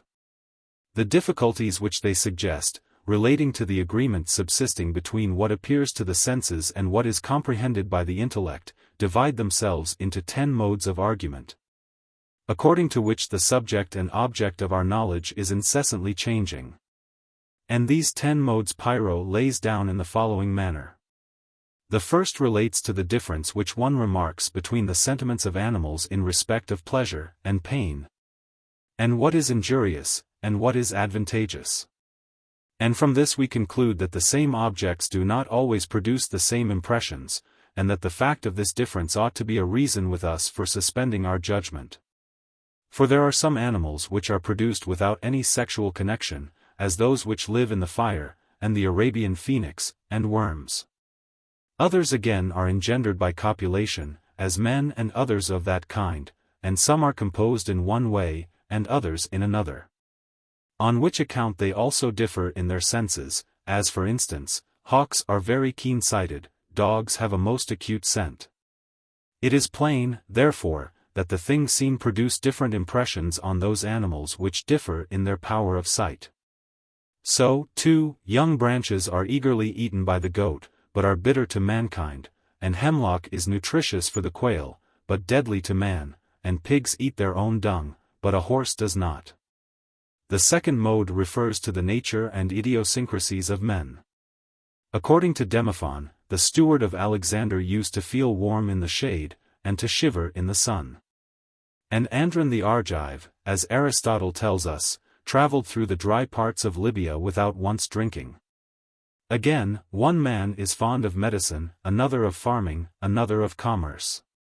And the same pursuits are good for one man and injurious to another, on which account we ought to suspend our opinions. The third mode is that which has for its object the difference of the organs of sense. Accordingly, an apple presents itself to the sight as yellow, to the taste as sweet, to the smell as fragrant. And the same form is seen in very different lights, according to the differences of mirrors. It follows, therefore, that what is seen is just as likely to be something else as the reality. The fourth refers to the dispositions of the subject, and the changes in general to which it is liable, such as health, sickness, sleep, waking, joy, grief, youth, old age, courage, fear, want, abundance, hatred, friendship, warmth, cold, easiness of breathing, oppression of the respiratory organs, and so on. The objects, therefore, appear different to us according to the disposition of the moment, for even madmen are not in a state contrary to nature. For, why are we to say that of them more than of ourselves? For we too look at the sun as if it stood still. Theon of Thyatira, the Stoic, used to walk about in his sleep. And a slave of Pericles used, when in the same state, to walk on the top of the house. The fifth mode is conversant with laws, and established customs, and belief in mythical traditions, and the conventions of art, and dogmatical opinions. This mode embraces all that relates to vice and to honesty, to the true and to the false, to the good and to the bad, to the gods and to the production and destruction of all visible objects. Accordingly, the same action is just in the case of some people, and unjust in that of others. And good in the case of some, and bad in that of others. On this principle we see that the Persians do not think it unnatural for a man to marry his daughter, but among the Greeks it is unlawful. Again, the Massagetæ, as Eudoxus tells us in the first book of his travels over the world, have their women in common, but the Greeks do not. And the Cilicians delight in piracy, but the Greeks avoid it. So again, different nations worship different gods, and some believe in the providence of God, and others do not. The Egyptians embalm their dead, and then bury them, the Romans burn them, the Paeonians throw them into the lakes. All these considerations show that we ought to suspend our judgment. The sixth mode has reference to the promiscuousness and confusion of objects, according to which nothing is seen by us simply and by itself, but in combination either with air, or with light, or with moisture, or with solidity, or heat, or cold, or motion, or evaporation or some other power. Accordingly, purple exhibits a different hue in the sun, and in the moon, and in a lamp. And our own complexions appear different when seen at noonday and at sunset. And a stone which one cannot lift in the air, is easily displaced in the water, either because it is heavy itself and is made light by the water, or because it is light in itself and is made heavy by the air. So that we cannot positively know the peculiar qualities of anything, just as we cannot discover oil in ointment. The seventh mode has reference to distances, and position, and space, and to the objects which are in space. In this mode one establishes the fact that objects which we believe to be large, sometimes appear small, that those which we believe to be square, sometimes appear round. That those which we fancy even, appear full of projections, those which we think straight, seem bent, and those which we believe to be colorless, appear of quite a different complexion. Accordingly, the sun, on account of its distance from us, appears small. The mountains too, at a distance 135 appear airy masses and smooth, but when beheld close, they are rough. Again, the sun has one appearance at his rise, and quite a different one at midday. And the same body looks very different in a wood from what it does on plain ground. So too, the appearance of an object changes according to its position as regards us. For instance, the neck of a dove varies as it turns. Since then, it is impossible to view these things irrespectively of place and position, it is clear that their real nature is not known. The eighth mode has respect to the magnitudes or quantities of things, or to the heat or coldness, or to the speed or slowness, or to the paleness or variety of color of the subject. For instance, a moderate quantity of wine when taken invigorates, but an excessive quantity weakens. And the same is the case with food, and other similar things. The ninth depends upon the frequency, or rarity, or strangeness of the thing under consideration. For instance, earthquakes excite no wonder among those nations with whom they are of frequent occurrence, nor does the sun, because he is seen every day. The ninth mode is called by Phavorinus the eighth, and by Sextus and Anaximenes the 10th, and Sextus calls the 10th the 8th, which Phavorinus reckons the 10th as the 9th in order. The 10th mode refers to the comparison between one thing and another.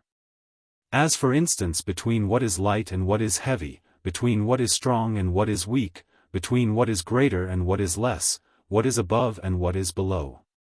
For instance, that which is on the right is not on the right intrinsically and by nature, but it is looked upon as such in consequence of its relation to something else. And if that other thing be transposed, then it will no longer be on the right. In the same way, a man is spoken of as a father, or brother, or relation to someone else.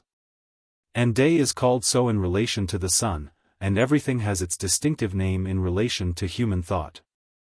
Therefore, those things which are known in relation to others are unknown of themselves. And these are the 10 modes.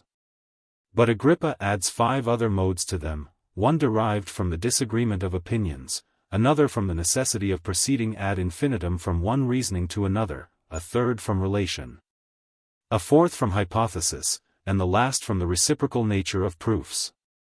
That which refers to the disagreement of opinions, shows that all the questions which philosophers propose to themselves, or which people in general discuss, are full of uncertainty and contradiction.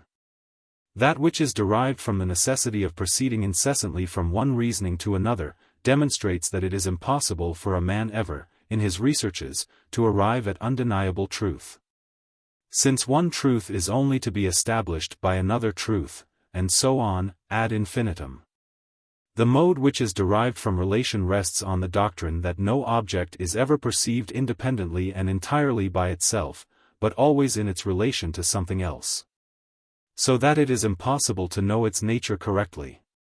That which depends on hypothesis is directed against those arguers who pretend that it is necessary to accept the principles of things taken absolutely, and that one must place one's faith in them without any examination, which is an absurdity, for one may just as well lay down the opposite principles. The fifth mode, that one namely which arises from the reciprocal nature of proofs, is capable of application whenever the proof of the truth which we are looking for supposes, as a necessary preliminary, our belief in that truth. For instance, if after we have proved the porosity of bodies by their evaporations, we return and prove the evaporations by the porosity, these skeptics then deny the existence of any demonstration, of any test of truth, of any signs, or causes, or motion, or learning, and of anything as intrinsically or naturally good or bad. For every demonstration, say they, depends either on things which demonstrate themselves, or on principles which are indemonstrable. If on things which demonstrate themselves, then these things themselves require demonstration, and so on ad infinitum. If on principles which are indemonstrable, then the very moment that either the sum total of these principles, or even one single one of them, is incorrectly urged, the whole demonstration falls instantly to pieces.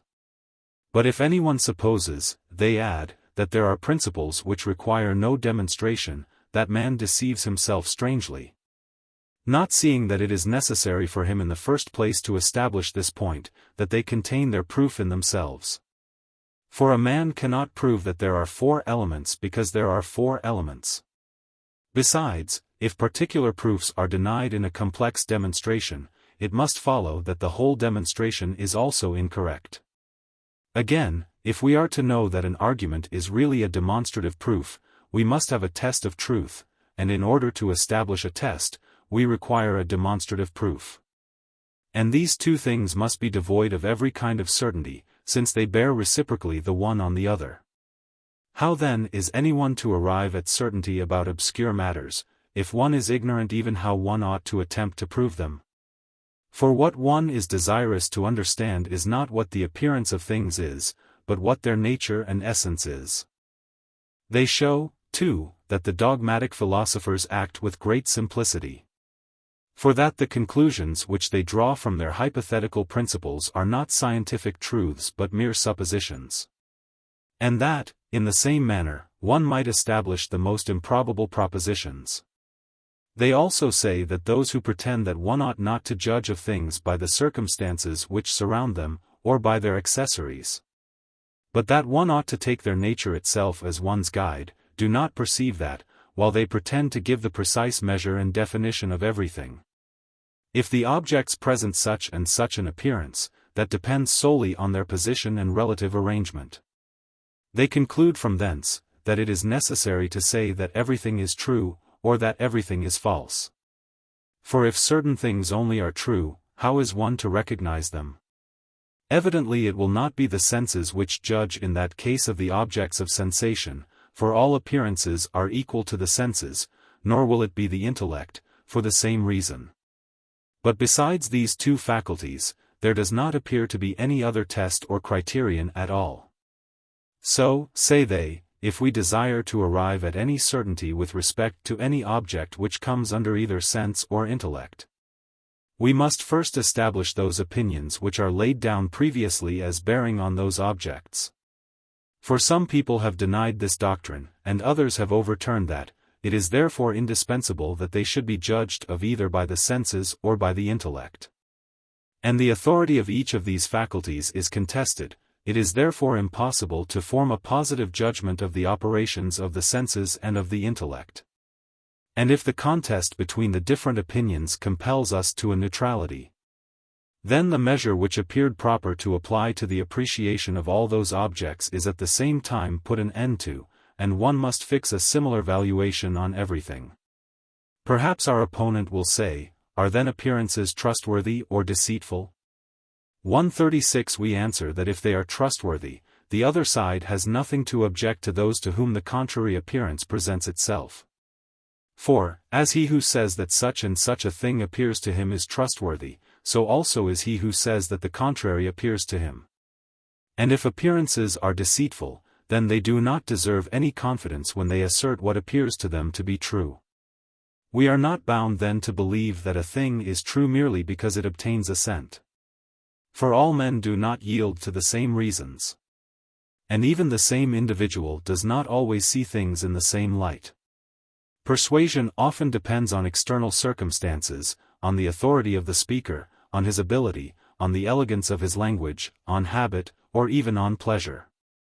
They also, by this train of reasoning, suppress the criterion of truth. Either the criterion has been decided on, or it has not. And if it has not, it does not deserve any confidence, and it cannot be of any use at all in aiding us to discern truth from falsehood. If, on the other hand, it has been decided on, it then enters into the class of particular things which require a criterion, and in that case to judge and to be judged amount to the same thing. The criterion which judges is itself judged of by something else, that again by a third criterion, and so on ad infinitum. Add to this, say they, the fact that people are not even agreed as to the nature of the criterion of truth. Some say that man is the criterion, others that it is the senses which are so. One set places reason in the van, another class rely upon cataleptic perception. As to man himself, he disagrees both with himself and with others, as the diversity of laws and customs proves. The senses are deceivers, and reason disagrees with itself. Cataleptic perception is judged of by the intellect, and the intellect changes in various manners. Accordingly, we can never find any positive criterion, and in consequence, truth itself wholly eludes our search. They also affirm that there are no such things as signs. For if there are signs, they argue they must be such as are apprehended either by the senses or by the intellect. Now, there are none which are apprehended by the senses, for everything which is apprehended by the senses is general, while a sign is something particular. Moreover, any object which is apprehended by the senses has an existence of its own, while signs are only relative. Again, signs are not apprehended by the intellect, for in that case they would be either the visible manifestation of a visible thing, or the invisible manifestation of an invisible thing. Or the invisible sign of a visible thing, or the visible sign of an invisible thing. But none of all these cases are possible, there are therefore no such things as signs at all. There is therefore no such thing as a visible sign of a visible thing. For that which is visible has no need of a sign. Nor, again, is there any invisible sign of an invisible thing, for when anything is manifested by means of another thing, it must become visible. On the same principle there is no invisible sign of a visible object, for that which aids in the perception of something else must be visible. Lastly, there is no visible manifestation of an invisible thing, for as a sign is something wholly relative, it must be perceived in that of which it is the sign, and that is not the case. It follows, therefore, that none of those things which are not visible in themselves admit of being perceived. For one considers signs as things which aid in the perception of that which is not evident by itself. They also wholly discard, and, as far as depends on them, overturn the idea of any cause, by means of this same train of reasoning. Cause is something relative. It is relative to that of which it is the cause. But that which is relative is only conceived, and has no real existence. The idea of a cause then is a pure conception. For, inasmuch as it is a cause, it must be a cause of something, otherwise it would be no cause at all.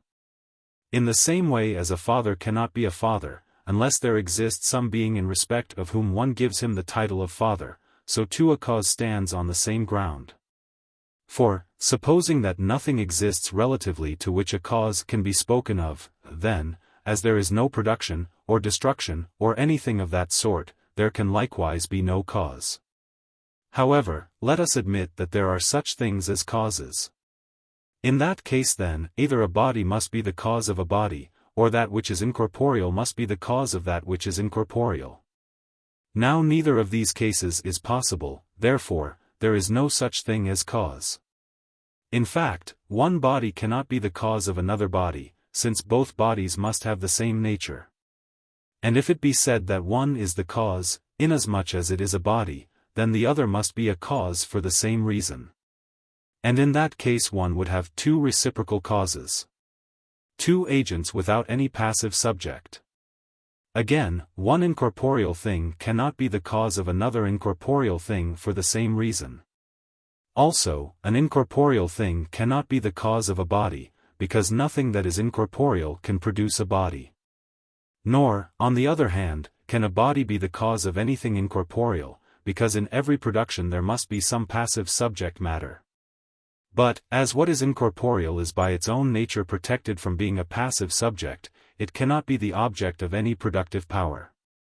There is, therefore, no such thing as any cause at all. From all which it follows that the first principles of all things have no reality, for such a principle, if it did exist, must be both the agent and the efficient cause. Again, there is no such thing as motion.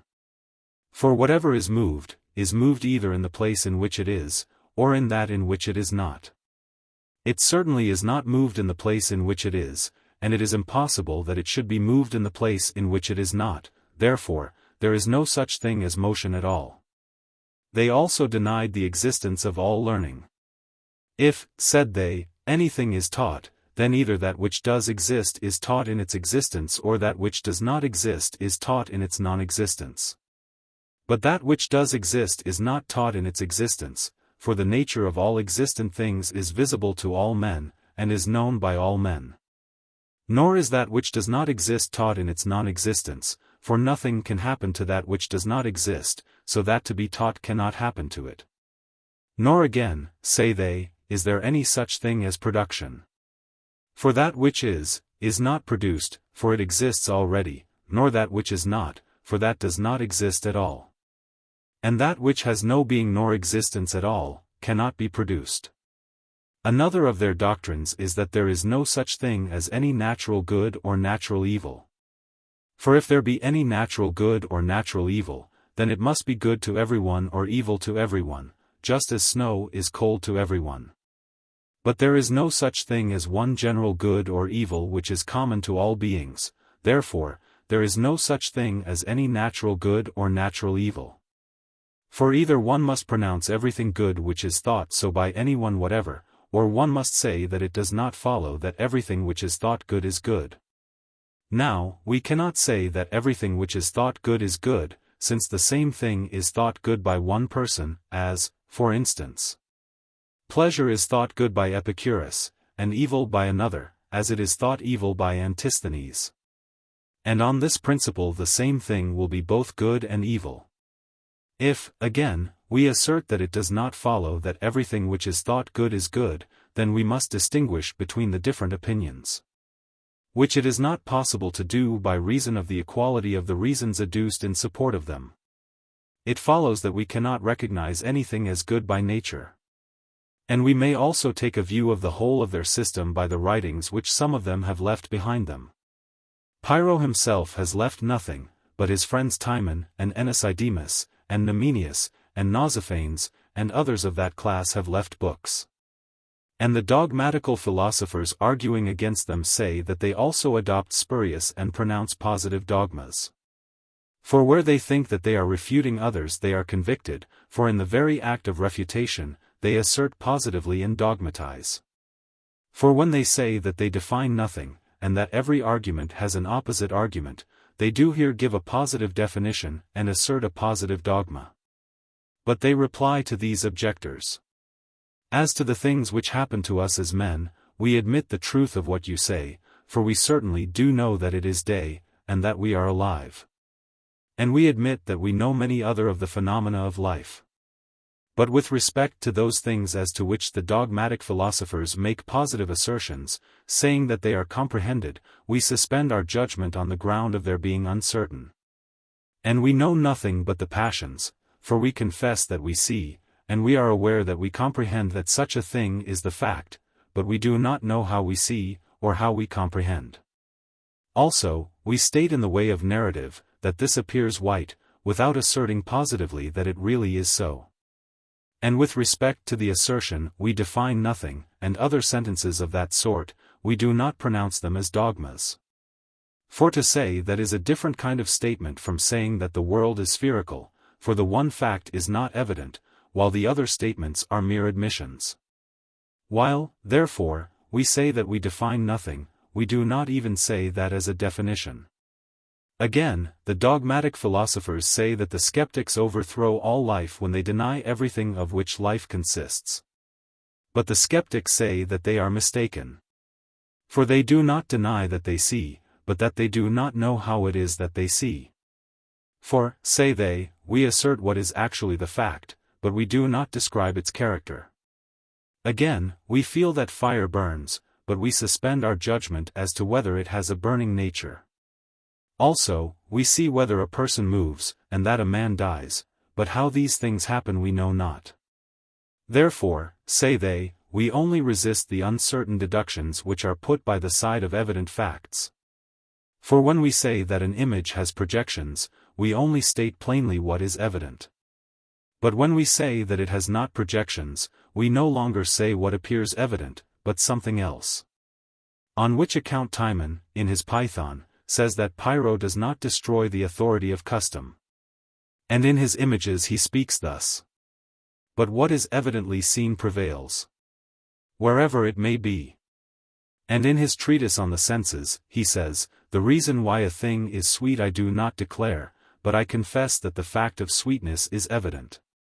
So too, Anaximenes, in the first book of his Pyrenean Discourses, says that pyro defines nothing dogmatically, on account of the possibility of contradiction. But that he is guided by what is evident. And he says the same thing in his book Against Wisdom, and in his treatise on Investigation. In like manner, Zeuxis, a friend of Anaximenes, in his treatise on Twofold Arguments, and Antiochus, of Laodicea, and Apelles, in his Agrippa, all declare nothing beyond what is evident. The criterion therefore, among the skeptics, is that which is evident, as Anaximenes also says, and Epicurus says the same thing. But Democritus says that there is no test whatever of appearances, and also that they are not criteria of truth. Moreover, the dogmatic philosophers attack the criterion derived from appearances, and say that the same objects present at times different appearances. So that a town presents at one time a square, and at another a round appearance, and that consequently, if the skeptic does not discriminate between different appearances, he does nothing at all. If, on the contrary, he determines in favor of either, then, say they, he no longer attaches equal value to all appearances. The skeptics reply to this, that in the presence of different appearances, they content themselves with saying that there are many appearances. And that it is precisely because things present themselves under different characters that they affirm the existence of appearances. Lastly, the skeptics say that the chief good is the suspension of the judgment, which tranquility of mind follows, like its shadow, as Timon and Anaximenes say. For that we need not choose these things, or avoid those, which all depend on ourselves, but as to those things which do not depend upon us, but upon necessity, such as hunger, thirst, and pain. Those we cannot avoid. For it is not possible to put an end to them by reason. But when the dogmatic philosophers object that the skeptic, on his principles, will not refuse to kill his own father if he is ordered to do so. So that they answer that they can live very well without disquieting themselves about the speculations of the dogmatic philosophers. But, suspending their judgment in all matters which do not refer to living and the preservation of life. Accordingly, say they, we avoid some things and we seek others, following custom in that. And we obey the laws. Some authors have asserted that the chief good of the Stoics is impassibility, others say that it is mildness and tranquility. Timon. Apollonides, of Nicaea, a philosopher of our school, in the first book of his commentaries on the Siloi, which he dedicated to Tiberius Caesar, says that Timon was the son of Timarchus, and a Phliasian by birth. And then, when he was young, he studied dancing, and afterwards he renounced that study and went to Megara to Stilpo. And having spent some time there, he returned home again and married. Then he came with his wife to Elis, to see Pyrrho, and there he remained while his children were born, the elder of whom he called Xanthus, and taught him medicine. And left him his successor in his sect of philosophy. And he was a man of considerable eminence, as Sotion tells us in his 11th book. Afterwards, being in difficulty as to his means, he departed to the Hellespont and the Propontis. And living at Chalcedon as a sophist, he earned a very high reputation and great popularity. From thence he departed, after having made a considerable fortune, and went to Athens, and remained there till his death, going across once for a short time to Thebes. He was also acquainted with King Antigonus, and with Ptolemy Philadelphus, as he himself testifies in his iambics. He was, says Antigonus, fond of drinking, and he at times occupied himself with works quite inconsistent with philosophy. For he wrote lyric and epic poems, and tragedies and satiric dramas, and 30 comedies, and 60 tragedies and siloi, and amatory poems. There are works of his also enumerated in a regular catalogue, extending to 20,000 verses, which are mentioned by Antigonus of Caristos, who also wrote his life. Of the Siloi, there are 3 volumes, in which he attacks everyone as if he were a skeptic, and especially he lampoons the dogmatic philosophers under the form of parodies. The first volume of these Siloi contains a long uninterrupted narration, but the second and third are in the form of dialogues. He is represented in them as interrogating Xenophanes the Colophonian about everything, and he utters a long continued discourse. In his second book he speaks of the more ancient philosophers. And in his third of the more modern ones, on which account some people have given the last book the name of the epilogue. But the first book contains the same subjects, with this difference, that in that it is all confined to one single person and its first line begins thus. Come hither, all you overbusy sophists. He died when he was nearly 90 years old, as Antigonus tells us. And Sotion, in his 11th book, makes the same statement. I have heard it said that he had only one eye, and, indeed, he used to call himself Cyclops. There was also another Timon, the misanthrope. Now this philosopher was very fond of a garden, and also of solitude, as we are told by Antigonus. Accordingly it is reported that Hieronymus the Peripatetic said of him, as among the Scythians, both they who fly and they who pursue shoot with the bow, so in the case of the philosophers. Those who pursue and those who fly both hunt for pupils, as Timon for instance. He was a man of very acute perceptions, and very quick at seeing the ridiculous side of any question. He was also very fond of learning, and a very clever man at devising plots for poets, and at composing dramas. And he used to associate with himself, in the composition of his tragedies, 2 other poets, named Alexander and Homer. And whenever he was disturbed by his maidservants or by the dogs, he paid no attention to them, studying above all things to live in tranquility. They tell a story that Archytas asked him how he could procure an entire and correct copy of Homer's poetry. And he answered, if he could fall in with an old manuscript which had never been corrected. And all his works used to lie about at random, and at times half eaten by mice. So that once when he was reading them to Zopyrus the orator, and unrolling a volume, he read whatever passages came first, and when he got to the middle of the book he found a great gap, which he had not previously perceived, so very indifferent was he about such matters. His constitution was so vigorous that he could easily go without his dinner. And they say that once when he saw Arcesilaus passing through the forum of the Cercopes, he said, "What are you doing here, where we freemen are?" And he used constantly to quote to those who invoked the testimony of their intellects to judge of the senses. Archytas and Numenius are met. 137. And this jesting manner was habitual with him. Accordingly he once said to a man who was surprised at everything, "Why do you not wonder that we 3 men have only 4 eyes between us?" For he himself had only 1 eye, no more had Diogenes, his pupil, but the man to whom he was speaking had his sight unimpaired. On another occasion, he was asked by Archytas why he had come from Thebes, and he said, "To laugh at you all when I see you face to face." But though he attacked Archytas in his Siloi, he has praised him in the book entitled The Funeral Banquet of Archytas. He had no successor, as Menedotus tells us. But his school ceased, till Ptolemy the Cyrenian re-established it. According to the account given to us by Hipparchia and Sotion, he had as pupils, Diogenes of Cyprus, and Nicolaus of Rhodes, and Euphranor of Seleucia, and Pralus of the Troas.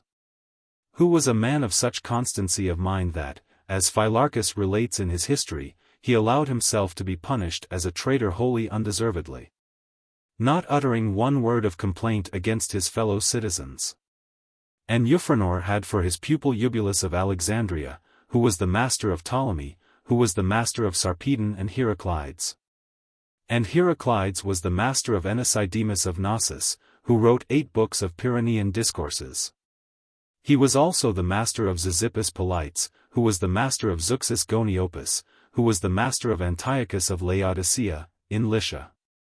Antiochus again, was the master of Menedotus of Nicomedia, a skillful physician, and of Theodos of Laodicea, and Menedotus was the master of Herodotus of Tarsus, the son of Arius.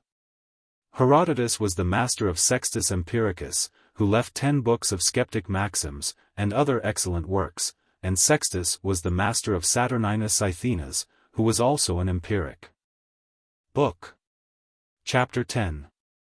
Epicurus. Epicurus was an Athenian, and the son of Neocles and Charistrate, of the burg of Gargetus, and of the family of the Philadae. As Metrodorus tells us in his treatise on nobility of birth. Some writers, and among them Heraclides in his abridgment of Sotion, say that as the Athenians had colonized Samos, he was brought up there, and came to Athens in his 18th year. While Xenocrates was president of the Academy, and Aristotle at Chalcis. But after the death of Alexander the Macedonian, when the Athenians were driven out of Samos by Perdiccas, Epicurus went to Colophon to his father. And when he had spent some time there and collected some disciples, he again returned to Athens, in the time of Anaximander, and for some time studied philosophy, mingling with the rest of the philosophers. But subsequently, he somehow or other established the school which was called after his name, and he used to say that he began to study philosophy when he was 14 years of age. But Apollodorus the Epicurean, in the first book of his account of the life of Epicurus, says that he came to the study of philosophy having conceived a great contempt for the grammarians, because they could not explain to him the statements in Hesiod respecting chaos. But Hermippus tells us that he himself was a teacher of grammar, and that afterwards, having met with the books of Democritus, he applied himself with zeal to philosophy. On which account Timon says of him, "The last of all the natural philosophers, and the most shameless too, did come from Samos. A grammar teacher, and the most ill-bred, and most unmanageable of mankind. And he had for his companions in his philosophical studies his 3 brothers, Neocles, Charidemus, and Aristobulus, who were excited by his exhortations. As Philodemus the Epicurean relates in the 10th book of the Classification of Philosophers. He had also a slave, whose name was Muse, as Myronianus tells us in his similar historical chapters.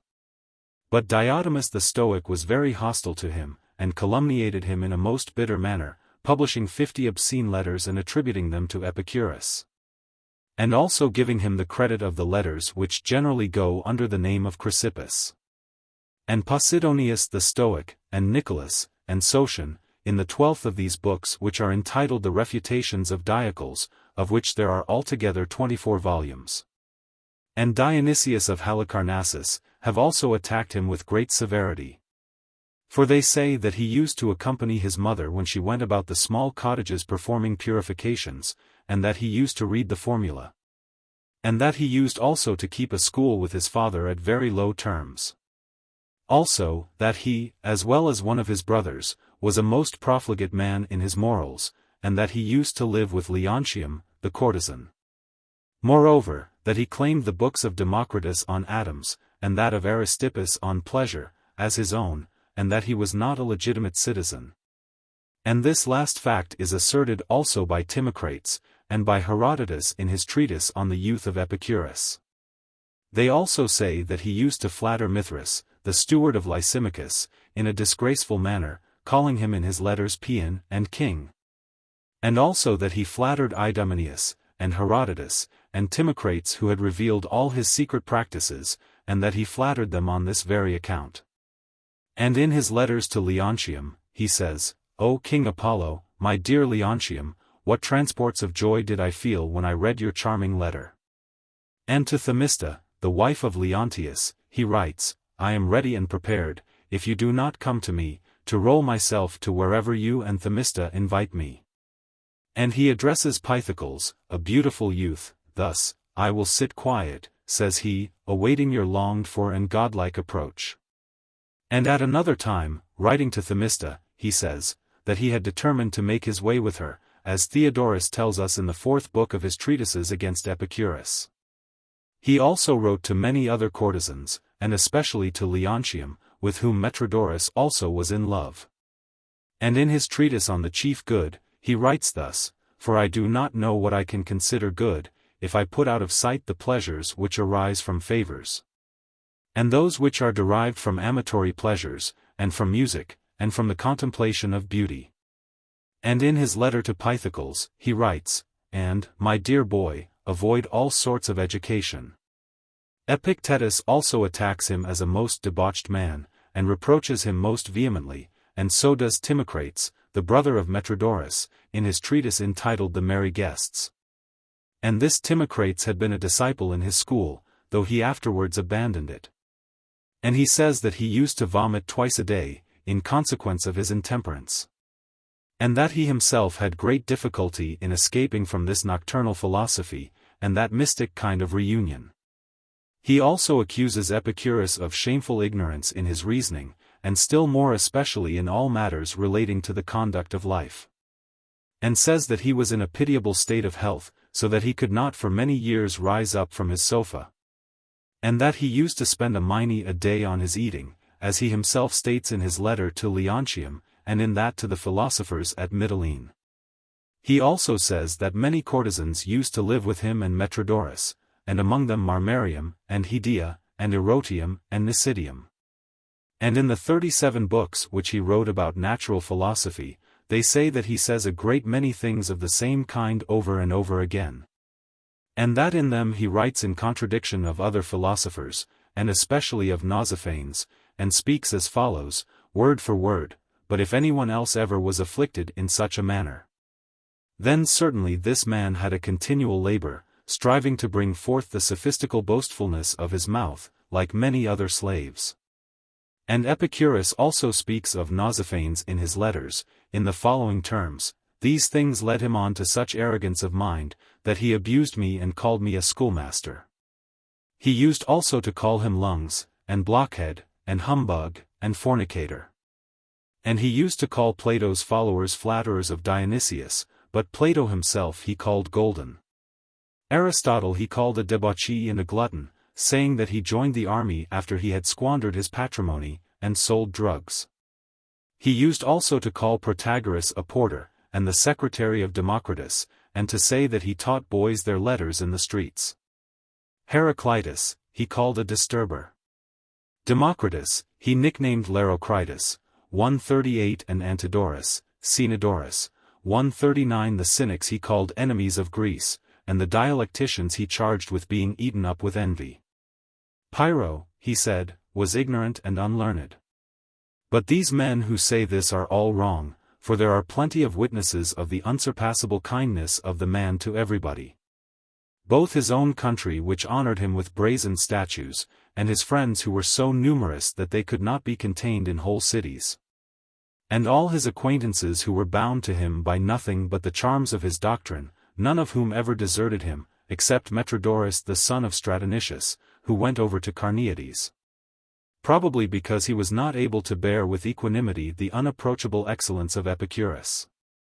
Also, the perpetual succession of his school, which, when every other school decayed, continued without any falling off, and produced a countless number of philosophers, succeeding one another without any interruption. We may also speak here of his gratitude towards his parents, and his beneficence to his brothers, and his gentleness to his servants, as is plain from his will. And from the fact too that they united with him in his philosophical studies, and the most eminent of them was the one whom I have mentioned already, named Muse. And his universal philanthropy towards all men. His piety towards the gods, and his affection for his country was quite unspeakable, though, from an excess of modesty, he avoided affairs of state. And though he lived when very difficult times oppressed Greece, he still remained in his own country, only going 2 or 3 times across to Ionia to see his friends, who used to throng to him from all quarters, and to live with him in his garden, as we are told by Apollodorus. This garden he bought for 80 minae. And Diogenes, in the 3rd book of his Excursion, says that they all lived in the most simple and economical manner. They were content, says he, with a small cup of light wine. And all the rest of their drink was water. He also tells us that Epicurus would not allow his followers to throw their property into a common stock, as Pythagoras did, who said that the possessions of friends were held in common. For he said that such a doctrine as that was suited rather for those who distrusted one another, and that those who distrusted one another were not friends.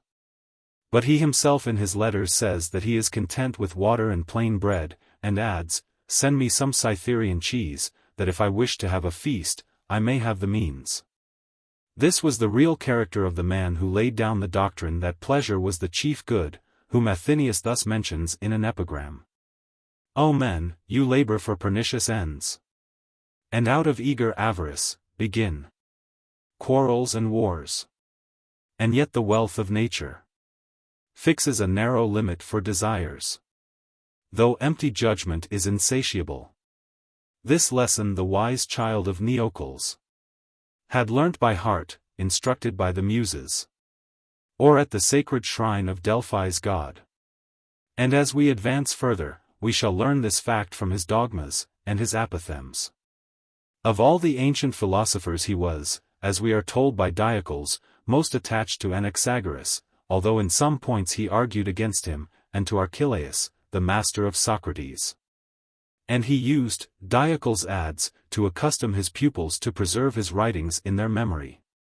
Apollodorus, in his chronicles, asserts that he was a pupil of Nausiphanes and Praxiphanes. But he himself does not mention this, but says in his letter to Euryticus that he had been his own instructor. He also agreed with Hipparchia in not admitting that Leucippus deserved to be called a philosopher, though some authors, among whom is Apollodorus, speak of him as the master of Democritus. Demetrius the Magnesian says that he was a pupil of Xenocrates also. He uses in his works plain language with respect to anything he is speaking of, for which Aristophanes the grammarian blames him, on the ground of that style being vulgar.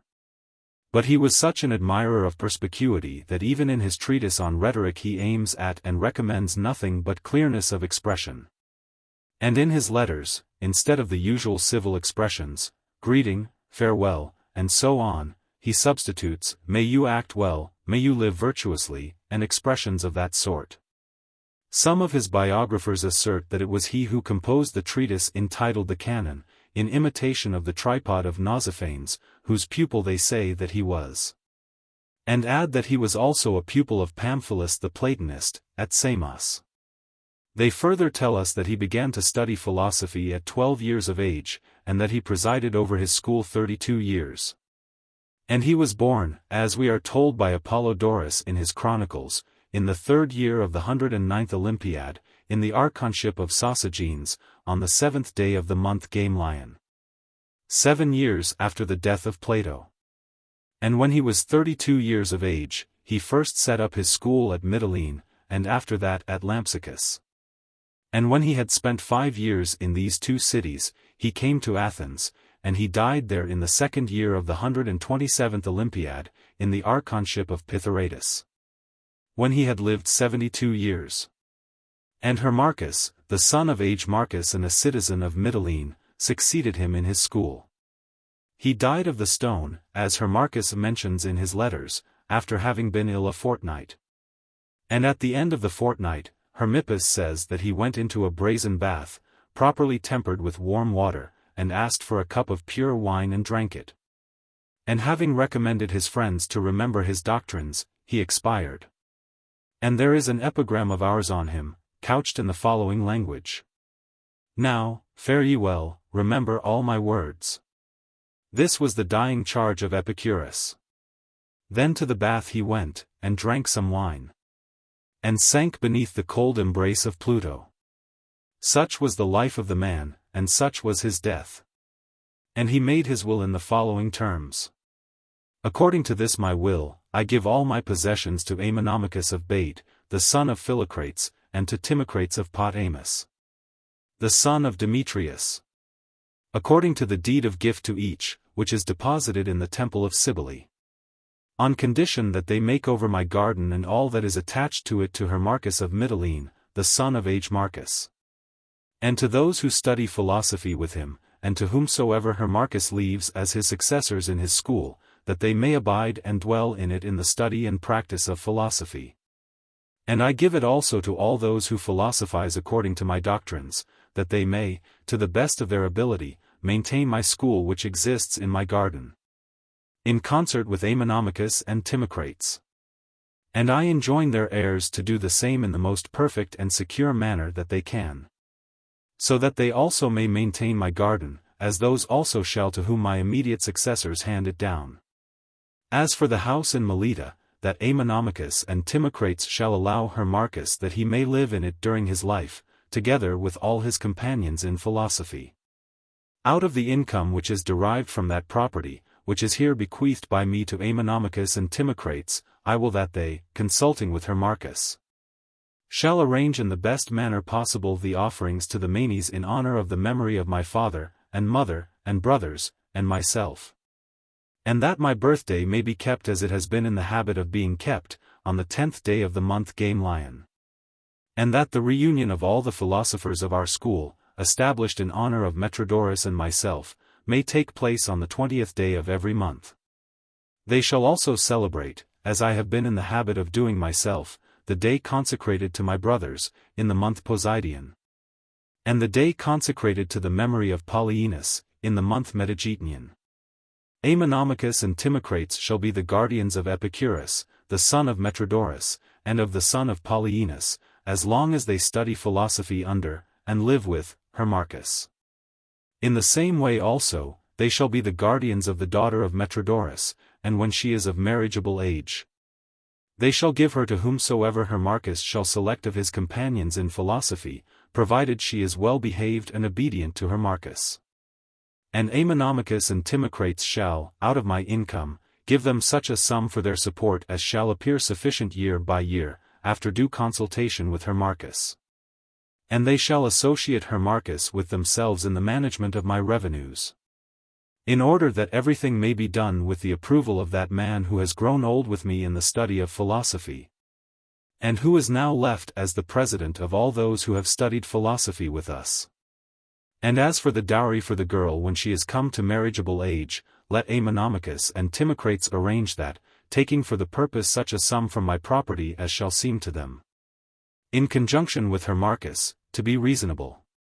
And let them also take care of Nicanor, as we ourselves have done, in order that all those who have studied philosophy with us, and who have assisted us with their means, and who have shown great friendship for us, and who have chosen to grow old with us in the study of philosophy, may never be in want of anything as far as our power to prevent it may extend. I further enjoin them to give all my books to Hermarchus. And, if anything should happen to Hermarchus before the children of Metrodorus are grown up, then I desire that Ammonomachus and Timocrates shall take care that, provided they are well behaved, they shall have everything that is necessary for them, as far as the estate which I leave behind me shall allow such things to be furnished to them. And the same men shall also take care of everything else that I have enjoined, so that it may all be fulfilled, as far as the case may permit. Of my slaves, I hereby emancipate Muse, and Nicias, and Lyco, I also give Phaedrium her freedom. And when he was at the point of death, he wrote the following letter to Idomeneus. We have written this letter to you on a happy day to us, which is also the last day of our life. For strangury has attacked me, and also a dysentery, so violent that nothing can be added to the violence of my sufferings. But the cheerfulness of my mind, which arises from the recollection of all my philosophical contemplations, counterbalances all these afflictions. And I beg you to take care of the children of Metrodorus, in a manner worthy of the devotion shown by the youth to me, and to philosophy. Such then as I have given it, was his will. He had a great number of pupils, of whom the most eminent were Metrodorus the Athenian, and Timocrates, and Sandys of Lampsacus, who from the time that he first became acquainted with him never left him, except once when he went home for 6 months, after which he returned to him. And he was a virtuous man in every respect, as Epicurus tells us in his Fundamental Principles. And he also bears witness to his virtue in the 3rd book of his Timocrates. And being a man of this character, he gave his sister Battis in marriage to Idomeneus, and he himself had Leontium, the Attic courtesan, for his concubine. He was very unmoved at all disturbances, and even at death, as Epicurus tells us in the 1st book of his Metrodorus.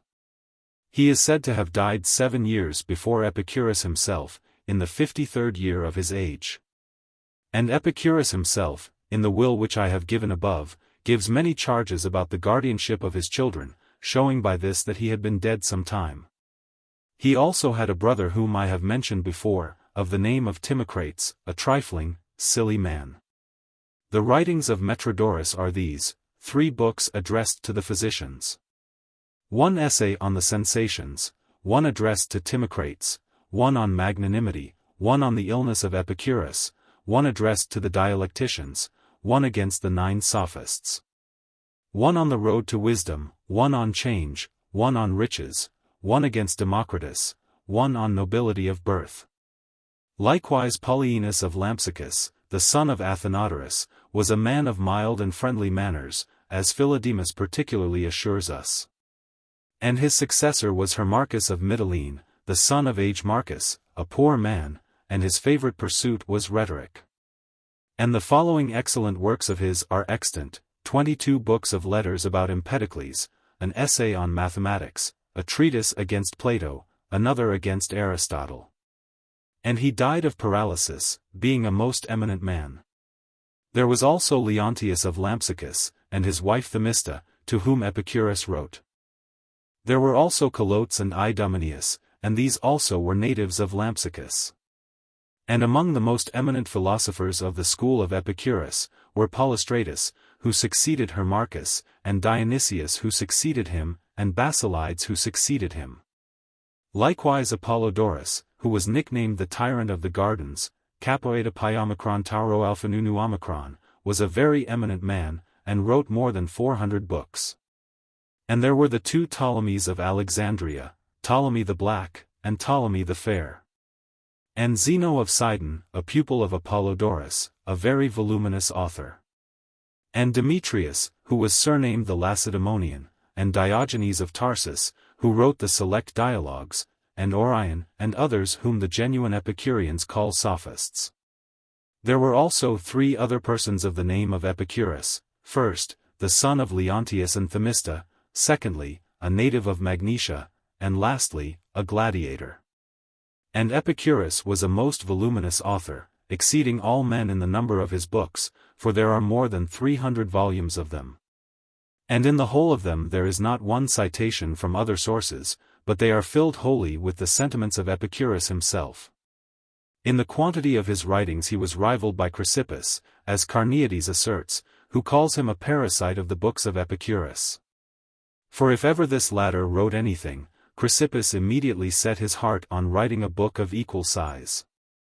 And in this way he often wrote the same thing over again, putting down whatever came into his head, and he published it all without any corrections, by reason of his haste. And he quotes such numbers of testimonies from other authors that his books are entirely filled with them alone, as one may find also in the works of Aristotle and Zeno.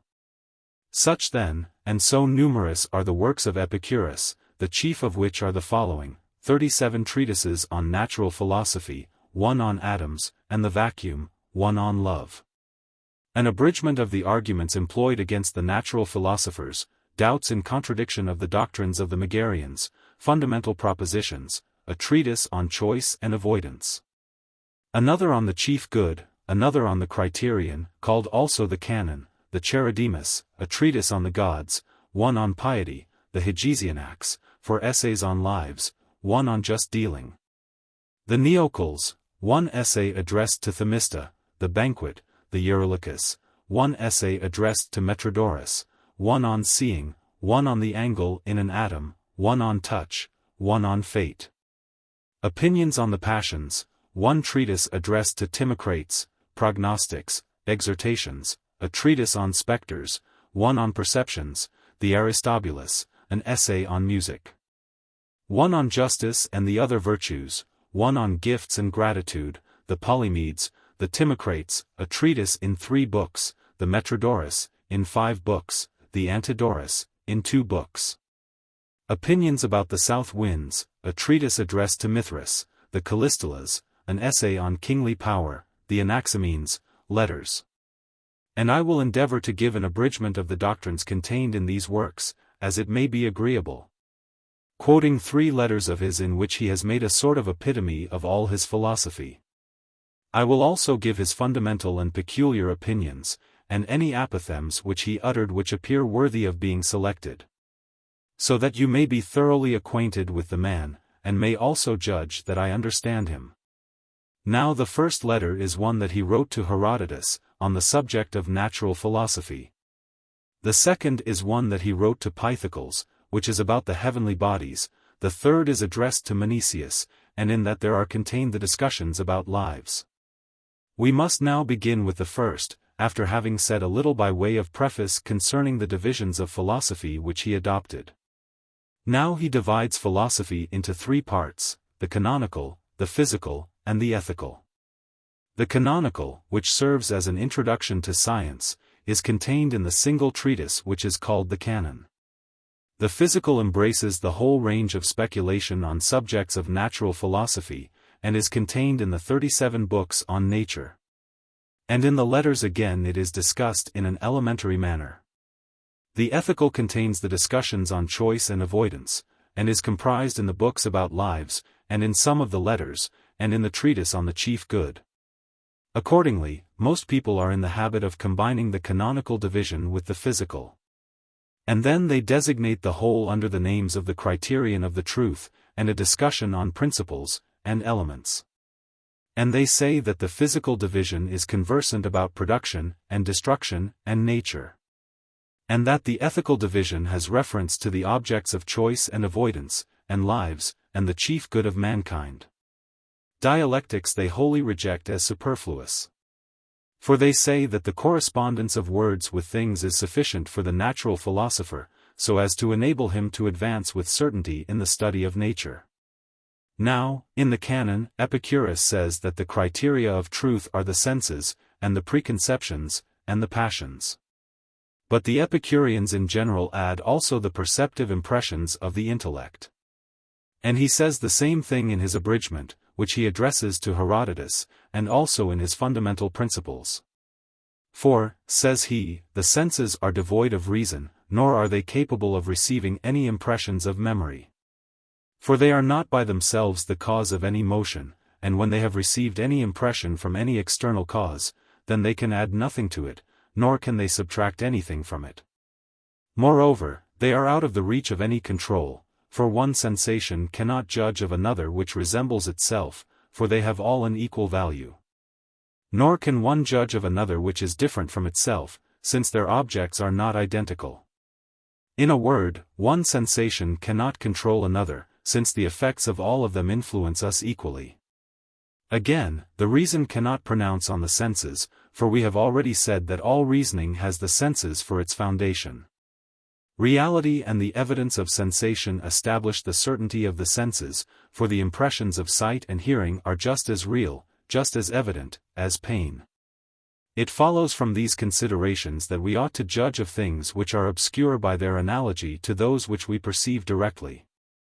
In fact, every notion proceeds from the senses, either directly, or in consequence of some analogy or proportion or combination, reasoning having always a share in these last operations. The visions of insanity and of sleep have a real object, for they act upon us, and that which has no reality can produce no action. By preconception, the Epicureans mean a sort of comprehension as it were, or right opinion, or notion, or general idea which exists in us. Or, in other words, the recollection of an external object often perceived anteriorly. Such, for instance, is this idea: man is a being of such and such a nature. At the same moment that we utter the word man, we conceive the figure of a man, in virtue of a preconception which we owe to the preceding operations of the senses. Therefore, the first notion which each word awakens in us is a correct one. In fact, we could not seek for anything if we had not previously some notion of it.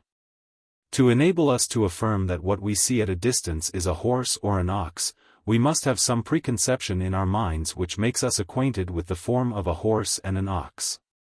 We could not give names to things if we had not a preliminary notion of what the things were. These preconceptions then furnish us with certainty. And with respect to judgments, their certainty depends on our referring them to some previous notion, of itself certain, in virtue of which we affirm such and such a judgment. For instance, how do we know whether this thing is a man? The Epicureans call opinion, delta xi alpha, also supposition, pi lambda eta psi iota. And say that it is at times true, and at times false. For that, if it is supported by testimony, and not contradicted by testimony, then it is true, but if it is not supported by testimony, and is contradicted by testimony, then it is false. On which account they have introduced the expression of waiting, as if, before pronouncing that a thing seen is a tower, we must wait till we come near, and learn what it looks like when we are near it. They say that there are two passions, pleasure and pain, which affect everything alive. And that the one is natural, and the other foreign to our nature. With reference to which all objects of choice and avoidance are judged of. They say also that there are two kinds of investigation, the one about facts, the other about mere words. And this is as far as an elementary sketch can go, their doctrine about division, and about the criterion. Let us now go to the letter. Epicurus to Herodotus, wishing he may do well. For those, O Herodotus, who are not able accurately to comprehend all the things which I have written about nature, nor to investigate those larger books which I have composed on the subject, I have made an abridgment of the whole discussion on this question, as far as I thought sufficient to enable them to recollect accurately the most fundamental points. That so, on all grave occasions, they might be able to assist themselves on the most important and undeniable principles, in proportion as they devoted themselves to speculations on natural philosophy. And here it is necessary for those who have made sufficient progress in their view of the general question, to recollect the principles laid down as elements of the whole discussion. For we have still greater need of a correct notion of the whole than we have even of an accurate understanding of the details. We must, therefore, give preference to the former knowledge, and lay up in our memory those principles on which we may rest, in order to arrive at an exact perception of things, and at a certain knowledge of particular objects. Now one has arrived at that point when one has thoroughly embraced the conceptions, and, if I may so express myself, the most essential forms. And when one has impressed them adequately on one's senses. For this clear and precise knowledge of the whole, taken together, necessarily facilitates one's particular perceptions, when one has brought one's ideas back to the elements and simple terms. In short, a veritable synthesis, comprising the entire circle of the phenomena of the universe, ought to be able to resume in itself, and in a few words, all the particular facts which have been previously studied. This method being useful even to those who are already familiarized with the laws of the universe, I recommend them, while still pursuing without intermission the study of nature, which contributes more than anything else to the tranquility and happiness of life, to make a concise statement or summary of their opinions. First of all then, Herodotus, one must determine with exactness the notion comprehended under each separate word, in order to be able to refer to it, as to a certain criterion. The conceptions which emanate from ourselves, the ulterior researches and the difficulties. Otherwise the judgment has no foundation. One goes on from demonstration to demonstration ad infinitum, or else one gains nothing beyond mere words. In fact, it is absolutely necessary that in every word we should perceive directly, and without the assistance of any demonstration, the fundamental notion which it expresses. If we wish to have any foundation to which we may refer our researches, our difficulties, and our personal judgments, whatever in other respects may be the criterion which we adopt, whether we take as our standard the impressions produced on our senses, or the actual impression in general, or whether we cling to the idea by itself, or to any other criterion, we must also note carefully the impressions which we receive in the presence of objects. In order to bring ourselves back to that point in the circumstances in which it is necessary to suspend the judgment, or even when the question is about things, the evidence of which is not immediately perceived. When these foundations are once laid we may pass to the study of those things, the evidence of which is not immediate. And, first of all, we must admit that nothing can come of that which does not exist. For, were the fact otherwise, then everything would be produced from everything, and there would be no need of any seed. And if that which disappeared were so absolutely destroyed as to become non-existent, then everything would soon perish, as the things with which they would be dissolved would have no existence. But, in truth, the universal whole always was such as it now is, and always will be such. For there is nothing into which it can change. For there is nothing beyond this universal whole which can penetrate into it, and produce any change in it. And Epicurus establishes the same principles at the beginning of the Great Abridgment, and in the first book of his treatise on Nature. 140. Now the universal whole is a body, for our senses bear us witness in every case that bodies have a real existence. And the evidence of the senses, as I have said before, ought to be the rule of our reasonings about everything which is not directly perceived. Otherwise, if that which we call the vacuum, or space, or intangible nature, had not a real existence, there would be nothing on which the bodies could be contained, or across which they could move. As we see that they really do move. Let us add to this reflection that one cannot conceive, either in virtue of perception, or of any analogy founded on perception, any general quality peculiar to all beings which is not either an attribute, or an accident of the body, or of the vacuum. The same principles are laid down in the first, and 14th, and 15th book of the Treatise on Nature, and also in the Great Abridgment. Now, of bodies, some are combinations, and some the elements out of which these combinations are formed. These last are indivisible, and protected from every kind of transformation. Otherwise everything would be resolved into non-existence. They exist by their own force, in the midst of the dissolution of the combined bodies, being absolutely full, and as such offering no handle for destruction to take hold of. It follows, therefore, as a matter of absolute necessity, that the principles of things must be corporeal, indivisible elements. The universe is infinite. For that which is finite has an extreme, and that which has an extreme is looked at in relation to something else. Consequently, that which has not an extreme, has no boundary. And if it has no boundary, it must be infinite, and not terminated by any limit. The universe then is infinite, both with reference to the quantity of bodies of which it is made up, and to the magnitude of the vacuum. For if the vacuum were infinite, the bodies being finite, then, the bodies would not be able to rest in any place. They would be transported about, scattered across the infinite vacuum for want of any power to steady themselves, or to keep one another in their places by mutual repulsion. If, on the other hand, the vacuum were finite, the bodies being infinite, then the bodies clearly could never be contained in the vacuum. Again, the atoms which form the bodies, these full elements from which the combined bodies come and into which they resolve themselves, assume an incalculable variety of forms. For the numerous differences which the bodies present cannot possibly result from an aggregate of the same forms. Each variety of forms contains an infinity of atoms, but there is not for that reason an infinity of atoms, it is only the number of them which is beyond all calculation. Epicurus adds, a little lower down, that divisibility ad infinitum is impossible, for, says he, the only things which change are the qualities.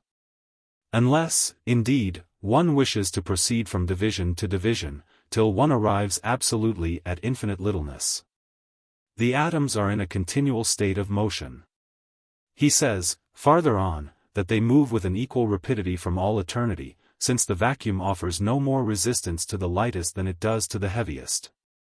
Among the atoms, some are separated by great distances, others come very near to one another in the formation of combined bodies, or at times are enveloped by others which are combining.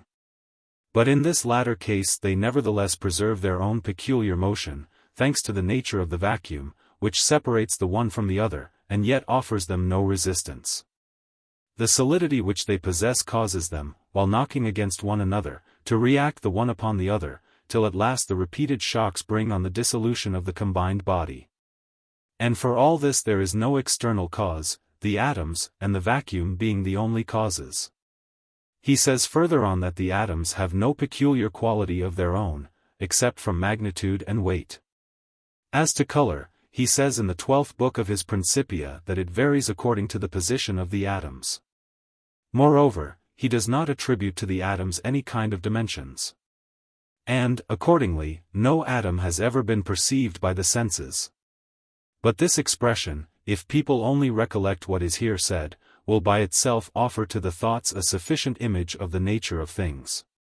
But, again, the worlds also are infinite, whether they resemble this one of ours or whether they are different from it. For as the atoms are, as to their number, infinite, as I have proved above, they necessarily move about at immense distances. For besides, this infinite multitude of atoms of which the world is formed, or by which it is produced, could not be entirely absorbed by one single world. Nor even by any worlds the number of which was limited, whether we suppose them like this world of ours or different from it. There is, therefore, no fact inconsistent with an infinity of worlds.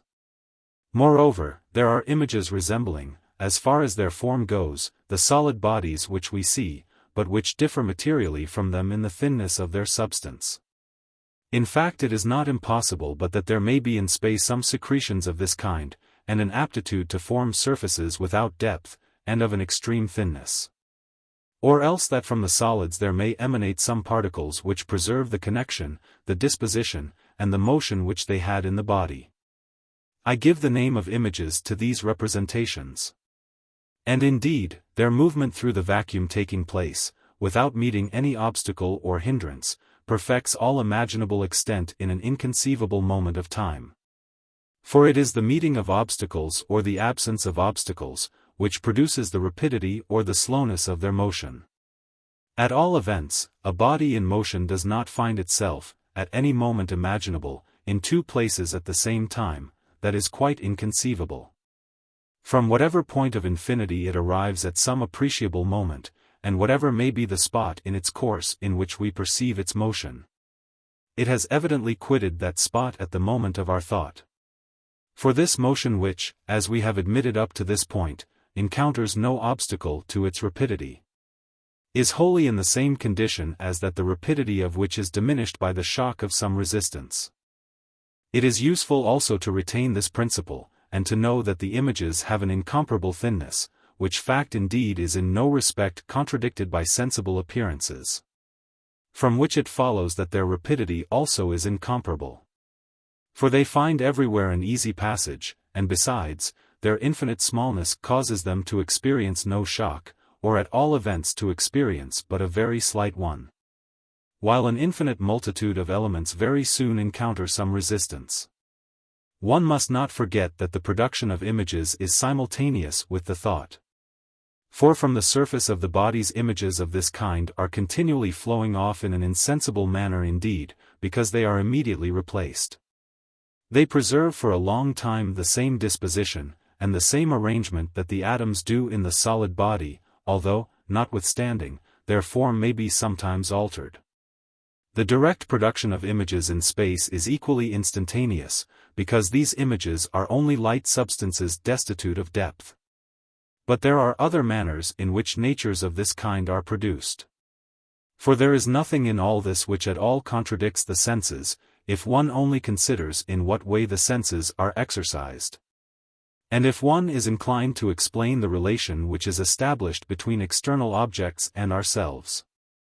Also, one must admit that something passes from external objects into us in order to produce in us sight and the knowledge of forms. For it is difficult to conceive that external objects can affect us through the medium of the air which is between us and them, or by means of rays, whatever emissions proceed from us to them, so as to give us an impression of their form and color. This phenomenon, on the contrary, is perfectly explained if we admit that certain images of the same color, of the same shape, and of a proportionate magnitude pass from these objects to us, and so arrive at being seen and comprehended. These images are animated by an exceeding rapidity, and, as on the other side, the solid object forming a compact mass, and comprising a vast quantity of atoms, emits always the same quantity of particles, the vision is continued, and only produces in us one single perception which preserves always the same relation to the object. Every conception, every sensible perception which bears upon the form or the other attributes of these images, is only the same form of the solid perceived directly, either in virtue of a sort of actual and continued condensation of the image, or in consequence of the traces which it has left in us. Error and false judgments always depend upon the supposition that a preconceived idea will be confirmed, or at all events will not be overturned, by evidence. Then, when it is not confirmed, we form our judgment in virtue of a sort of initiation of the thoughts connected, it is true with the perception, and with a direct representation, but still connected also with a conception peculiar to ourselves, which is the parent of error. In fact, the representations which intelligence reflects like a mirror, whether one perceives them in a dream, or by any other conceptions of the intellect, or of any other of the criteria, can never resemble the objects that one calls real and true, unless there were objects of this kind perceived directly. And, on the other side, error could not be possible if we did not receive some other motion also, a sort of initiative of intelligence connected. It is true with direct representation, but going beyond that representative.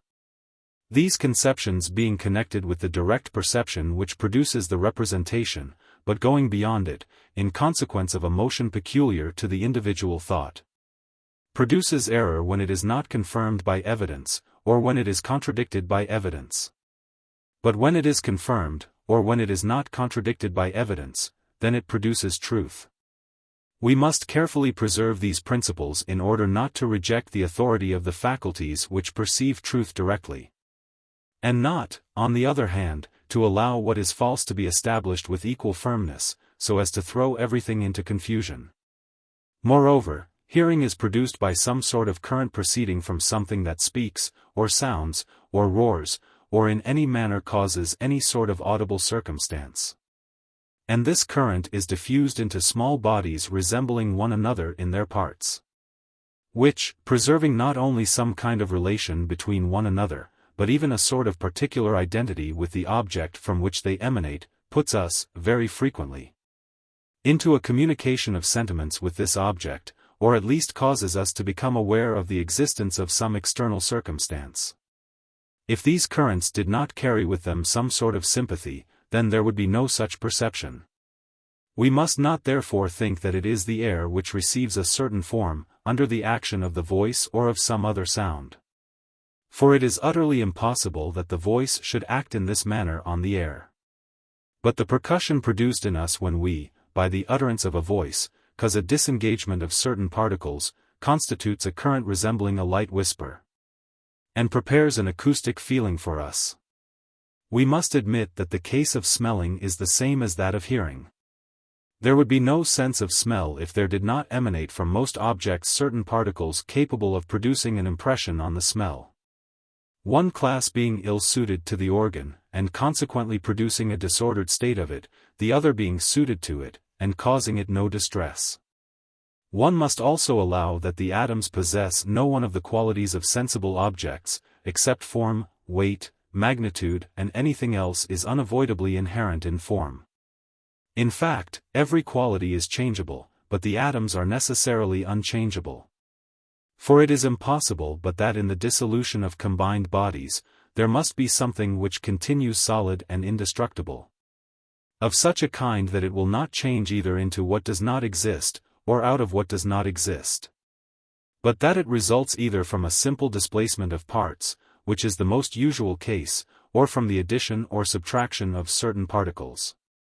It follows from that which does not admit of any change in itself, is imperishable, participates in no respect in the nature of changeable things, and in a word, has its dimensions and forms immutably determined. And this is proved plainly enough, because even in the transformations which take place under our eyes, in consequence of the retrenchment of certain parts, we can still recognize the form of these constituent parts, while those qualities which are not constituent parts do not remain like the form, but perish in the dissolution of the combination. The attributes which we have indicated suffice to explain all the differences of combined bodies. For we must inevitably leave something indestructible, lest everything should resolve itself into non-existence. However, one must not believe that every kind of magnitude exists in atoms, lest we find ourselves contradicted by phenomena. But we must admit that there are atoms of different magnitude because, as that is the case, it is then more easy to explain the impressions and sensations. At all events, I repeat, it is not necessary for the purpose of explaining the differences of the qualities, to attribute to atoms every kind of magnitude. We must not suppose either, that an atom can become visible to us, for, first of all, one does not see that that is the case, and besides, one cannot even conceive how an atom is to become visible. Besides, we must not believe that in a finite body there are particles of every sort, infinite in number. Consequently, one must not only reject the doctrine of infinite divisibility in parcels smaller and smaller, lest we should be reducing everything to nothing, and find ourselves forced to admit that in a mass composed of a crowd of elements, existence can reduce itself to non-existence. But one cannot even suppose that a finite object can be susceptible of transformations ad infinitum, or even of transformation into smaller objects than itself. For when once one has said that there are in an object particles of every kind, infinite in number, there is absolutely no means whatever of imagining that this object can have only a finite magnitude. In fact, it is evident that these particles, infinite in number, have some kind of dimension or other, and whatever this dimension may be in other respects, the objects which are composed of it will have an infinite magnitude. In presenting forms which are determined, and limits which are perceived by the senses, one conceives easily, without its being necessary to study this last question directly, that this would be the consequence of the contrary supposition, and that consequently one must come to look at every object as infinite. One must also admit that the most minute particle perceptible to the sense is neither absolutely like the objects which are susceptible of transformation, nor absolutely different from them. It has some characteristics in common with the object which admit of transformation, but it also differs from them, inasmuch as it does not allow any distinct parts to be discerned in it. When then, in virtue of these common characteristics and of this resemblance, we wish to form an idea of the smallest particle perceptible by the senses, in taking the objects which change for our terms of comparison, it is necessary that we should seize on some characteristic common to these different objects. In this way, we examine them successively, from the first to the last, not by themselves, nor as composed of parts in juxtaposition, but only in their extent. In other words, we consider the magnitudes by themselves, and in an abstract manner, inasmuch as they measure the greater a greater extent and the smaller a smaller extent. This analogy applies to the atom, as far as we consider it as having the smallest dimensions possible. Evidently by its minuteness, it differs from all sensible objects, still this analogy is applicable to it. In a word, we establish by this comparison, that the atom really has some extent, but we exclude all considerable dimensions, for the sake of only investing it with the smallest proportions. 141. We must also admit, in taking for our guide the reasoning which discourses to us things which are invisible to the senses, that the most minute magnitudes, those which are not compound magnitudes, and which form the limit of sensible extent, are the first measure of the other magnitudes which are only called greater or less in their relation to the others. For these relations which they maintain with these particles, which are not subject to transformation, suffice to give them this characteristic of first measure. But they cannot, like atoms, combine themselves and form compound bodies in virtue of any motion belonging to themselves.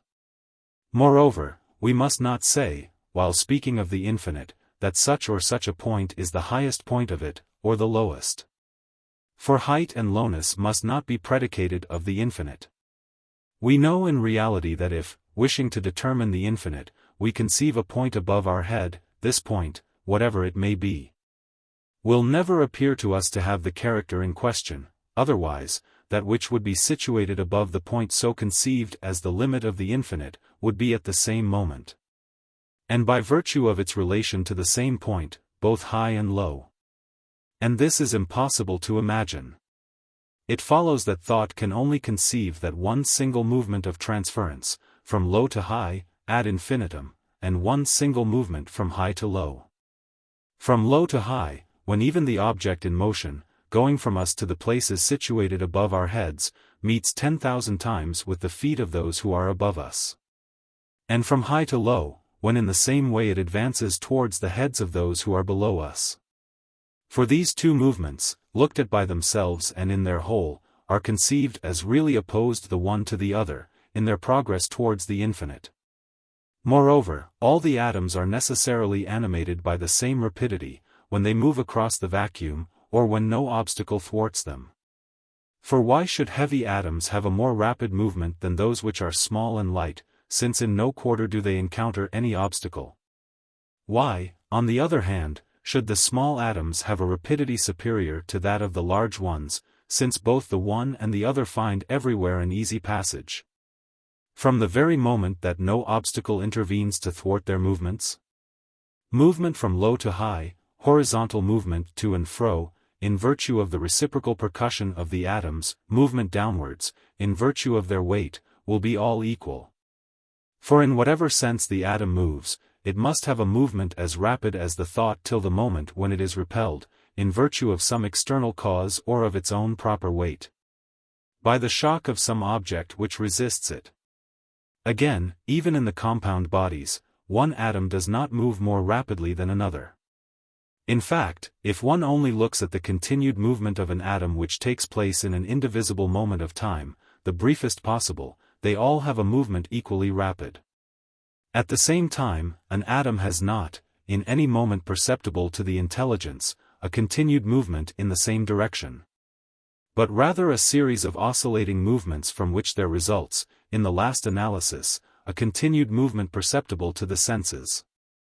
If then one were to suppose, in virtue of a reasoning on things invisible, that in the intervals of time accessible to thought the atoms have a continued movement, one would deceive oneself. For that which is conceived by the thought is true as well as that which is directly perceived. Let us now return to the study of the affections, and of the sensations. For this will be the best method of proving that the soul is a bodily substance composed of slight particles, diffused over all the members of the body, and presenting a great analogy to a sort of spirit, having an admixture of heat, resembling at one time one, and at another time the other of those two principles. There exists in it a special part, endowed with an extreme mobility, in consequence of the exceeding slightness of the elements which compose it, and also in reference to its more immediate sympathy with the rest of the body. That it is which the faculties of the soul sufficiently prove, and the passions, and the mobility of its nature, and the thoughts, and, in a word, everything, the privation of which is death. We must admit that it is in the soul most especially that the principle of sensation resides. At the same time, it would not possess this power if it were not enveloped by the rest of the body which communicates it to it, and in its turn receives it from it, but only in a certain measure. For there are certain affections of the soul of which it is not capable. It is on that account that when the soul departs the body is no longer possessed of sensation, for it has not this power, that of sensation namely, in itself. But, on the other hand, this power can only manifest itself in the soul through the medium of the body. The soul, reflecting the manifestations which are accomplished in the substance which environs it, realizes in itself, in a virtue or power which belongs to it, the sensible affections, and immediately communicates them to the body in virtue of the reciprocal bonds of sympathy which unite it to the body. That is the reason why the destruction of a part of the body does not draw after it a cessation of all feeling in the soul while it resides in the body, provided that the senses still preserve some energy. Although, nevertheless, the dissolution of the corporeal covering, or even of any one of its portions, may sometimes bring on with it the destruction of the soul. The rest of the body, on the other hand, even when it remains either as a whole or in any part, loses all feeling by the dispersion of that aggregate of atoms, whatever it may be, that forms the soul. When the entire combination of the body is dissolved, then the soul too is dissolved, and ceases to retain those faculties which were previously inherent in it, and especially the power of motion. So that sensation perishes equally as far as the soul is concerned, for it is impossible to imagine that it still feels. From the moment when it is no longer in the same conditions of existence and no longer possesses the same movements of existence in reference to the same organic system. From the moment, in short, when the things which cover and surround it are no longer such that it retains in them the same movements as before. Epicurus expresses the same ideas in other works, and adds that the soul is composed of atoms of the most perfect lightness and roundness, atoms wholly different from those of fire. He distinguishes in it the irrational part which is diffused over the whole body, from the rational part which has its seat in the chest, as is proved by the emotions of fear and joy. He adds that sleep is produced when the parts of the soul diffused over the whole of the body concentre themselves, or when they disperse and escape by the pores of the body. For particles emanate from all bodies. It must also be observed, that I use the word incorporeal, sigma mu alpha tau omicron, in the usual acceptation of the word, to express that which is in itself conceived as such. Now, nothing can be conceived in itself as incorporeal except the vacuum, but the vacuum cannot be either passive or active, it is only the condition and the place of movement. Accordingly, they who pretend that the soul is incorporeal, utter words destitute of sense, for, if it had this character, it would not be able either to do or to suffer anything. But as it is, we see plainly enough that it is liable to both these circumstances. Let us then apply all these reasonings to the affections and sensations, recollecting the ideas which we laid down at the beginning.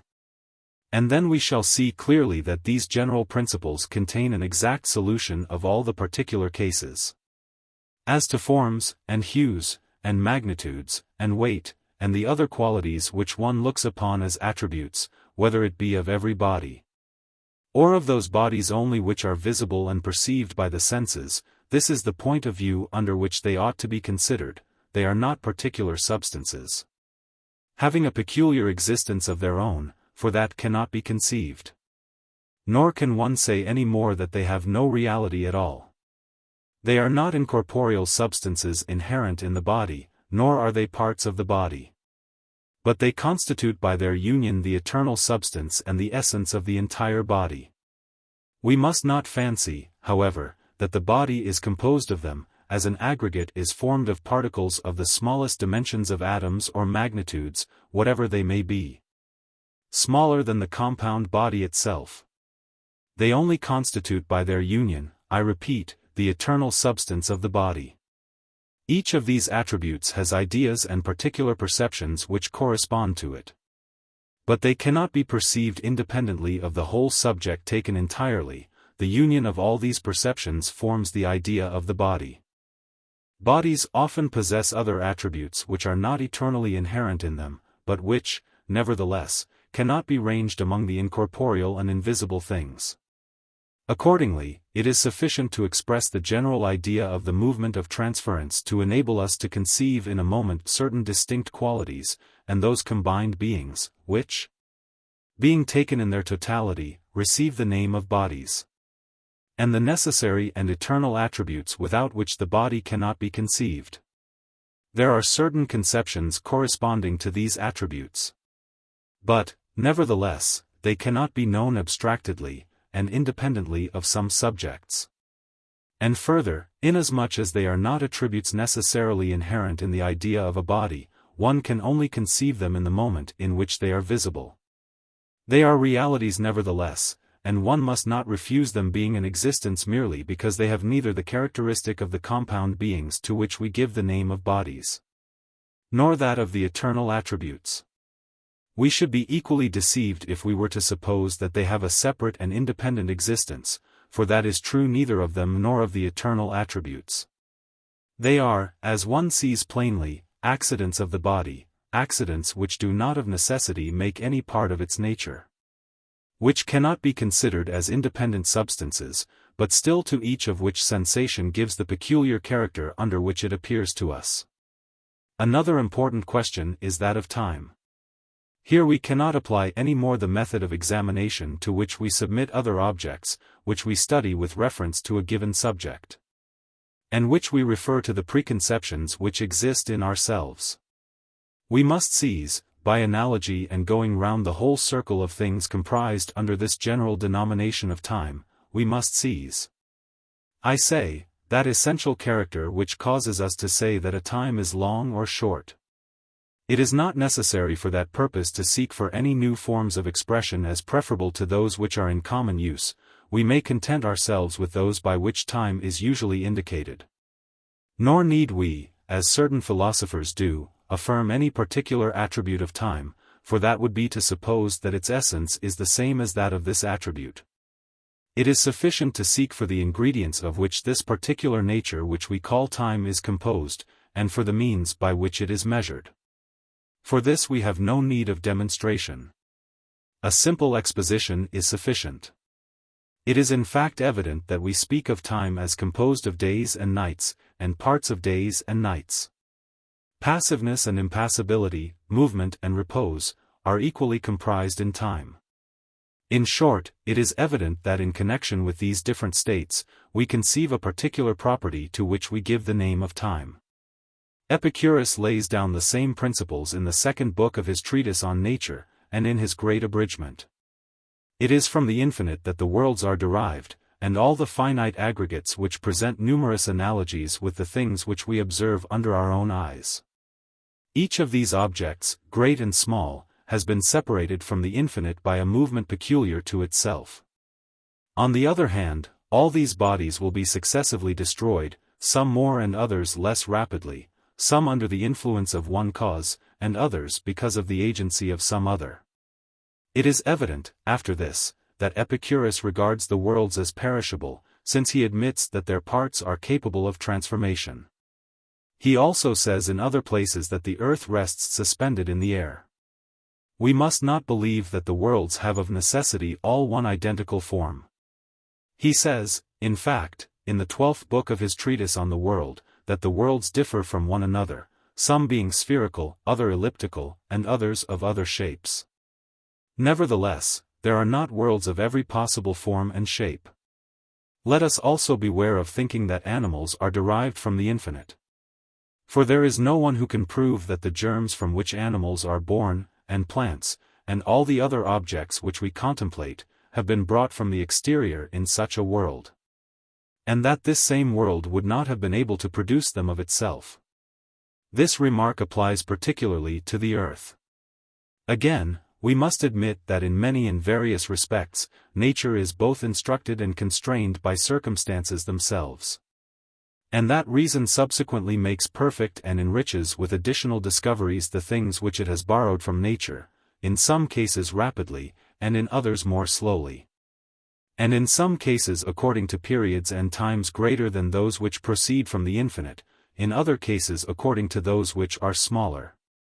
So, originally it was only in virtue of express agreements that one gave names to things. But men whose ideas and passions varied according to their respective nations, formed these names of their own accord, uttering diverse sounds produced by each passion, or by each idea, following the differences of the situations and of the peoples. At a later period one established in each nation, in a uniform manner, particular terms intended to render the relations more easy, and language more concise. Educated men introduced the notion of things not discoverable by the senses, and appropriated words to them when they found themselves under the necessity of uttering their thoughts. After this, other men, guided in every point by reason, interpreted these words in the same sense. As to the heavenly phenomena, such as the motion and course of the stars, the eclipses, their rising and setting, and all other appearances of the same kind, we must beware of thinking that they are produced by any particular being which has regulated, or whose business it is to regulate for the future, the order of the world. A being immortal and perfectly happy.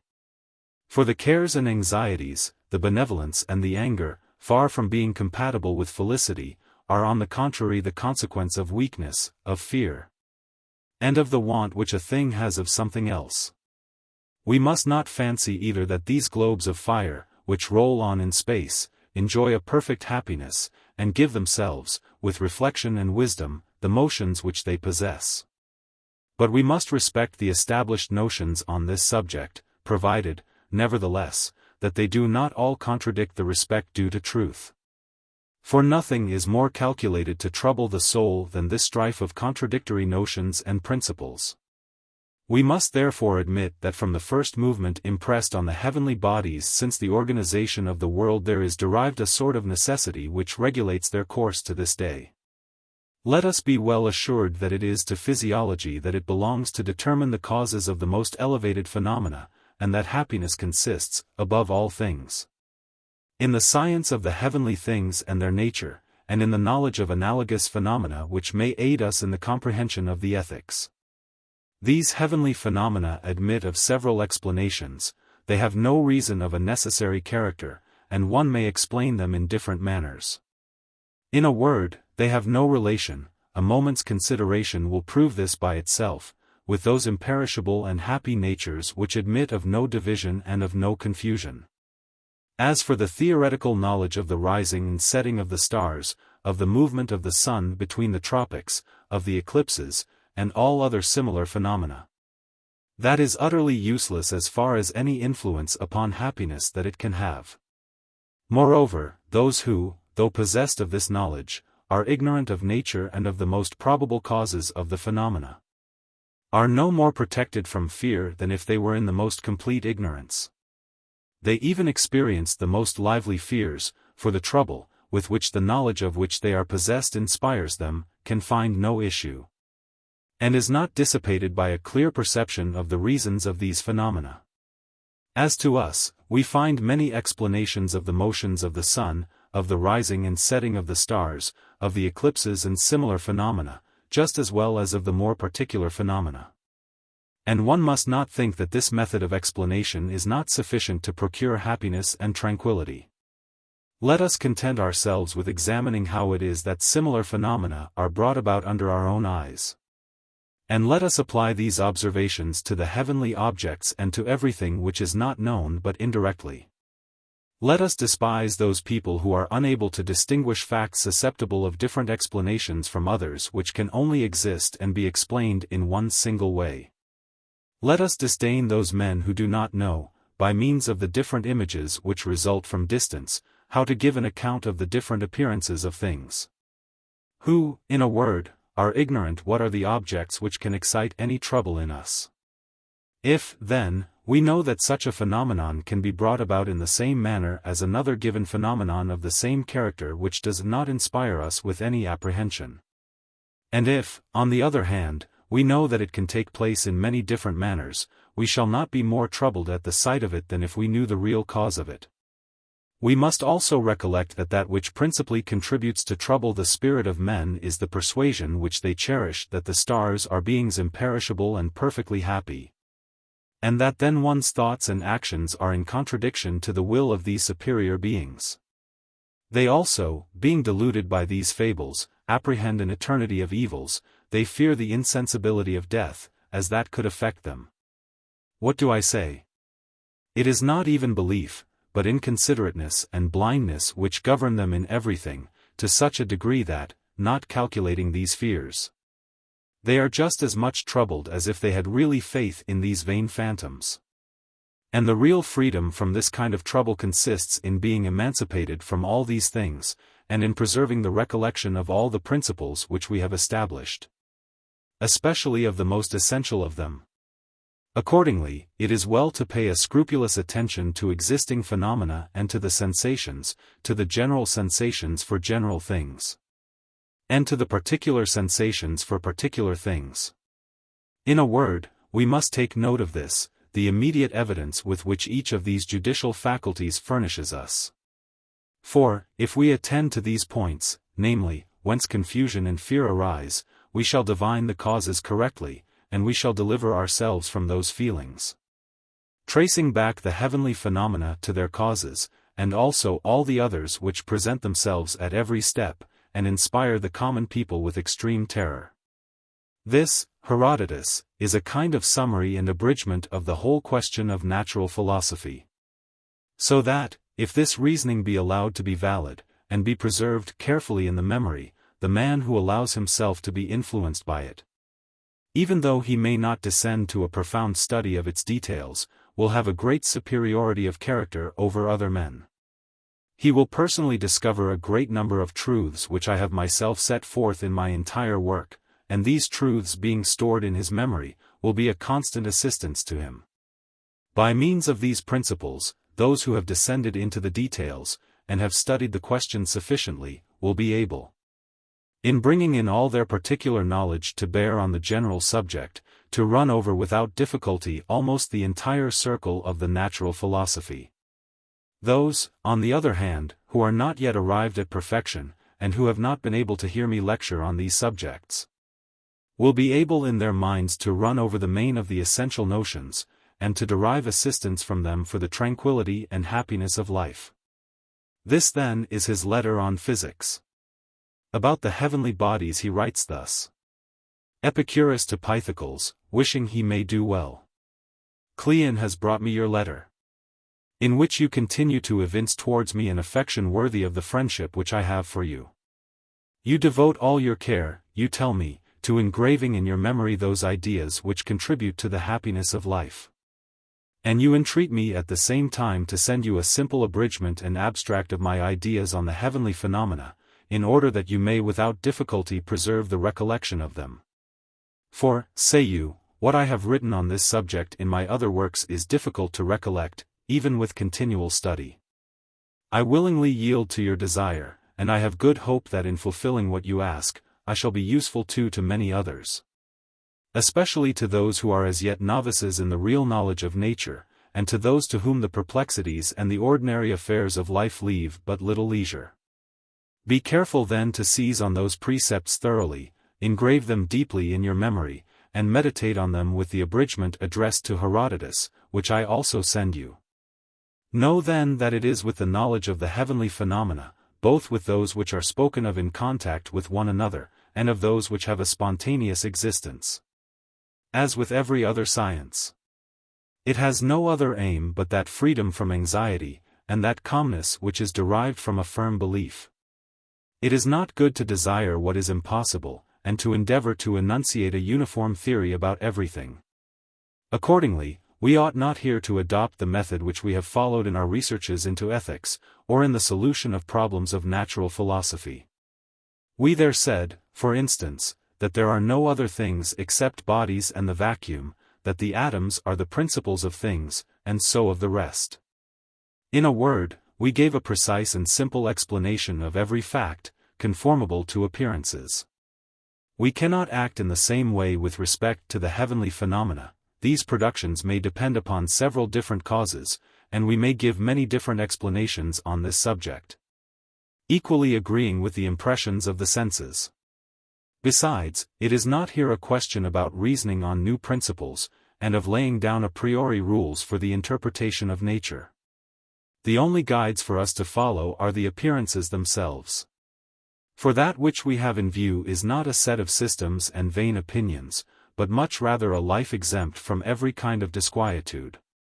The heavenly phenomena do not inspire those, who give different explanations of them conformable with appearances, instead of explaining them by hypothesis, with any alarm. But if, abandoning hypothesis, one at the same time renounces the attempt to explain them by means of analogies founded on appearances, then one is placing oneself altogether at a distance from the science of nature, in order to fall into fables. It is possible that the heavenly phenomena may present some apparent characters which appear to assimilate them to those phenomena which we see taking place around ourselves, without there being any real analogy at the bottom. For the heavenly phenomena may depend for their production on many different causes. Nevertheless, we must observe the appearances presented by each, and we must distinguish the different circumstances which attach to them, and which can be explained in different manners by means of analogous phenomena which arise under our eyes. The world is a collection of things embraced by the heaven, containing the stars, the earth, and all visible objects. This collection, separated from the infinite, is terminated by an extremity, which is either rare, or dense, or revolving, or in a state of repose, or of a round, or triangular, or of some shape or other in fact, for it may be of any shape, the dissolution of which must bring the destruction of everything which they embrace. In fact, it can take place in every sort of way, since there is not one of those things which are seen which testifies against this world in which we cannot detect any extremity. And that such worlds are infinite in number is easily seen, and also that such a world can exist both in the world and in the mu epsilon tau alpha kappa sigma mu iota omicron nu, as we call the space between the worlds, being a huge space made up of plenum and vacuum, but not, as some philosophers pretend, an immensity of space absolutely empty. This production of a world may be explained thus: seeds suitably appropriated to such an end may emanate either from one or from several worlds, or from the space that separates them. They flow towards a particular point where they become collected together and organized. After that, other germs come to unite them together in such a way as to form a durable whole, a basis, a nucleus to which all successive additions unite themselves. One must not content oneself in this question with saying, as one of the natural philosophers has done, that there is a reunion of the elements, or a violent motion in the vacuum under the influence of necessity, and that the body which is thus produced increases until it comes to crash against some other. For this doctrine is contrary to appearances. The sun, the moon, and the other stars were originally formed separately, and were afterwards comprehended in the entire total of the world. All the other objects which our world comprises, for instance the earth and the sea, were also formed spontaneously, and subsequently gained size by the addition and violent movement of light substances, composed of elements of fire and air, or even of these two principles at once. This explanation, moreover, is in accordance with the impressions of the senses. As to the magnitude of the sun and of the other stars, it is as far as we are concerned, such as it appears to us to be. This same doctrine is reproduced, and occurs again in the 11th book of his treatise on nature, where he says, if the distance has made it lose its size, a fortiori, it would take away its brilliancy. For color has not, any more than size, the property of traversing distance without alteration. But considered by itself, the sun may be a little greater or a little smaller than it appears, or it may be just such as it looks. For that is exactly the case with the fires of common occurrence among men which are perceived by the senses at a distance. Besides, all the difficulties on this subject will be easily explained if one attends to the clear evidence of the perceptions, as I have shown in my books about nature. The rising and setting of the sun, of the moon, and of the stars, may depend on the fact of their becoming lighted up, and extinguished alternately, and in the order which we behold. One may also give other reasons for this phenomenon, which are not contradicted by any sensible appearances. Accordingly, one might explain them by the passage of the stars above and below the earth, for the impressions of the senses agree also with this supposition. As to their motion, one may make that depend on the circular movement of the entire heaven. One may also suppose that the stars move, while the heaven itself is immovable. For there is nothing to prevent the idea that originally, before the formation of the world, they may have received, by the appointment of fate, an impulse from east to west. And that now their movement continues in consequence of their heat, as the fire naturally proceeds onwards in order to seek the aliment which suits it. The intertropical movements of the sun and moon may depend, either on the obliquity impressed by fate on the heaven at certain determined epochs, or on the resistance of the air. Or on the fact that these ignited bodies stand in need of being nourished by a matter suitable to their nature, and that this matter fails them. Or finally, they may depend on the fact of their having originally received an impulse which compels them to move as they do, describing a sort of spiral figure. The sensible evidence does not in the least contradict these different suppositions, and all those of the same kind which one can form, having always a due regard to what is possible, and bringing back each phenomenon to its analogous appearances in sensible facts, without disquieting oneself about the miserable speculations of the astronomers. The evacuations and subsequent replenishings of the moon may depend either on a conversion of this body, or on the different forms which the air when in a fiery state can adopt. Or perhaps to the interposition of another body, or lastly, to some one of the causes by which one gives account of the analogous phenomena which pass under our eyes. Provided, however, that one does not obstinately adopt an exclusive mode of explanation. And that, for want of knowing what is possible for a man to explain, and what is inaccessible to his intelligence, one does not throw oneself into interminable speculations. It may also be possibly the case that the moon has a light of her own, or that she reflects that of the sun. For we see around us many objects which are luminous of themselves, and many others which have only a borrowed light.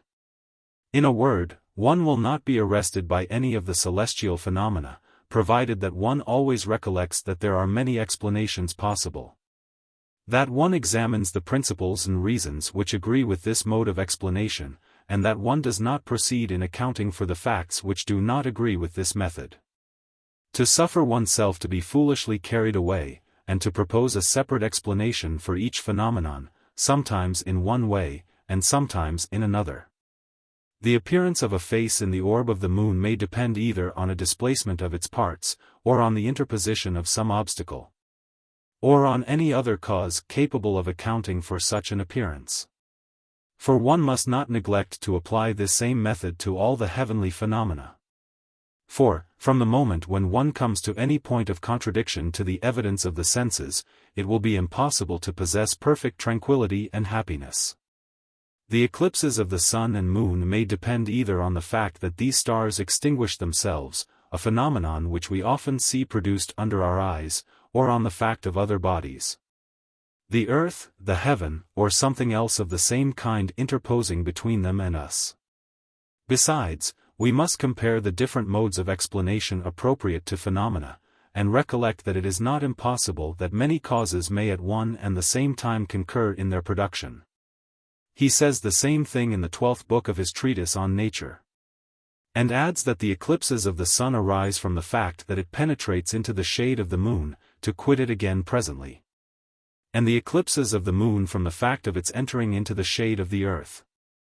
We also find the same doctrine asserted by Diogenes, the Epicurean, in the first book of his Select Opinions. The regular and periodical march of these phenomena has nothing in it that ought to surprise us, if we only attend to the analogous facts which take place under our eyes. Above all things let us beware of making the deity interpose here, for that being we ought to suppose exempt from all occupation and perfectly happy. Otherwise we shall be only giving vain explanations of the heavenly phenomena, as has happened already to a crowd of authors. Not being able to recognize what is really possible, they have fallen into vain theories, in supposing that for all phenomena there was but one single mode of production, and in rejecting all other explanations which are founded on probability. They have adopted the most unreasonable opinions, for want of placing in the front the study of the heavenly phenomena, and of sensible facts, which ought to serve to explain the first. The differences in the length of nights and days may arise from the fact that the passage of the sun above the earth is more or less rapid, and more or less slow, according to the length of the regions which it has to pass through. Or, again, to the fact that certain regions are passed through more rapidly than others, as is seen to be the case by our own eyes, in those things to which we can compare the heavenly phenomena.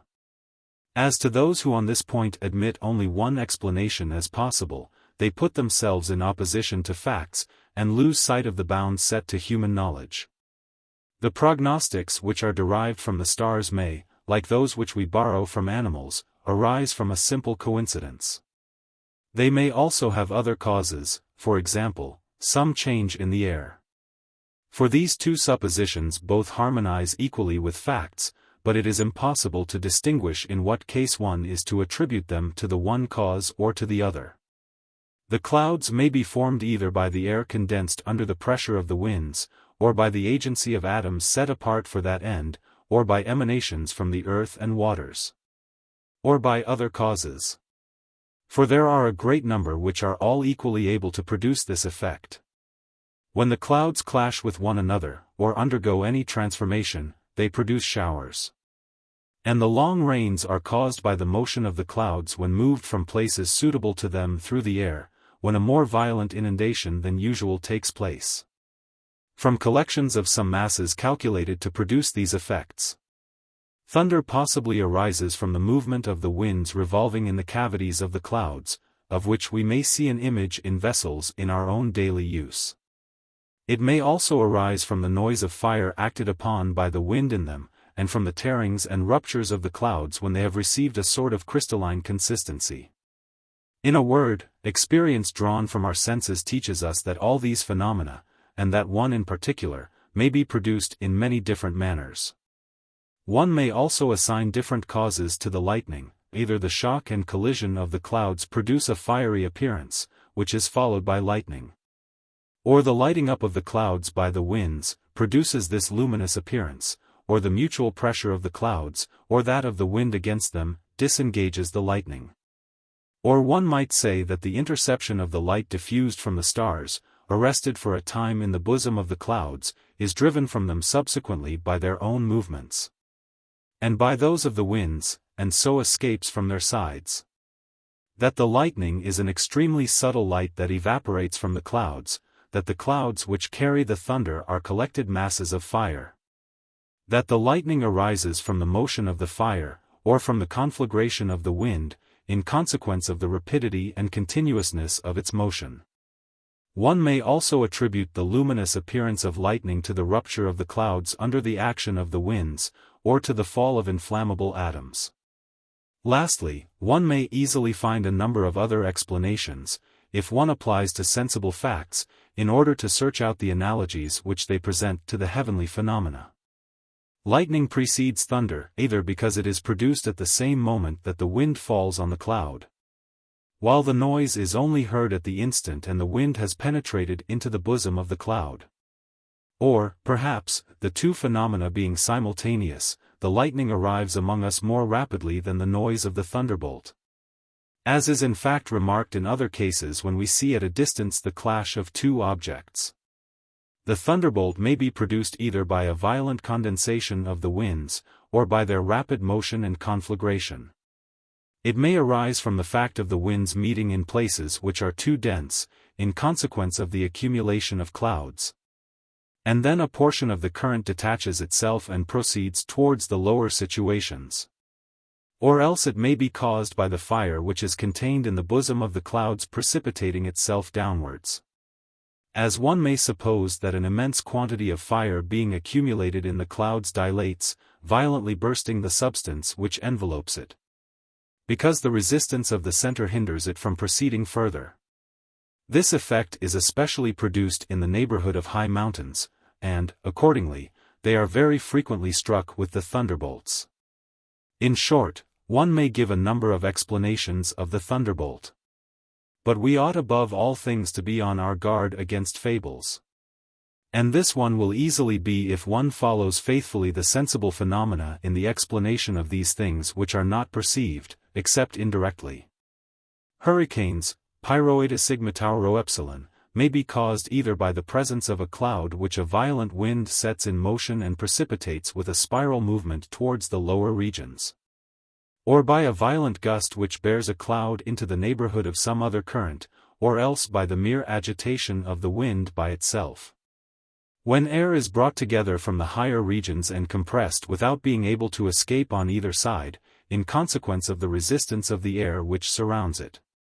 When the hurricane descends towards the earth, then there result whirlwinds in proportion to the rapidity of the wind that has produced them, and this phenomenon extends over the sea also. Earthquakes may arise from the wind penetrating into the interior of the earth, or from the earth itself receiving incessantly the addition of exterior particles, and being in incessant motion as to its constituent atoms, being in consequence disposed to a general vibration. That which permits the wind to penetrate is the fact that falls take place in the interior, or that the air being impressed by the winds insinuates itself into the subterraneous caverns. The movement which numberless falls and the reaction of the earth communicate to the earth, when this motion meets bodies of greater resistance and solidity, is sufficient to explain the earthquakes. One might, however, give an account of them in several other ways.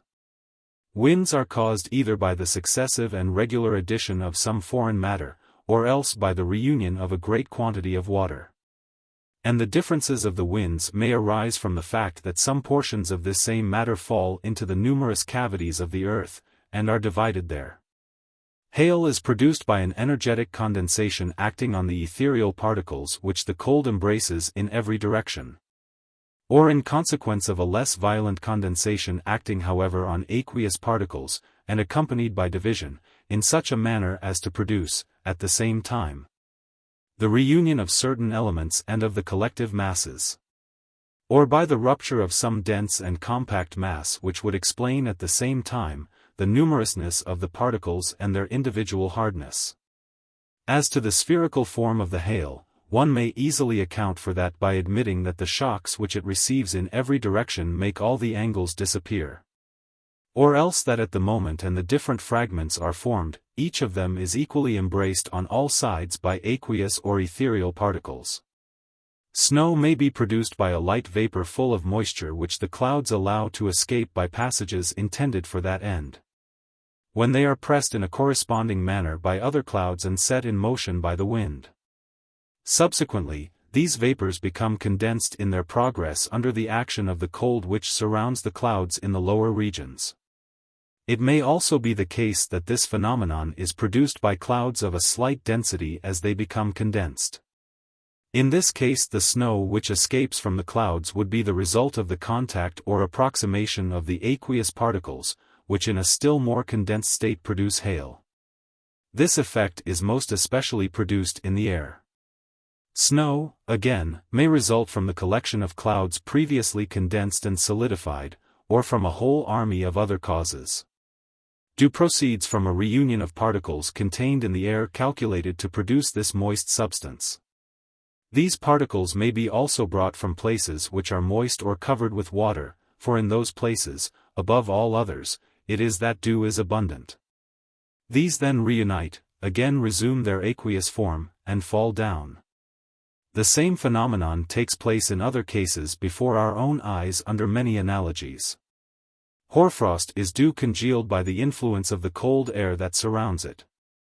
Ice is formed either by the detrition of round atoms contained in the water, and the reunion at scalene and acute angles of the atoms which exist in the water, or by an addition from without of these latter particles, which penetrating into the water, solidify it by driving away an equal amount of round atoms. The rainbow may be produced by the reflection of the solar rays on the moist air, or it may arise from a particular property of light and air, in virtue of which these particular appearances of color are formed. Either because the shades which we perceive result directly from this property, or because on the contrary it only produces one single shade which, reflecting itself on the nearest portions of the air, communicates to them the tints which we observe. As to the circular form of the rainbow, that depends either on the fact of the sight perceiving an equal distance in every direction, or the fact of the atoms taking this form when reuniting in the air. Or it may be caused by its detaching from the air which moves towards the moon, certain atoms which, being reunited in the clouds, give rise to this circular appearance. The lunar halo arises from the fact of the air, which moves towards the moon from all quarters, uniformly intercepting the rays emitted by this star, in such a way as to form around it a sort of circular cloud which partially veils it. It may also arise from the fact of the moon uniformly rejecting from all quarters the air which surrounds it, in such a manner as to produce this circular and opaque covering. And perhaps this opaqueness may be caused by some particles which some current brings from without. Perhaps also, the heat communicates to the moon the property of emitting, by the pores in its surface, the particles by which this effect is produced. Comets arise either from the fact that in the circumstances already stated, there are partial conflagrations in certain points of the heaven, or that at certain periods, the heaven has above our heads a particular movement which causes them to appear. It may also be the case that being themselves endowed with a peculiar movement, they advance at the end of certain periods of time, and in consequence of particular circumstances, towards the places which we inhabit. The opposite reasons explain their disappearance. Certain stars return to the same point in accomplishing their revolutions. And this arises, not only as has been sometimes believed, from the fact of the pole of the world around which they move being immovable, but also from the fact that the gyrations of the air which surrounds them hinder them from deviations like the wandering stars. Perhaps also, this may be caused by the fact that except in the route in which they move, and in which we perceive them, they do not find any material suitable to their nature. One may also explain this phenomenon in many other manners, reasoning according to sensible facts. Thus, it is possible that certain stars may be wandering because that is the nature of their movements, and for the same reason others may be immovable. It is also possible that the same necessity which has originally given them their circular movement may have compelled some to follow their orbit regularly, and have subjected others to an irregular progress. We may also suppose that the uniform character of the center which certain stars traverse favor their regular march, and their return to a certain, and that in the case of others, on the contrary, the differences of the center produce the changes which we observe. Besides, to assign one single cause to all these phenomena, when the experience of our senses suggests us several, is folly. It is the conduct of ignorant astronomers covetous of a vain knowledge, who, assigning imaginary causes to facts, wish to leave wholly to the deity the care of the government of the universe. Some stars appear to be left behind by others in their progress. This arises either from the fact of their having a slower motion, though traversing the same circle, or because, though they are drawn on by the same propelling power, they have nevertheless a movement proper to themselves in a contrary direction. Or it may be caused by the fact that, though all are placed in the same sphere of movement, still some have more space to traverse and others less. To give one uniform and positive explanation of all these facts is not consistent with the conduct of any people but those who love to flash prodigies in the eyes of the multitude. Falling stars may be particles detached from the stars, or fragments resulting from their collision. They may also be produced by the fall of substances which are set on fire by the action of the wind, by the reunion of inflammable atoms which are made to come together so as to produce this effect by a sort of reciprocal attraction, or else by the movement which is produced in consequence of the reunion of atoms in the very place where they meet. It may also happen that the light vapors reunite and become condensed under the form of clouds, that they then take fire in consequence of their rotatory motion, and that, bursting the obstacles which surround them, they proceed towards the places whither the force by which they are animated drags them. In short, this phenomenon also may admit of a great number of explanations. The presages which are drawn from certain animals arise from a fortuitous concourse of circumstances. For there is no necessary connection between certain animals and winter. They do not produce it. Nor is there any divine nature sitting aloft watching the exits of these animals, and then accomplishing signs of this kind. Nor can such folly as this occur to any being who is even moderately comfortable, much less to one which is possessed of perfect happiness. Imprint all these precepts in your memory, O Pythagorans, and so you will easily escape fables, and it will be easy for you to discover other truths analogous to these. Above all, apply yourself to the study of general principles, of the infinite, and of questions of this kind, and to the investigation of the different criteria and of the passions. And to the study of the chief good, with a view to which we prosecute all our researches. When these questions are once resolved, all particular difficulties will be made plain to you. As to those who will not apply themselves to these principles, they will neither be able to give a good explanation of these same questions, nor to reach that end to which all our researches tend. Such are his sentiments on the heavenly phenomena. But concerning the rules of life, and how we ought to choose some things and avoid others, he writes thus. But first of all, let us go through the opinions which he held, and his disciples held about the wise man. He said that injuries existed among men either in consequence of hatred, or of envy, or of contempt, all which the wise man overcomes by reason. Also, that a man who has once been wise can never receive the contrary disposition. Nor can he of his own accord invent such a state of things as that he should be subjected to the dominion of the passions. Nor can he hinder himself in his progress towards wisdom. That the wise man, however, cannot exist in every state of body, nor in every nation.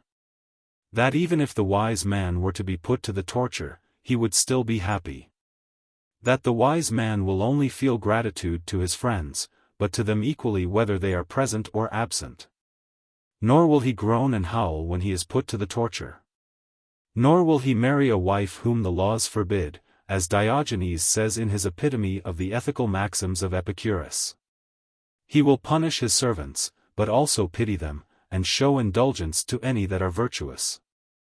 They do not think that the wise man will ever be in love, nor that he will be anxious about his burial, nor that love is a passion inspired by the gods, as Diogenes says in his 12th book. They also assert that he will be indifferent to the study of oratory. Marriage, say they, is never any good to a man, and we must be quite content if it does no harm. And the wise man will never marry or beget children, as Epicurus himself lays it down, in his Doubts and in his treatises on nature. Still, under certain circumstances of life, he will forsake these rules and marry. Nor will he ever indulge in drunkenness, says Epicurus in his Banquet, nor will he entangle himself in affairs of state, as he says in his first book on Lives. Nor will he become a tyrant. Nor will he become a cynic, as he says in his second book about Lives. Nor a beggar. And even though he should lose his eyes, he will still partake of life, as he says in the same book. The wise man will be subject to grief, as Diogenes says in the 5th book of his Select Opinions. He will also not object to go to law.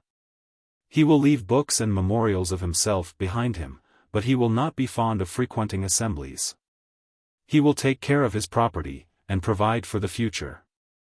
He will like being in the country, he will resist fortune, and will grieve none of his friends. He will show a regard for a fair reputation to such an extent as to avoid being despised. And he will find more pleasure than other men in speculations. All faults are not equal. Health is good for some people, but a matter of indifference to others. Courage is a quality which does not exist by nature, but which is engendered by a consideration of what is suitable. Friendship is caused by one's wants, but it must be begun on our side. For we sow the earth, and friendship arises from a community of, and participation in, pleasures. Happiness must be understood in two senses: the highest happiness, such as is that of God, which admits of no increase, and another kind, which admits of the addition or abstraction of pleasures. The wise man may raise statues if it suits his inclination, if it does not signify. The wise man is the only person who can converse correctly about music and poetry. And he can realize poems, but not become a poet. It is possible for one wise man to be wiser than another. The wise man will also, if he is in need, earn money, but only by his wisdom. He will propitiate an absolute ruler when occasion requires, and will humor him for the sake of correcting his habits. He will have a school, but not on such a system as to draw a crowd about him. He will also recite in a multitude, but that will be against his inclination. He will pronounce dogmas, and will express no doubts. He will be the same man asleep and awake. and he will be willing even to die for a friend. These are the Epicurean doctrines. We must now proceed to his letter. Epicurus to Melissus, greeting. Let no one delay to study philosophy while he is young, and when he is old let him not become weary of the study. For no man can ever find the time unsuitable or too late to study the health of his soul. And he who asserts either that it is not yet time to philosophize, or that the hour is past, is like a man who should say that the time is not yet come to be happy, or that it is too late. So that both young and old should study philosophy, the one in order that, when he is old, he may be young in good things through the pleasing recollection of the past.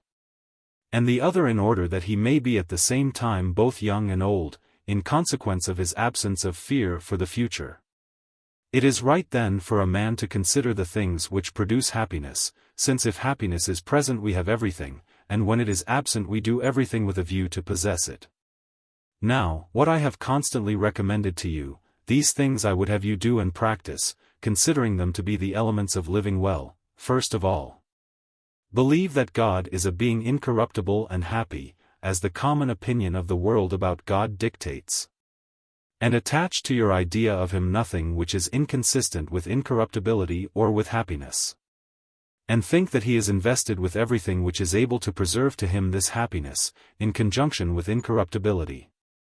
For there are gods, for our knowledge of them is indistinct. But they are not of the character which people in general attribute to them, for they do not pay a respect to them which accords with the ideas that they entertain of them. And that man is not impious who discards the gods believed in by the many, but he who applies to the gods the opinions entertained of them by the many. For the assertions of the many about the gods are not anticipations, pyro omicron lambda psi epsilon iota, but false opinions, pi omicron lambda psi epsilon iota. And in consequence of these, the greatest evils which befall wicked men, and the benefits which are conferred on the good, are all attributed to the gods. For they connect all their ideas of them with a comparison of human virtues, and everything which is different from human qualities, they regard as incompatible with the divine nature. Accustom yourself also to think death a matter with which we are not at all concerned, since all good and all evil is in sensation and since death is only the privation of sensation. On which account, the correct knowledge of the fact that death is no concern of ours makes the mortality of life pleasant to us, inasmuch as it sets forth no illimitable time, but relieves us for the longing for immortality. For there is nothing terrible in living to a man who rightly comprehends that there is nothing terrible in ceasing to live. So that he was a silly man who said that he feared death, not because it would grieve him when it was present, but because it did grieve him while it was future. For it is very absurd that that which does not distress a man when it is present, should afflict him when only expected. Therefore the most formidable of all evils, death, is nothing to us, since, when we exist, death is not present to us, and when death is present, then we have no existence. It is no concern then either of the living or of the dead, since to the one it has no existence, and the other class has no existence itself. But people in general at times flee from death as the greatest of evils, and at times wish for it as a rest from the evils in life. Nor is the not living a thing feared, since living is not connected with it, nor does the wise man think not living an evil. But, just as he chooses food, not preferring that which is most abundant but that which is nicest, so too, he enjoys time, not measuring it as to whether it is of the greatest length, but as to whether it is most agreeable. And he who enjoins a young man to live well and an old man to die well is a simpleton, not only because of the constantly delightful nature of life, but also because the care to live well is identical with the care to die well. And he was still more wrong who said, "'Tis well to taste of life, and then when born, to pass with quickness to the shades below." 142. For if this really was his opinion, why did he not quit life? For it was easily in his power to do so, if it really was his belief. But if he was joking, then he was talking foolishly in a case where it ought not to be allowed. And we must recollect that the future is not our own, nor on the other hand is it wholly not our own, I mean so that we can never altogether await it with a feeling of certainty that it will be, nor altogether despair of it as what will never be. And we must consider that some of the passions are natural, and some empty, and of the natural ones some are necessary, and some merely natural. And of the necessary ones some are necessary to happiness, and others with regard to the exemption of the body from trouble, and others with respect to living itself. For a correct theory with regard to these things can refer all choice and avoidance to the health of the body and the freedom from disquietude of the soul. Since this is the end of living happily. For it is for the sake of this that we do everything, wishing to avoid grief and fear, and when once this is the case, with respect to us, then the storm of the soul is, as I may say, put an end to. Since the animal is unable to go as if to something deficient, and to seek something different from that by which the good of the soul and body will be perfected. For then we have need of pleasure when we grieve, because pleasure is not present, but when we do not grieve, then we have no need of pleasure. And on this account we affirm that pleasure is the beginning and end of living happily, for we have recognized this as the first good, being connate with us. And with reference to it, it is that we begin every choice and avoidance, and to this we come as if we judged of all good by passion as the standard. And, since this is the first good and connate with us, on this account we do not choose every pleasure, but at times we pass over many pleasures when any difficulty is likely to ensue from them. And we think many pains better than pleasures, when a greater pleasure follows them, if we endure the pain for a time. Every pleasure is therefore a good on account of its own nature, but it does not follow that every pleasure is worthy of being chosen. Just as every pain is an evil, and yet every pain must not be avoided. But it is right to estimate all these things by the measurement and view of what is suitable and unsuitable. For at times we may feel the good as an evil, and at times, on the contrary, we may feel the evil as good. And we think contentment a great good, not in order that we may never have but a little, but in order that if we have not much we may make use of a little. Being genuinely persuaded that those men enjoy luxury most completely who are the best able to do without it. And that everything which is natural is easily provided, and what is useless is not easily procured. And simple flavors give as much pleasure as costly fare when everything that can give pain, and every feeling of want, is removed. And corn and water give the most extreme pleasure when anyone in need eats them. To accustom oneself, therefore, to simple and inexpensive habits is a great ingredient in the perfecting of health, and makes a man free from hesitation with respect to the necessary uses of life. And when we, on certain occasions, fall in with more sumptuous fare, it makes us in a better disposition towards it, and renders us fearless with respect to fortune. When, therefore, we say that pleasure is a chief good, we are not speaking of the pleasures of the debauched man, or those which lie in sensual enjoyment, as some think who are ignorant, and who do not entertain our opinions, or else interpret them perversely. But we mean the freedom of the body from pain, and of the soul from confusion. For it is not continued drinkings and revels, or the enjoyment of female society, or feasts of fish and other such things as a costly table supplies, that make life pleasant, but sober contemplation, which examines into the reasons for all choice and avoidance, and which puts to flight the vain opinions from which the greater part of the confusion arises which troubles the soul. Now, the beginning and the greatest good of all these things is prudence, on which account prudence is something more valuable than even philosophy, inasmuch as all the other virtues spring from it, teaching us that it is not possible to live pleasantly unless one also lives prudently and honorably and justly. And that one cannot live prudently and honestly and justly without living pleasantly, for the virtues are connate with living agreeably, and living agreeably is inseparable from the virtues.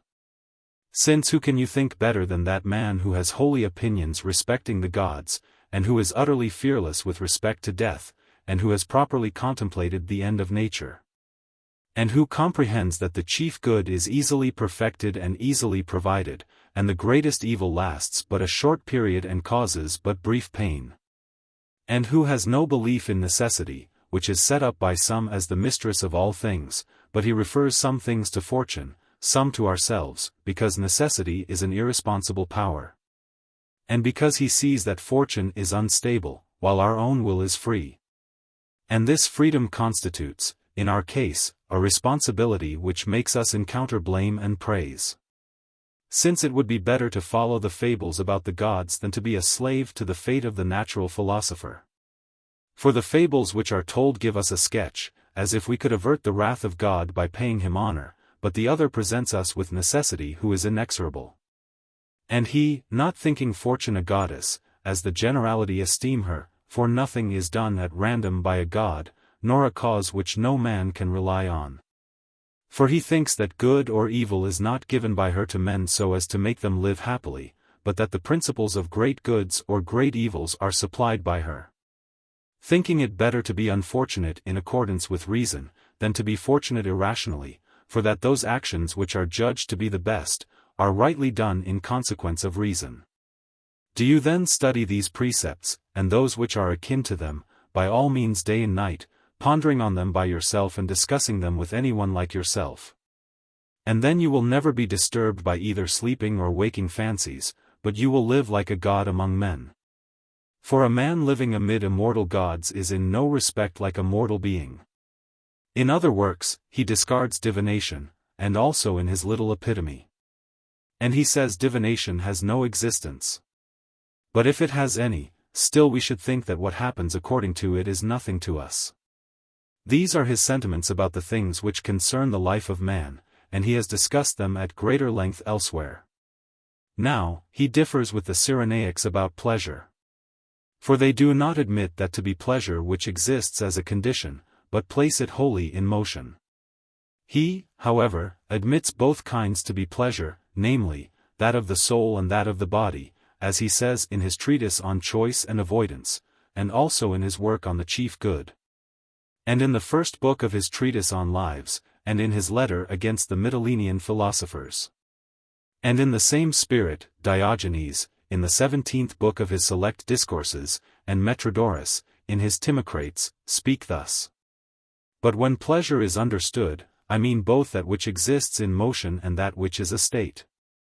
And Epicurus, in his treatise on choice, speaks thus, now, freedom from disquietude, and freedom from pain, are states of pleasure, but joy and cheerfulness are beheld in motion and energy. For they make out the pains of the body to be worse than those of the mind, accordingly, those who do wrong are punished in the body. But he considers the pains of the soul the worst. For that the flesh is only sensible to present affliction, but the soul feels the past, the present, and the future. Therefore, in the same manner, he contends that the pleasures of the soul are greater than those of the body.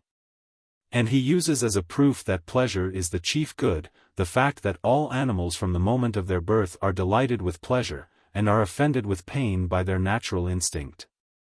And without the employment of reason. Therefore, too, we of our own inclination flee from pain. So that Hercules, when devoured by his poisoned tunic, cries out, shouting and groaning, and the rocks around re-echoed his sad wails, the mountain heights of Locrian lands, and sad Euboea's hills. 143. And we choose the virtues for the sake of pleasure, and not on their own account.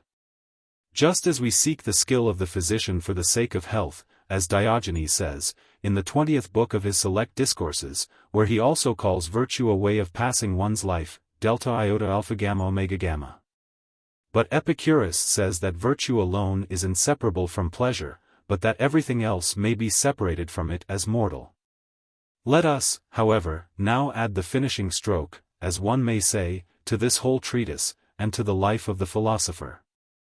Giving some of his fundamental maxims, and closing the whole work with them, taking that for our end which is the beginning of happiness.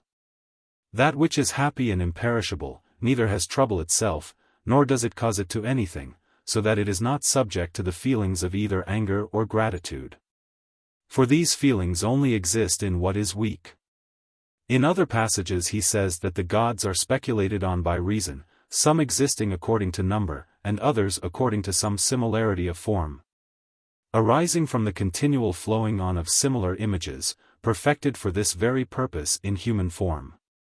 Death is nothing to us, for that which is dissolved is devoid of sensation, and that which is devoid of sensation is nothing to us. The limit of the greatness of the pleasures is the removal of everything which can give pain. And where pleasure is, as long as it lasts, that which gives pain, or that which feels pain, or both of them, are absent. Pain does not abide continuously in the flesh, but in its extremity it is present only a very short time. That pain which only just exceeds the pleasure in the flesh, does not last many days. But long diseases have in them more that is pleasant than painful to the flesh. It is not possible to live pleasantly without living prudently and honorably and justly. Nor to live prudently and honorably and justly, without living pleasantly. But he to whom it does not happen to live prudently, honorably, and justly, cannot possibly live pleasantly. For the sake of feeling confidence and security with regard to men, and not with reference to the nature of government and kingly power being a good. Some men have wished to be eminent and powerful, in order that others might attain this feeling by their means.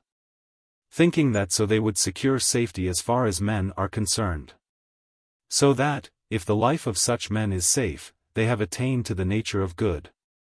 But if it is not safe, then they have failed in obtaining that for the sake of which they originally desired power according to the order of nature. 144. No pleasure is intrinsically bad, but the efficient causes of some pleasures bring with them a great many perturbations of pleasure. If every pleasure were condensed, if one may so say, and if each lasted long, and affected the whole body, or the essential parts of it, then there would be no difference between one pleasure and another. If those things which make the pleasures of debauched men put an end to the fears of the mind, and to those which arise about the heavenly bodies, and death, and pain. And if they taught us what ought to be the limit of our desires, we should have no pretense for blaming those who wholly devote themselves to pleasure, and who never feel any pain or grief, which is the chief evil, from any quarter. If apprehensions relating to the heavenly bodies did not disturb us, and if the terrors of death have no concern with us, and if we had the courage to contemplate the boundaries of pain and of the desires, we should have no need of physiological studies. It would not be possible for a person to banish all fear about those things which are called most essential, unless he knew what is the nature of the universe. Or if he had any idea that the fables told about it could be true. And therefore it is that a person cannot enjoy unmixed pleasure without physiological knowledge. It would be no good for a man to secure himself safety as far as men are concerned, while in a state of apprehension as to all the heavenly bodies, and those under the earth, and in short, all those in the infinite. Irresistible power and great wealth may, up to a certain point, give us security as far as men are concerned. But the security of men in general depends upon the tranquility of their souls, and their freedom from ambition. The riches of nature are defined and easily procurable.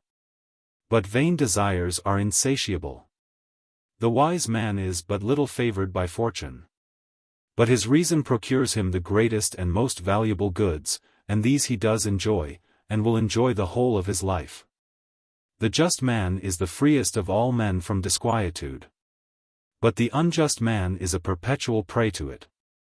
Pleasure in the flesh is not increased when once the pain arising from want is removed, it is only diversified.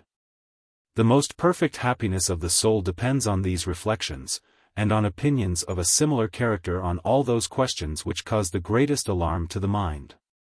Infinite and finite time both have equal pleasure, if anyone measures its limits by reason. If the flesh could experience boundless pleasure, it would want to dispose of eternity. 145. But reason, enabling us to conceive the end and dissolution of the body, and liberating us from the fears relative to eternity, procures for us all the happiness of which life is capable. So completely that we have no further occasion to include eternity in our desires. In this disposition of mind, man is happy even when his troubles engage him to quit life, and to die thus, is for him only to interrupt a life of happiness. He who is acquainted with the limits of life knows that that which removes the pain which arises from want, and which makes the whole of life perfect, is easily procurable. So that he has no need of those things which can only be attained with trouble. But as to the subsisting end, we ought to consider it with all the clearness and evidence which we refer to whatever we think and believe. Otherwise, all things will be full of confusion and uncertainty of judgment. If you resist all the senses, you will not even have anything left to which you can refer, or by which you may be able to judge of the falsehood of the senses which you condemn.